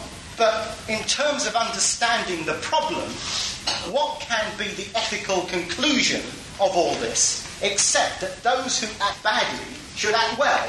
What, in other words, can be the conclusion of this kind of an ethical critique, except to say to people that you're calling upon people who at the moment are living lives of luxury, at the moment are carrying out the necessities of their class position, to stop doing that and to act in the interests of the class which they're currently exploiting. Another aspect of the attitude I've described is the notion that the class which is oppressed and exploited are the salt of the earth. This is a kind of a patronising attitude all too common on the British left of the good old working class who are the salt of the earth. This is a certain kind of radical mythology which has emerged out of the ethical critique of capitalism and which assumes that there's something intrinsically decent about the working class. According to this belief, if only the banks were run by dockers and the prisons were run by nurses and all police inspectors were people who had been recruited from the worst council estates in London, the evil society of the present would be transformed into a humanised form of capitalism. Bax, again with a certain amount of wit and ability, deals with this argument. It will be observed that I make no distinction here in favour of the working class as such. Many people are apt to think of the new society as essentially the same as the present, only with the relative positions of classes changed. They have a confused notion of the gentle stockbroker being bullied by the coarse and brutal factory hand. They cannot realise that under a developed socialistic system, the workman type of today and the middle class type of today will be alike as extinct as the dodo. Out of the changed conditions, a new type must necessarily arise, differing from any of those at present existing. For these all presuppose class conditions. All class character as class character is bad. Were the working man any more than the middle class man an angel, socialism would be unnecessary. Socialists who recognise individual character to be the child of social condition could not expect a class degraded materially to the condition of proletarianism not to bear the mark of this degradation on the character of its members. To ethically criticise capitalism is to condemn it with its own weapons. As I said, there is some superficial attraction in any kind of ethical criticism of capitalism, just as there is a superficial satisfaction in exposing to the congregation that the vicar was recently seen with a prostitute in King's Cross. But of course, capitalism can only survive by hypocritically breaching and updating its own ethics. A capitalist class couldn't possibly continue in that position of privilege without breaking the rules which they set for other people and even to some extent for themselves. But even if it did not break its own rules, the fact that its shadow was in direct line with the system it is shadowing does not in any way resolve the contradictions within the capitalist system itself. Even if every capitalist acted and exploited the working class with the utmost morality and purity, that would not for a second deny the existence of the exploitative process. There is an ethical response to what I have just said, and it neatly leads us on to the second ethical argument which I said I would deal with. This is the proposition that socialism equals justice. According to such an argument, capitalism is unjust because it deprives workers of the fruits of their labour, it allows a minority to have unearned privilege, and it is profoundly uncaring. Socialism, on the other hand, will be just because everyone will enjoy the fruits of social labour, there will be equality, it will be a caring society. Now, again, superficially, we can have no quarrel with this, and everyone can nod their heads in the time-honoured fashion. But then I put this argument. What do you mean when you refer to justice, to capitalism being unjust, to socialism being just? According to Lord Denning, who is a capitalist expert on justice, of course, it is quite just to extract surplus value from a class which is economically compelled to let itself be robbed, but it is most unjust for a hungry person to take an apple from a shop, or for a worker in a bakery to take home a loaf of bread which he spent his day making. Obviously, say our ethical critics, we do not approve of Lord Denning's ethics. Indeed, they would go as far as to say Lord Denning's ethics are unethical in themselves. Now, unless I am mistaken, the only way in which one can expound a superior morality is by having an absolute concept of what is right and what is wrong. In other words, you've got to be able to say, my ethics are better than yours because I have something absolute about my ethics, something unchanging, something which will always make them right and always make them wrong, which is contained within them. Now, of course, Lord Denning would, and in fact does, vigorously assert that his concepts of right and wrong are unchanging and absolute. He has written quite widely and would speak quite frequently about his ethics and his laws being based upon the natural law, the absolute law. But we can look at this problem of absolute justice from an historical angle. In late feudal society, the rising capitalists resented the fact that the new productive forces of capital had to comply with the political customs of the feudal state. So a part of the capitalists' rent, interest and profit in late feudal society was channeled into feudal obligations to the economically parasitical aristocracy. The emergent capitalists understandably protested against this. It is unjust, they said, that individual entrepreneurs should have to submit to those who possess political but not economic power. And philosophers like Locke argued that it was just for a capitalist to retain the fruits of his own production. He argued that you shouldn't have any obligation to a feudal state, to landlords, to aristocrats, but only to those who actually controlled and owned the means of production, the means of production being capital. In short, capitalist justice was a class need, just as feudal justice had been a class need. As soon as two moral concepts face one another, aristocratic justice versus capitalist justice versus proletarian justice, it is clear that the moral is not absolute, but relative to the class interests of the moralists in question. In other words, that the term justice itself is an unnecessary term.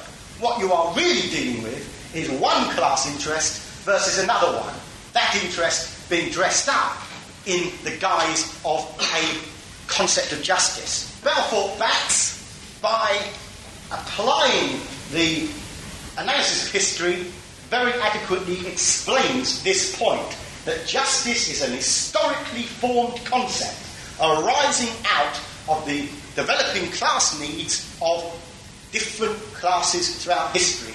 And here is what Bax has to say on the point. It is just, says the individualist, for a man to be able to do what he likes with his own. Good. But what is his own? The own of the Roman citizen of the Republic included his slaves. These he could cut up to feed his fish if he liked, and he doubtless felt it unjust when the emperors limited his right to the control of his own property. In this and similar ways, by sundry enactments which, to employ a modern phrase, savoured of state socialism.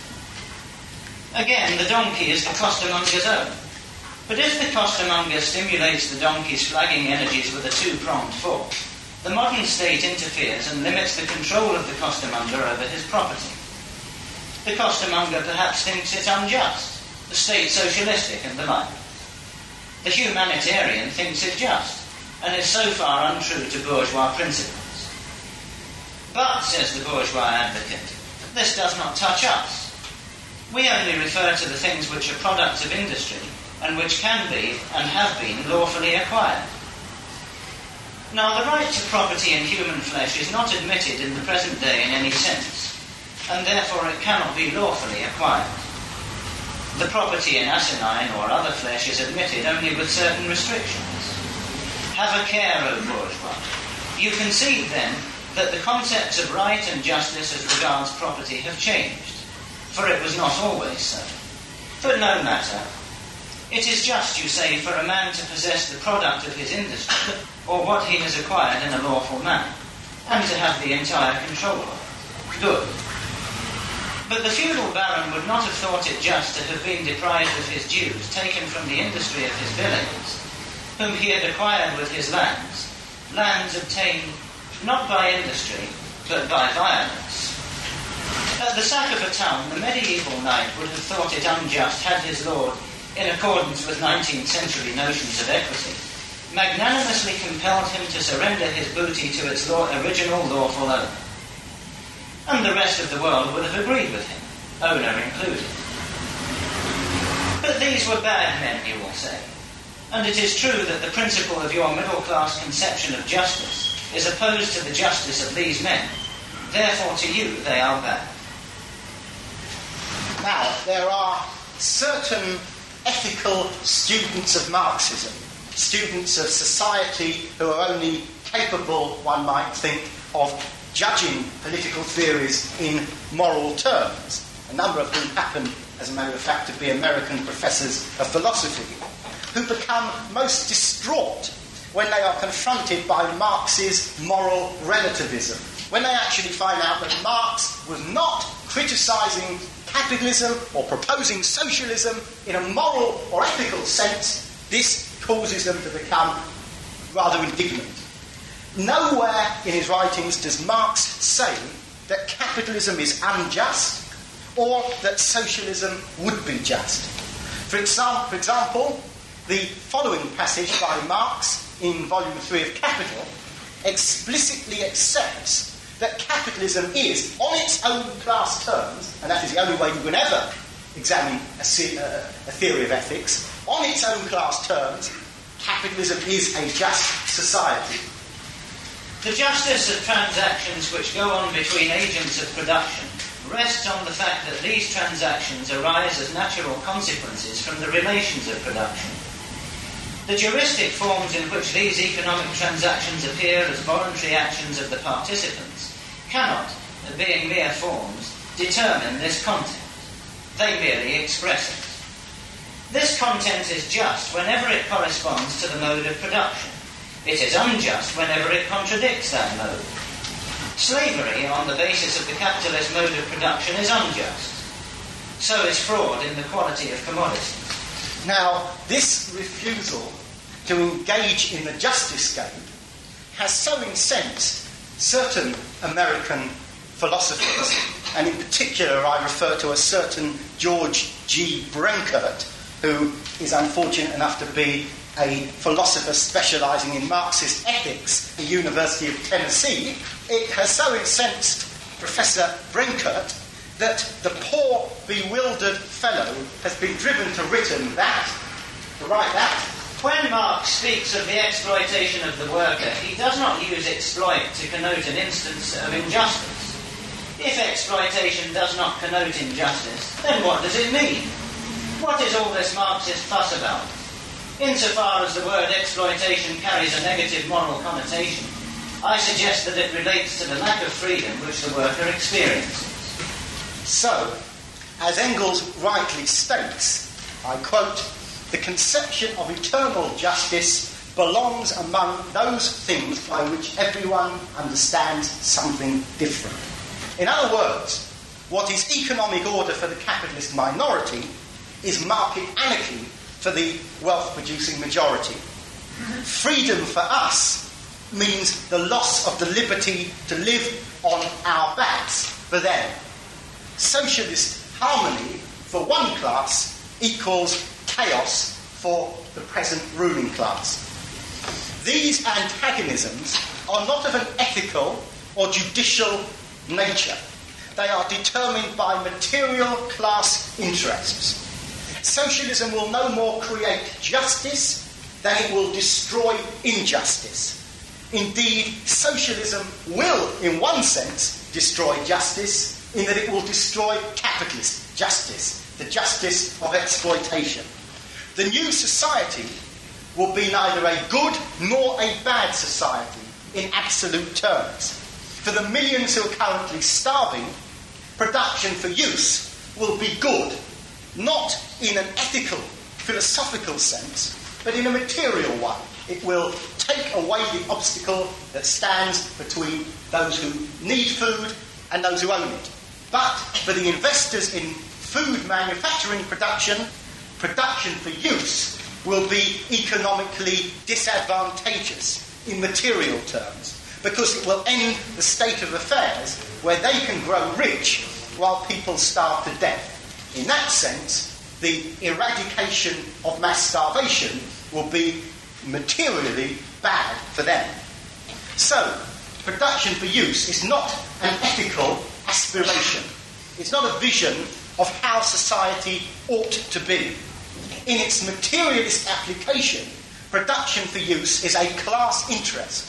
which exists in material antagonism to the need for production for profit, which is the class interest, not the ethical interest, of the present ruling class. Now, this is not mere philosophical hair-splitting. Of course, in one sense, it does not matter whether socialism is regarded as an ethical proposition or a class interest. Doesn't matter at all. In one sense, all that matters is that people prefer socialism to capitalism. But history is not made by ethical preferences. The struggles of the past have not been between rival moralities. To assume that history is made by such ethical struggles would be to commit the idealistic fallacy of those writers of the mid-19th century who were part of the Romantic Revolt, of those earlier Hegelian writers who assumed that the great struggle in history was not between material class interests, but between ideals. No, history is made by the material struggle for existence between classes. The movement for socialism is the movement of the class interests of the working class. The expressions of this movement may occasionally take an ethical form, but ultimately such ethical forms will only serve to mystify the material factors which are involved. In other words, those people who do attempt to advocate the case for socialism in terms of justice and ethical superiority of socialism are ultimately mystifying the real class factors which the struggle for socialism is all about. This brings me to the third ethical argument against the Marxist claim to be a science. And I can refer to something which is a bit closer to home. At the end of last year, I wrote an article in the Socialist Standard in which I argued, exactly as I've argued in this lecture, that the case for socialism is based upon class and not ethical interests. A reply to that article was sent by a well-known French professor who claims to be an expert on Marxism, written a number of books by the name of Rubel. His argument was to say that, firstly, the recognition of a class interest is necessarily an ethical action, as is any action which allows a choice between A or B. Anything which presupposes that there is a choice, even the recognition of your own self-interest, class interest, that is an ethical choice. And secondly, that as all previous class movements have adopted their own theory of ethics, so should socialism. Now, this seems to be a reasonable criticism of the Marxist claim to be scientific, and therefore it needs to be answered. To begin with, we can say one thing, that not all choices between competing possible actions are ethical choices. That is nonsense.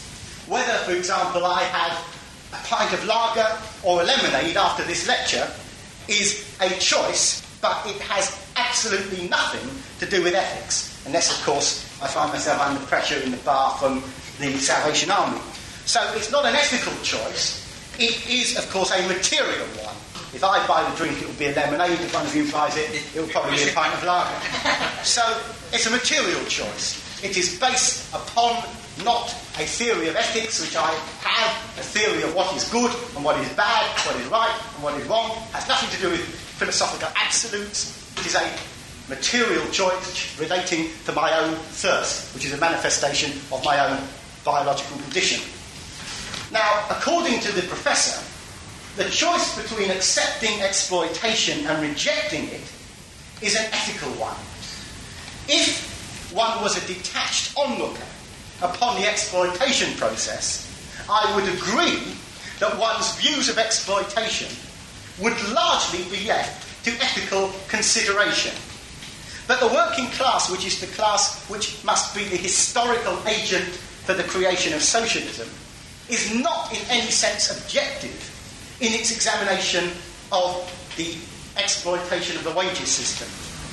For workers who accept the capitalist interests on exploitation, which is of course unfortunately a majority at present, for them the privilege of being employed for wages is in their own interest.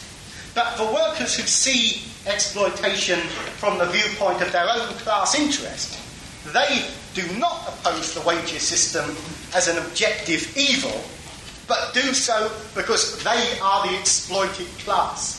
In other words, it is not an ethical, onlooking point of view, it is a participative, experiential point of view. It is actually from the scene of exploitation that the working class interest is to oppose that exploitation from the angle of experience and not observation. There has never been, of course, a movement of exploiters who have united together to put an end to any form of exploitation.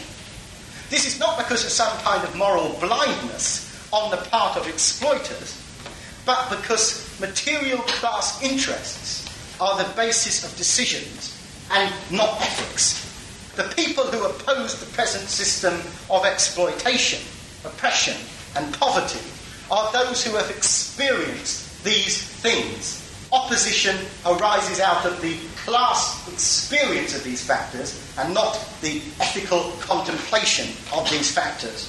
So people who have become socialists have not become socialists as a consequence of special ethical feeling, but as a result of a material interest showing them what they have to do, showing them what alternative is necessary. Now, of course, a pedantic philosopher could argue, of course this French professor was such a pedantic philosopher, he argued that it is an ethical choice whether you prefer not to be exploited or whether you prefer to be exploited. Now, if of course, and he actually argues this point, if of course the working class was a class of masochists, if the working class was a class which actually preferred to do what was disadvantageous to its own experience rather than what was beneficial to its own experience, then material development would not take place. And of course, by and large, material survival is a driving force in history. The desire for comfort, the desire for advancement, the desire for some kind of control over one's own destiny, that is a material generator of historical change.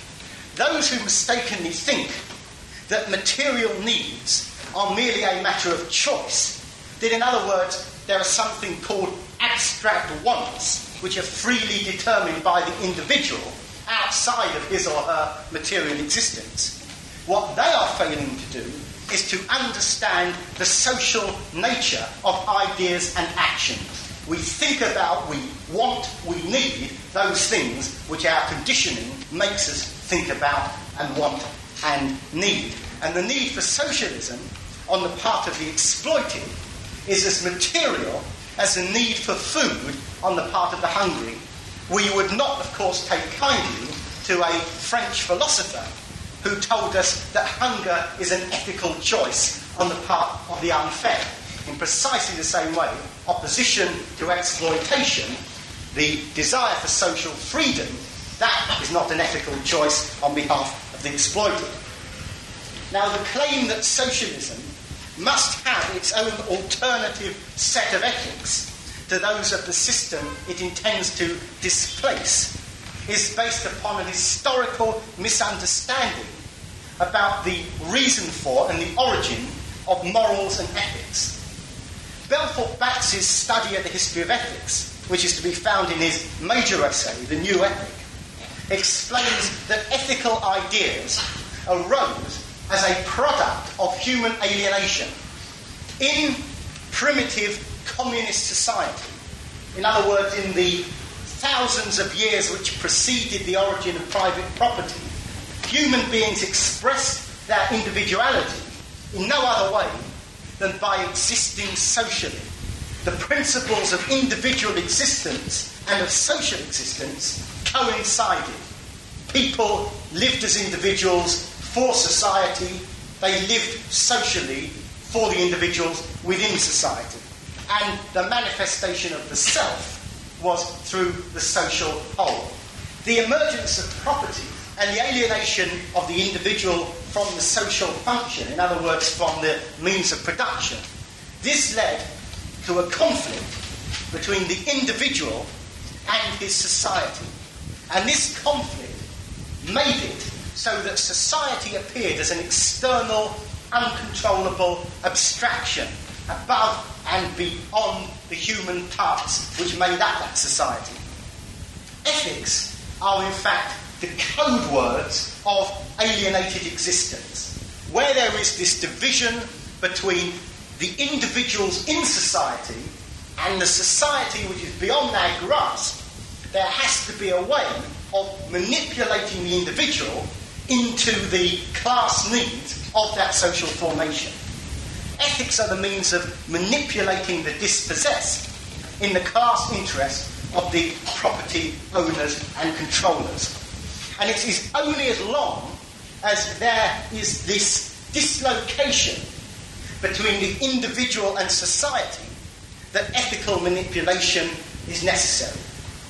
The dialectical task of Marxism and of socialism is to put the alienated pieces back together, to return the individual to society, and equally, and just as importantly, to return society to the individual.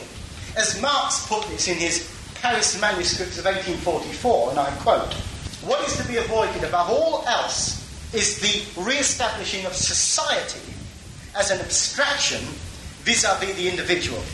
The individual is the social being."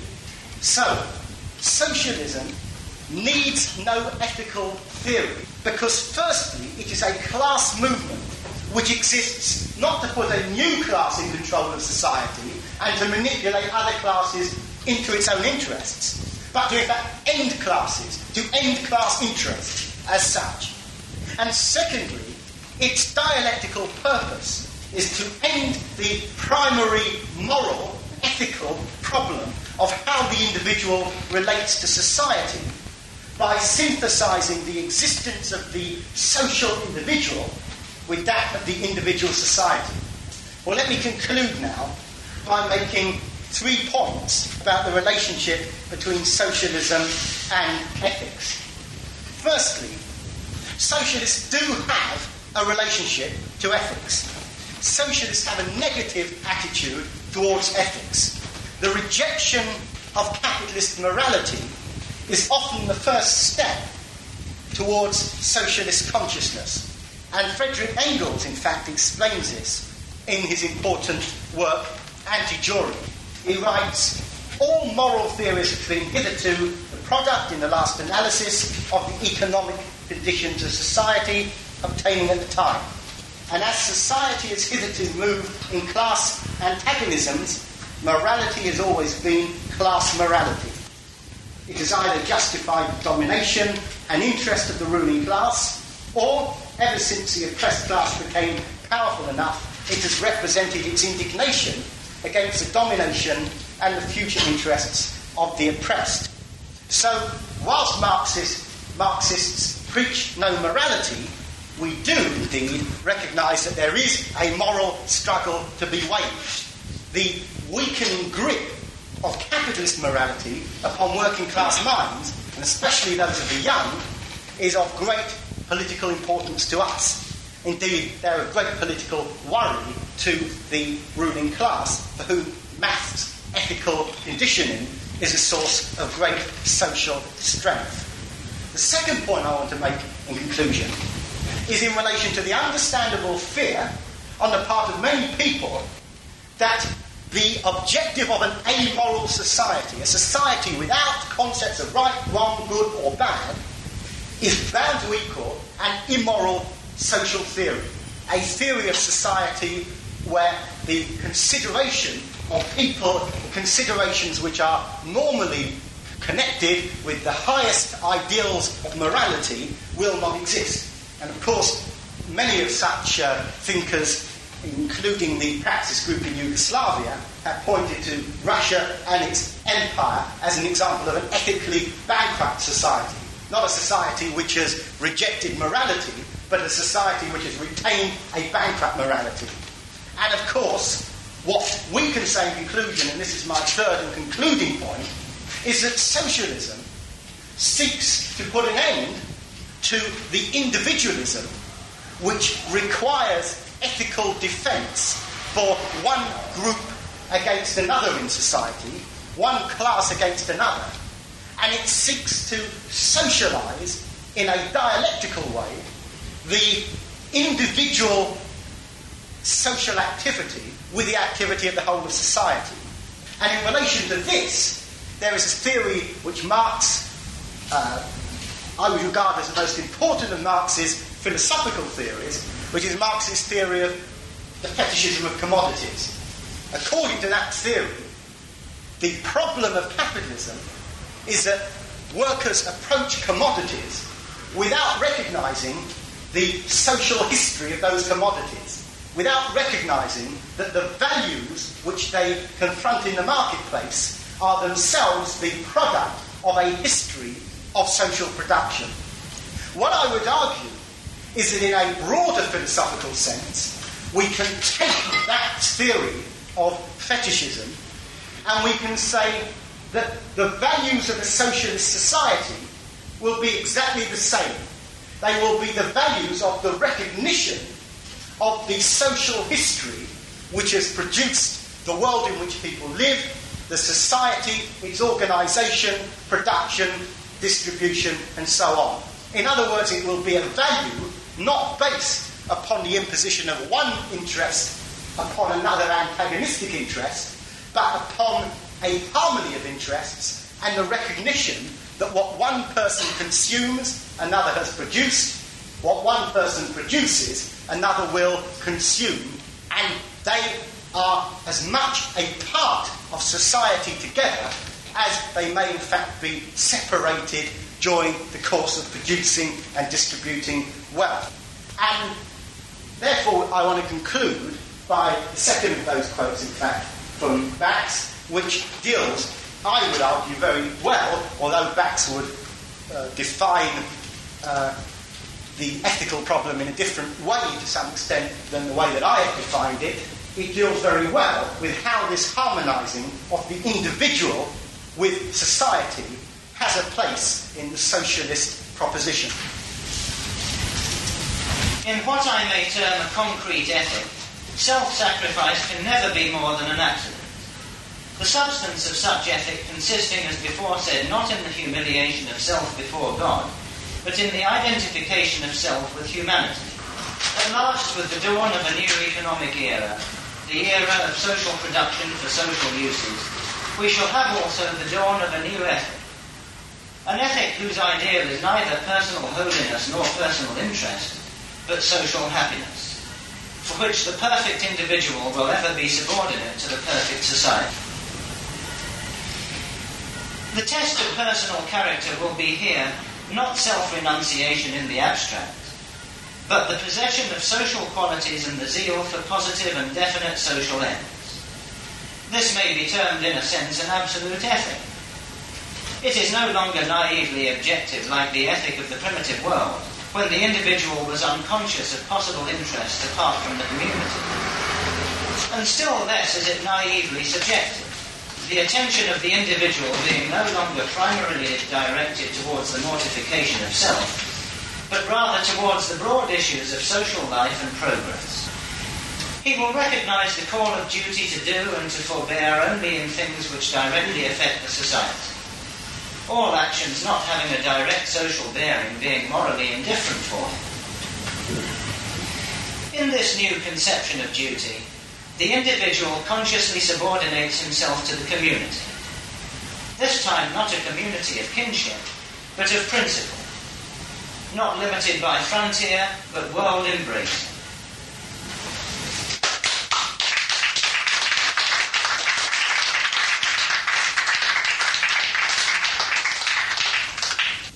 One thing that got me was that, you seem to sort of totally reject sort of the ethic. I wondered that if you don't get a change based upon some form of ethics, then do you not get a change based purely upon self-interest? And if you get a change based purely upon self-interest, then given the fact that we do have, shall we say, a sort of bureaucratically sort of stratified society right now, isn't there the probability that you would then get a bureaucratically stratified form of socialism? And I noted that you criticised this Yugoslav praxis group, as you call it. I think it was a Yugoslav praxis group, because they argued that very point. And yet your answer to it seemed to me, anyway, to be based purely upon faith. You know, you said that socialism will not recognise it will not recognise exploitation. That's the question. Well, on your first point, if I may be so bold as to criticise it on these grounds, there doesn't seem to be a logical connection between your propositions and your conclusions. When you say that what I have proposed is that there should be a self-interested change rather than an ethical one, whether, of course, there's an ethical change or a self-interested one has no bearing particularly on whether you end up with a bureaucratic society or not. Whether you have a bureaucratic society or not, it's connected with another question, which is how you organise that society. And so, you see, what we're saying is this, that if you want to talk about the ethic of self-interest, feel free to do so. I would simply argue that within any philosophical concept of ethics that I've ever come across, an ethic of self-interest would be a non-ethic, it would be a negation of ethics. Because the idea of ethics is this duality between sections of society, and one sacrificing something of itself for the sake of the other. The idea of a harmonious society rejects a need for that kind of ethical supposition. So, what is the answer to that problem of bureaucracy? Well, it's quite true that the Praxis group in Yugoslavia, who are a very interesting series of writers who've perhaps written some of the most penetrating analyses of state capitalism from the point of view of people in state capitalist societies. The problem which they have found is that they have attempted to establish super-historical criteria for how societies ought to be. They've, in other words, suggested that what you can do is to establish certain principles such as non-oppression, non-exploitation, so society should be based on this. Well, of course, to some extent, you can never run a society on the basis of these abstract principles. You can never run a society which does not adopt forms of exploitation in the sense of the exploitation of resources, the exploitation of machinery, the exploitation of skill. If I wish to use, I mean, in other words, in terms of putting the use of one person or one quality for the benefit of others. What is different in that concept of exploitation to the Marxist definition of exploitation is that, of course, exploitation in a property society is a form of indiscriminate class exploitation. It's a kind of a promiscuous exploitation, which doesn't say, I am in a position of domination over you because I'm a doctor and you're a patient who's unconscious and having an operation. That, of course, is a discriminating form of exploitation, or of domination, rather. Putting to use the energies of a person who knows how to make motor cars by somebody who doesn't. The instructor and the instructed, the education process, that's a perfectly reasonable and necessary form of people making use of other people, people having some kind of power in an educative sense over other people. But it is a very discriminating form of that thing. What capitalism does is that it runs that thing in an indiscriminate way, simply giving classes powers by virtue of their class position, not by virtue of being more intelligent, more industrious, more skilled. So, how do you avoid having a bureaucracy?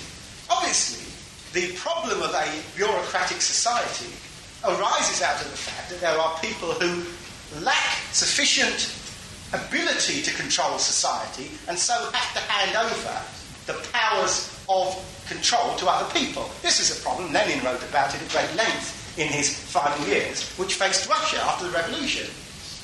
Millions of people did not understand what had happened. They didn't understand even the ideal transformation of the society they were in, let alone the real transformation that was going on. And as a result, they looked to leaders, they looked to bureaucrats. The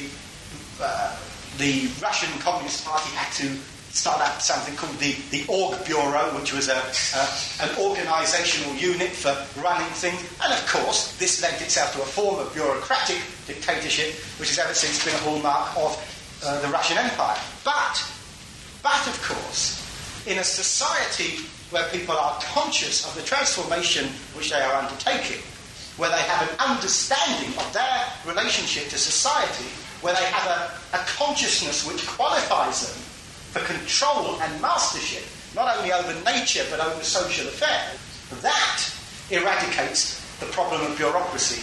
Now, you may say, well, this is an act of faith, in the sense that I am going to walk out of this room and assume that I can get downstairs by the stairs for being there. That is an act of faith. In other words, anything which is based upon some kind of intelligently perceived causal relationship is in one sense an act of faith. The whole of science is an act of faith. The assumption that something is going to happen as a result of something else happening is an act of faith. So if you say that something which has not yet been tried is believed to be workable on the basis of the causes tending to look that way, then of course socialism is an act of faith. I would say, of course, what socialism is a recognition that with certain causes being present, with certain factors existing, such as mass consciousness on the part of the working class, such as a very high level of communication and democracy within society,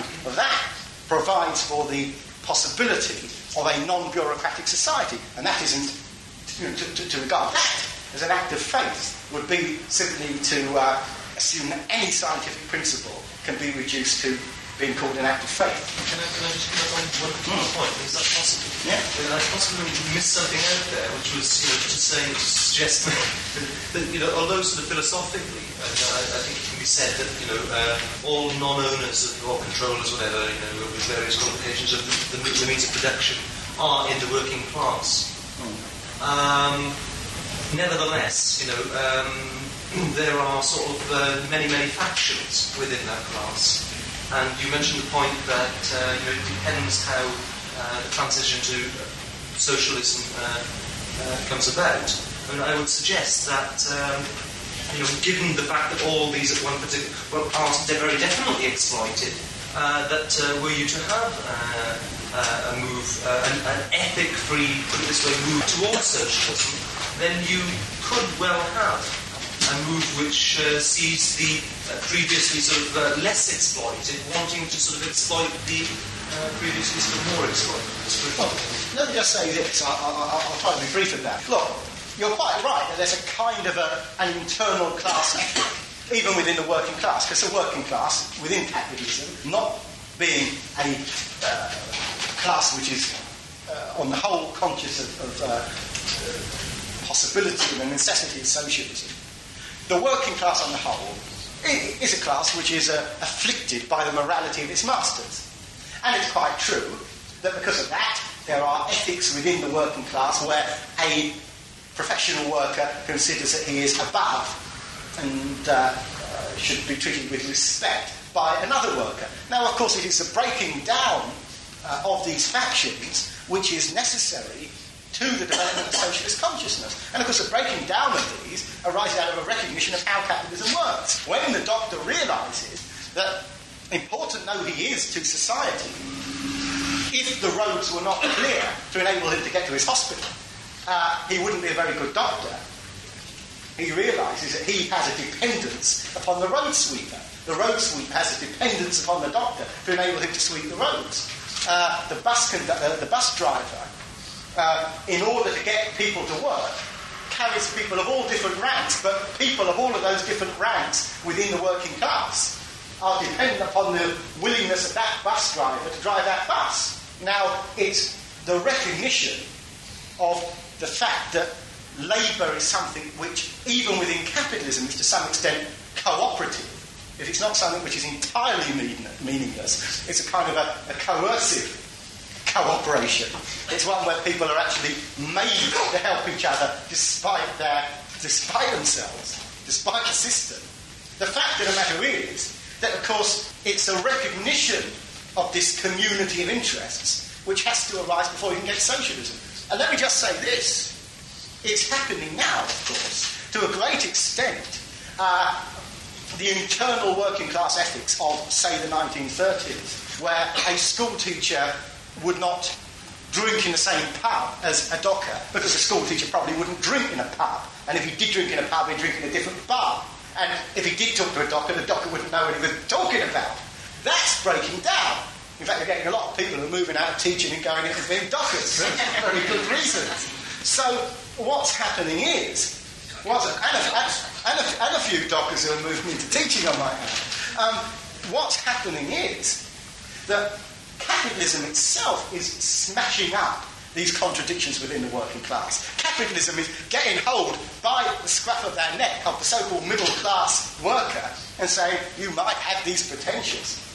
But, you know, all it means is that you stand in the room next door in the dole queue when you're made unemployed. And, of course, with the crisis that capitalism is currently in, one of the problems is that very often the first to go are not the people who are actually in the process of producing the wealth. It's the people who are in the administration. If you think about one of the political paradoxes that occurs to me about the present government, is that the present government, which in popular parlance is a government of the middle class, of the higher up administrative professional workers, what is the government's policies? Not that you should throw manual workers onto the dole queue. They're all in favour of having productive workers. They're saying you've got to get rid of the administrative layers and the waste and the professional layers. In other words, the very people who gave them power are the very people who they want to throw out of work. And that, of course, is part of the rationality of capitalism. I, in general, agreed with the distinction you made between an ethical concept of justice, i.e. a bourgeois concept of justice, and a materialist understanding of what ethics is. It's really important, but I think it really burst to mind in something which you were talking about, Steve, which is that all of these actually have weighing down upon them class factors. And here, the whole question of class consciousness, which is an absolute prerequisite if we're actually going to get socialism, is, I think, extremely important. You said, for instance, and attempting to actually make a distinction between somebody who has an ethical concept of socialism and someone who has a materialist conception of socialism. You said all that matters is that people prefer socialism to capitalism. Well, I would say that that in itself, and that aspect, not just that quote, because I just want to take quotes out of context, but that whole aspect of the SPGB, i.e. that you have to hear the socialist case, you have to convince people, you have to actually play an educative role. I would actually characterise that as idealistic and ethical. And I'd like you to make the distinction, or try to actually prove that there actually is a distinction between that conception and a materialist conception of class consciousness. And I'd just like to finish by saying that I think the whole concept of class consciousness, i.e. the collective class consciousness of the class, is absolutely vital if the class is actually going to create socialism. Because as Marx pointed out, the class is anything, it is a collective class, and it's really very important. And that, the whole question of consciousness is actually a collective consciousness. Well, let me say on your first point, I think you make a valid point, but let me say on your first point, I know you say you don't want to take things out of context. I think I can fairly say you have taken something out of context. Because what I in fact said, and I think I said it very emphatically on that particular point, is that superficially we may agree that it doesn't matter whether socialism is an ethical or a material proposition, but in other words, superficially speaking, in other words, on the level, on a very basic level, all that is important is that workers prefer socialism to capitalism. I accepted when I said it that that's a very superficial statement, and in fact I went on to say that it's a statement which can be qualified to the point where I think it becomes a statement which isn't one which I would want to put. So that wasn't something I was saying. But what you went on to say was that on the problem of class consciousness, I think you raise a very, very important point, because a lot of people, this is the point I was getting on at the end, in relation to the Praxis group in Russia.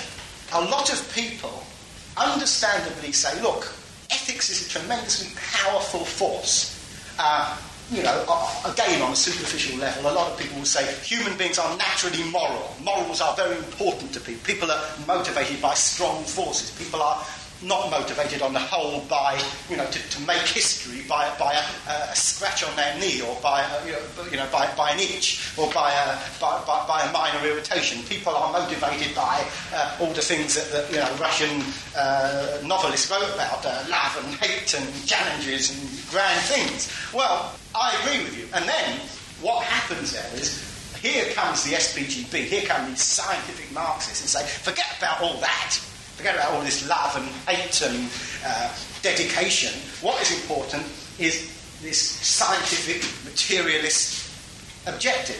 Well, in fact, I would argue that the concept of class consciousness is a very, very important one, because what the concept of class consciousness says is that you reject these great motivating forces, which are really just the motivating forces, which are the sort of the emotional hand-me-downs of the ruling class. And what you do instead is you develop your own ones. In other words, you often see people who want to be kind of good people, and they say, well, what I've got to be is non-selfish. I've got to be cross old ladies over the road. They're kind of conventional ideals of what it means to be a good person. What socialists are actually arguing is that what it means to be a conscious person is to be selfish. In other words, out to ensure that you can get as much as you can out of society. And the only way you can do that is not by putting yourself outside of society or struggling against everyone else in society, but by joining together with everyone else in society. And the reason you join together with everyone else in society is not because cooperation is morally superior to competition. Competition may be very good for the soul.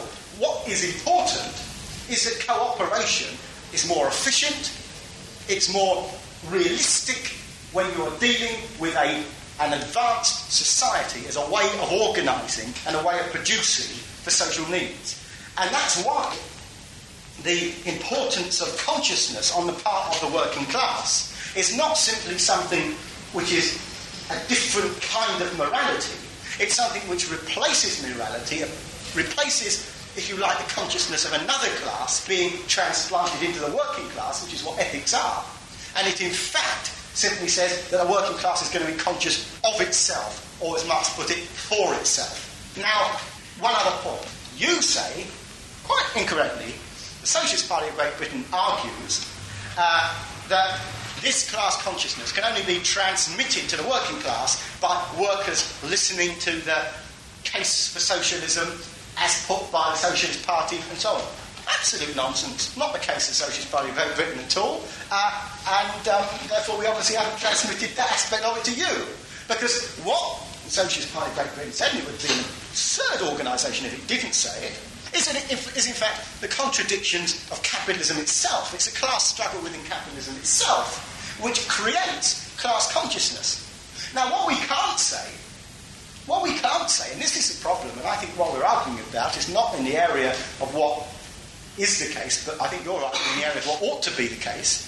The problem is, it's quite true that we in the SPGB, holding meetings like this, standing on soapboxes and whatever else, we can only convince a small minority of workers that socialism is something which is in their own interest. Now that is propaganda work which we do and is important to do. But at the same time, it would be nice to think, and sometimes it would in fact be apparently so, that although we are only meeting with this minimal success, capitalism is doing our work for us in a much greater way.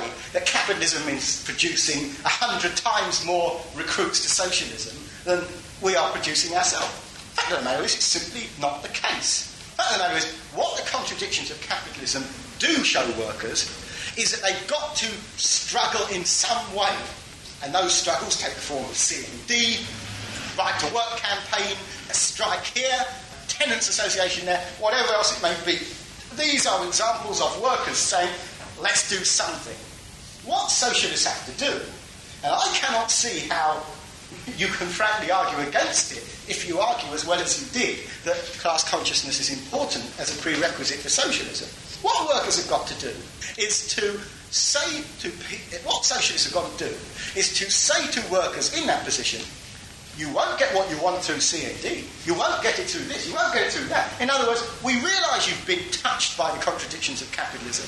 We realise that you're doing something, you're saying something, but you won't get it this way, you'll get it that way. Now, when you talk, and I think it's a victory of sort of hope over realism on your case, when you talk about the working class as a collectivity, the working class as a broad class, this is what somebody once said in a debate against an organisation which you know well. They said, this is an idea of some kind of universal baptism, that the whole of the working class is sort of going to be thrown into this huge baptising water of socialism, and it's going to come out cleansed and recognising socialism. It doesn't happen like that, because we are individuals.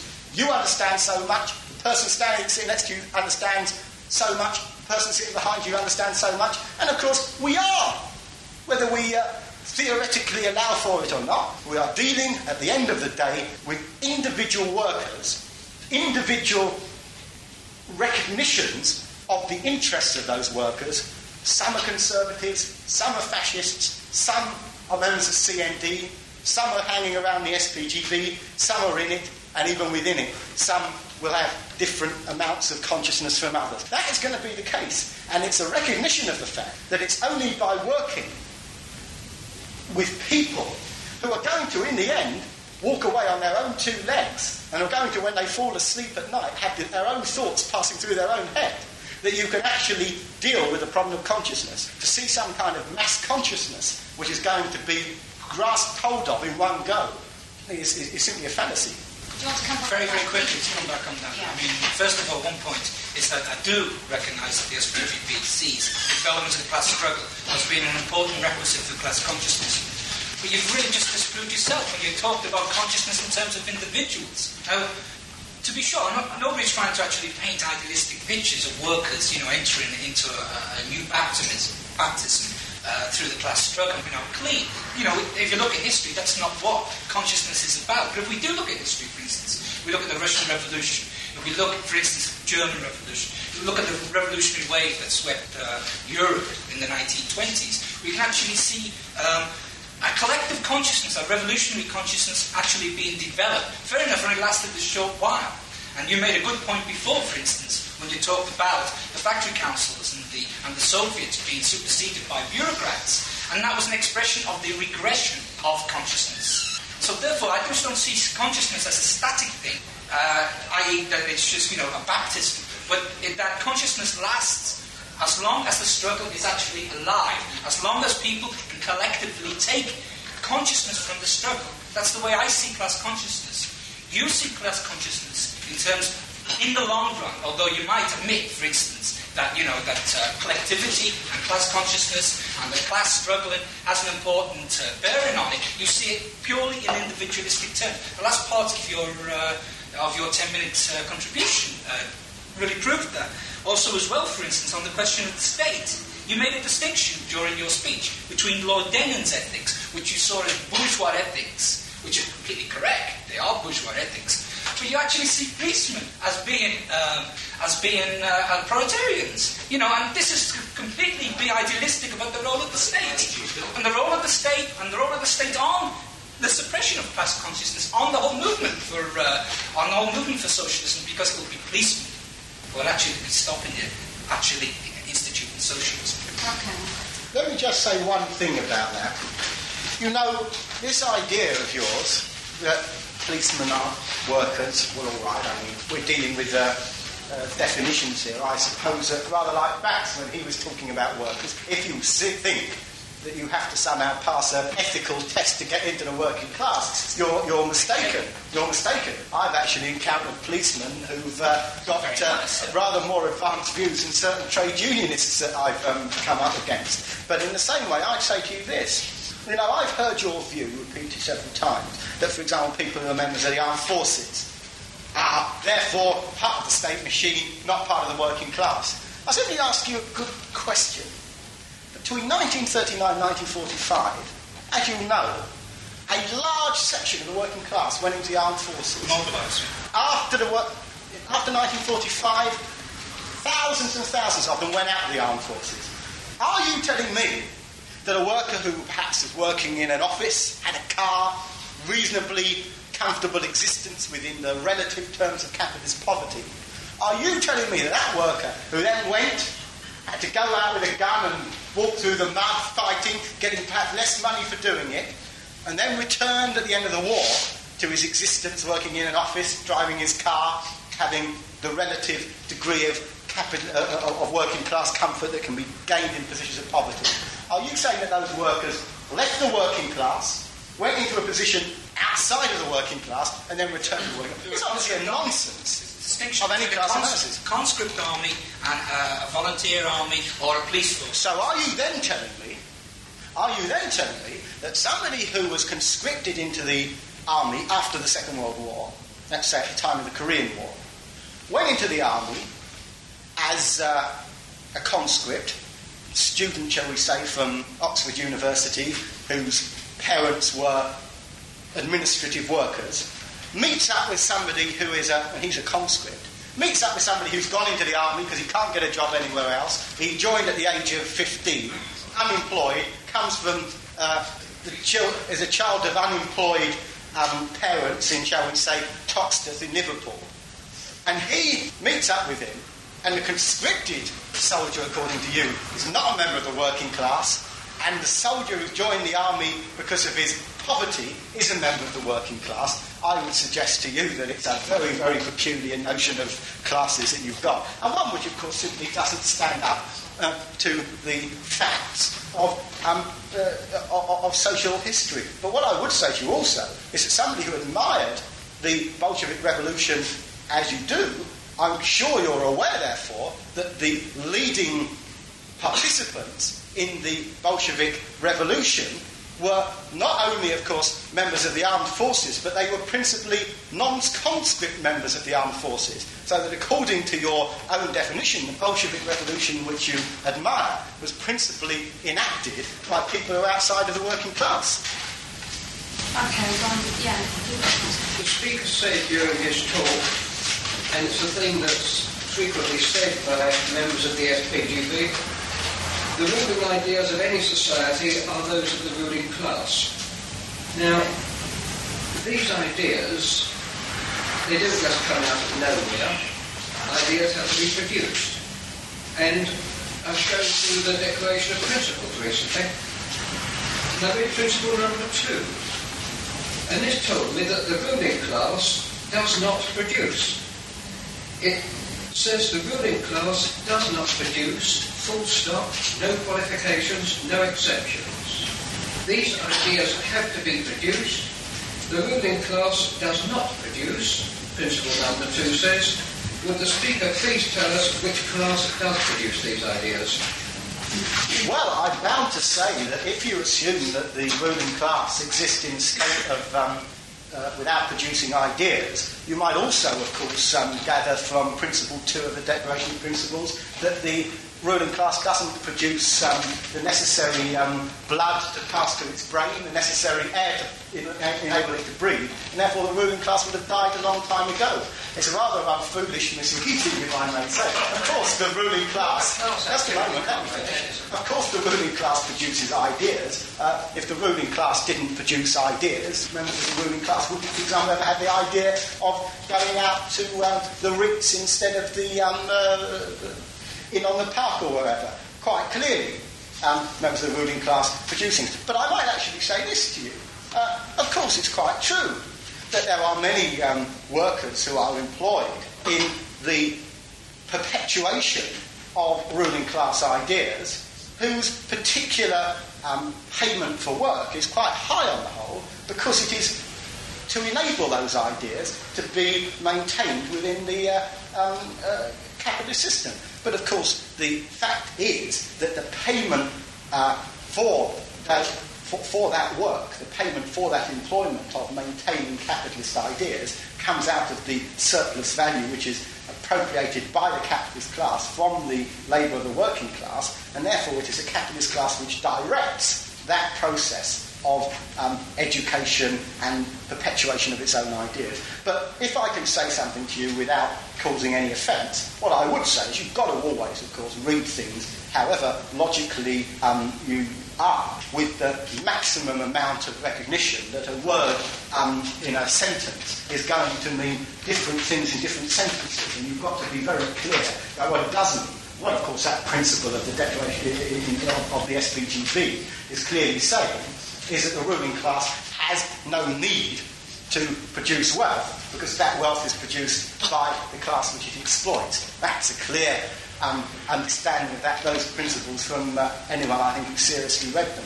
I'm sorry, I must admit, I didn't understand the answer. Would the speaker please tell me, is it the ruling class or the working class that produces the ruling ideas of this society? Well, I don't mean ideas about going to the Ritz. I mean about the ruling ideas of the society. Well, you see, you've got to look. First of all, what are we talking about when we talk about the production of ideas? When we talk about the production of ideas, what we are talking about is the mental process which leads people to think about things in certain ways. Now, what are the ways in which people are influenced to think in certain ways? They're influenced by the education system, they're influenced by newspapers, they're influenced by television, they're influenced by universities, they're influenced by publishing companies. And of course, by and large, all of these employ working class people in order to carry out this production. But of course, the direction of this production, the control of this production, and this is an important point, is in the hands of the capitalist class. Are there any more questions from non-members on points to be made? The Speaker, you made a point about the morals of society, about capitalist change. Can you enlarge upon this? Well, can you enlarge upon it? You stated that the morals of the capitalist class change. Oh, yes. Can you enlarge upon that? Yeah, I mean, what I'm saying there is that the capitalist class frequently breaches its own morality and occasionally has to update it. They occasionally have to come along and say, oh, when we told you that this was our way of doing things, what we really meant was this, that, or the other. For example, members of the capitalist class have had to change their thinking over the last 100 years tremendously in relation to divorce. There was a time when if a member of parliament was divorced, it would immediately lead to his or her downfall. They've revised their morality on that, and it's now something which they are quite ready to accept. In certain areas of the world, they're still not ready to accept it. Capitalism has had to revise its morality about various sexual practices. At one time, it regarded it as being absolutely sinful and disgusting for somebody to be a homosexual. These days, well, you know, as long as you sort of do it behind closed doors and not with the Queen's bodyguard, it's okay. So that's something which is you know, it's had to revise the way it sees things. But of course, there is this point: different sections of the capitalist class have competing class interests. In other words, the person who is an owner of a manufacturing industry, he might say, well, it's all right to take profit, but those landlords, they're charging a high rent, you know. And he might say, well, I'm in favour of making high profits by selling food on the market or whatever, but I'm not against charging very high rents for accommodation. Somebody who's a landlord might say, well, I think rent, it's fair, rent should be all right, but there should be fair prices in the marketplace. Somebody else might say, a landlord who's buying houses and charging high rents but borrowing money from the bank will say rent should be high, after all, accommodation is scarce, but the bankers are quite immoral, they're charging too much. And there's a constant sort of antagonism going on within the capitalist class. And then somebody will say, oh look, defensive nuclear bombs are all right, but these Russians are producing offensive nuclear bombs. Or if one, when Russia didn't have an atomic bomb and America did, Russia was very concerned about the danger and immorality of atomic weapons. It's changed its mind now. But now that Russia has got chemical weapons and America pretends it hasn't, America is saying, look, nuclear weapons are okay, but these chemical things are going a bit far, they're quite immoral. And there's a constant sort of moral shuffling about. And each time a new form of corruption and obscenity is brought in, to play by the capitalist class, they have to revise their morality to allow it to exist. In other words, those are peripheral morals? Well, what is a more central moral?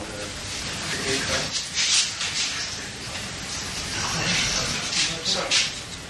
You done with that one? Yeah.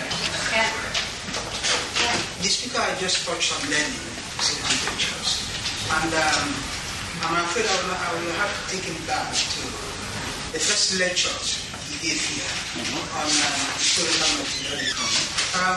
What do you say to a school of thought who contend that Lenin's theoretical and practical analysis of Marxism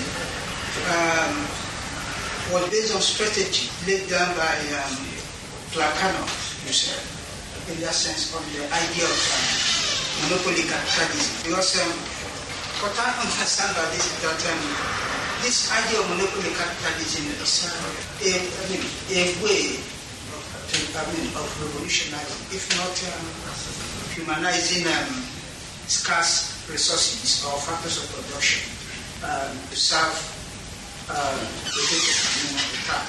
Say, taking for instance the creation of cartels and frauds. I just want to know what is wrong with idea of that monopoly capitalism, what you refer to on several occasions here as state capitalism, with regard to the ethic of the socialism.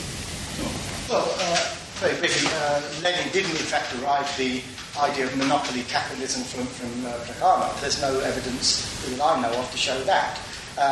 Lenin was based on the strategy laid down by Plekhanov. Yeah, well, as I said, I would not accept that was the case. I have no knowledge of that being so. But what I would say, in fact, Lenin's idea was based much more on the German economists and their investigations into what they regarded as the principles of finance capitalism.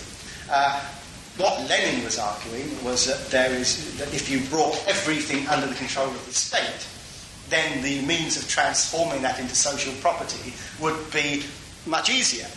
In truth, in fact, although Lenin didn't derive that from Plekhanov, as far as I know, there's a certain amount of evidence that Lenin could have derived some of that from Marx himself. Because, of course, in some of the writings of Marx, writings which the SPGB would reject and writings which, towards the end of his life, Marx himself rejected, such as at the end of the second section of the Communist Manifesto, Marx himself was arguing a very similar point, that by monopolising in the hands of the state the ownership of wealth, there would be an easier transformation into socialised ownership. That was quite wrong. But on the question about that being an ethical theory, to relate it to that in particular, the point about it is this, and this might serve as a very kind of focusing in point at the end of this session. What you've always got to do in any historical situation is ask yourself, what can be done? Not what is to be done, incidentally, not what ought to be done.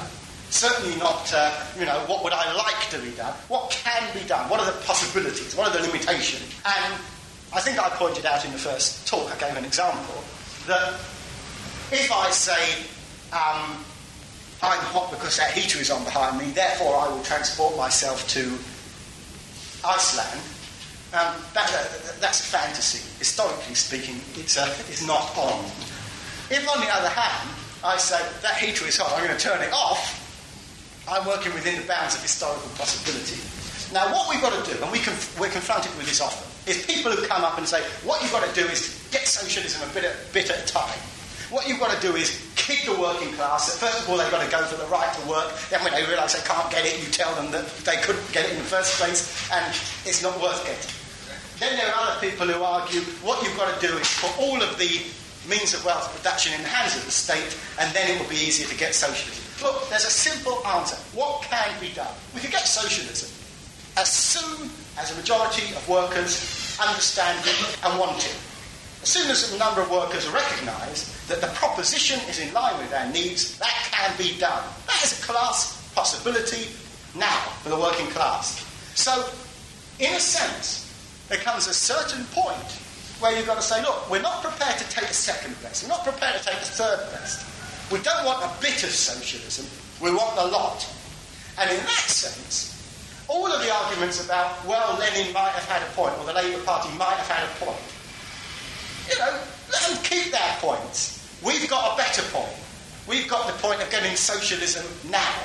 So we don't want sort of access to the bakery once every 2 weeks when we're allowed to sit on the board of management. We don't want the crumbs from the bakery. We want the whole bakery and everything which is produced in it, and we want it now. And in this kind of ethical question that you ask, the simple answer is, look, ethics is all right if you can't get what you want. It's nice to have these sort of ethical desires. It's nice to have love and hate and goodness and badness and right and wrong. That's okay. What we want is food, clothing, shelter, entertainment. We want the ability to be able to acquire knowledge, and we want that now. And that is, in fact, dealing with the possibilities that exist rather than the ethical questions which, in fact, only divert us from obtaining that goal. Now, Joseph Dietzgen, who was born in 1828 and died in 1888, he was a social democratic worker, a German social democratic worker, who, like his contemporary Pierre Proudhon in France, was a self-educated philosopher. And for a worker, that was quite an achievement. But more than that, what was remarkable was that, independently of Marx and Engels and Hegel, Dietzgen was able to discover and formulate the dialectical method of reasoning. And as a matter of fact, Engels, in a passage in Ludwig Feuerbach, when he's criticising Engels' method, he pays tribute to it. And without, I think, encroaching too much upon the speaker's province, I'd like to read you this extract from Ludwig Feuerbach, and it's like this. This is the kind of tribute that Engels pays to Dietzgen. Hegel was not simply put aside. On the contrary, one started out from his revolutionary side, described above, from the dialectical method. But in its Hegelian form, this method was unusable. According to Hegel, dialectics is the self-development of the concept. The absolute concept does not only exist unknown where from eternity, it is also the actual living soul of the whole existing world. It develops into itself through all the preliminary stages which are treated at length in the logic and which are all included in it. Then it alienates itself by changing into nature, where without consciousness of itself, disguised as the necessity of nature, it goes through a new development and finally comes again to self-consciousness in man. This self-consciousness then elaborates itself again in history from the crude form until finally the absolute concept again comes to itself completely in the Hegelian philosophy. According to Hegel, therefore, the dialectical development apparent in nature and history, that is, the causal interconnection of the progressive movement from the lower to the higher, which asserts itself through all zigzag movements and temporary retrogressions, is only a copy of the self-movement of the concept going on from eternity. No one knows where, but at all events, independently of any thinking. The human brain, this ideological perversion, had to be done away with. We comprehend the concepts in our heads once more materialistically, as images of real things instead of regarding the real thing as images of this or that stage of the absolute concept. Thus dialectics reduced itself to the science of the general laws of motion, both of the external world and of human thought. Two sets of laws which are identical in substance but differ in their expression, insofar as the human mind can apply them consciously, while in nature, and also, up to now, for the most part in human history. These laws assert themselves unconsciously in the form of external necessity, in the midst of an endless series of seeming accidents. Thereby, the dialectic of concepts itself became merely the conscious reflex of the dialectical motion of the real world, and thus the dialectic of Hegel was placed upon its head, or rather turned off its head, on which it was standing, and placed upon its feet. And this materialist dialectic, which for years has been our best working tool and our sharpest weapon, was remarkably enough discovered not only by us, but also independently of us, and even of Hegel, by a German worker, Joseph Dietzgen. And having said that, I'd like now to introduce the speaker, Comrade Steve Collins. Hi, Chairman, comrades and friends. I begin by posing a question. Is Marxism to be regarded as a science or a dogma? Now, in my first lecture, I stated that historical materialism, with its understanding of the relationship between cause and effect and its recognition of the primacy of matter, was the rational culmination of the Enlightenment. But one does not have to look too far in order to witness Marxism being understood in a sterile and dogmatic way. The kind of textbook Marxism where there is an approach of finding in Marx a catechism for all occasions. The kind of approach to Marxism which treats it not as a science, but as a dogmatic series of cliches. And there is no doubt that the Marxism which is taught in the universities of Russia and Eastern Europe is anything but a dynamic and challenging science. It is a dogma which is neatly twisted to suit the needs of a privileged ruling class. And if you examine at all the philosophical basis of this new dogmatic Marxism, you will find what is called the theory of dialectical materialism. The dialectic is seen as a sort of all-embracing magical device which is capable of making black appear as white, of enabling socialism to look like capitalism and capitalism to look like socialism, of enabling and justifying classes in a classless society. Dialectical materialism as an orthodoxy was considered by Stalin, who wrote about it in detail, to be the great philosophical justification for the regime which he presided over. So it is tempting to reject the Marxist philosophy of dialectical materialism as a dangerous dogma which is unscientific and indeed a defence for distortions of all kinds. And certainly this case has been argued. Max Eastman, in Marx, Lenin and the Science of Revolution, wrote that, I quote, "The philosophy of dialectical materialism is not to be confused with the practical science of Marxism, and wherever and whenever it gets in the way, it is to be kicked out."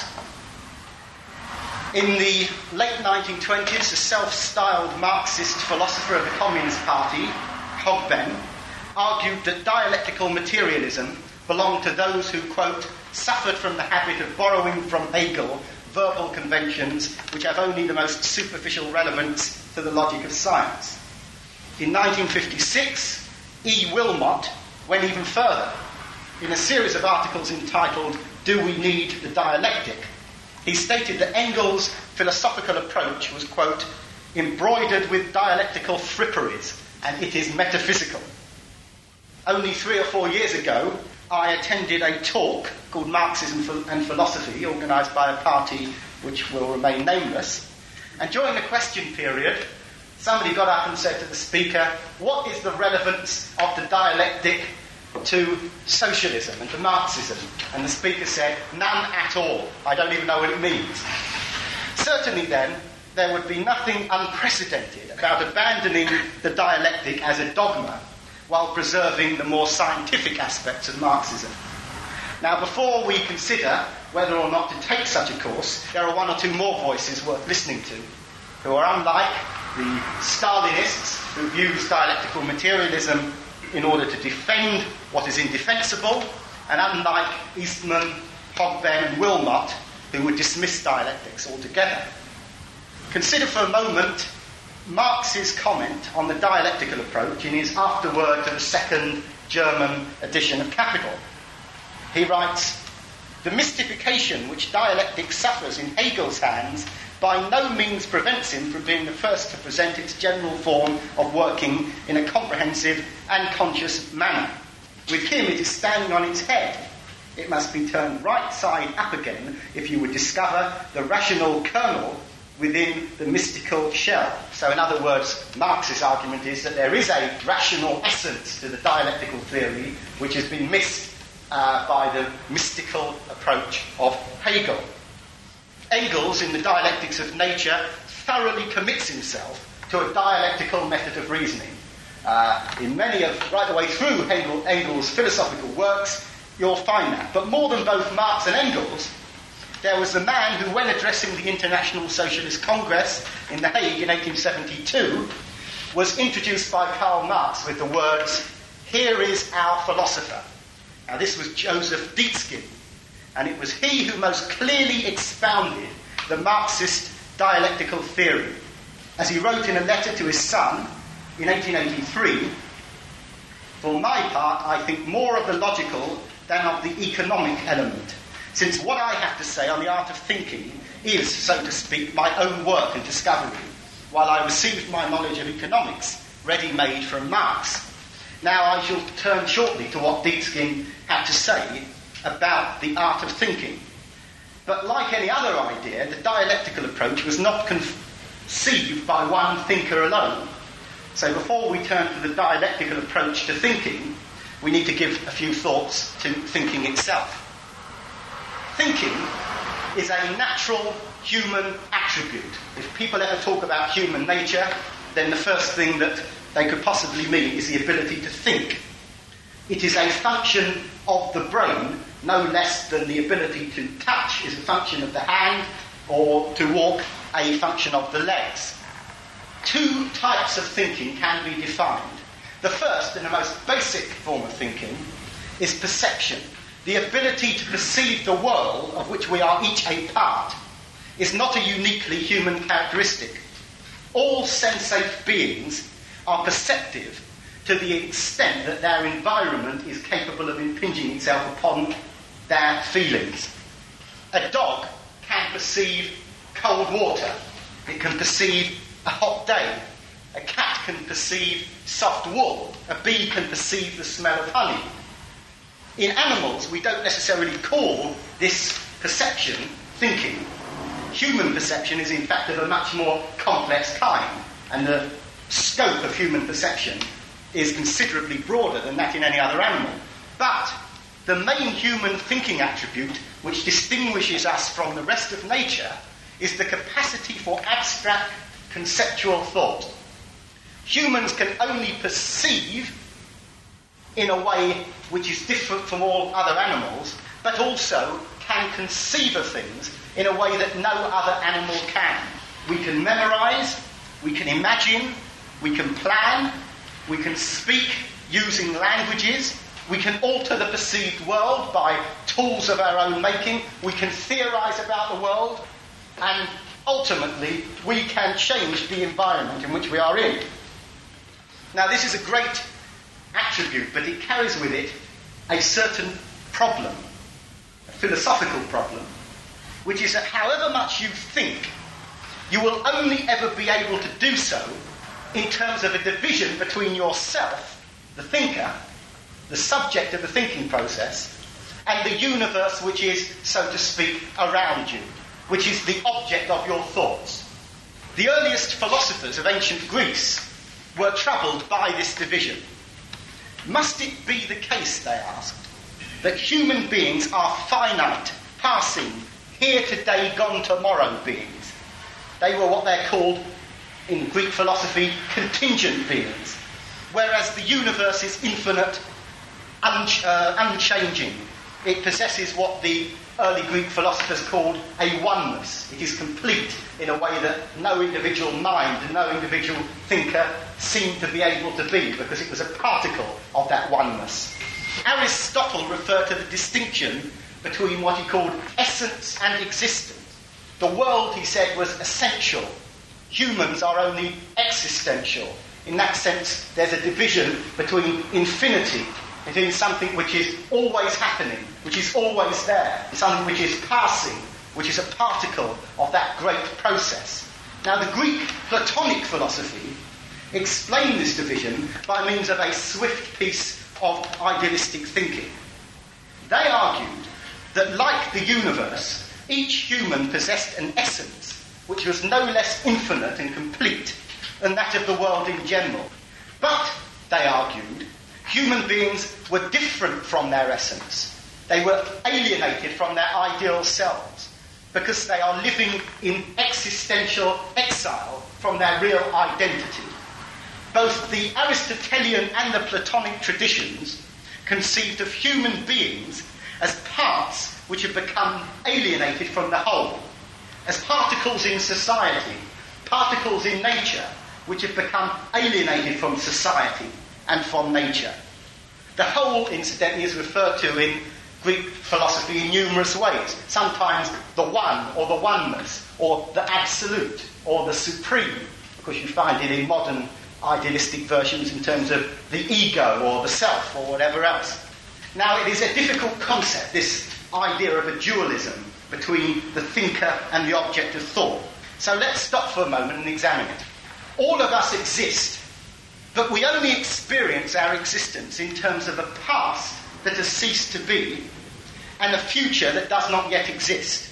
All our thoughts are either memories or they are anticipations, because we have no integral knowledge but only transitory experience.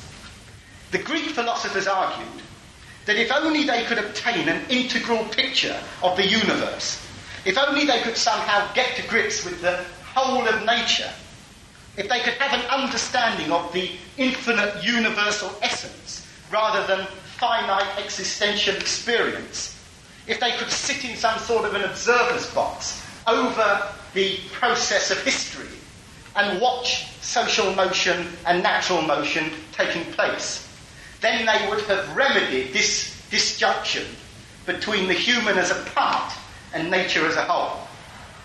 Now, as you can see from what I've said so far, you start to get a headache when you start thinking in these dialectical terms of trying to relate the part to the whole. That's incidentally all that dialectical thinking involves, trying to relate the part to the whole. And generally in history, when people get philosophical headaches, they begin to act in an irrational way. And this is precisely what happened in the case of the early Greek philosophers. They attempted to solve the problem by invoking the myth of God in order to get them out of this difficulty. The Platonist philosophers, such as Plotinus, had argued that the one had given rise to the manifold, who had been dispossessed of their own essence. That is a fairly abstract but nevertheless meaningful Platonist description of how they saw the universe taking place. In its new religious form, the argument was that God created mankind, who could only repossess their real selves by being at one with God. This philosophical outlook, the religious outlook, which could only solve the duality between the part and the whole by invoking the myth of God, dominated society for hundreds of years. And as I said in the first lecture, it didn't dominate it by means of intellectual force, but by means of brute coercion. The ideal of God as an infinite, all-embracing being, and of man as a finite, submissive victim of fate who is merely passing through this world, is a consequence of this philosophical limitation, which could not relate the part to the whole. Now, as I said in the last lecture, it was the Enlightenment which accompanied the emergence of capitalism, which provided the first philosophical challenge in centuries to the old theocratic conceptions. So it was in the case of thinking. Thinkers like Kant, Fichte, Schelling, and Hegel began to question the ways of thinking which had been previously acceptable. They began to say, can we think in new ways which are better suited to a modern society? And they came up with a new system of logic. A system of logic is a method of thinking. When people say, I don't understand your logic, What they are really saying is, I don't understand the method of perceiving sensations which you have turned into a conception of knowledge. I don't understand the way in which you receive and organise information. Now, Dietzgen, in the second of his letters on logic, explains what to him was the meaning of logic. And at this point I'll pause to ask Edwin to read that section. Logic aims to instruct the human mind as to its own ways and works. It will bring the intellect to a right consciousness of itself. The object of logical investigation is thought, its nature and its proper order. The human brain performs the function of thinking as involuntarily as the chest performs the function of breathing. However, we can, by our will, stop breathing for a while and accelerate or retard the breathing movement. In the same way, the will can control the thoughts. We may choose any object as the subject matter of our thoughts, and yet we may quickly convince ourselves that the power of the will and the freedom of the mind are not any greater or far more far-reaching than the freedom of the chest in breathing. While logic undertakes to assign the proper position to our brain, still it has to remember that nature has already assigned that position. It is with logic as it is with the other sciences. They draw wisdom from the mysterious source of plain experience. Agriculture, for example, aims at teaching the farmer how to cultivate the soil. But fields were tilled long before there were any agricultural college had begun its lectures. In the same way, human beings think without ever having heard of logic. But by practice they improve their innate faculty of thought. They progress and gradually learn to make better use of it. Finally, just as the farmer arrives at the science of agriculture, so the thinker arrives at logic, at a clear consciousness of the faculty of thought, and dexterity in the art of applying it. The method of thinking, the logic, which was developed by the ancient philosophers, is usually known as formal logic. And this was a static theory of logic. And you'll see this if I remind you of the three famous laws of formal logic. The first is called the law of identity. In algebraic terms, this simply means that A always equals A. In short, a thing is always equal to or identical with itself. A thing either exists or it does not exist. The second law of formal logic, which follows from it as simply the reverse of the first law, is the law of contradiction, that A is not non-A, that nothing in can be either its opposite or related to its opposite. And the third of the laws of formal logic, which only brings the first two together, is called the law of the excluded middle. According to this, everything is and must be either one of two mutually exclusive things. The correctness of A necessarily implies the incorrectness of non-A. Now, let me say two things about this formal logic. Firstly, it would be unwise in the extreme, and some people have done it, to simply abandon formal logic, to suggest that somehow formal logic is totally obsolete. There are all sorts of occasions on which the laws of formal logic are useful. I'll refer to one as an example. It was given by Dietzgen's great disciple, Fred Casey, of whom I shall have some more to say later on. Casey cites the logical proposition that this man is living. Now, according to formal logic, the man is either living, that is to say, proposition A, therefore he is not dead. He's not non-A. But, says Casey, in great impressive dialectical terms, he says, every man is both living, in the sense that he's breathing, walking around, obviously living, and he is partly dead, in the sense that his cells on his body are dying by the second. Now, Casey's logic is certainly faultless in dialectical terms. Dialectically speaking, both A and non-A are correct at the same time. The first law of formal logic has been disproved. But if, of course, you are in a road accident and you have a dialectical doctor arriving on the scene and you say, "Doctor, have I got long to live?" And he says, "Well, it's going to be both things. You're going to live and die, and I'll explain the rest of the laws of dialectics later. You're going to feel a bit let down. So formal logic can have some sense to it, can have some use to it. Kautsky gives another example about, is the door open or closed? And he says, well, the door might be closed, but microbes can get into it. Obviously, formal logic is going to enable us to know things like whether doors are open or closed. The second thing is that formal logic, like all other ideas, is a product of the age in which it was first conceived. Now, in the classical and feudal social systems in which formal logic survived, these were notably static systems of society. The Middle Ages was a period of monotonous regularity. People knew who they were. They knew where they stood. They knew how things must be.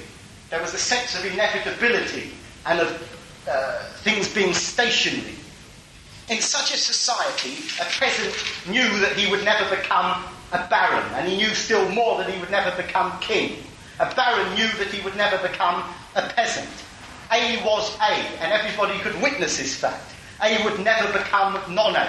And to this extent, Aristotelian logic was all that was needed.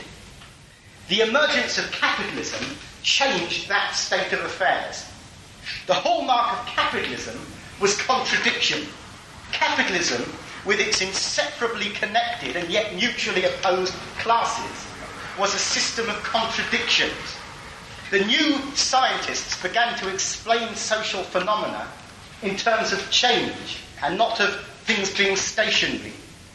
Chemists, physicists, and astronomers were studying the development of old elements into new elements, not by the simple death of the old one and birth of the new one, but by a process of evolution, the new arising from factors within the old.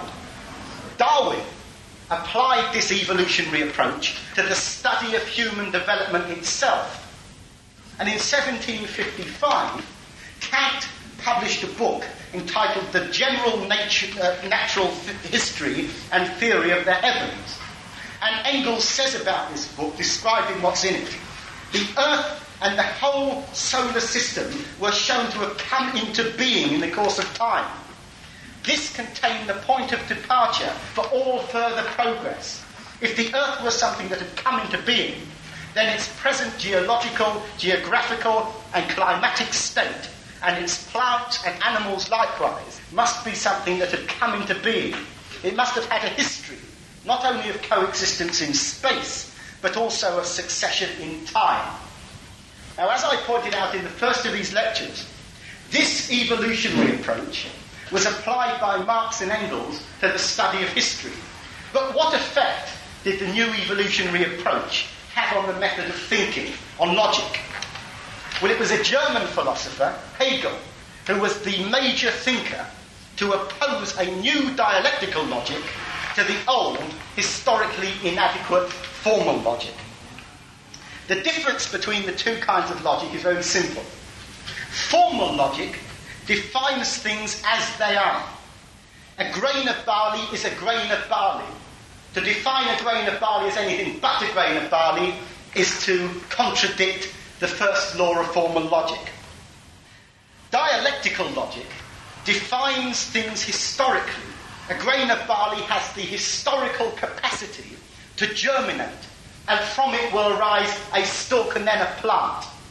In formal logic, the statement that the capitalist class is the ruling class, and that allows no possibility for the historical development of the working class into the class which politically dominates society.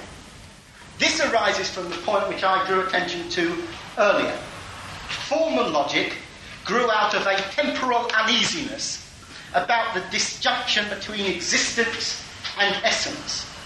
Historical logic could not be conceived of by these early thinkers because humans were confined to merely experiencing life as a particle within a structure which they did not understand. Only God could say where things came from. Only God could know where they were going. Human logic could only define things as they were at any one moment. The scientific thinkers of the Enlightenment discovered the confidence to realise that they could think not in terms of the part, but of the whole.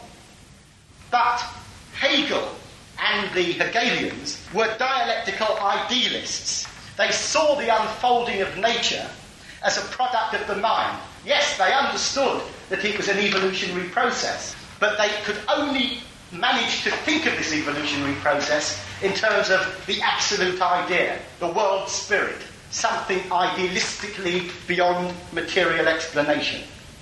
Unlike these idealist philosophers, Joseph Dietzgen was neither an idealist nor a professional philosopher.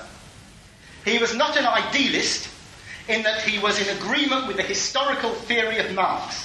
He understood that mind does not determine matter, as the Hegelians in fact believed, but that matter determines mind in the sense of creating the limitations within which mind can move at any one point.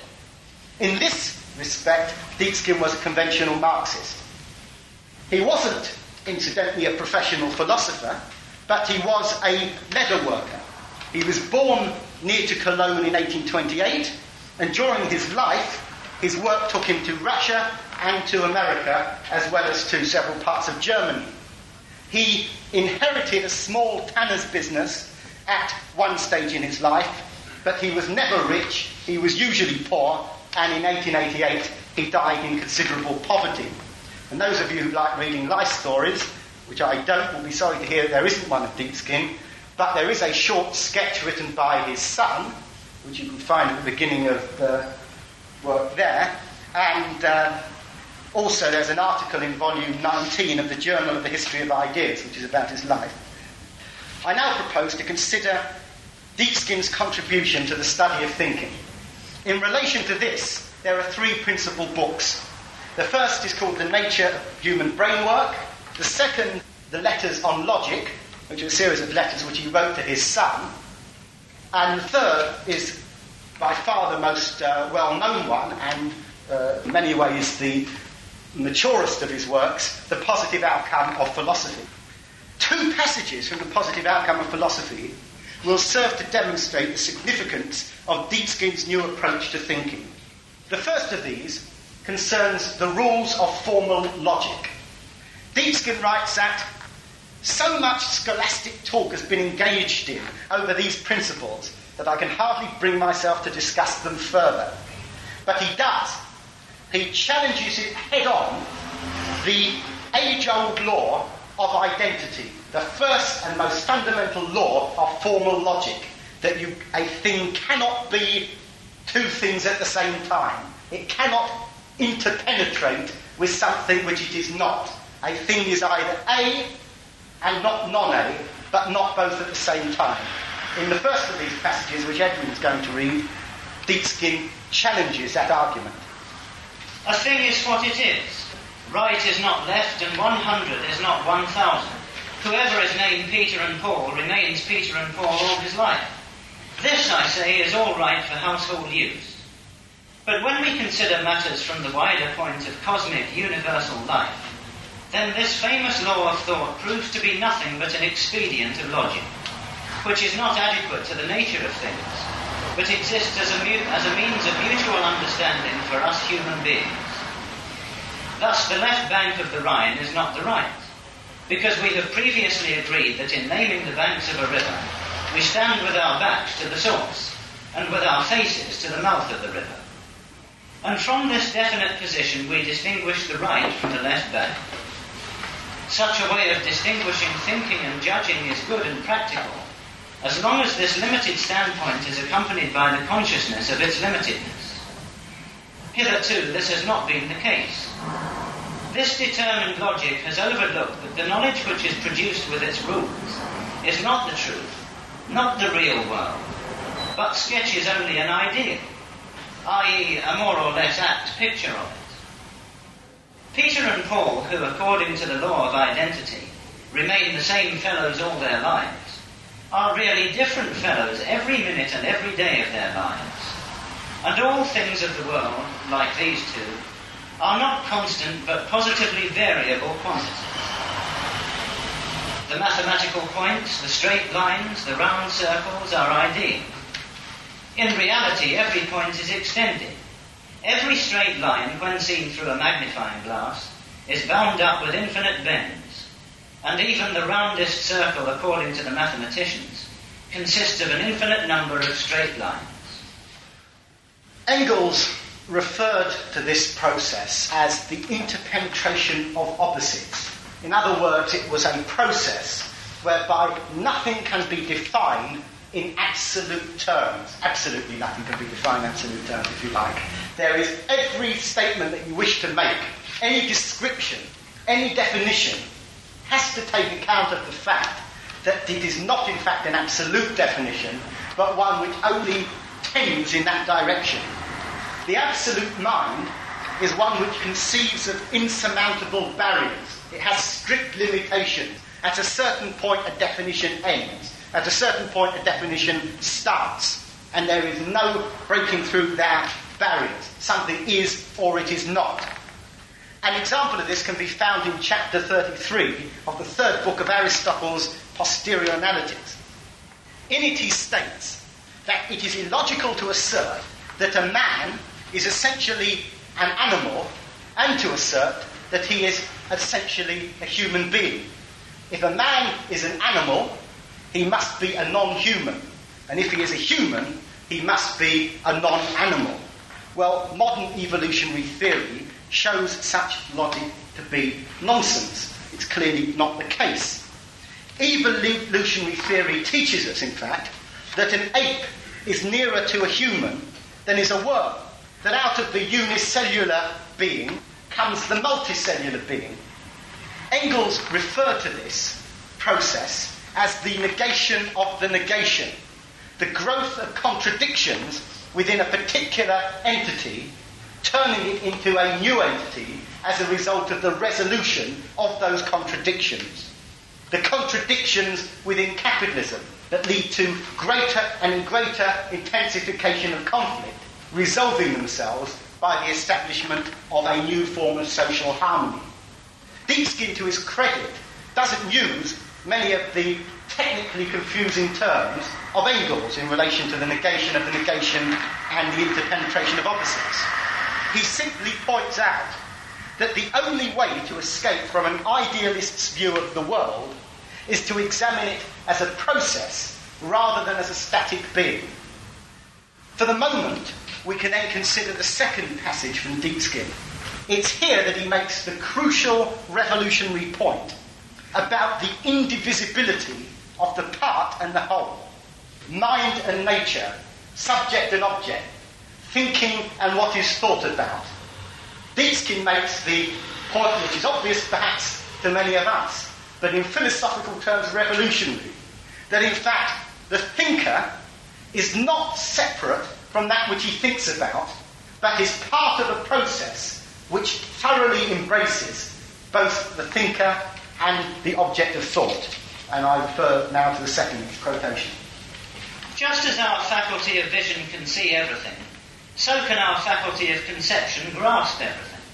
Let us look a little more closely at this statement. How can we see everything? Not from one standpoint. In that sense, our power of vision is very limited. But what is not visible in the distance becomes so on approaching nearer to it. What one eye cannot see, the other can. And what is invisible to the naked eye is revealed by the telescope and microscope. Nevertheless, the vision remains limited, even though it may be the sharpest and equipped with the best artificial means. Even if we regard all the eyes of the past and future generations of humanity as organs of the universal human vision, the faculty of vision still remains limited. Notwithstanding, no one will complain about the limits of human power because we cannot see sounds with our eyes or hear the light with our ears. The understanding of man is limited, just as his vision is. The eyes can see through a glass pane, but not through a plank. Yet no one will call any eye limited because it cannot see through planks. These drastic comparisons are very opportune, because there are certain learned gentlemen who, with an air of wisdom, lay the finger on the nose and call attention to the limits of our intellect, as if the knowing which is scientifically practiced on earth were only a nominal but not real understanding and knowing. The human intellect is thus degraded to the position of a surrogate of some higher intellect, which is not discovered, but must be believed to exist in the small head of a fairy or in the large head of an almighty being above the clouds. Would anyone try to make us believe that there is a great and mighty eye which can look through planks and use them as panes of glass? The idea of a spiritual organ with an unlimited understanding is just as senseless. An unlimited thing, an unlimited being, is an absurdity, unless we regard the whole world, the world without beginning and without end, the unbounded world, as a single being or thing. Now, in this, Dietzgen has provided an answer to the Greek philosophers who could not understand the finite, semi-knowing imperfection of the human mind in relation to the totality of the universe. Dietzgen has provided an answer to the religious thinkers who invented God in order to bridge the apparent gap between man and nature. Dietzgen solves it with a simple realization. Man is nature. Nature is man. There is an indivisibility between them.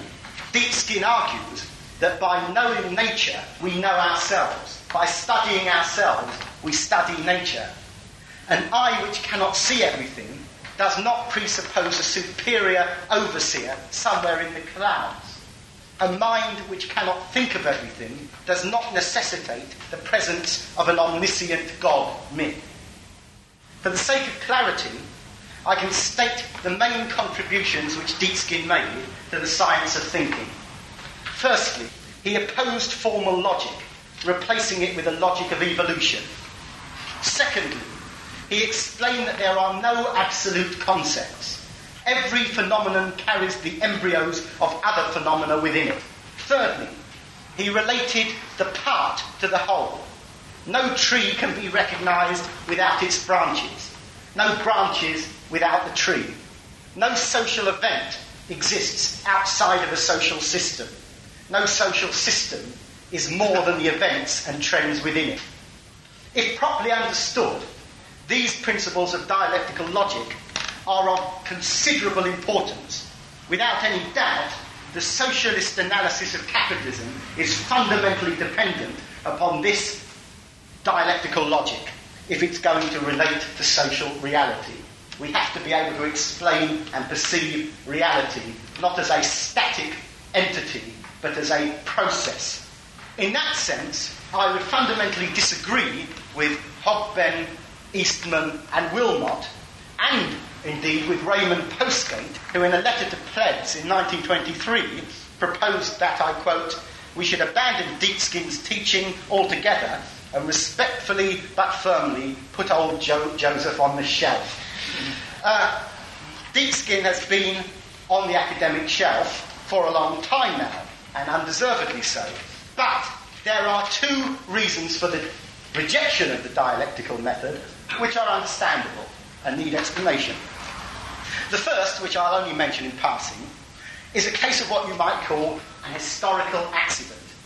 Dietzgen was unfortunate in many respects to be represented after his death by a number of people whose ability to explain the dialectical form of logic, certainly they did not possess the broad grasp of dialectics which Dietzgen had. The most prominent of these was a man called Fred Casey, who was a watchmaker from Bury, a very interesting character, who had originally been a plumber and at the age of 17 lost her leg in an accident, and after that period, for most of his life, devoted all of his energies to the propagation of the ideas of Dietzgen. His interpretation of Dietzgen was crude and more than a little dogmatic. It contained an application of the dialectical process which failed to understand the subtlety of Dietzgen's approach to logic. His views, incidentally, should be said, had some influence on the SPGB, and in fact at one point the Socialist Party sold Casey's book. And it's understandable, therefore, that workers who discovered Dietzgen's principles via Casey, which incidentally was the case with Wilmot, would regard them as being less than serious. The second reason for the rejection of Dietzgen is much more serious and worthy of more attention. In 1908, Lenin decided to write a treatise on Marxist materialism. And the treatise, entitled Materialism and Empirico-Criticism, betrays Lenin's extremely weak understanding of the materialist position. In it, Lenin, from a position of some ignorance, I would suggest, manages to attack the theory of relativity, which he says is nothing but a cloak for idealism. He denies a number of recent mathematical theories, and he outlines a dogmatically false theory of dialectical thought. Now, I believe that one of Lenin's reasons for writing this work, and this is, if you like, something of a personal opinion, was that he wanted to oppose the influence of Dietzgen upon the European working class movement. We know from an article written by Lenin and published in the Labour Monthly in 1927 that Lenin considered Dietzgen to have misinterpreted Marx and Engels. In Materialism and Empirico-Criticism, Lenin dogmatically states that, and I quote, "Marx's theory is the objective truth. Following the path of this theory, we will approach the objective truth more and more closely, while if we follow any other path, we cannot arrive at anything except confusion and falsehood." Now, the publication of this nonsense in Britain in 1927 coincided precisely with the conspicuously rapid decline of the study of Dietzgen. One of the main reasons were that the working class colleges in which Dietzgen had been previously read and studied were largely controlled by so-called intellectuals from the Communist Party. And by the mid-1930s, it was official Communist Party policy to study Stalin's famous work on dialectical materialism and not Dietzgen. But the two men, Stalin and Dietzgen, were writing with very different ends in mind. Dietzgen referred to his discovery as what he called proletarian logic. In short, he realised that the only importance that philosophical science could have is in the interest of those who need change and not stability. But of course, in the case of Stalin, it was very different. He was an opponent of social change. His whole police-state apparatus existed to deny change, and his whole philosophical method existed to deny change. And that is why his dialectical materialism, if you would excuse the phrase, turned Dietzgen on his head. Instead of the interpenetration of opposites, which you find as a theory in Engels and repeated as a theory in Dietzgen, Stalin referred to what he called the unity of opposites. And it became the official view of the Communist Party, in its reference to dialectical materialism, to assume that there was actually a unity between opposite entities. This theory proclaimed that dictatorship was not opposed to democracy, but was in fact democracy. This system stated that state capitalism was not opposed to socialism, it was in fact socialism. And every time you argued with a member of the Communist Party, and still today to those who accept the idea of dialectical materialism, black can be made to appear white, socialism can make it appear capitalism by the process of the unity of opposites. It reduces the logical process to a piece of trickery. The opposition to dialectics on the grounds of this abuse is understandable, even if it's wrong. Drugs, of course, are abused by some people, but no sane person would conclude that all drugs should be banned. And I would suggest that the fact that dialectical methodology has been abused by some people for particular class purposes does not mean that as a working class theory it should be ignored. Because the theory of dialectical logic provides above all else a theory of theory, a phrase which Marx first used in 1844. It provides a consciousness of consciousness. And the argument of Marx, and the argument I repeat now, is that much more important than even having a correct theory, much more important than even having a high level of consciousness, is the importance of being able to have a theory which can explain and arrive at theory. and a consciousness which can explain and arrive at consciousness. In conclusion, then, I return to the question which I posed at the beginning. Is Marxism a science or a dogma? And in the light of what I've been talking about this evening, you'll forgive my uncertain answer. Is Marxism a science or a dogma? It's both.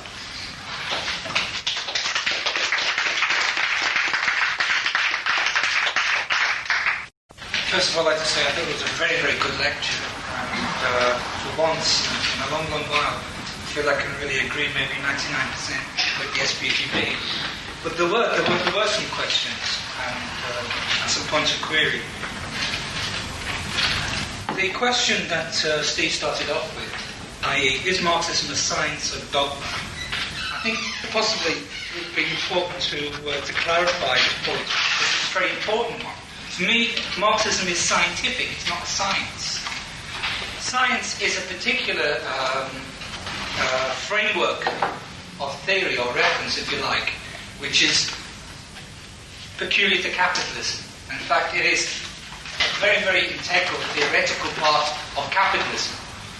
Marxism is a revolutionary theory, and therefore, while it might be scientific, while its whole premise, its basis is scientific, it can't be institutionalized as a science. Maybe it's a pedantic point, but I think it's a very, very important point. And the second question or query I'd like to actually raise was on when Steve made a critique of Lenin's material and imperial criticism, which I agree, it's a very, very bad piece of work. I think Lenin wrote it in something like 6 weeks. He essentially just looked up references, and it's a very crude, deterministic piece of work.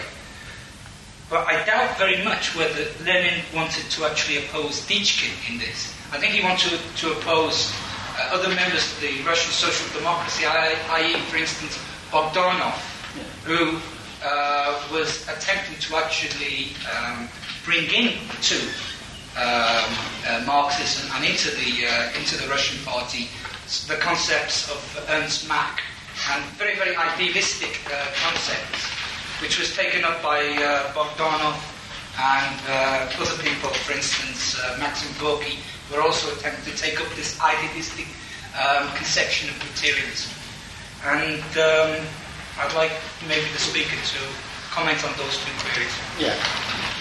On the first point, I wouldn't go along with it entirely. I think that the distinction between a science and a scientific attitude is not as great as you state. Although I would agree with you, in fact, if you're making the point that Marxism is not applying scientific methods which belong simply to the rest of natural science. It is applying a particular what could be called proletarian logic, or a particular form of science which is applicable only to the condition of the working class in capitalist society. On that I wouldn't have any disagreement.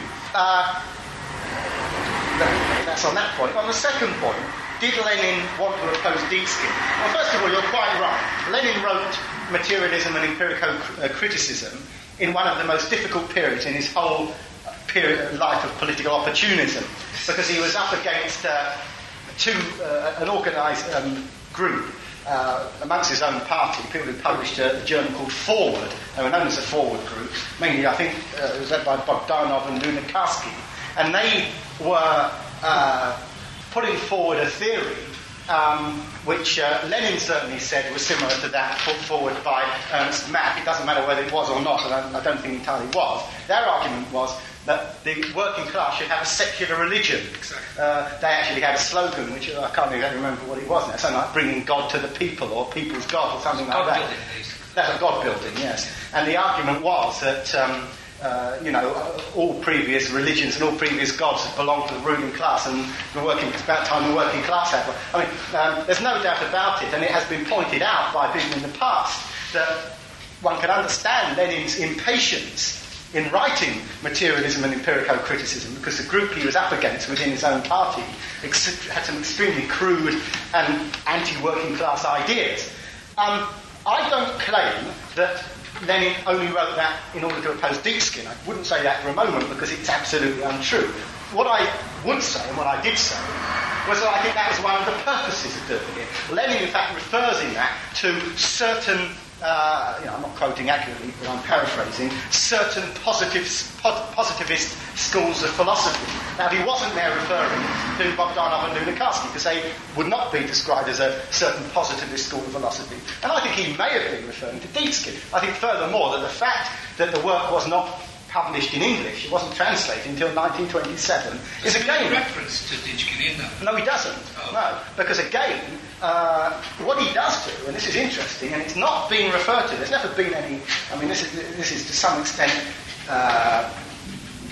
it's an area that's not been discussed much by historians. In 1927, there was an article in a journal called the Labour Monthly, which was a journal which at the time, by the late 20s, was very much, it was just at the time of the publication of Lenin's materialism, and it was very much an anti-Dietzgen position, because places like the National Labour Colleges and so on were largely dominated at that point by people who had supported the Stalinist position, and they were opposed to a great extent by that stage to the works of Dietzgen. There's a great deal of evidence to show that. In 1927, out of the blue, there was a translation of this article, the only article which Lenin wrote on Dietzgen, until, as far as I know, the recent years, an article that hadn't been referred to at all by historians, where Lenin, in fact, generally praises Dietzgen, but during the course of it, I think there is a phrase which is something to the effect of, in many ways, Dietzgen misinterprets the philosophical ideas of Marx and Engels. You could, if you can find it, you can refer to the article itself, or I've got a copy, I can show you it. Now, I think, in fact, that it wasn't that Lenin primarily wrote materialism and empirico-criticism in order to attack Dietzgen. What I do think was that it was translated to English and it was distributed very widely in 1927 in order to oppose Dietzgen. And the main point I want to make, and I think 1927 is a watershed insofar as it is significant, because there was a distinction between what used to be called the old-style proletarian logic, as Stuart McIntyre writes in his book, that in the old days when lecturers used to go into the Welsh valleys and they used to say, I'm now going to give a lecture on philosophy, and everyone would stand up and say, oh, you're talking about Dietzgen. Everyone would say that he was known, it was very well read. The thing about it is that after 1927 there was a change away from that because of the whole, as you know, the whole way in which the Communist Party perverted and destroyed Marxist understanding during the 1930s. The whole way in which all of the ideas which had belonged particularly to the pre-war British working class movement were seen to be in some ways alien to the new Stalinist approach to Marxism. And I think that's why it was published in 1927, although I readily concede that I'm only speculating, because you're quite right, Lenin doesn't refer to Dietzgen in that, although I think there is an implicit reference when he talks about certain schools of positivist philosophy, and I don't think that more can be said. Incidentally, come the day when that wretched old organisation, the Communist Party of Great Britain, falls to pieces, and we can all get at their record books and their minutes, we'll be able to find out things which will be of great interest in relation to this, but at the moment we can't. And the trouble is that most of the old Communist Party members of that period tended to die Stalinists, and therefore you can't even get hold of them and find out what was going on the Central Committee and to what extent there were official policies.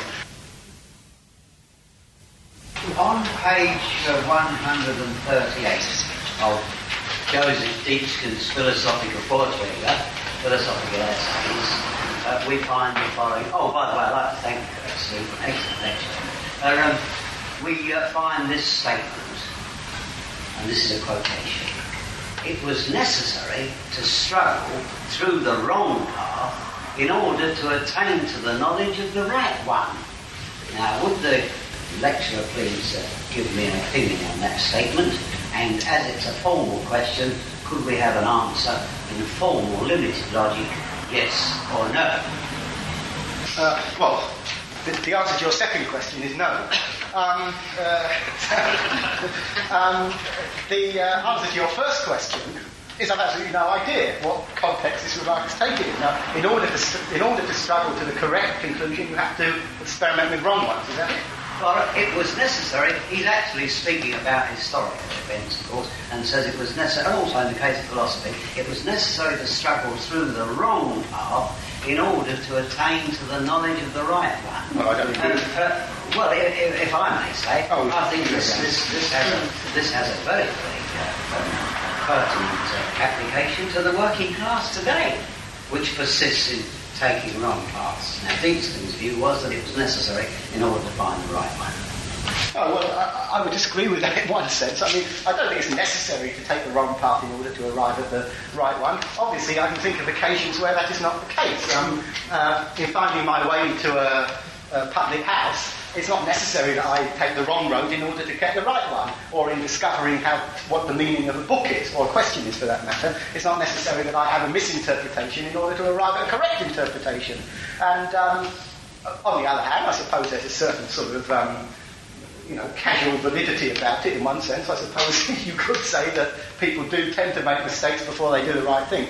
And you are right, of course. It goes without saying that during the process of experience, the working class does have to make mistakes and in order to go through a period of experience which lead to correct answers. But that is certainly not... it's the last advice we would want to give workers, that they should go through mistakes. That is something the working class manages to do spontaneously, as it were. Just something I would like to clarify, the distinction between the interpenetration of opposites and the unity of opposites. Just that distinction between the two contracts. Yeah. Certainly the interpenetration of opposites argues that there are factors within any given entity which are similar to factors which are in the opposite to that. So that, for example, take capitalism as a good example. There are factors within capitalism which are the prerequisites of capitalism. There are factors within capitalism which are prerequisites of socialism, which are prerequisites of its opposite, of its antithesis. The unity of opposites would argue that, in fact, by looking at any particular entity, any particular being, the combination of factors within that particular being are no different from the combination of factors that would be found in its opposite. It's not much more or less than that. I mean, in his book called Historical and Dialectical Materialism, Stalin argues that, in other words, the contradictions which exist within any particular entity are no different from the contradictions which could exist, making it something which is its opposite. It's a unity, therefore, between two things which appear to be opposite. The opposites are only an appearance. And, for example, one case of that which has been cited is the example of love and hate. And Freudians would like this argument, because the argument is that the process by which you love someone is not only contains within it similarities to the process by which you hate them, but that in fact love and hate are only two parts of one long chain. They're the same thing in that sense. Although, I mean, I think one must always be careful when you're talking about philosophy not to elevate a theory which is a piece of trickery into a theory which is not a piece of trickery. And in a sense, I mean, my understanding of it is that if you in fact talk to someone who holds this Stalinist view and you say to them, well, for example, there was a work written called On the Two Stages of Socialism, which was written some years ago in Russia. And the person who wrote it argued that in fact the stage of socialist society, the lower form of communism as they refer to it, was no different from capitalism in appearance. But this was because there was a unity of opposites, that although you were dealing with opposite things, there was only an appearance of opposition. It was in fact an identity. And frankly, when you come across arguments like that, like with certain other arguments, you can't dispute them very simply by means of logic. You can only dispute them by means of saying, this is obviously not the case. One only has to look at the thing and to see that it's not the case. The trouble is, as soon as you start playing around with formal logic, as soon as you start arguing against the first law of formal logic, which is that A cannot be anything other than A, you're opening the floodgates for those people who are going to try not simply to argue on a higher level of logic, but to in fact argue illogically. And I would say the unity of opposites is such a case. Yes. I'm sorry. I find it difficult to reconcile between Marxism as science and Marxism as dogma. What I want to know, I've often had people talk of scientific socialism, things like that. Was the phrase a coined one, or does it fall under not dogma or science? What was it when scientific socialism? I read it in lectures, had it spoken by politicians, and all that. And it brought me to confusion with this Marxism as science, the other one I do. Was the word scientific socialism dogmatic in the sense of very interesting. I can answer it very simply. Scientific socialism is simply the argument that you are not proposing socialism as an ideal, but you are proposing socialism as a material proposition, as something which is an effect of a particular cause, the cause being the problems of capitalism. That socialism and capitalism are connected as part of a logically definable process. In that sense, we can argue that we're scientific socialists, because we can argue that we employ a scientific methodology which enables us, which is comparable with other sciences, in the sense that it enables us to reach conclusions which are fairly verifiable, which we can actually show to be valid on the basis of scientific criteria. Now, dogmatic Marxism, I say, makes the mistake, and I think you can refer to people who pay lip service to Marx, but in a dogmatic fashion, in this way. What very often happens is that people develop a theory in order to enable them to explain things which are very complicated and which, if you do not theorise about them, you will not be able to fully understand. For example, anyone who wants to become a medical doctor can't possibly approach the subject of illness simply by having a broad view of all of it. So what happens is you have to break it down. You break it down into a theory of diagnosis, a theory of pharmacy, a theory of gynecology, a theory of psychiatry, and so on. Although you forget the last one. Now, when it comes to that, what they very often forget to do is to recognise that once they've developed the theories, beyond the theory there is a reality which that theory is supposed to be describing. And they mistake the theory for the reality. So that you get people who are sort of stuck in a theoretical time warp. They're stuck in a fossilised position where they've actually described something, but they have forgotten to reapply that description to the constantly changing factors within what they are describing.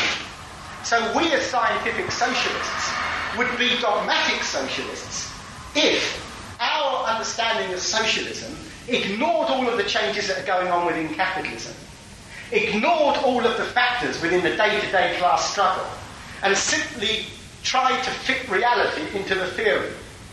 That's what very often happens. A very good example of it is language.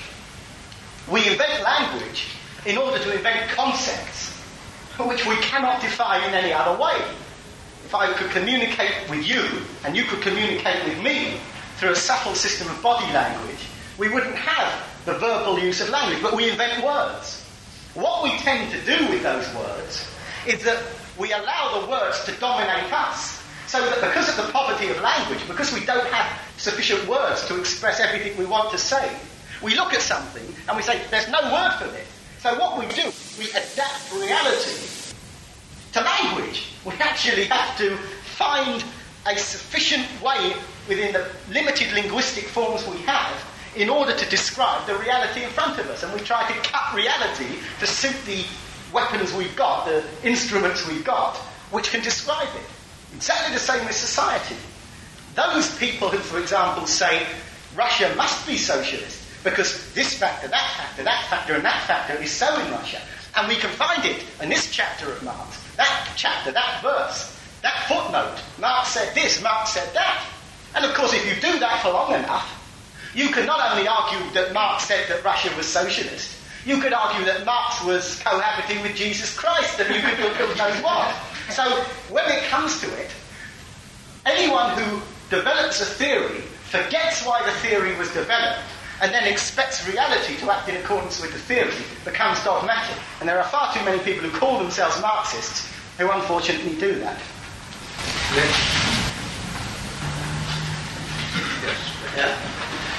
Yes, I think that the Comrade did do full justice to Frank Casey when he said that he was dull at such runs. He wasn't a subtle dialectician. I think he was too closely reading McIntyre's book and hadn't paid too strict attention to Casey's own works. Because I've talked to some of the two people, some of the old stages in Lancashire, who knew Casey as a lecturer, and they said that he was a most invigorating lecturer. And I think that the reason why Casey's gone out of, shall we say, was because his ability, his critical ability, of course, was too much for the right wing in the Labour Party to cope with, and then because he was a far more able dialectician than what the Communist Party was producing at that time. Of course, he came under attack from them as well. So Casey, in a sense, fell between two stools. He fell between the right wing of the Labour Party. When I say the right wing, I don't just mean the politicians, but the intellectuals, because the people who took over running the Pedleys in the 1920s, the Cedar Falls, etc., and the Aurovins, they've been taught in the bourgeois universities of this country, and of course by this time empiricism was the going philosophy sort of thing. They were members of the Communist Party. Eh? They were members of the Communist Party, all of them. Well, perhaps they were all not, but I'm saying that they were intellectuals who were trained in bourgeois universities in this country, and as such they weren't taught to be dialecticians. And they opposed Casey, not just because of his, or they opposed Casey principally because of his dialectical things. And of course, and that was a real tragedy in many ways for the Labour movement as such. And I think that one of the things which the Labour movement has to do is, in a sense, to resurrect Casey and republish his books. Because when we do that, we begin to say that the man, far from the criticism being justified, on the contrary, the man should be praised for his sheer ability, and it's the fact that he was up against the right wing in the Labour Party and against the non-dialectics in the Communist Party that led to him being castigated. And McIntyre, in a sense, takes that over from the sources that various people that he spoke to. And I think that our lecturers paid too much attention to them and not sufficiently to Casey's own words. Okay, let me say one or two things about this. Glad you raised the point. First of all, I have read Casey's works, so I'm not unaware of them by any means, and to some extent I can't deny I've been influenced by them. I still would argue, and I'll go on to that in a second, that I think that they were, in comparison with Dietzgen's works, fairly crude and to some extent a misapplication. Whether he was a good lecturer when he was in Lancashire, I don't know, but I mean, if he was, that's very pleasing to hear. I think you're absolutely right. You raise a valid point. First of all, you're right. Some of my information about Casey comes from McIntyre simply because, as far as I know, he's the only person in the last 10 or 20 years who's actually written anything about Casey. So obviously some of my information comes from there, although it also comes from having read his works on thinking. And you're quite right in what you say, that he probably was a victim of a change within the whole working class intellectual movement, where both the Communist Party and the Labour Party were trying to squeeze out Dietzgen's ideas. And I must just say one other thing, while I'm to some extent taking your point, which is I'm always very reluctant. When you're dealing with someone who is to some extent obscure and attacked by everyone else, I'm very reluctant to ever stand up and attack such a person. And therefore, I'm very pleased that somebody's come along here who happens to be in agreement with Casey and is willing to defend him. That's reasonable. For all of that, I think there's a lot of argument, and it would be very difficult to go into it at length here, to show that to some extent the way, I mean, I gave one of the examples, 2 examples in cases works. I mentioned the one about the man being living and the man being dead. I mentioned the other one about closing the door. I seem to recall another one about the obituary that was written of, was it Dietzgen's son, which Casey wrote a letter complaining about on the grounds that it was wrong to begin an obituary by saying that Dietzgen's son had died. This apparently was not, this was pure formal logic and was not dialectical. No, I think that the problem about Casey, as you will probably know if you know more about him biographically than I do, is that according to many of the things that were said, he was somebody who partly misrepresented Dietzgen simply because he was an extraordinarily eccentric individual. He was somebody, together with somebody else who was a great defender of Dietzgen, as far as I recall, the man who first translated him, W.W. Craik, who also got into a lot of trouble in that he apparently was accused of stealing some money from the labour colleges and had to go and live outside the country for some time as a result of this attack on his reputation. In the same way, Casey was, as far as all the information is concerned, somewhat overzealous in putting forward the arguments of Dietzgen, to the point that I think he overstated and misrepresented some of them. As I mentioned earlier, the only political party I ever know of which actually sold the books of Casey was this one. It sold them, as far as I know, during the 1940s. I don't know any other period when he sold them, but I know it's the fact that it sold them then. And I think beyond that, I ought to, I probably ought not to comment any further, except to, say that I would be interested to hear any further arguments you have in favour of the intellectual reputation of Fred Casey. Did you know that Tommy Jackson's book was largely directed against an attack on Casey? Yes. Anybody else? I still don't actually understand how the point it went back to the point where, with Stalin, where before it was the interpenetration of boxes, and that wasn't a static thing, that grew out of formal logic. How was that sort of position actually defended? With the example that you gave of a grain of barley with formal logic, it just was. And with dialectical logic, it wasn't just as it was a historical process. How did he get back to that original static position with the unity of concepts? Well, as I say, it's actually related to another theory which is important to Marxist philosophy. The most important theory of Marxist philosophy is the theory of fetishism. And according to Marxist theory of fetishism, which didn't only apply to economics, it was a broad philosophical theory, the way in which people perceive things is very often only the perception of the appearance of things. And therefore, for example, you may perceive that commodities have intrinsic value, but in fact commodities have value based upon the amount of socially necessary labour time spent on their creation.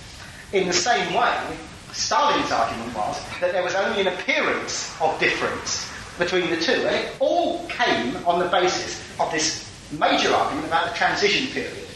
You see, look at it from the point of view of formal logic. From the point of view of formal logic, capitalism is capitalism. It cannot be anything but that. It does not contain the seeds of its own destruction. According to Dietzgen, capitalism contains within it the seeds of anti-capitalism, of socialism.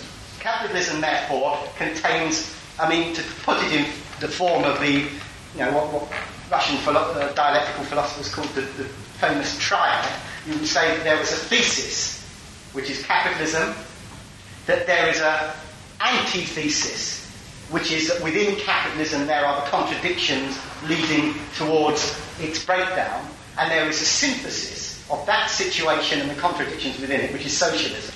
Now, of course, Stalin could not accept that position. It was politically unacceptable, because according to Stalin didn't only have a new view of philosophy, he had a new view of giving birth as well. Because according to Stalin, as I've said on other occasions, the pregnancy was going to come after the birth. In other words, you have socialism, and then all of the conditions giving rise to socialism are allowed to develop. That was Stalin's whole conception of socialism. that you create the new society, then you build up the means of production, then you start to break down classes, then you start to build up mass consciousness. In other words, all of the preconditions which are supposed to go on within capitalism are supposed to go on after its disappearance. So it follows from that Stalin had to find something else. The way he found it was by the philosophical argument that there is only an appearance of a difference between socialism and capitalism. He argued that here you see socialism with its wage labour, its capital, its government, its monetary system, its wages, but this only has the appearance of being the opposite. In formal logic, it may appear to be something different. In the earlier dialectical logic, it may appear to be something different. But according to this new form of philosophical trickery, Stalin's argument was, of course, it is actually something different, because the way in which this new system operates is apparently along the lines of capitalism, but formally along the lines of socialism. In other words, the government which exists is not a dictatorship of capital, but a people's democracy. A people's democracy is, of course, something which grows out, it was argued, of a dictatorship of capital. Here you have a working class. Stalin would argue, yes, the reason you've got a working class in Russia is because this is part of the evolutionary process. It's a dialectical appearance of being the same thing. But here you have a working class which is not the exploited class, but it is in fact the ruling class. Here you actually have, according to Stalin, an exploited class, the working class, which is the ruling class in society. It's actually administering society in order to engage in its own exploitation. So clearly... Trotsky used the same argument. What? But the working class actually engaging in its own exploitation. Well, yes. How can the working class exploit it? Yeah, exactly. So, but this is only an appearance. Stalin would say, don't be deceived. I know you feel exploited. I know that according to formal logic, you are exploited. According to Dietzgen's old-fashioned logic, you are exploited. But always remember that there is a unity of opposites. In other words, that what actually exists is something which is in fact opposite to and the same as. And of course, you know, this is the kind of thing which goes down pretty well if you're dealing with education classes with, you know, Moscow University academics. This is a new idea. So, something which is black is at the same time white. Now, this is philosophically very interesting. And of course, you know, Stoy the Emperor's new clothes, you carry on saying it, and then the first person who comes along and says, but that is the same as that. Except, apparently it's the same as that, but I'm afraid you'll have to go down to grade 2. You haven't quite accepted the new dialectical logic. And that is a problem. As I say, I can only advise you to read, in 1936, what was the name of that book, by Stalin, the book that was given to all Communist Party members, you must know, you studied it, Leninism. No, it was called the Guidebook to the Communist Party of the Soviet Union. The short course. And that was it. And that was in the short course. There's a chapter in the short course, apparently written by Stalin, probably not, which is called... No, it wasn't written by Plekhanov, actually, because he opposed, in the later arguments over the Russian dialectic, Bukharin took the position that wasn't accepted by Stalin. No, it's in there, and that's the book I would advise you to read. I mean, I've got a copy of it here, so if you want to look at it at some point, you can, and actually study how Stalin put this forward. As far as I can remember of Stalin, his task was to extend formal logic to the absurdity of trying to claim that capitalism and socialism were one unity, and that you could have capitalism and socialism going on at the same time. That's how I sum up this evidence. Anybody else? Is it a bit like the example you gave before then, you know, when you could argue the thing out of existence with formal logic, where a man's body is actually dying, or a person's body is actually dying and living at the same time? It's the same sort of idea of unity of opposites, isn't it? You see, let me just say, in real terms, what Stalin is saying is absolutely correct. If you look at it from one point of view, if somebody says, look, the argument of the Russian government is that they haven't yet got socialism. they're building socialism. That's the current phrase. But they say we're building socialism by creating the means whereby socialism can come about. Because what are the means whereby socialism can come about? Capitalism. It's like somebody, I was addressing a meeting once in Glasgow, and somebody shouted out from the back of the hall, if it wasn't for the Labour Party, you wouldn't be here today. And I said, you're bloody right, we wouldn't. We would have finished our job long ago.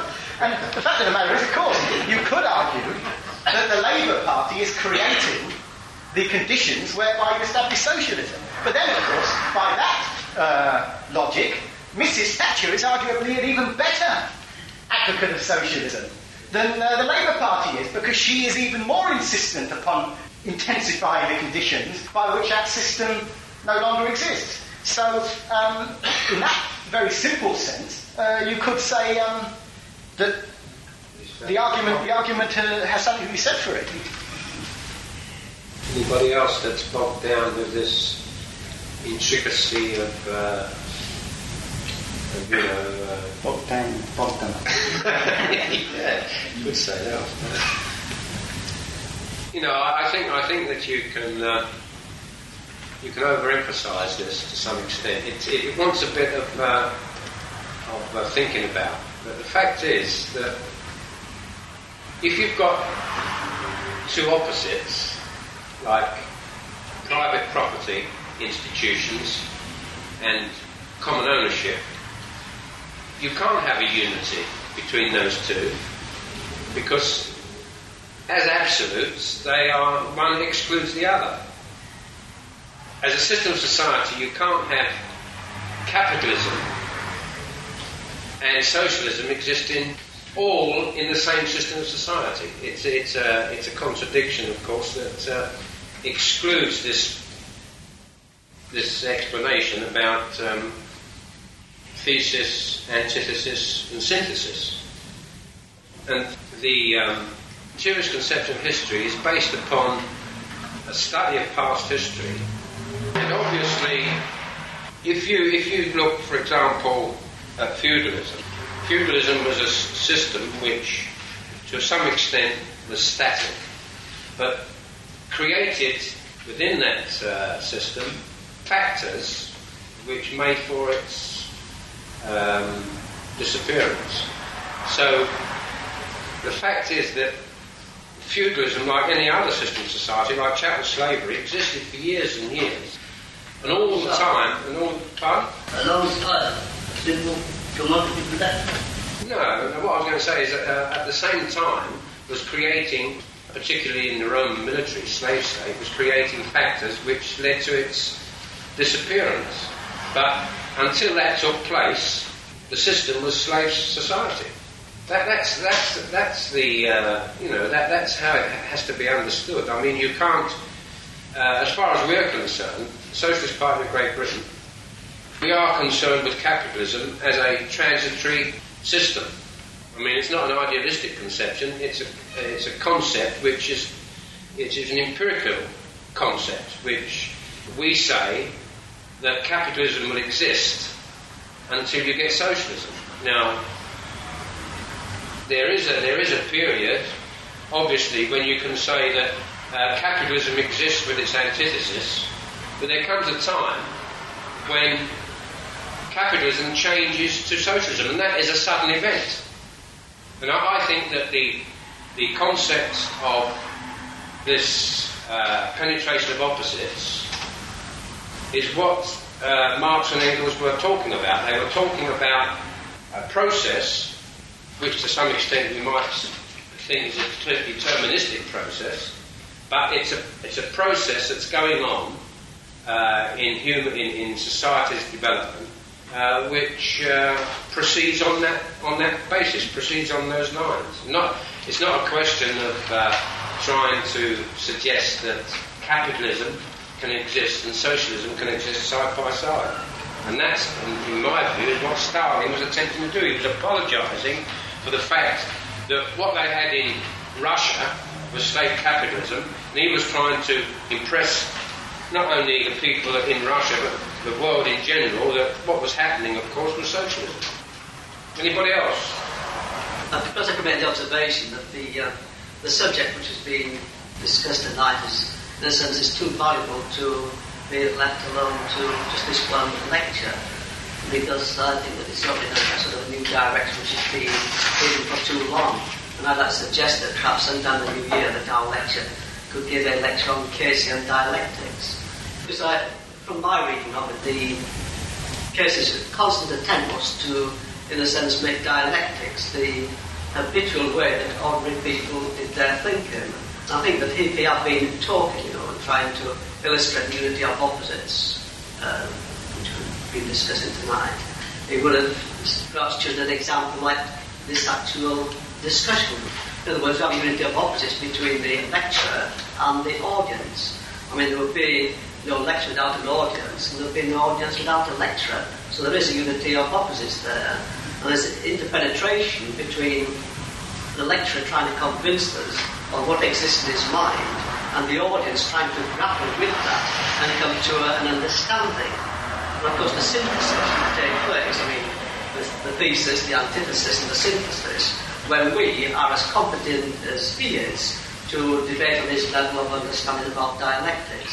And I think that Casey's entire efforts as a lecturer was to, in a sense, use dialectics in that sense, so that people, in their work, in their lecturing, in their college or their science, wherever they happen to be, in a sense, are so trained that they can automatically use dialectics in any situation in which they find themselves, and so come up with comprehension.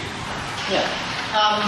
Well, on the first point, yes, I would be at least personally agreeable to the idea of doing a talk at some time on Casey and dialectics. And obviously that can be discussed further. No, I think actually that the example you gave, in fact, gives me the example of quite where the unity of opposites is an incorrect argument, and where the interpenetration of opposites is correct. You see, you're quite right in what you say, that there is, in a sense, a unity. There's a meeting here which can only take place as a result of there being somebody speaking and somebody listening. Any conversation or any meeting is going to involve that. But of course, and you're right in what you see as being the conclusion of that, which is some kind of synthesis. Where I think you're wrong is to describe that as a unity of opposites. Because you see, if it were a unity of opposites, then it would only be an appearance that one person was listening and another person was speaking. It would in actuality be the case that one person is speaking and another person is simply, so to speak, speaking with the ears. I would be said to be listening with the mouth. Clearly, by that kind of logic, one would be making a mistake. What we can say is that there's an interpenetration of opposites in a very subtle way. I mean, I can tell you just how the interpenetration of opposites works in a way that some people wouldn't even understand. I've given so many talks that I now know whenever I give a talk that I look around, and if I see people falling asleep, that affects the way in which I speak. Usually affects the way in which I speak, I should say. Therefore, that is an interpenetration of opposites. I'm standing here, I'm not listening to myself, but just by detecting how bored people are, I begin to speak in a more boring way. On the other hand, if I'm saying something which is interesting and people are saying, that's a good point, I attempt to amplify and extend myself into these points. Now, that is a sense in which there is an interpenetration of opposites. There is a direct relationship, an inseparable relationship between a person speaking and a person listening. But to suggest that there is a unity between that there is in fact only an appearance of a difference, I would say would be philosophically incorrect. You're absolutely right what you say. You find no discussion of the works of Dietzgen these days. I'm very, very pleased to say that the only work on Dietzgen in the last 10 years or so which has attempted to seriously present the ideas of Dietzgen to people interested in philosophy was written by a member of this party called Adam Buick in the journal Radical Philosophy. And that article on Joseph Dietzgen is something of a classic, I would argue, in terms of the presentation of these views. I think you're absolutely right. It would be a very good thing when you consider the nonsense which is being studied in philosophy departments in universities at the moment. One would like to think that that could be countered by serious discussion of the works of Dietzgen and other dialecticians in places like this. On that last point, it seems the idea you're opposing would be the idea of the I don't know if it's ever been referred to, but it seems that you're opposing an idea of the identity of opposites. That you're opposing the idea that the speaker and the spoken to are identical, and they're both speaking. But I would have thought that if you use the word unity, it's somewhat more acceptable in fact, because you could argue that the communication itself, the object and the subject, or the speaker and the listener, between them form a unity, in that unity is the communication, or the conversation, or the meeting, and that they are the constituent parts of it. In that sense, I find that provided you don't argue that there is an identity between them, they're both identical, but they do form a one entity between them. Well, maybe so, maybe not. I think it's going to depend a lot on what you want to do with words. I'm talking about the history of an actual concept, which is the idea of the unity of opposites, which, to my knowledge, has always been used in the way that you refer to the identity of opposites. If you want to devise a new theory and a new term, then, you perhaps sell it to an academic journal and get £50 or something, but there's not much more you can do. It's true. There is, of course, a unity between what's going on here at the moment. But, as I say, the term unity in philosophical terms has been used in the sense of identity rather than something halfway between interpenetration and identity. He didn't use the term identity. Stalin didn't refer to this as identity. The term identity of opposites is sometimes used. The term unity of opposites is sometimes used. Unfortunately, I would need a far greater grasp of Russian than I can have in order to know how the thing develop, how the concept changes in translation. And I've never seen any reference to the argument that Stalin didn't mean unity but meant identity, or the other way around.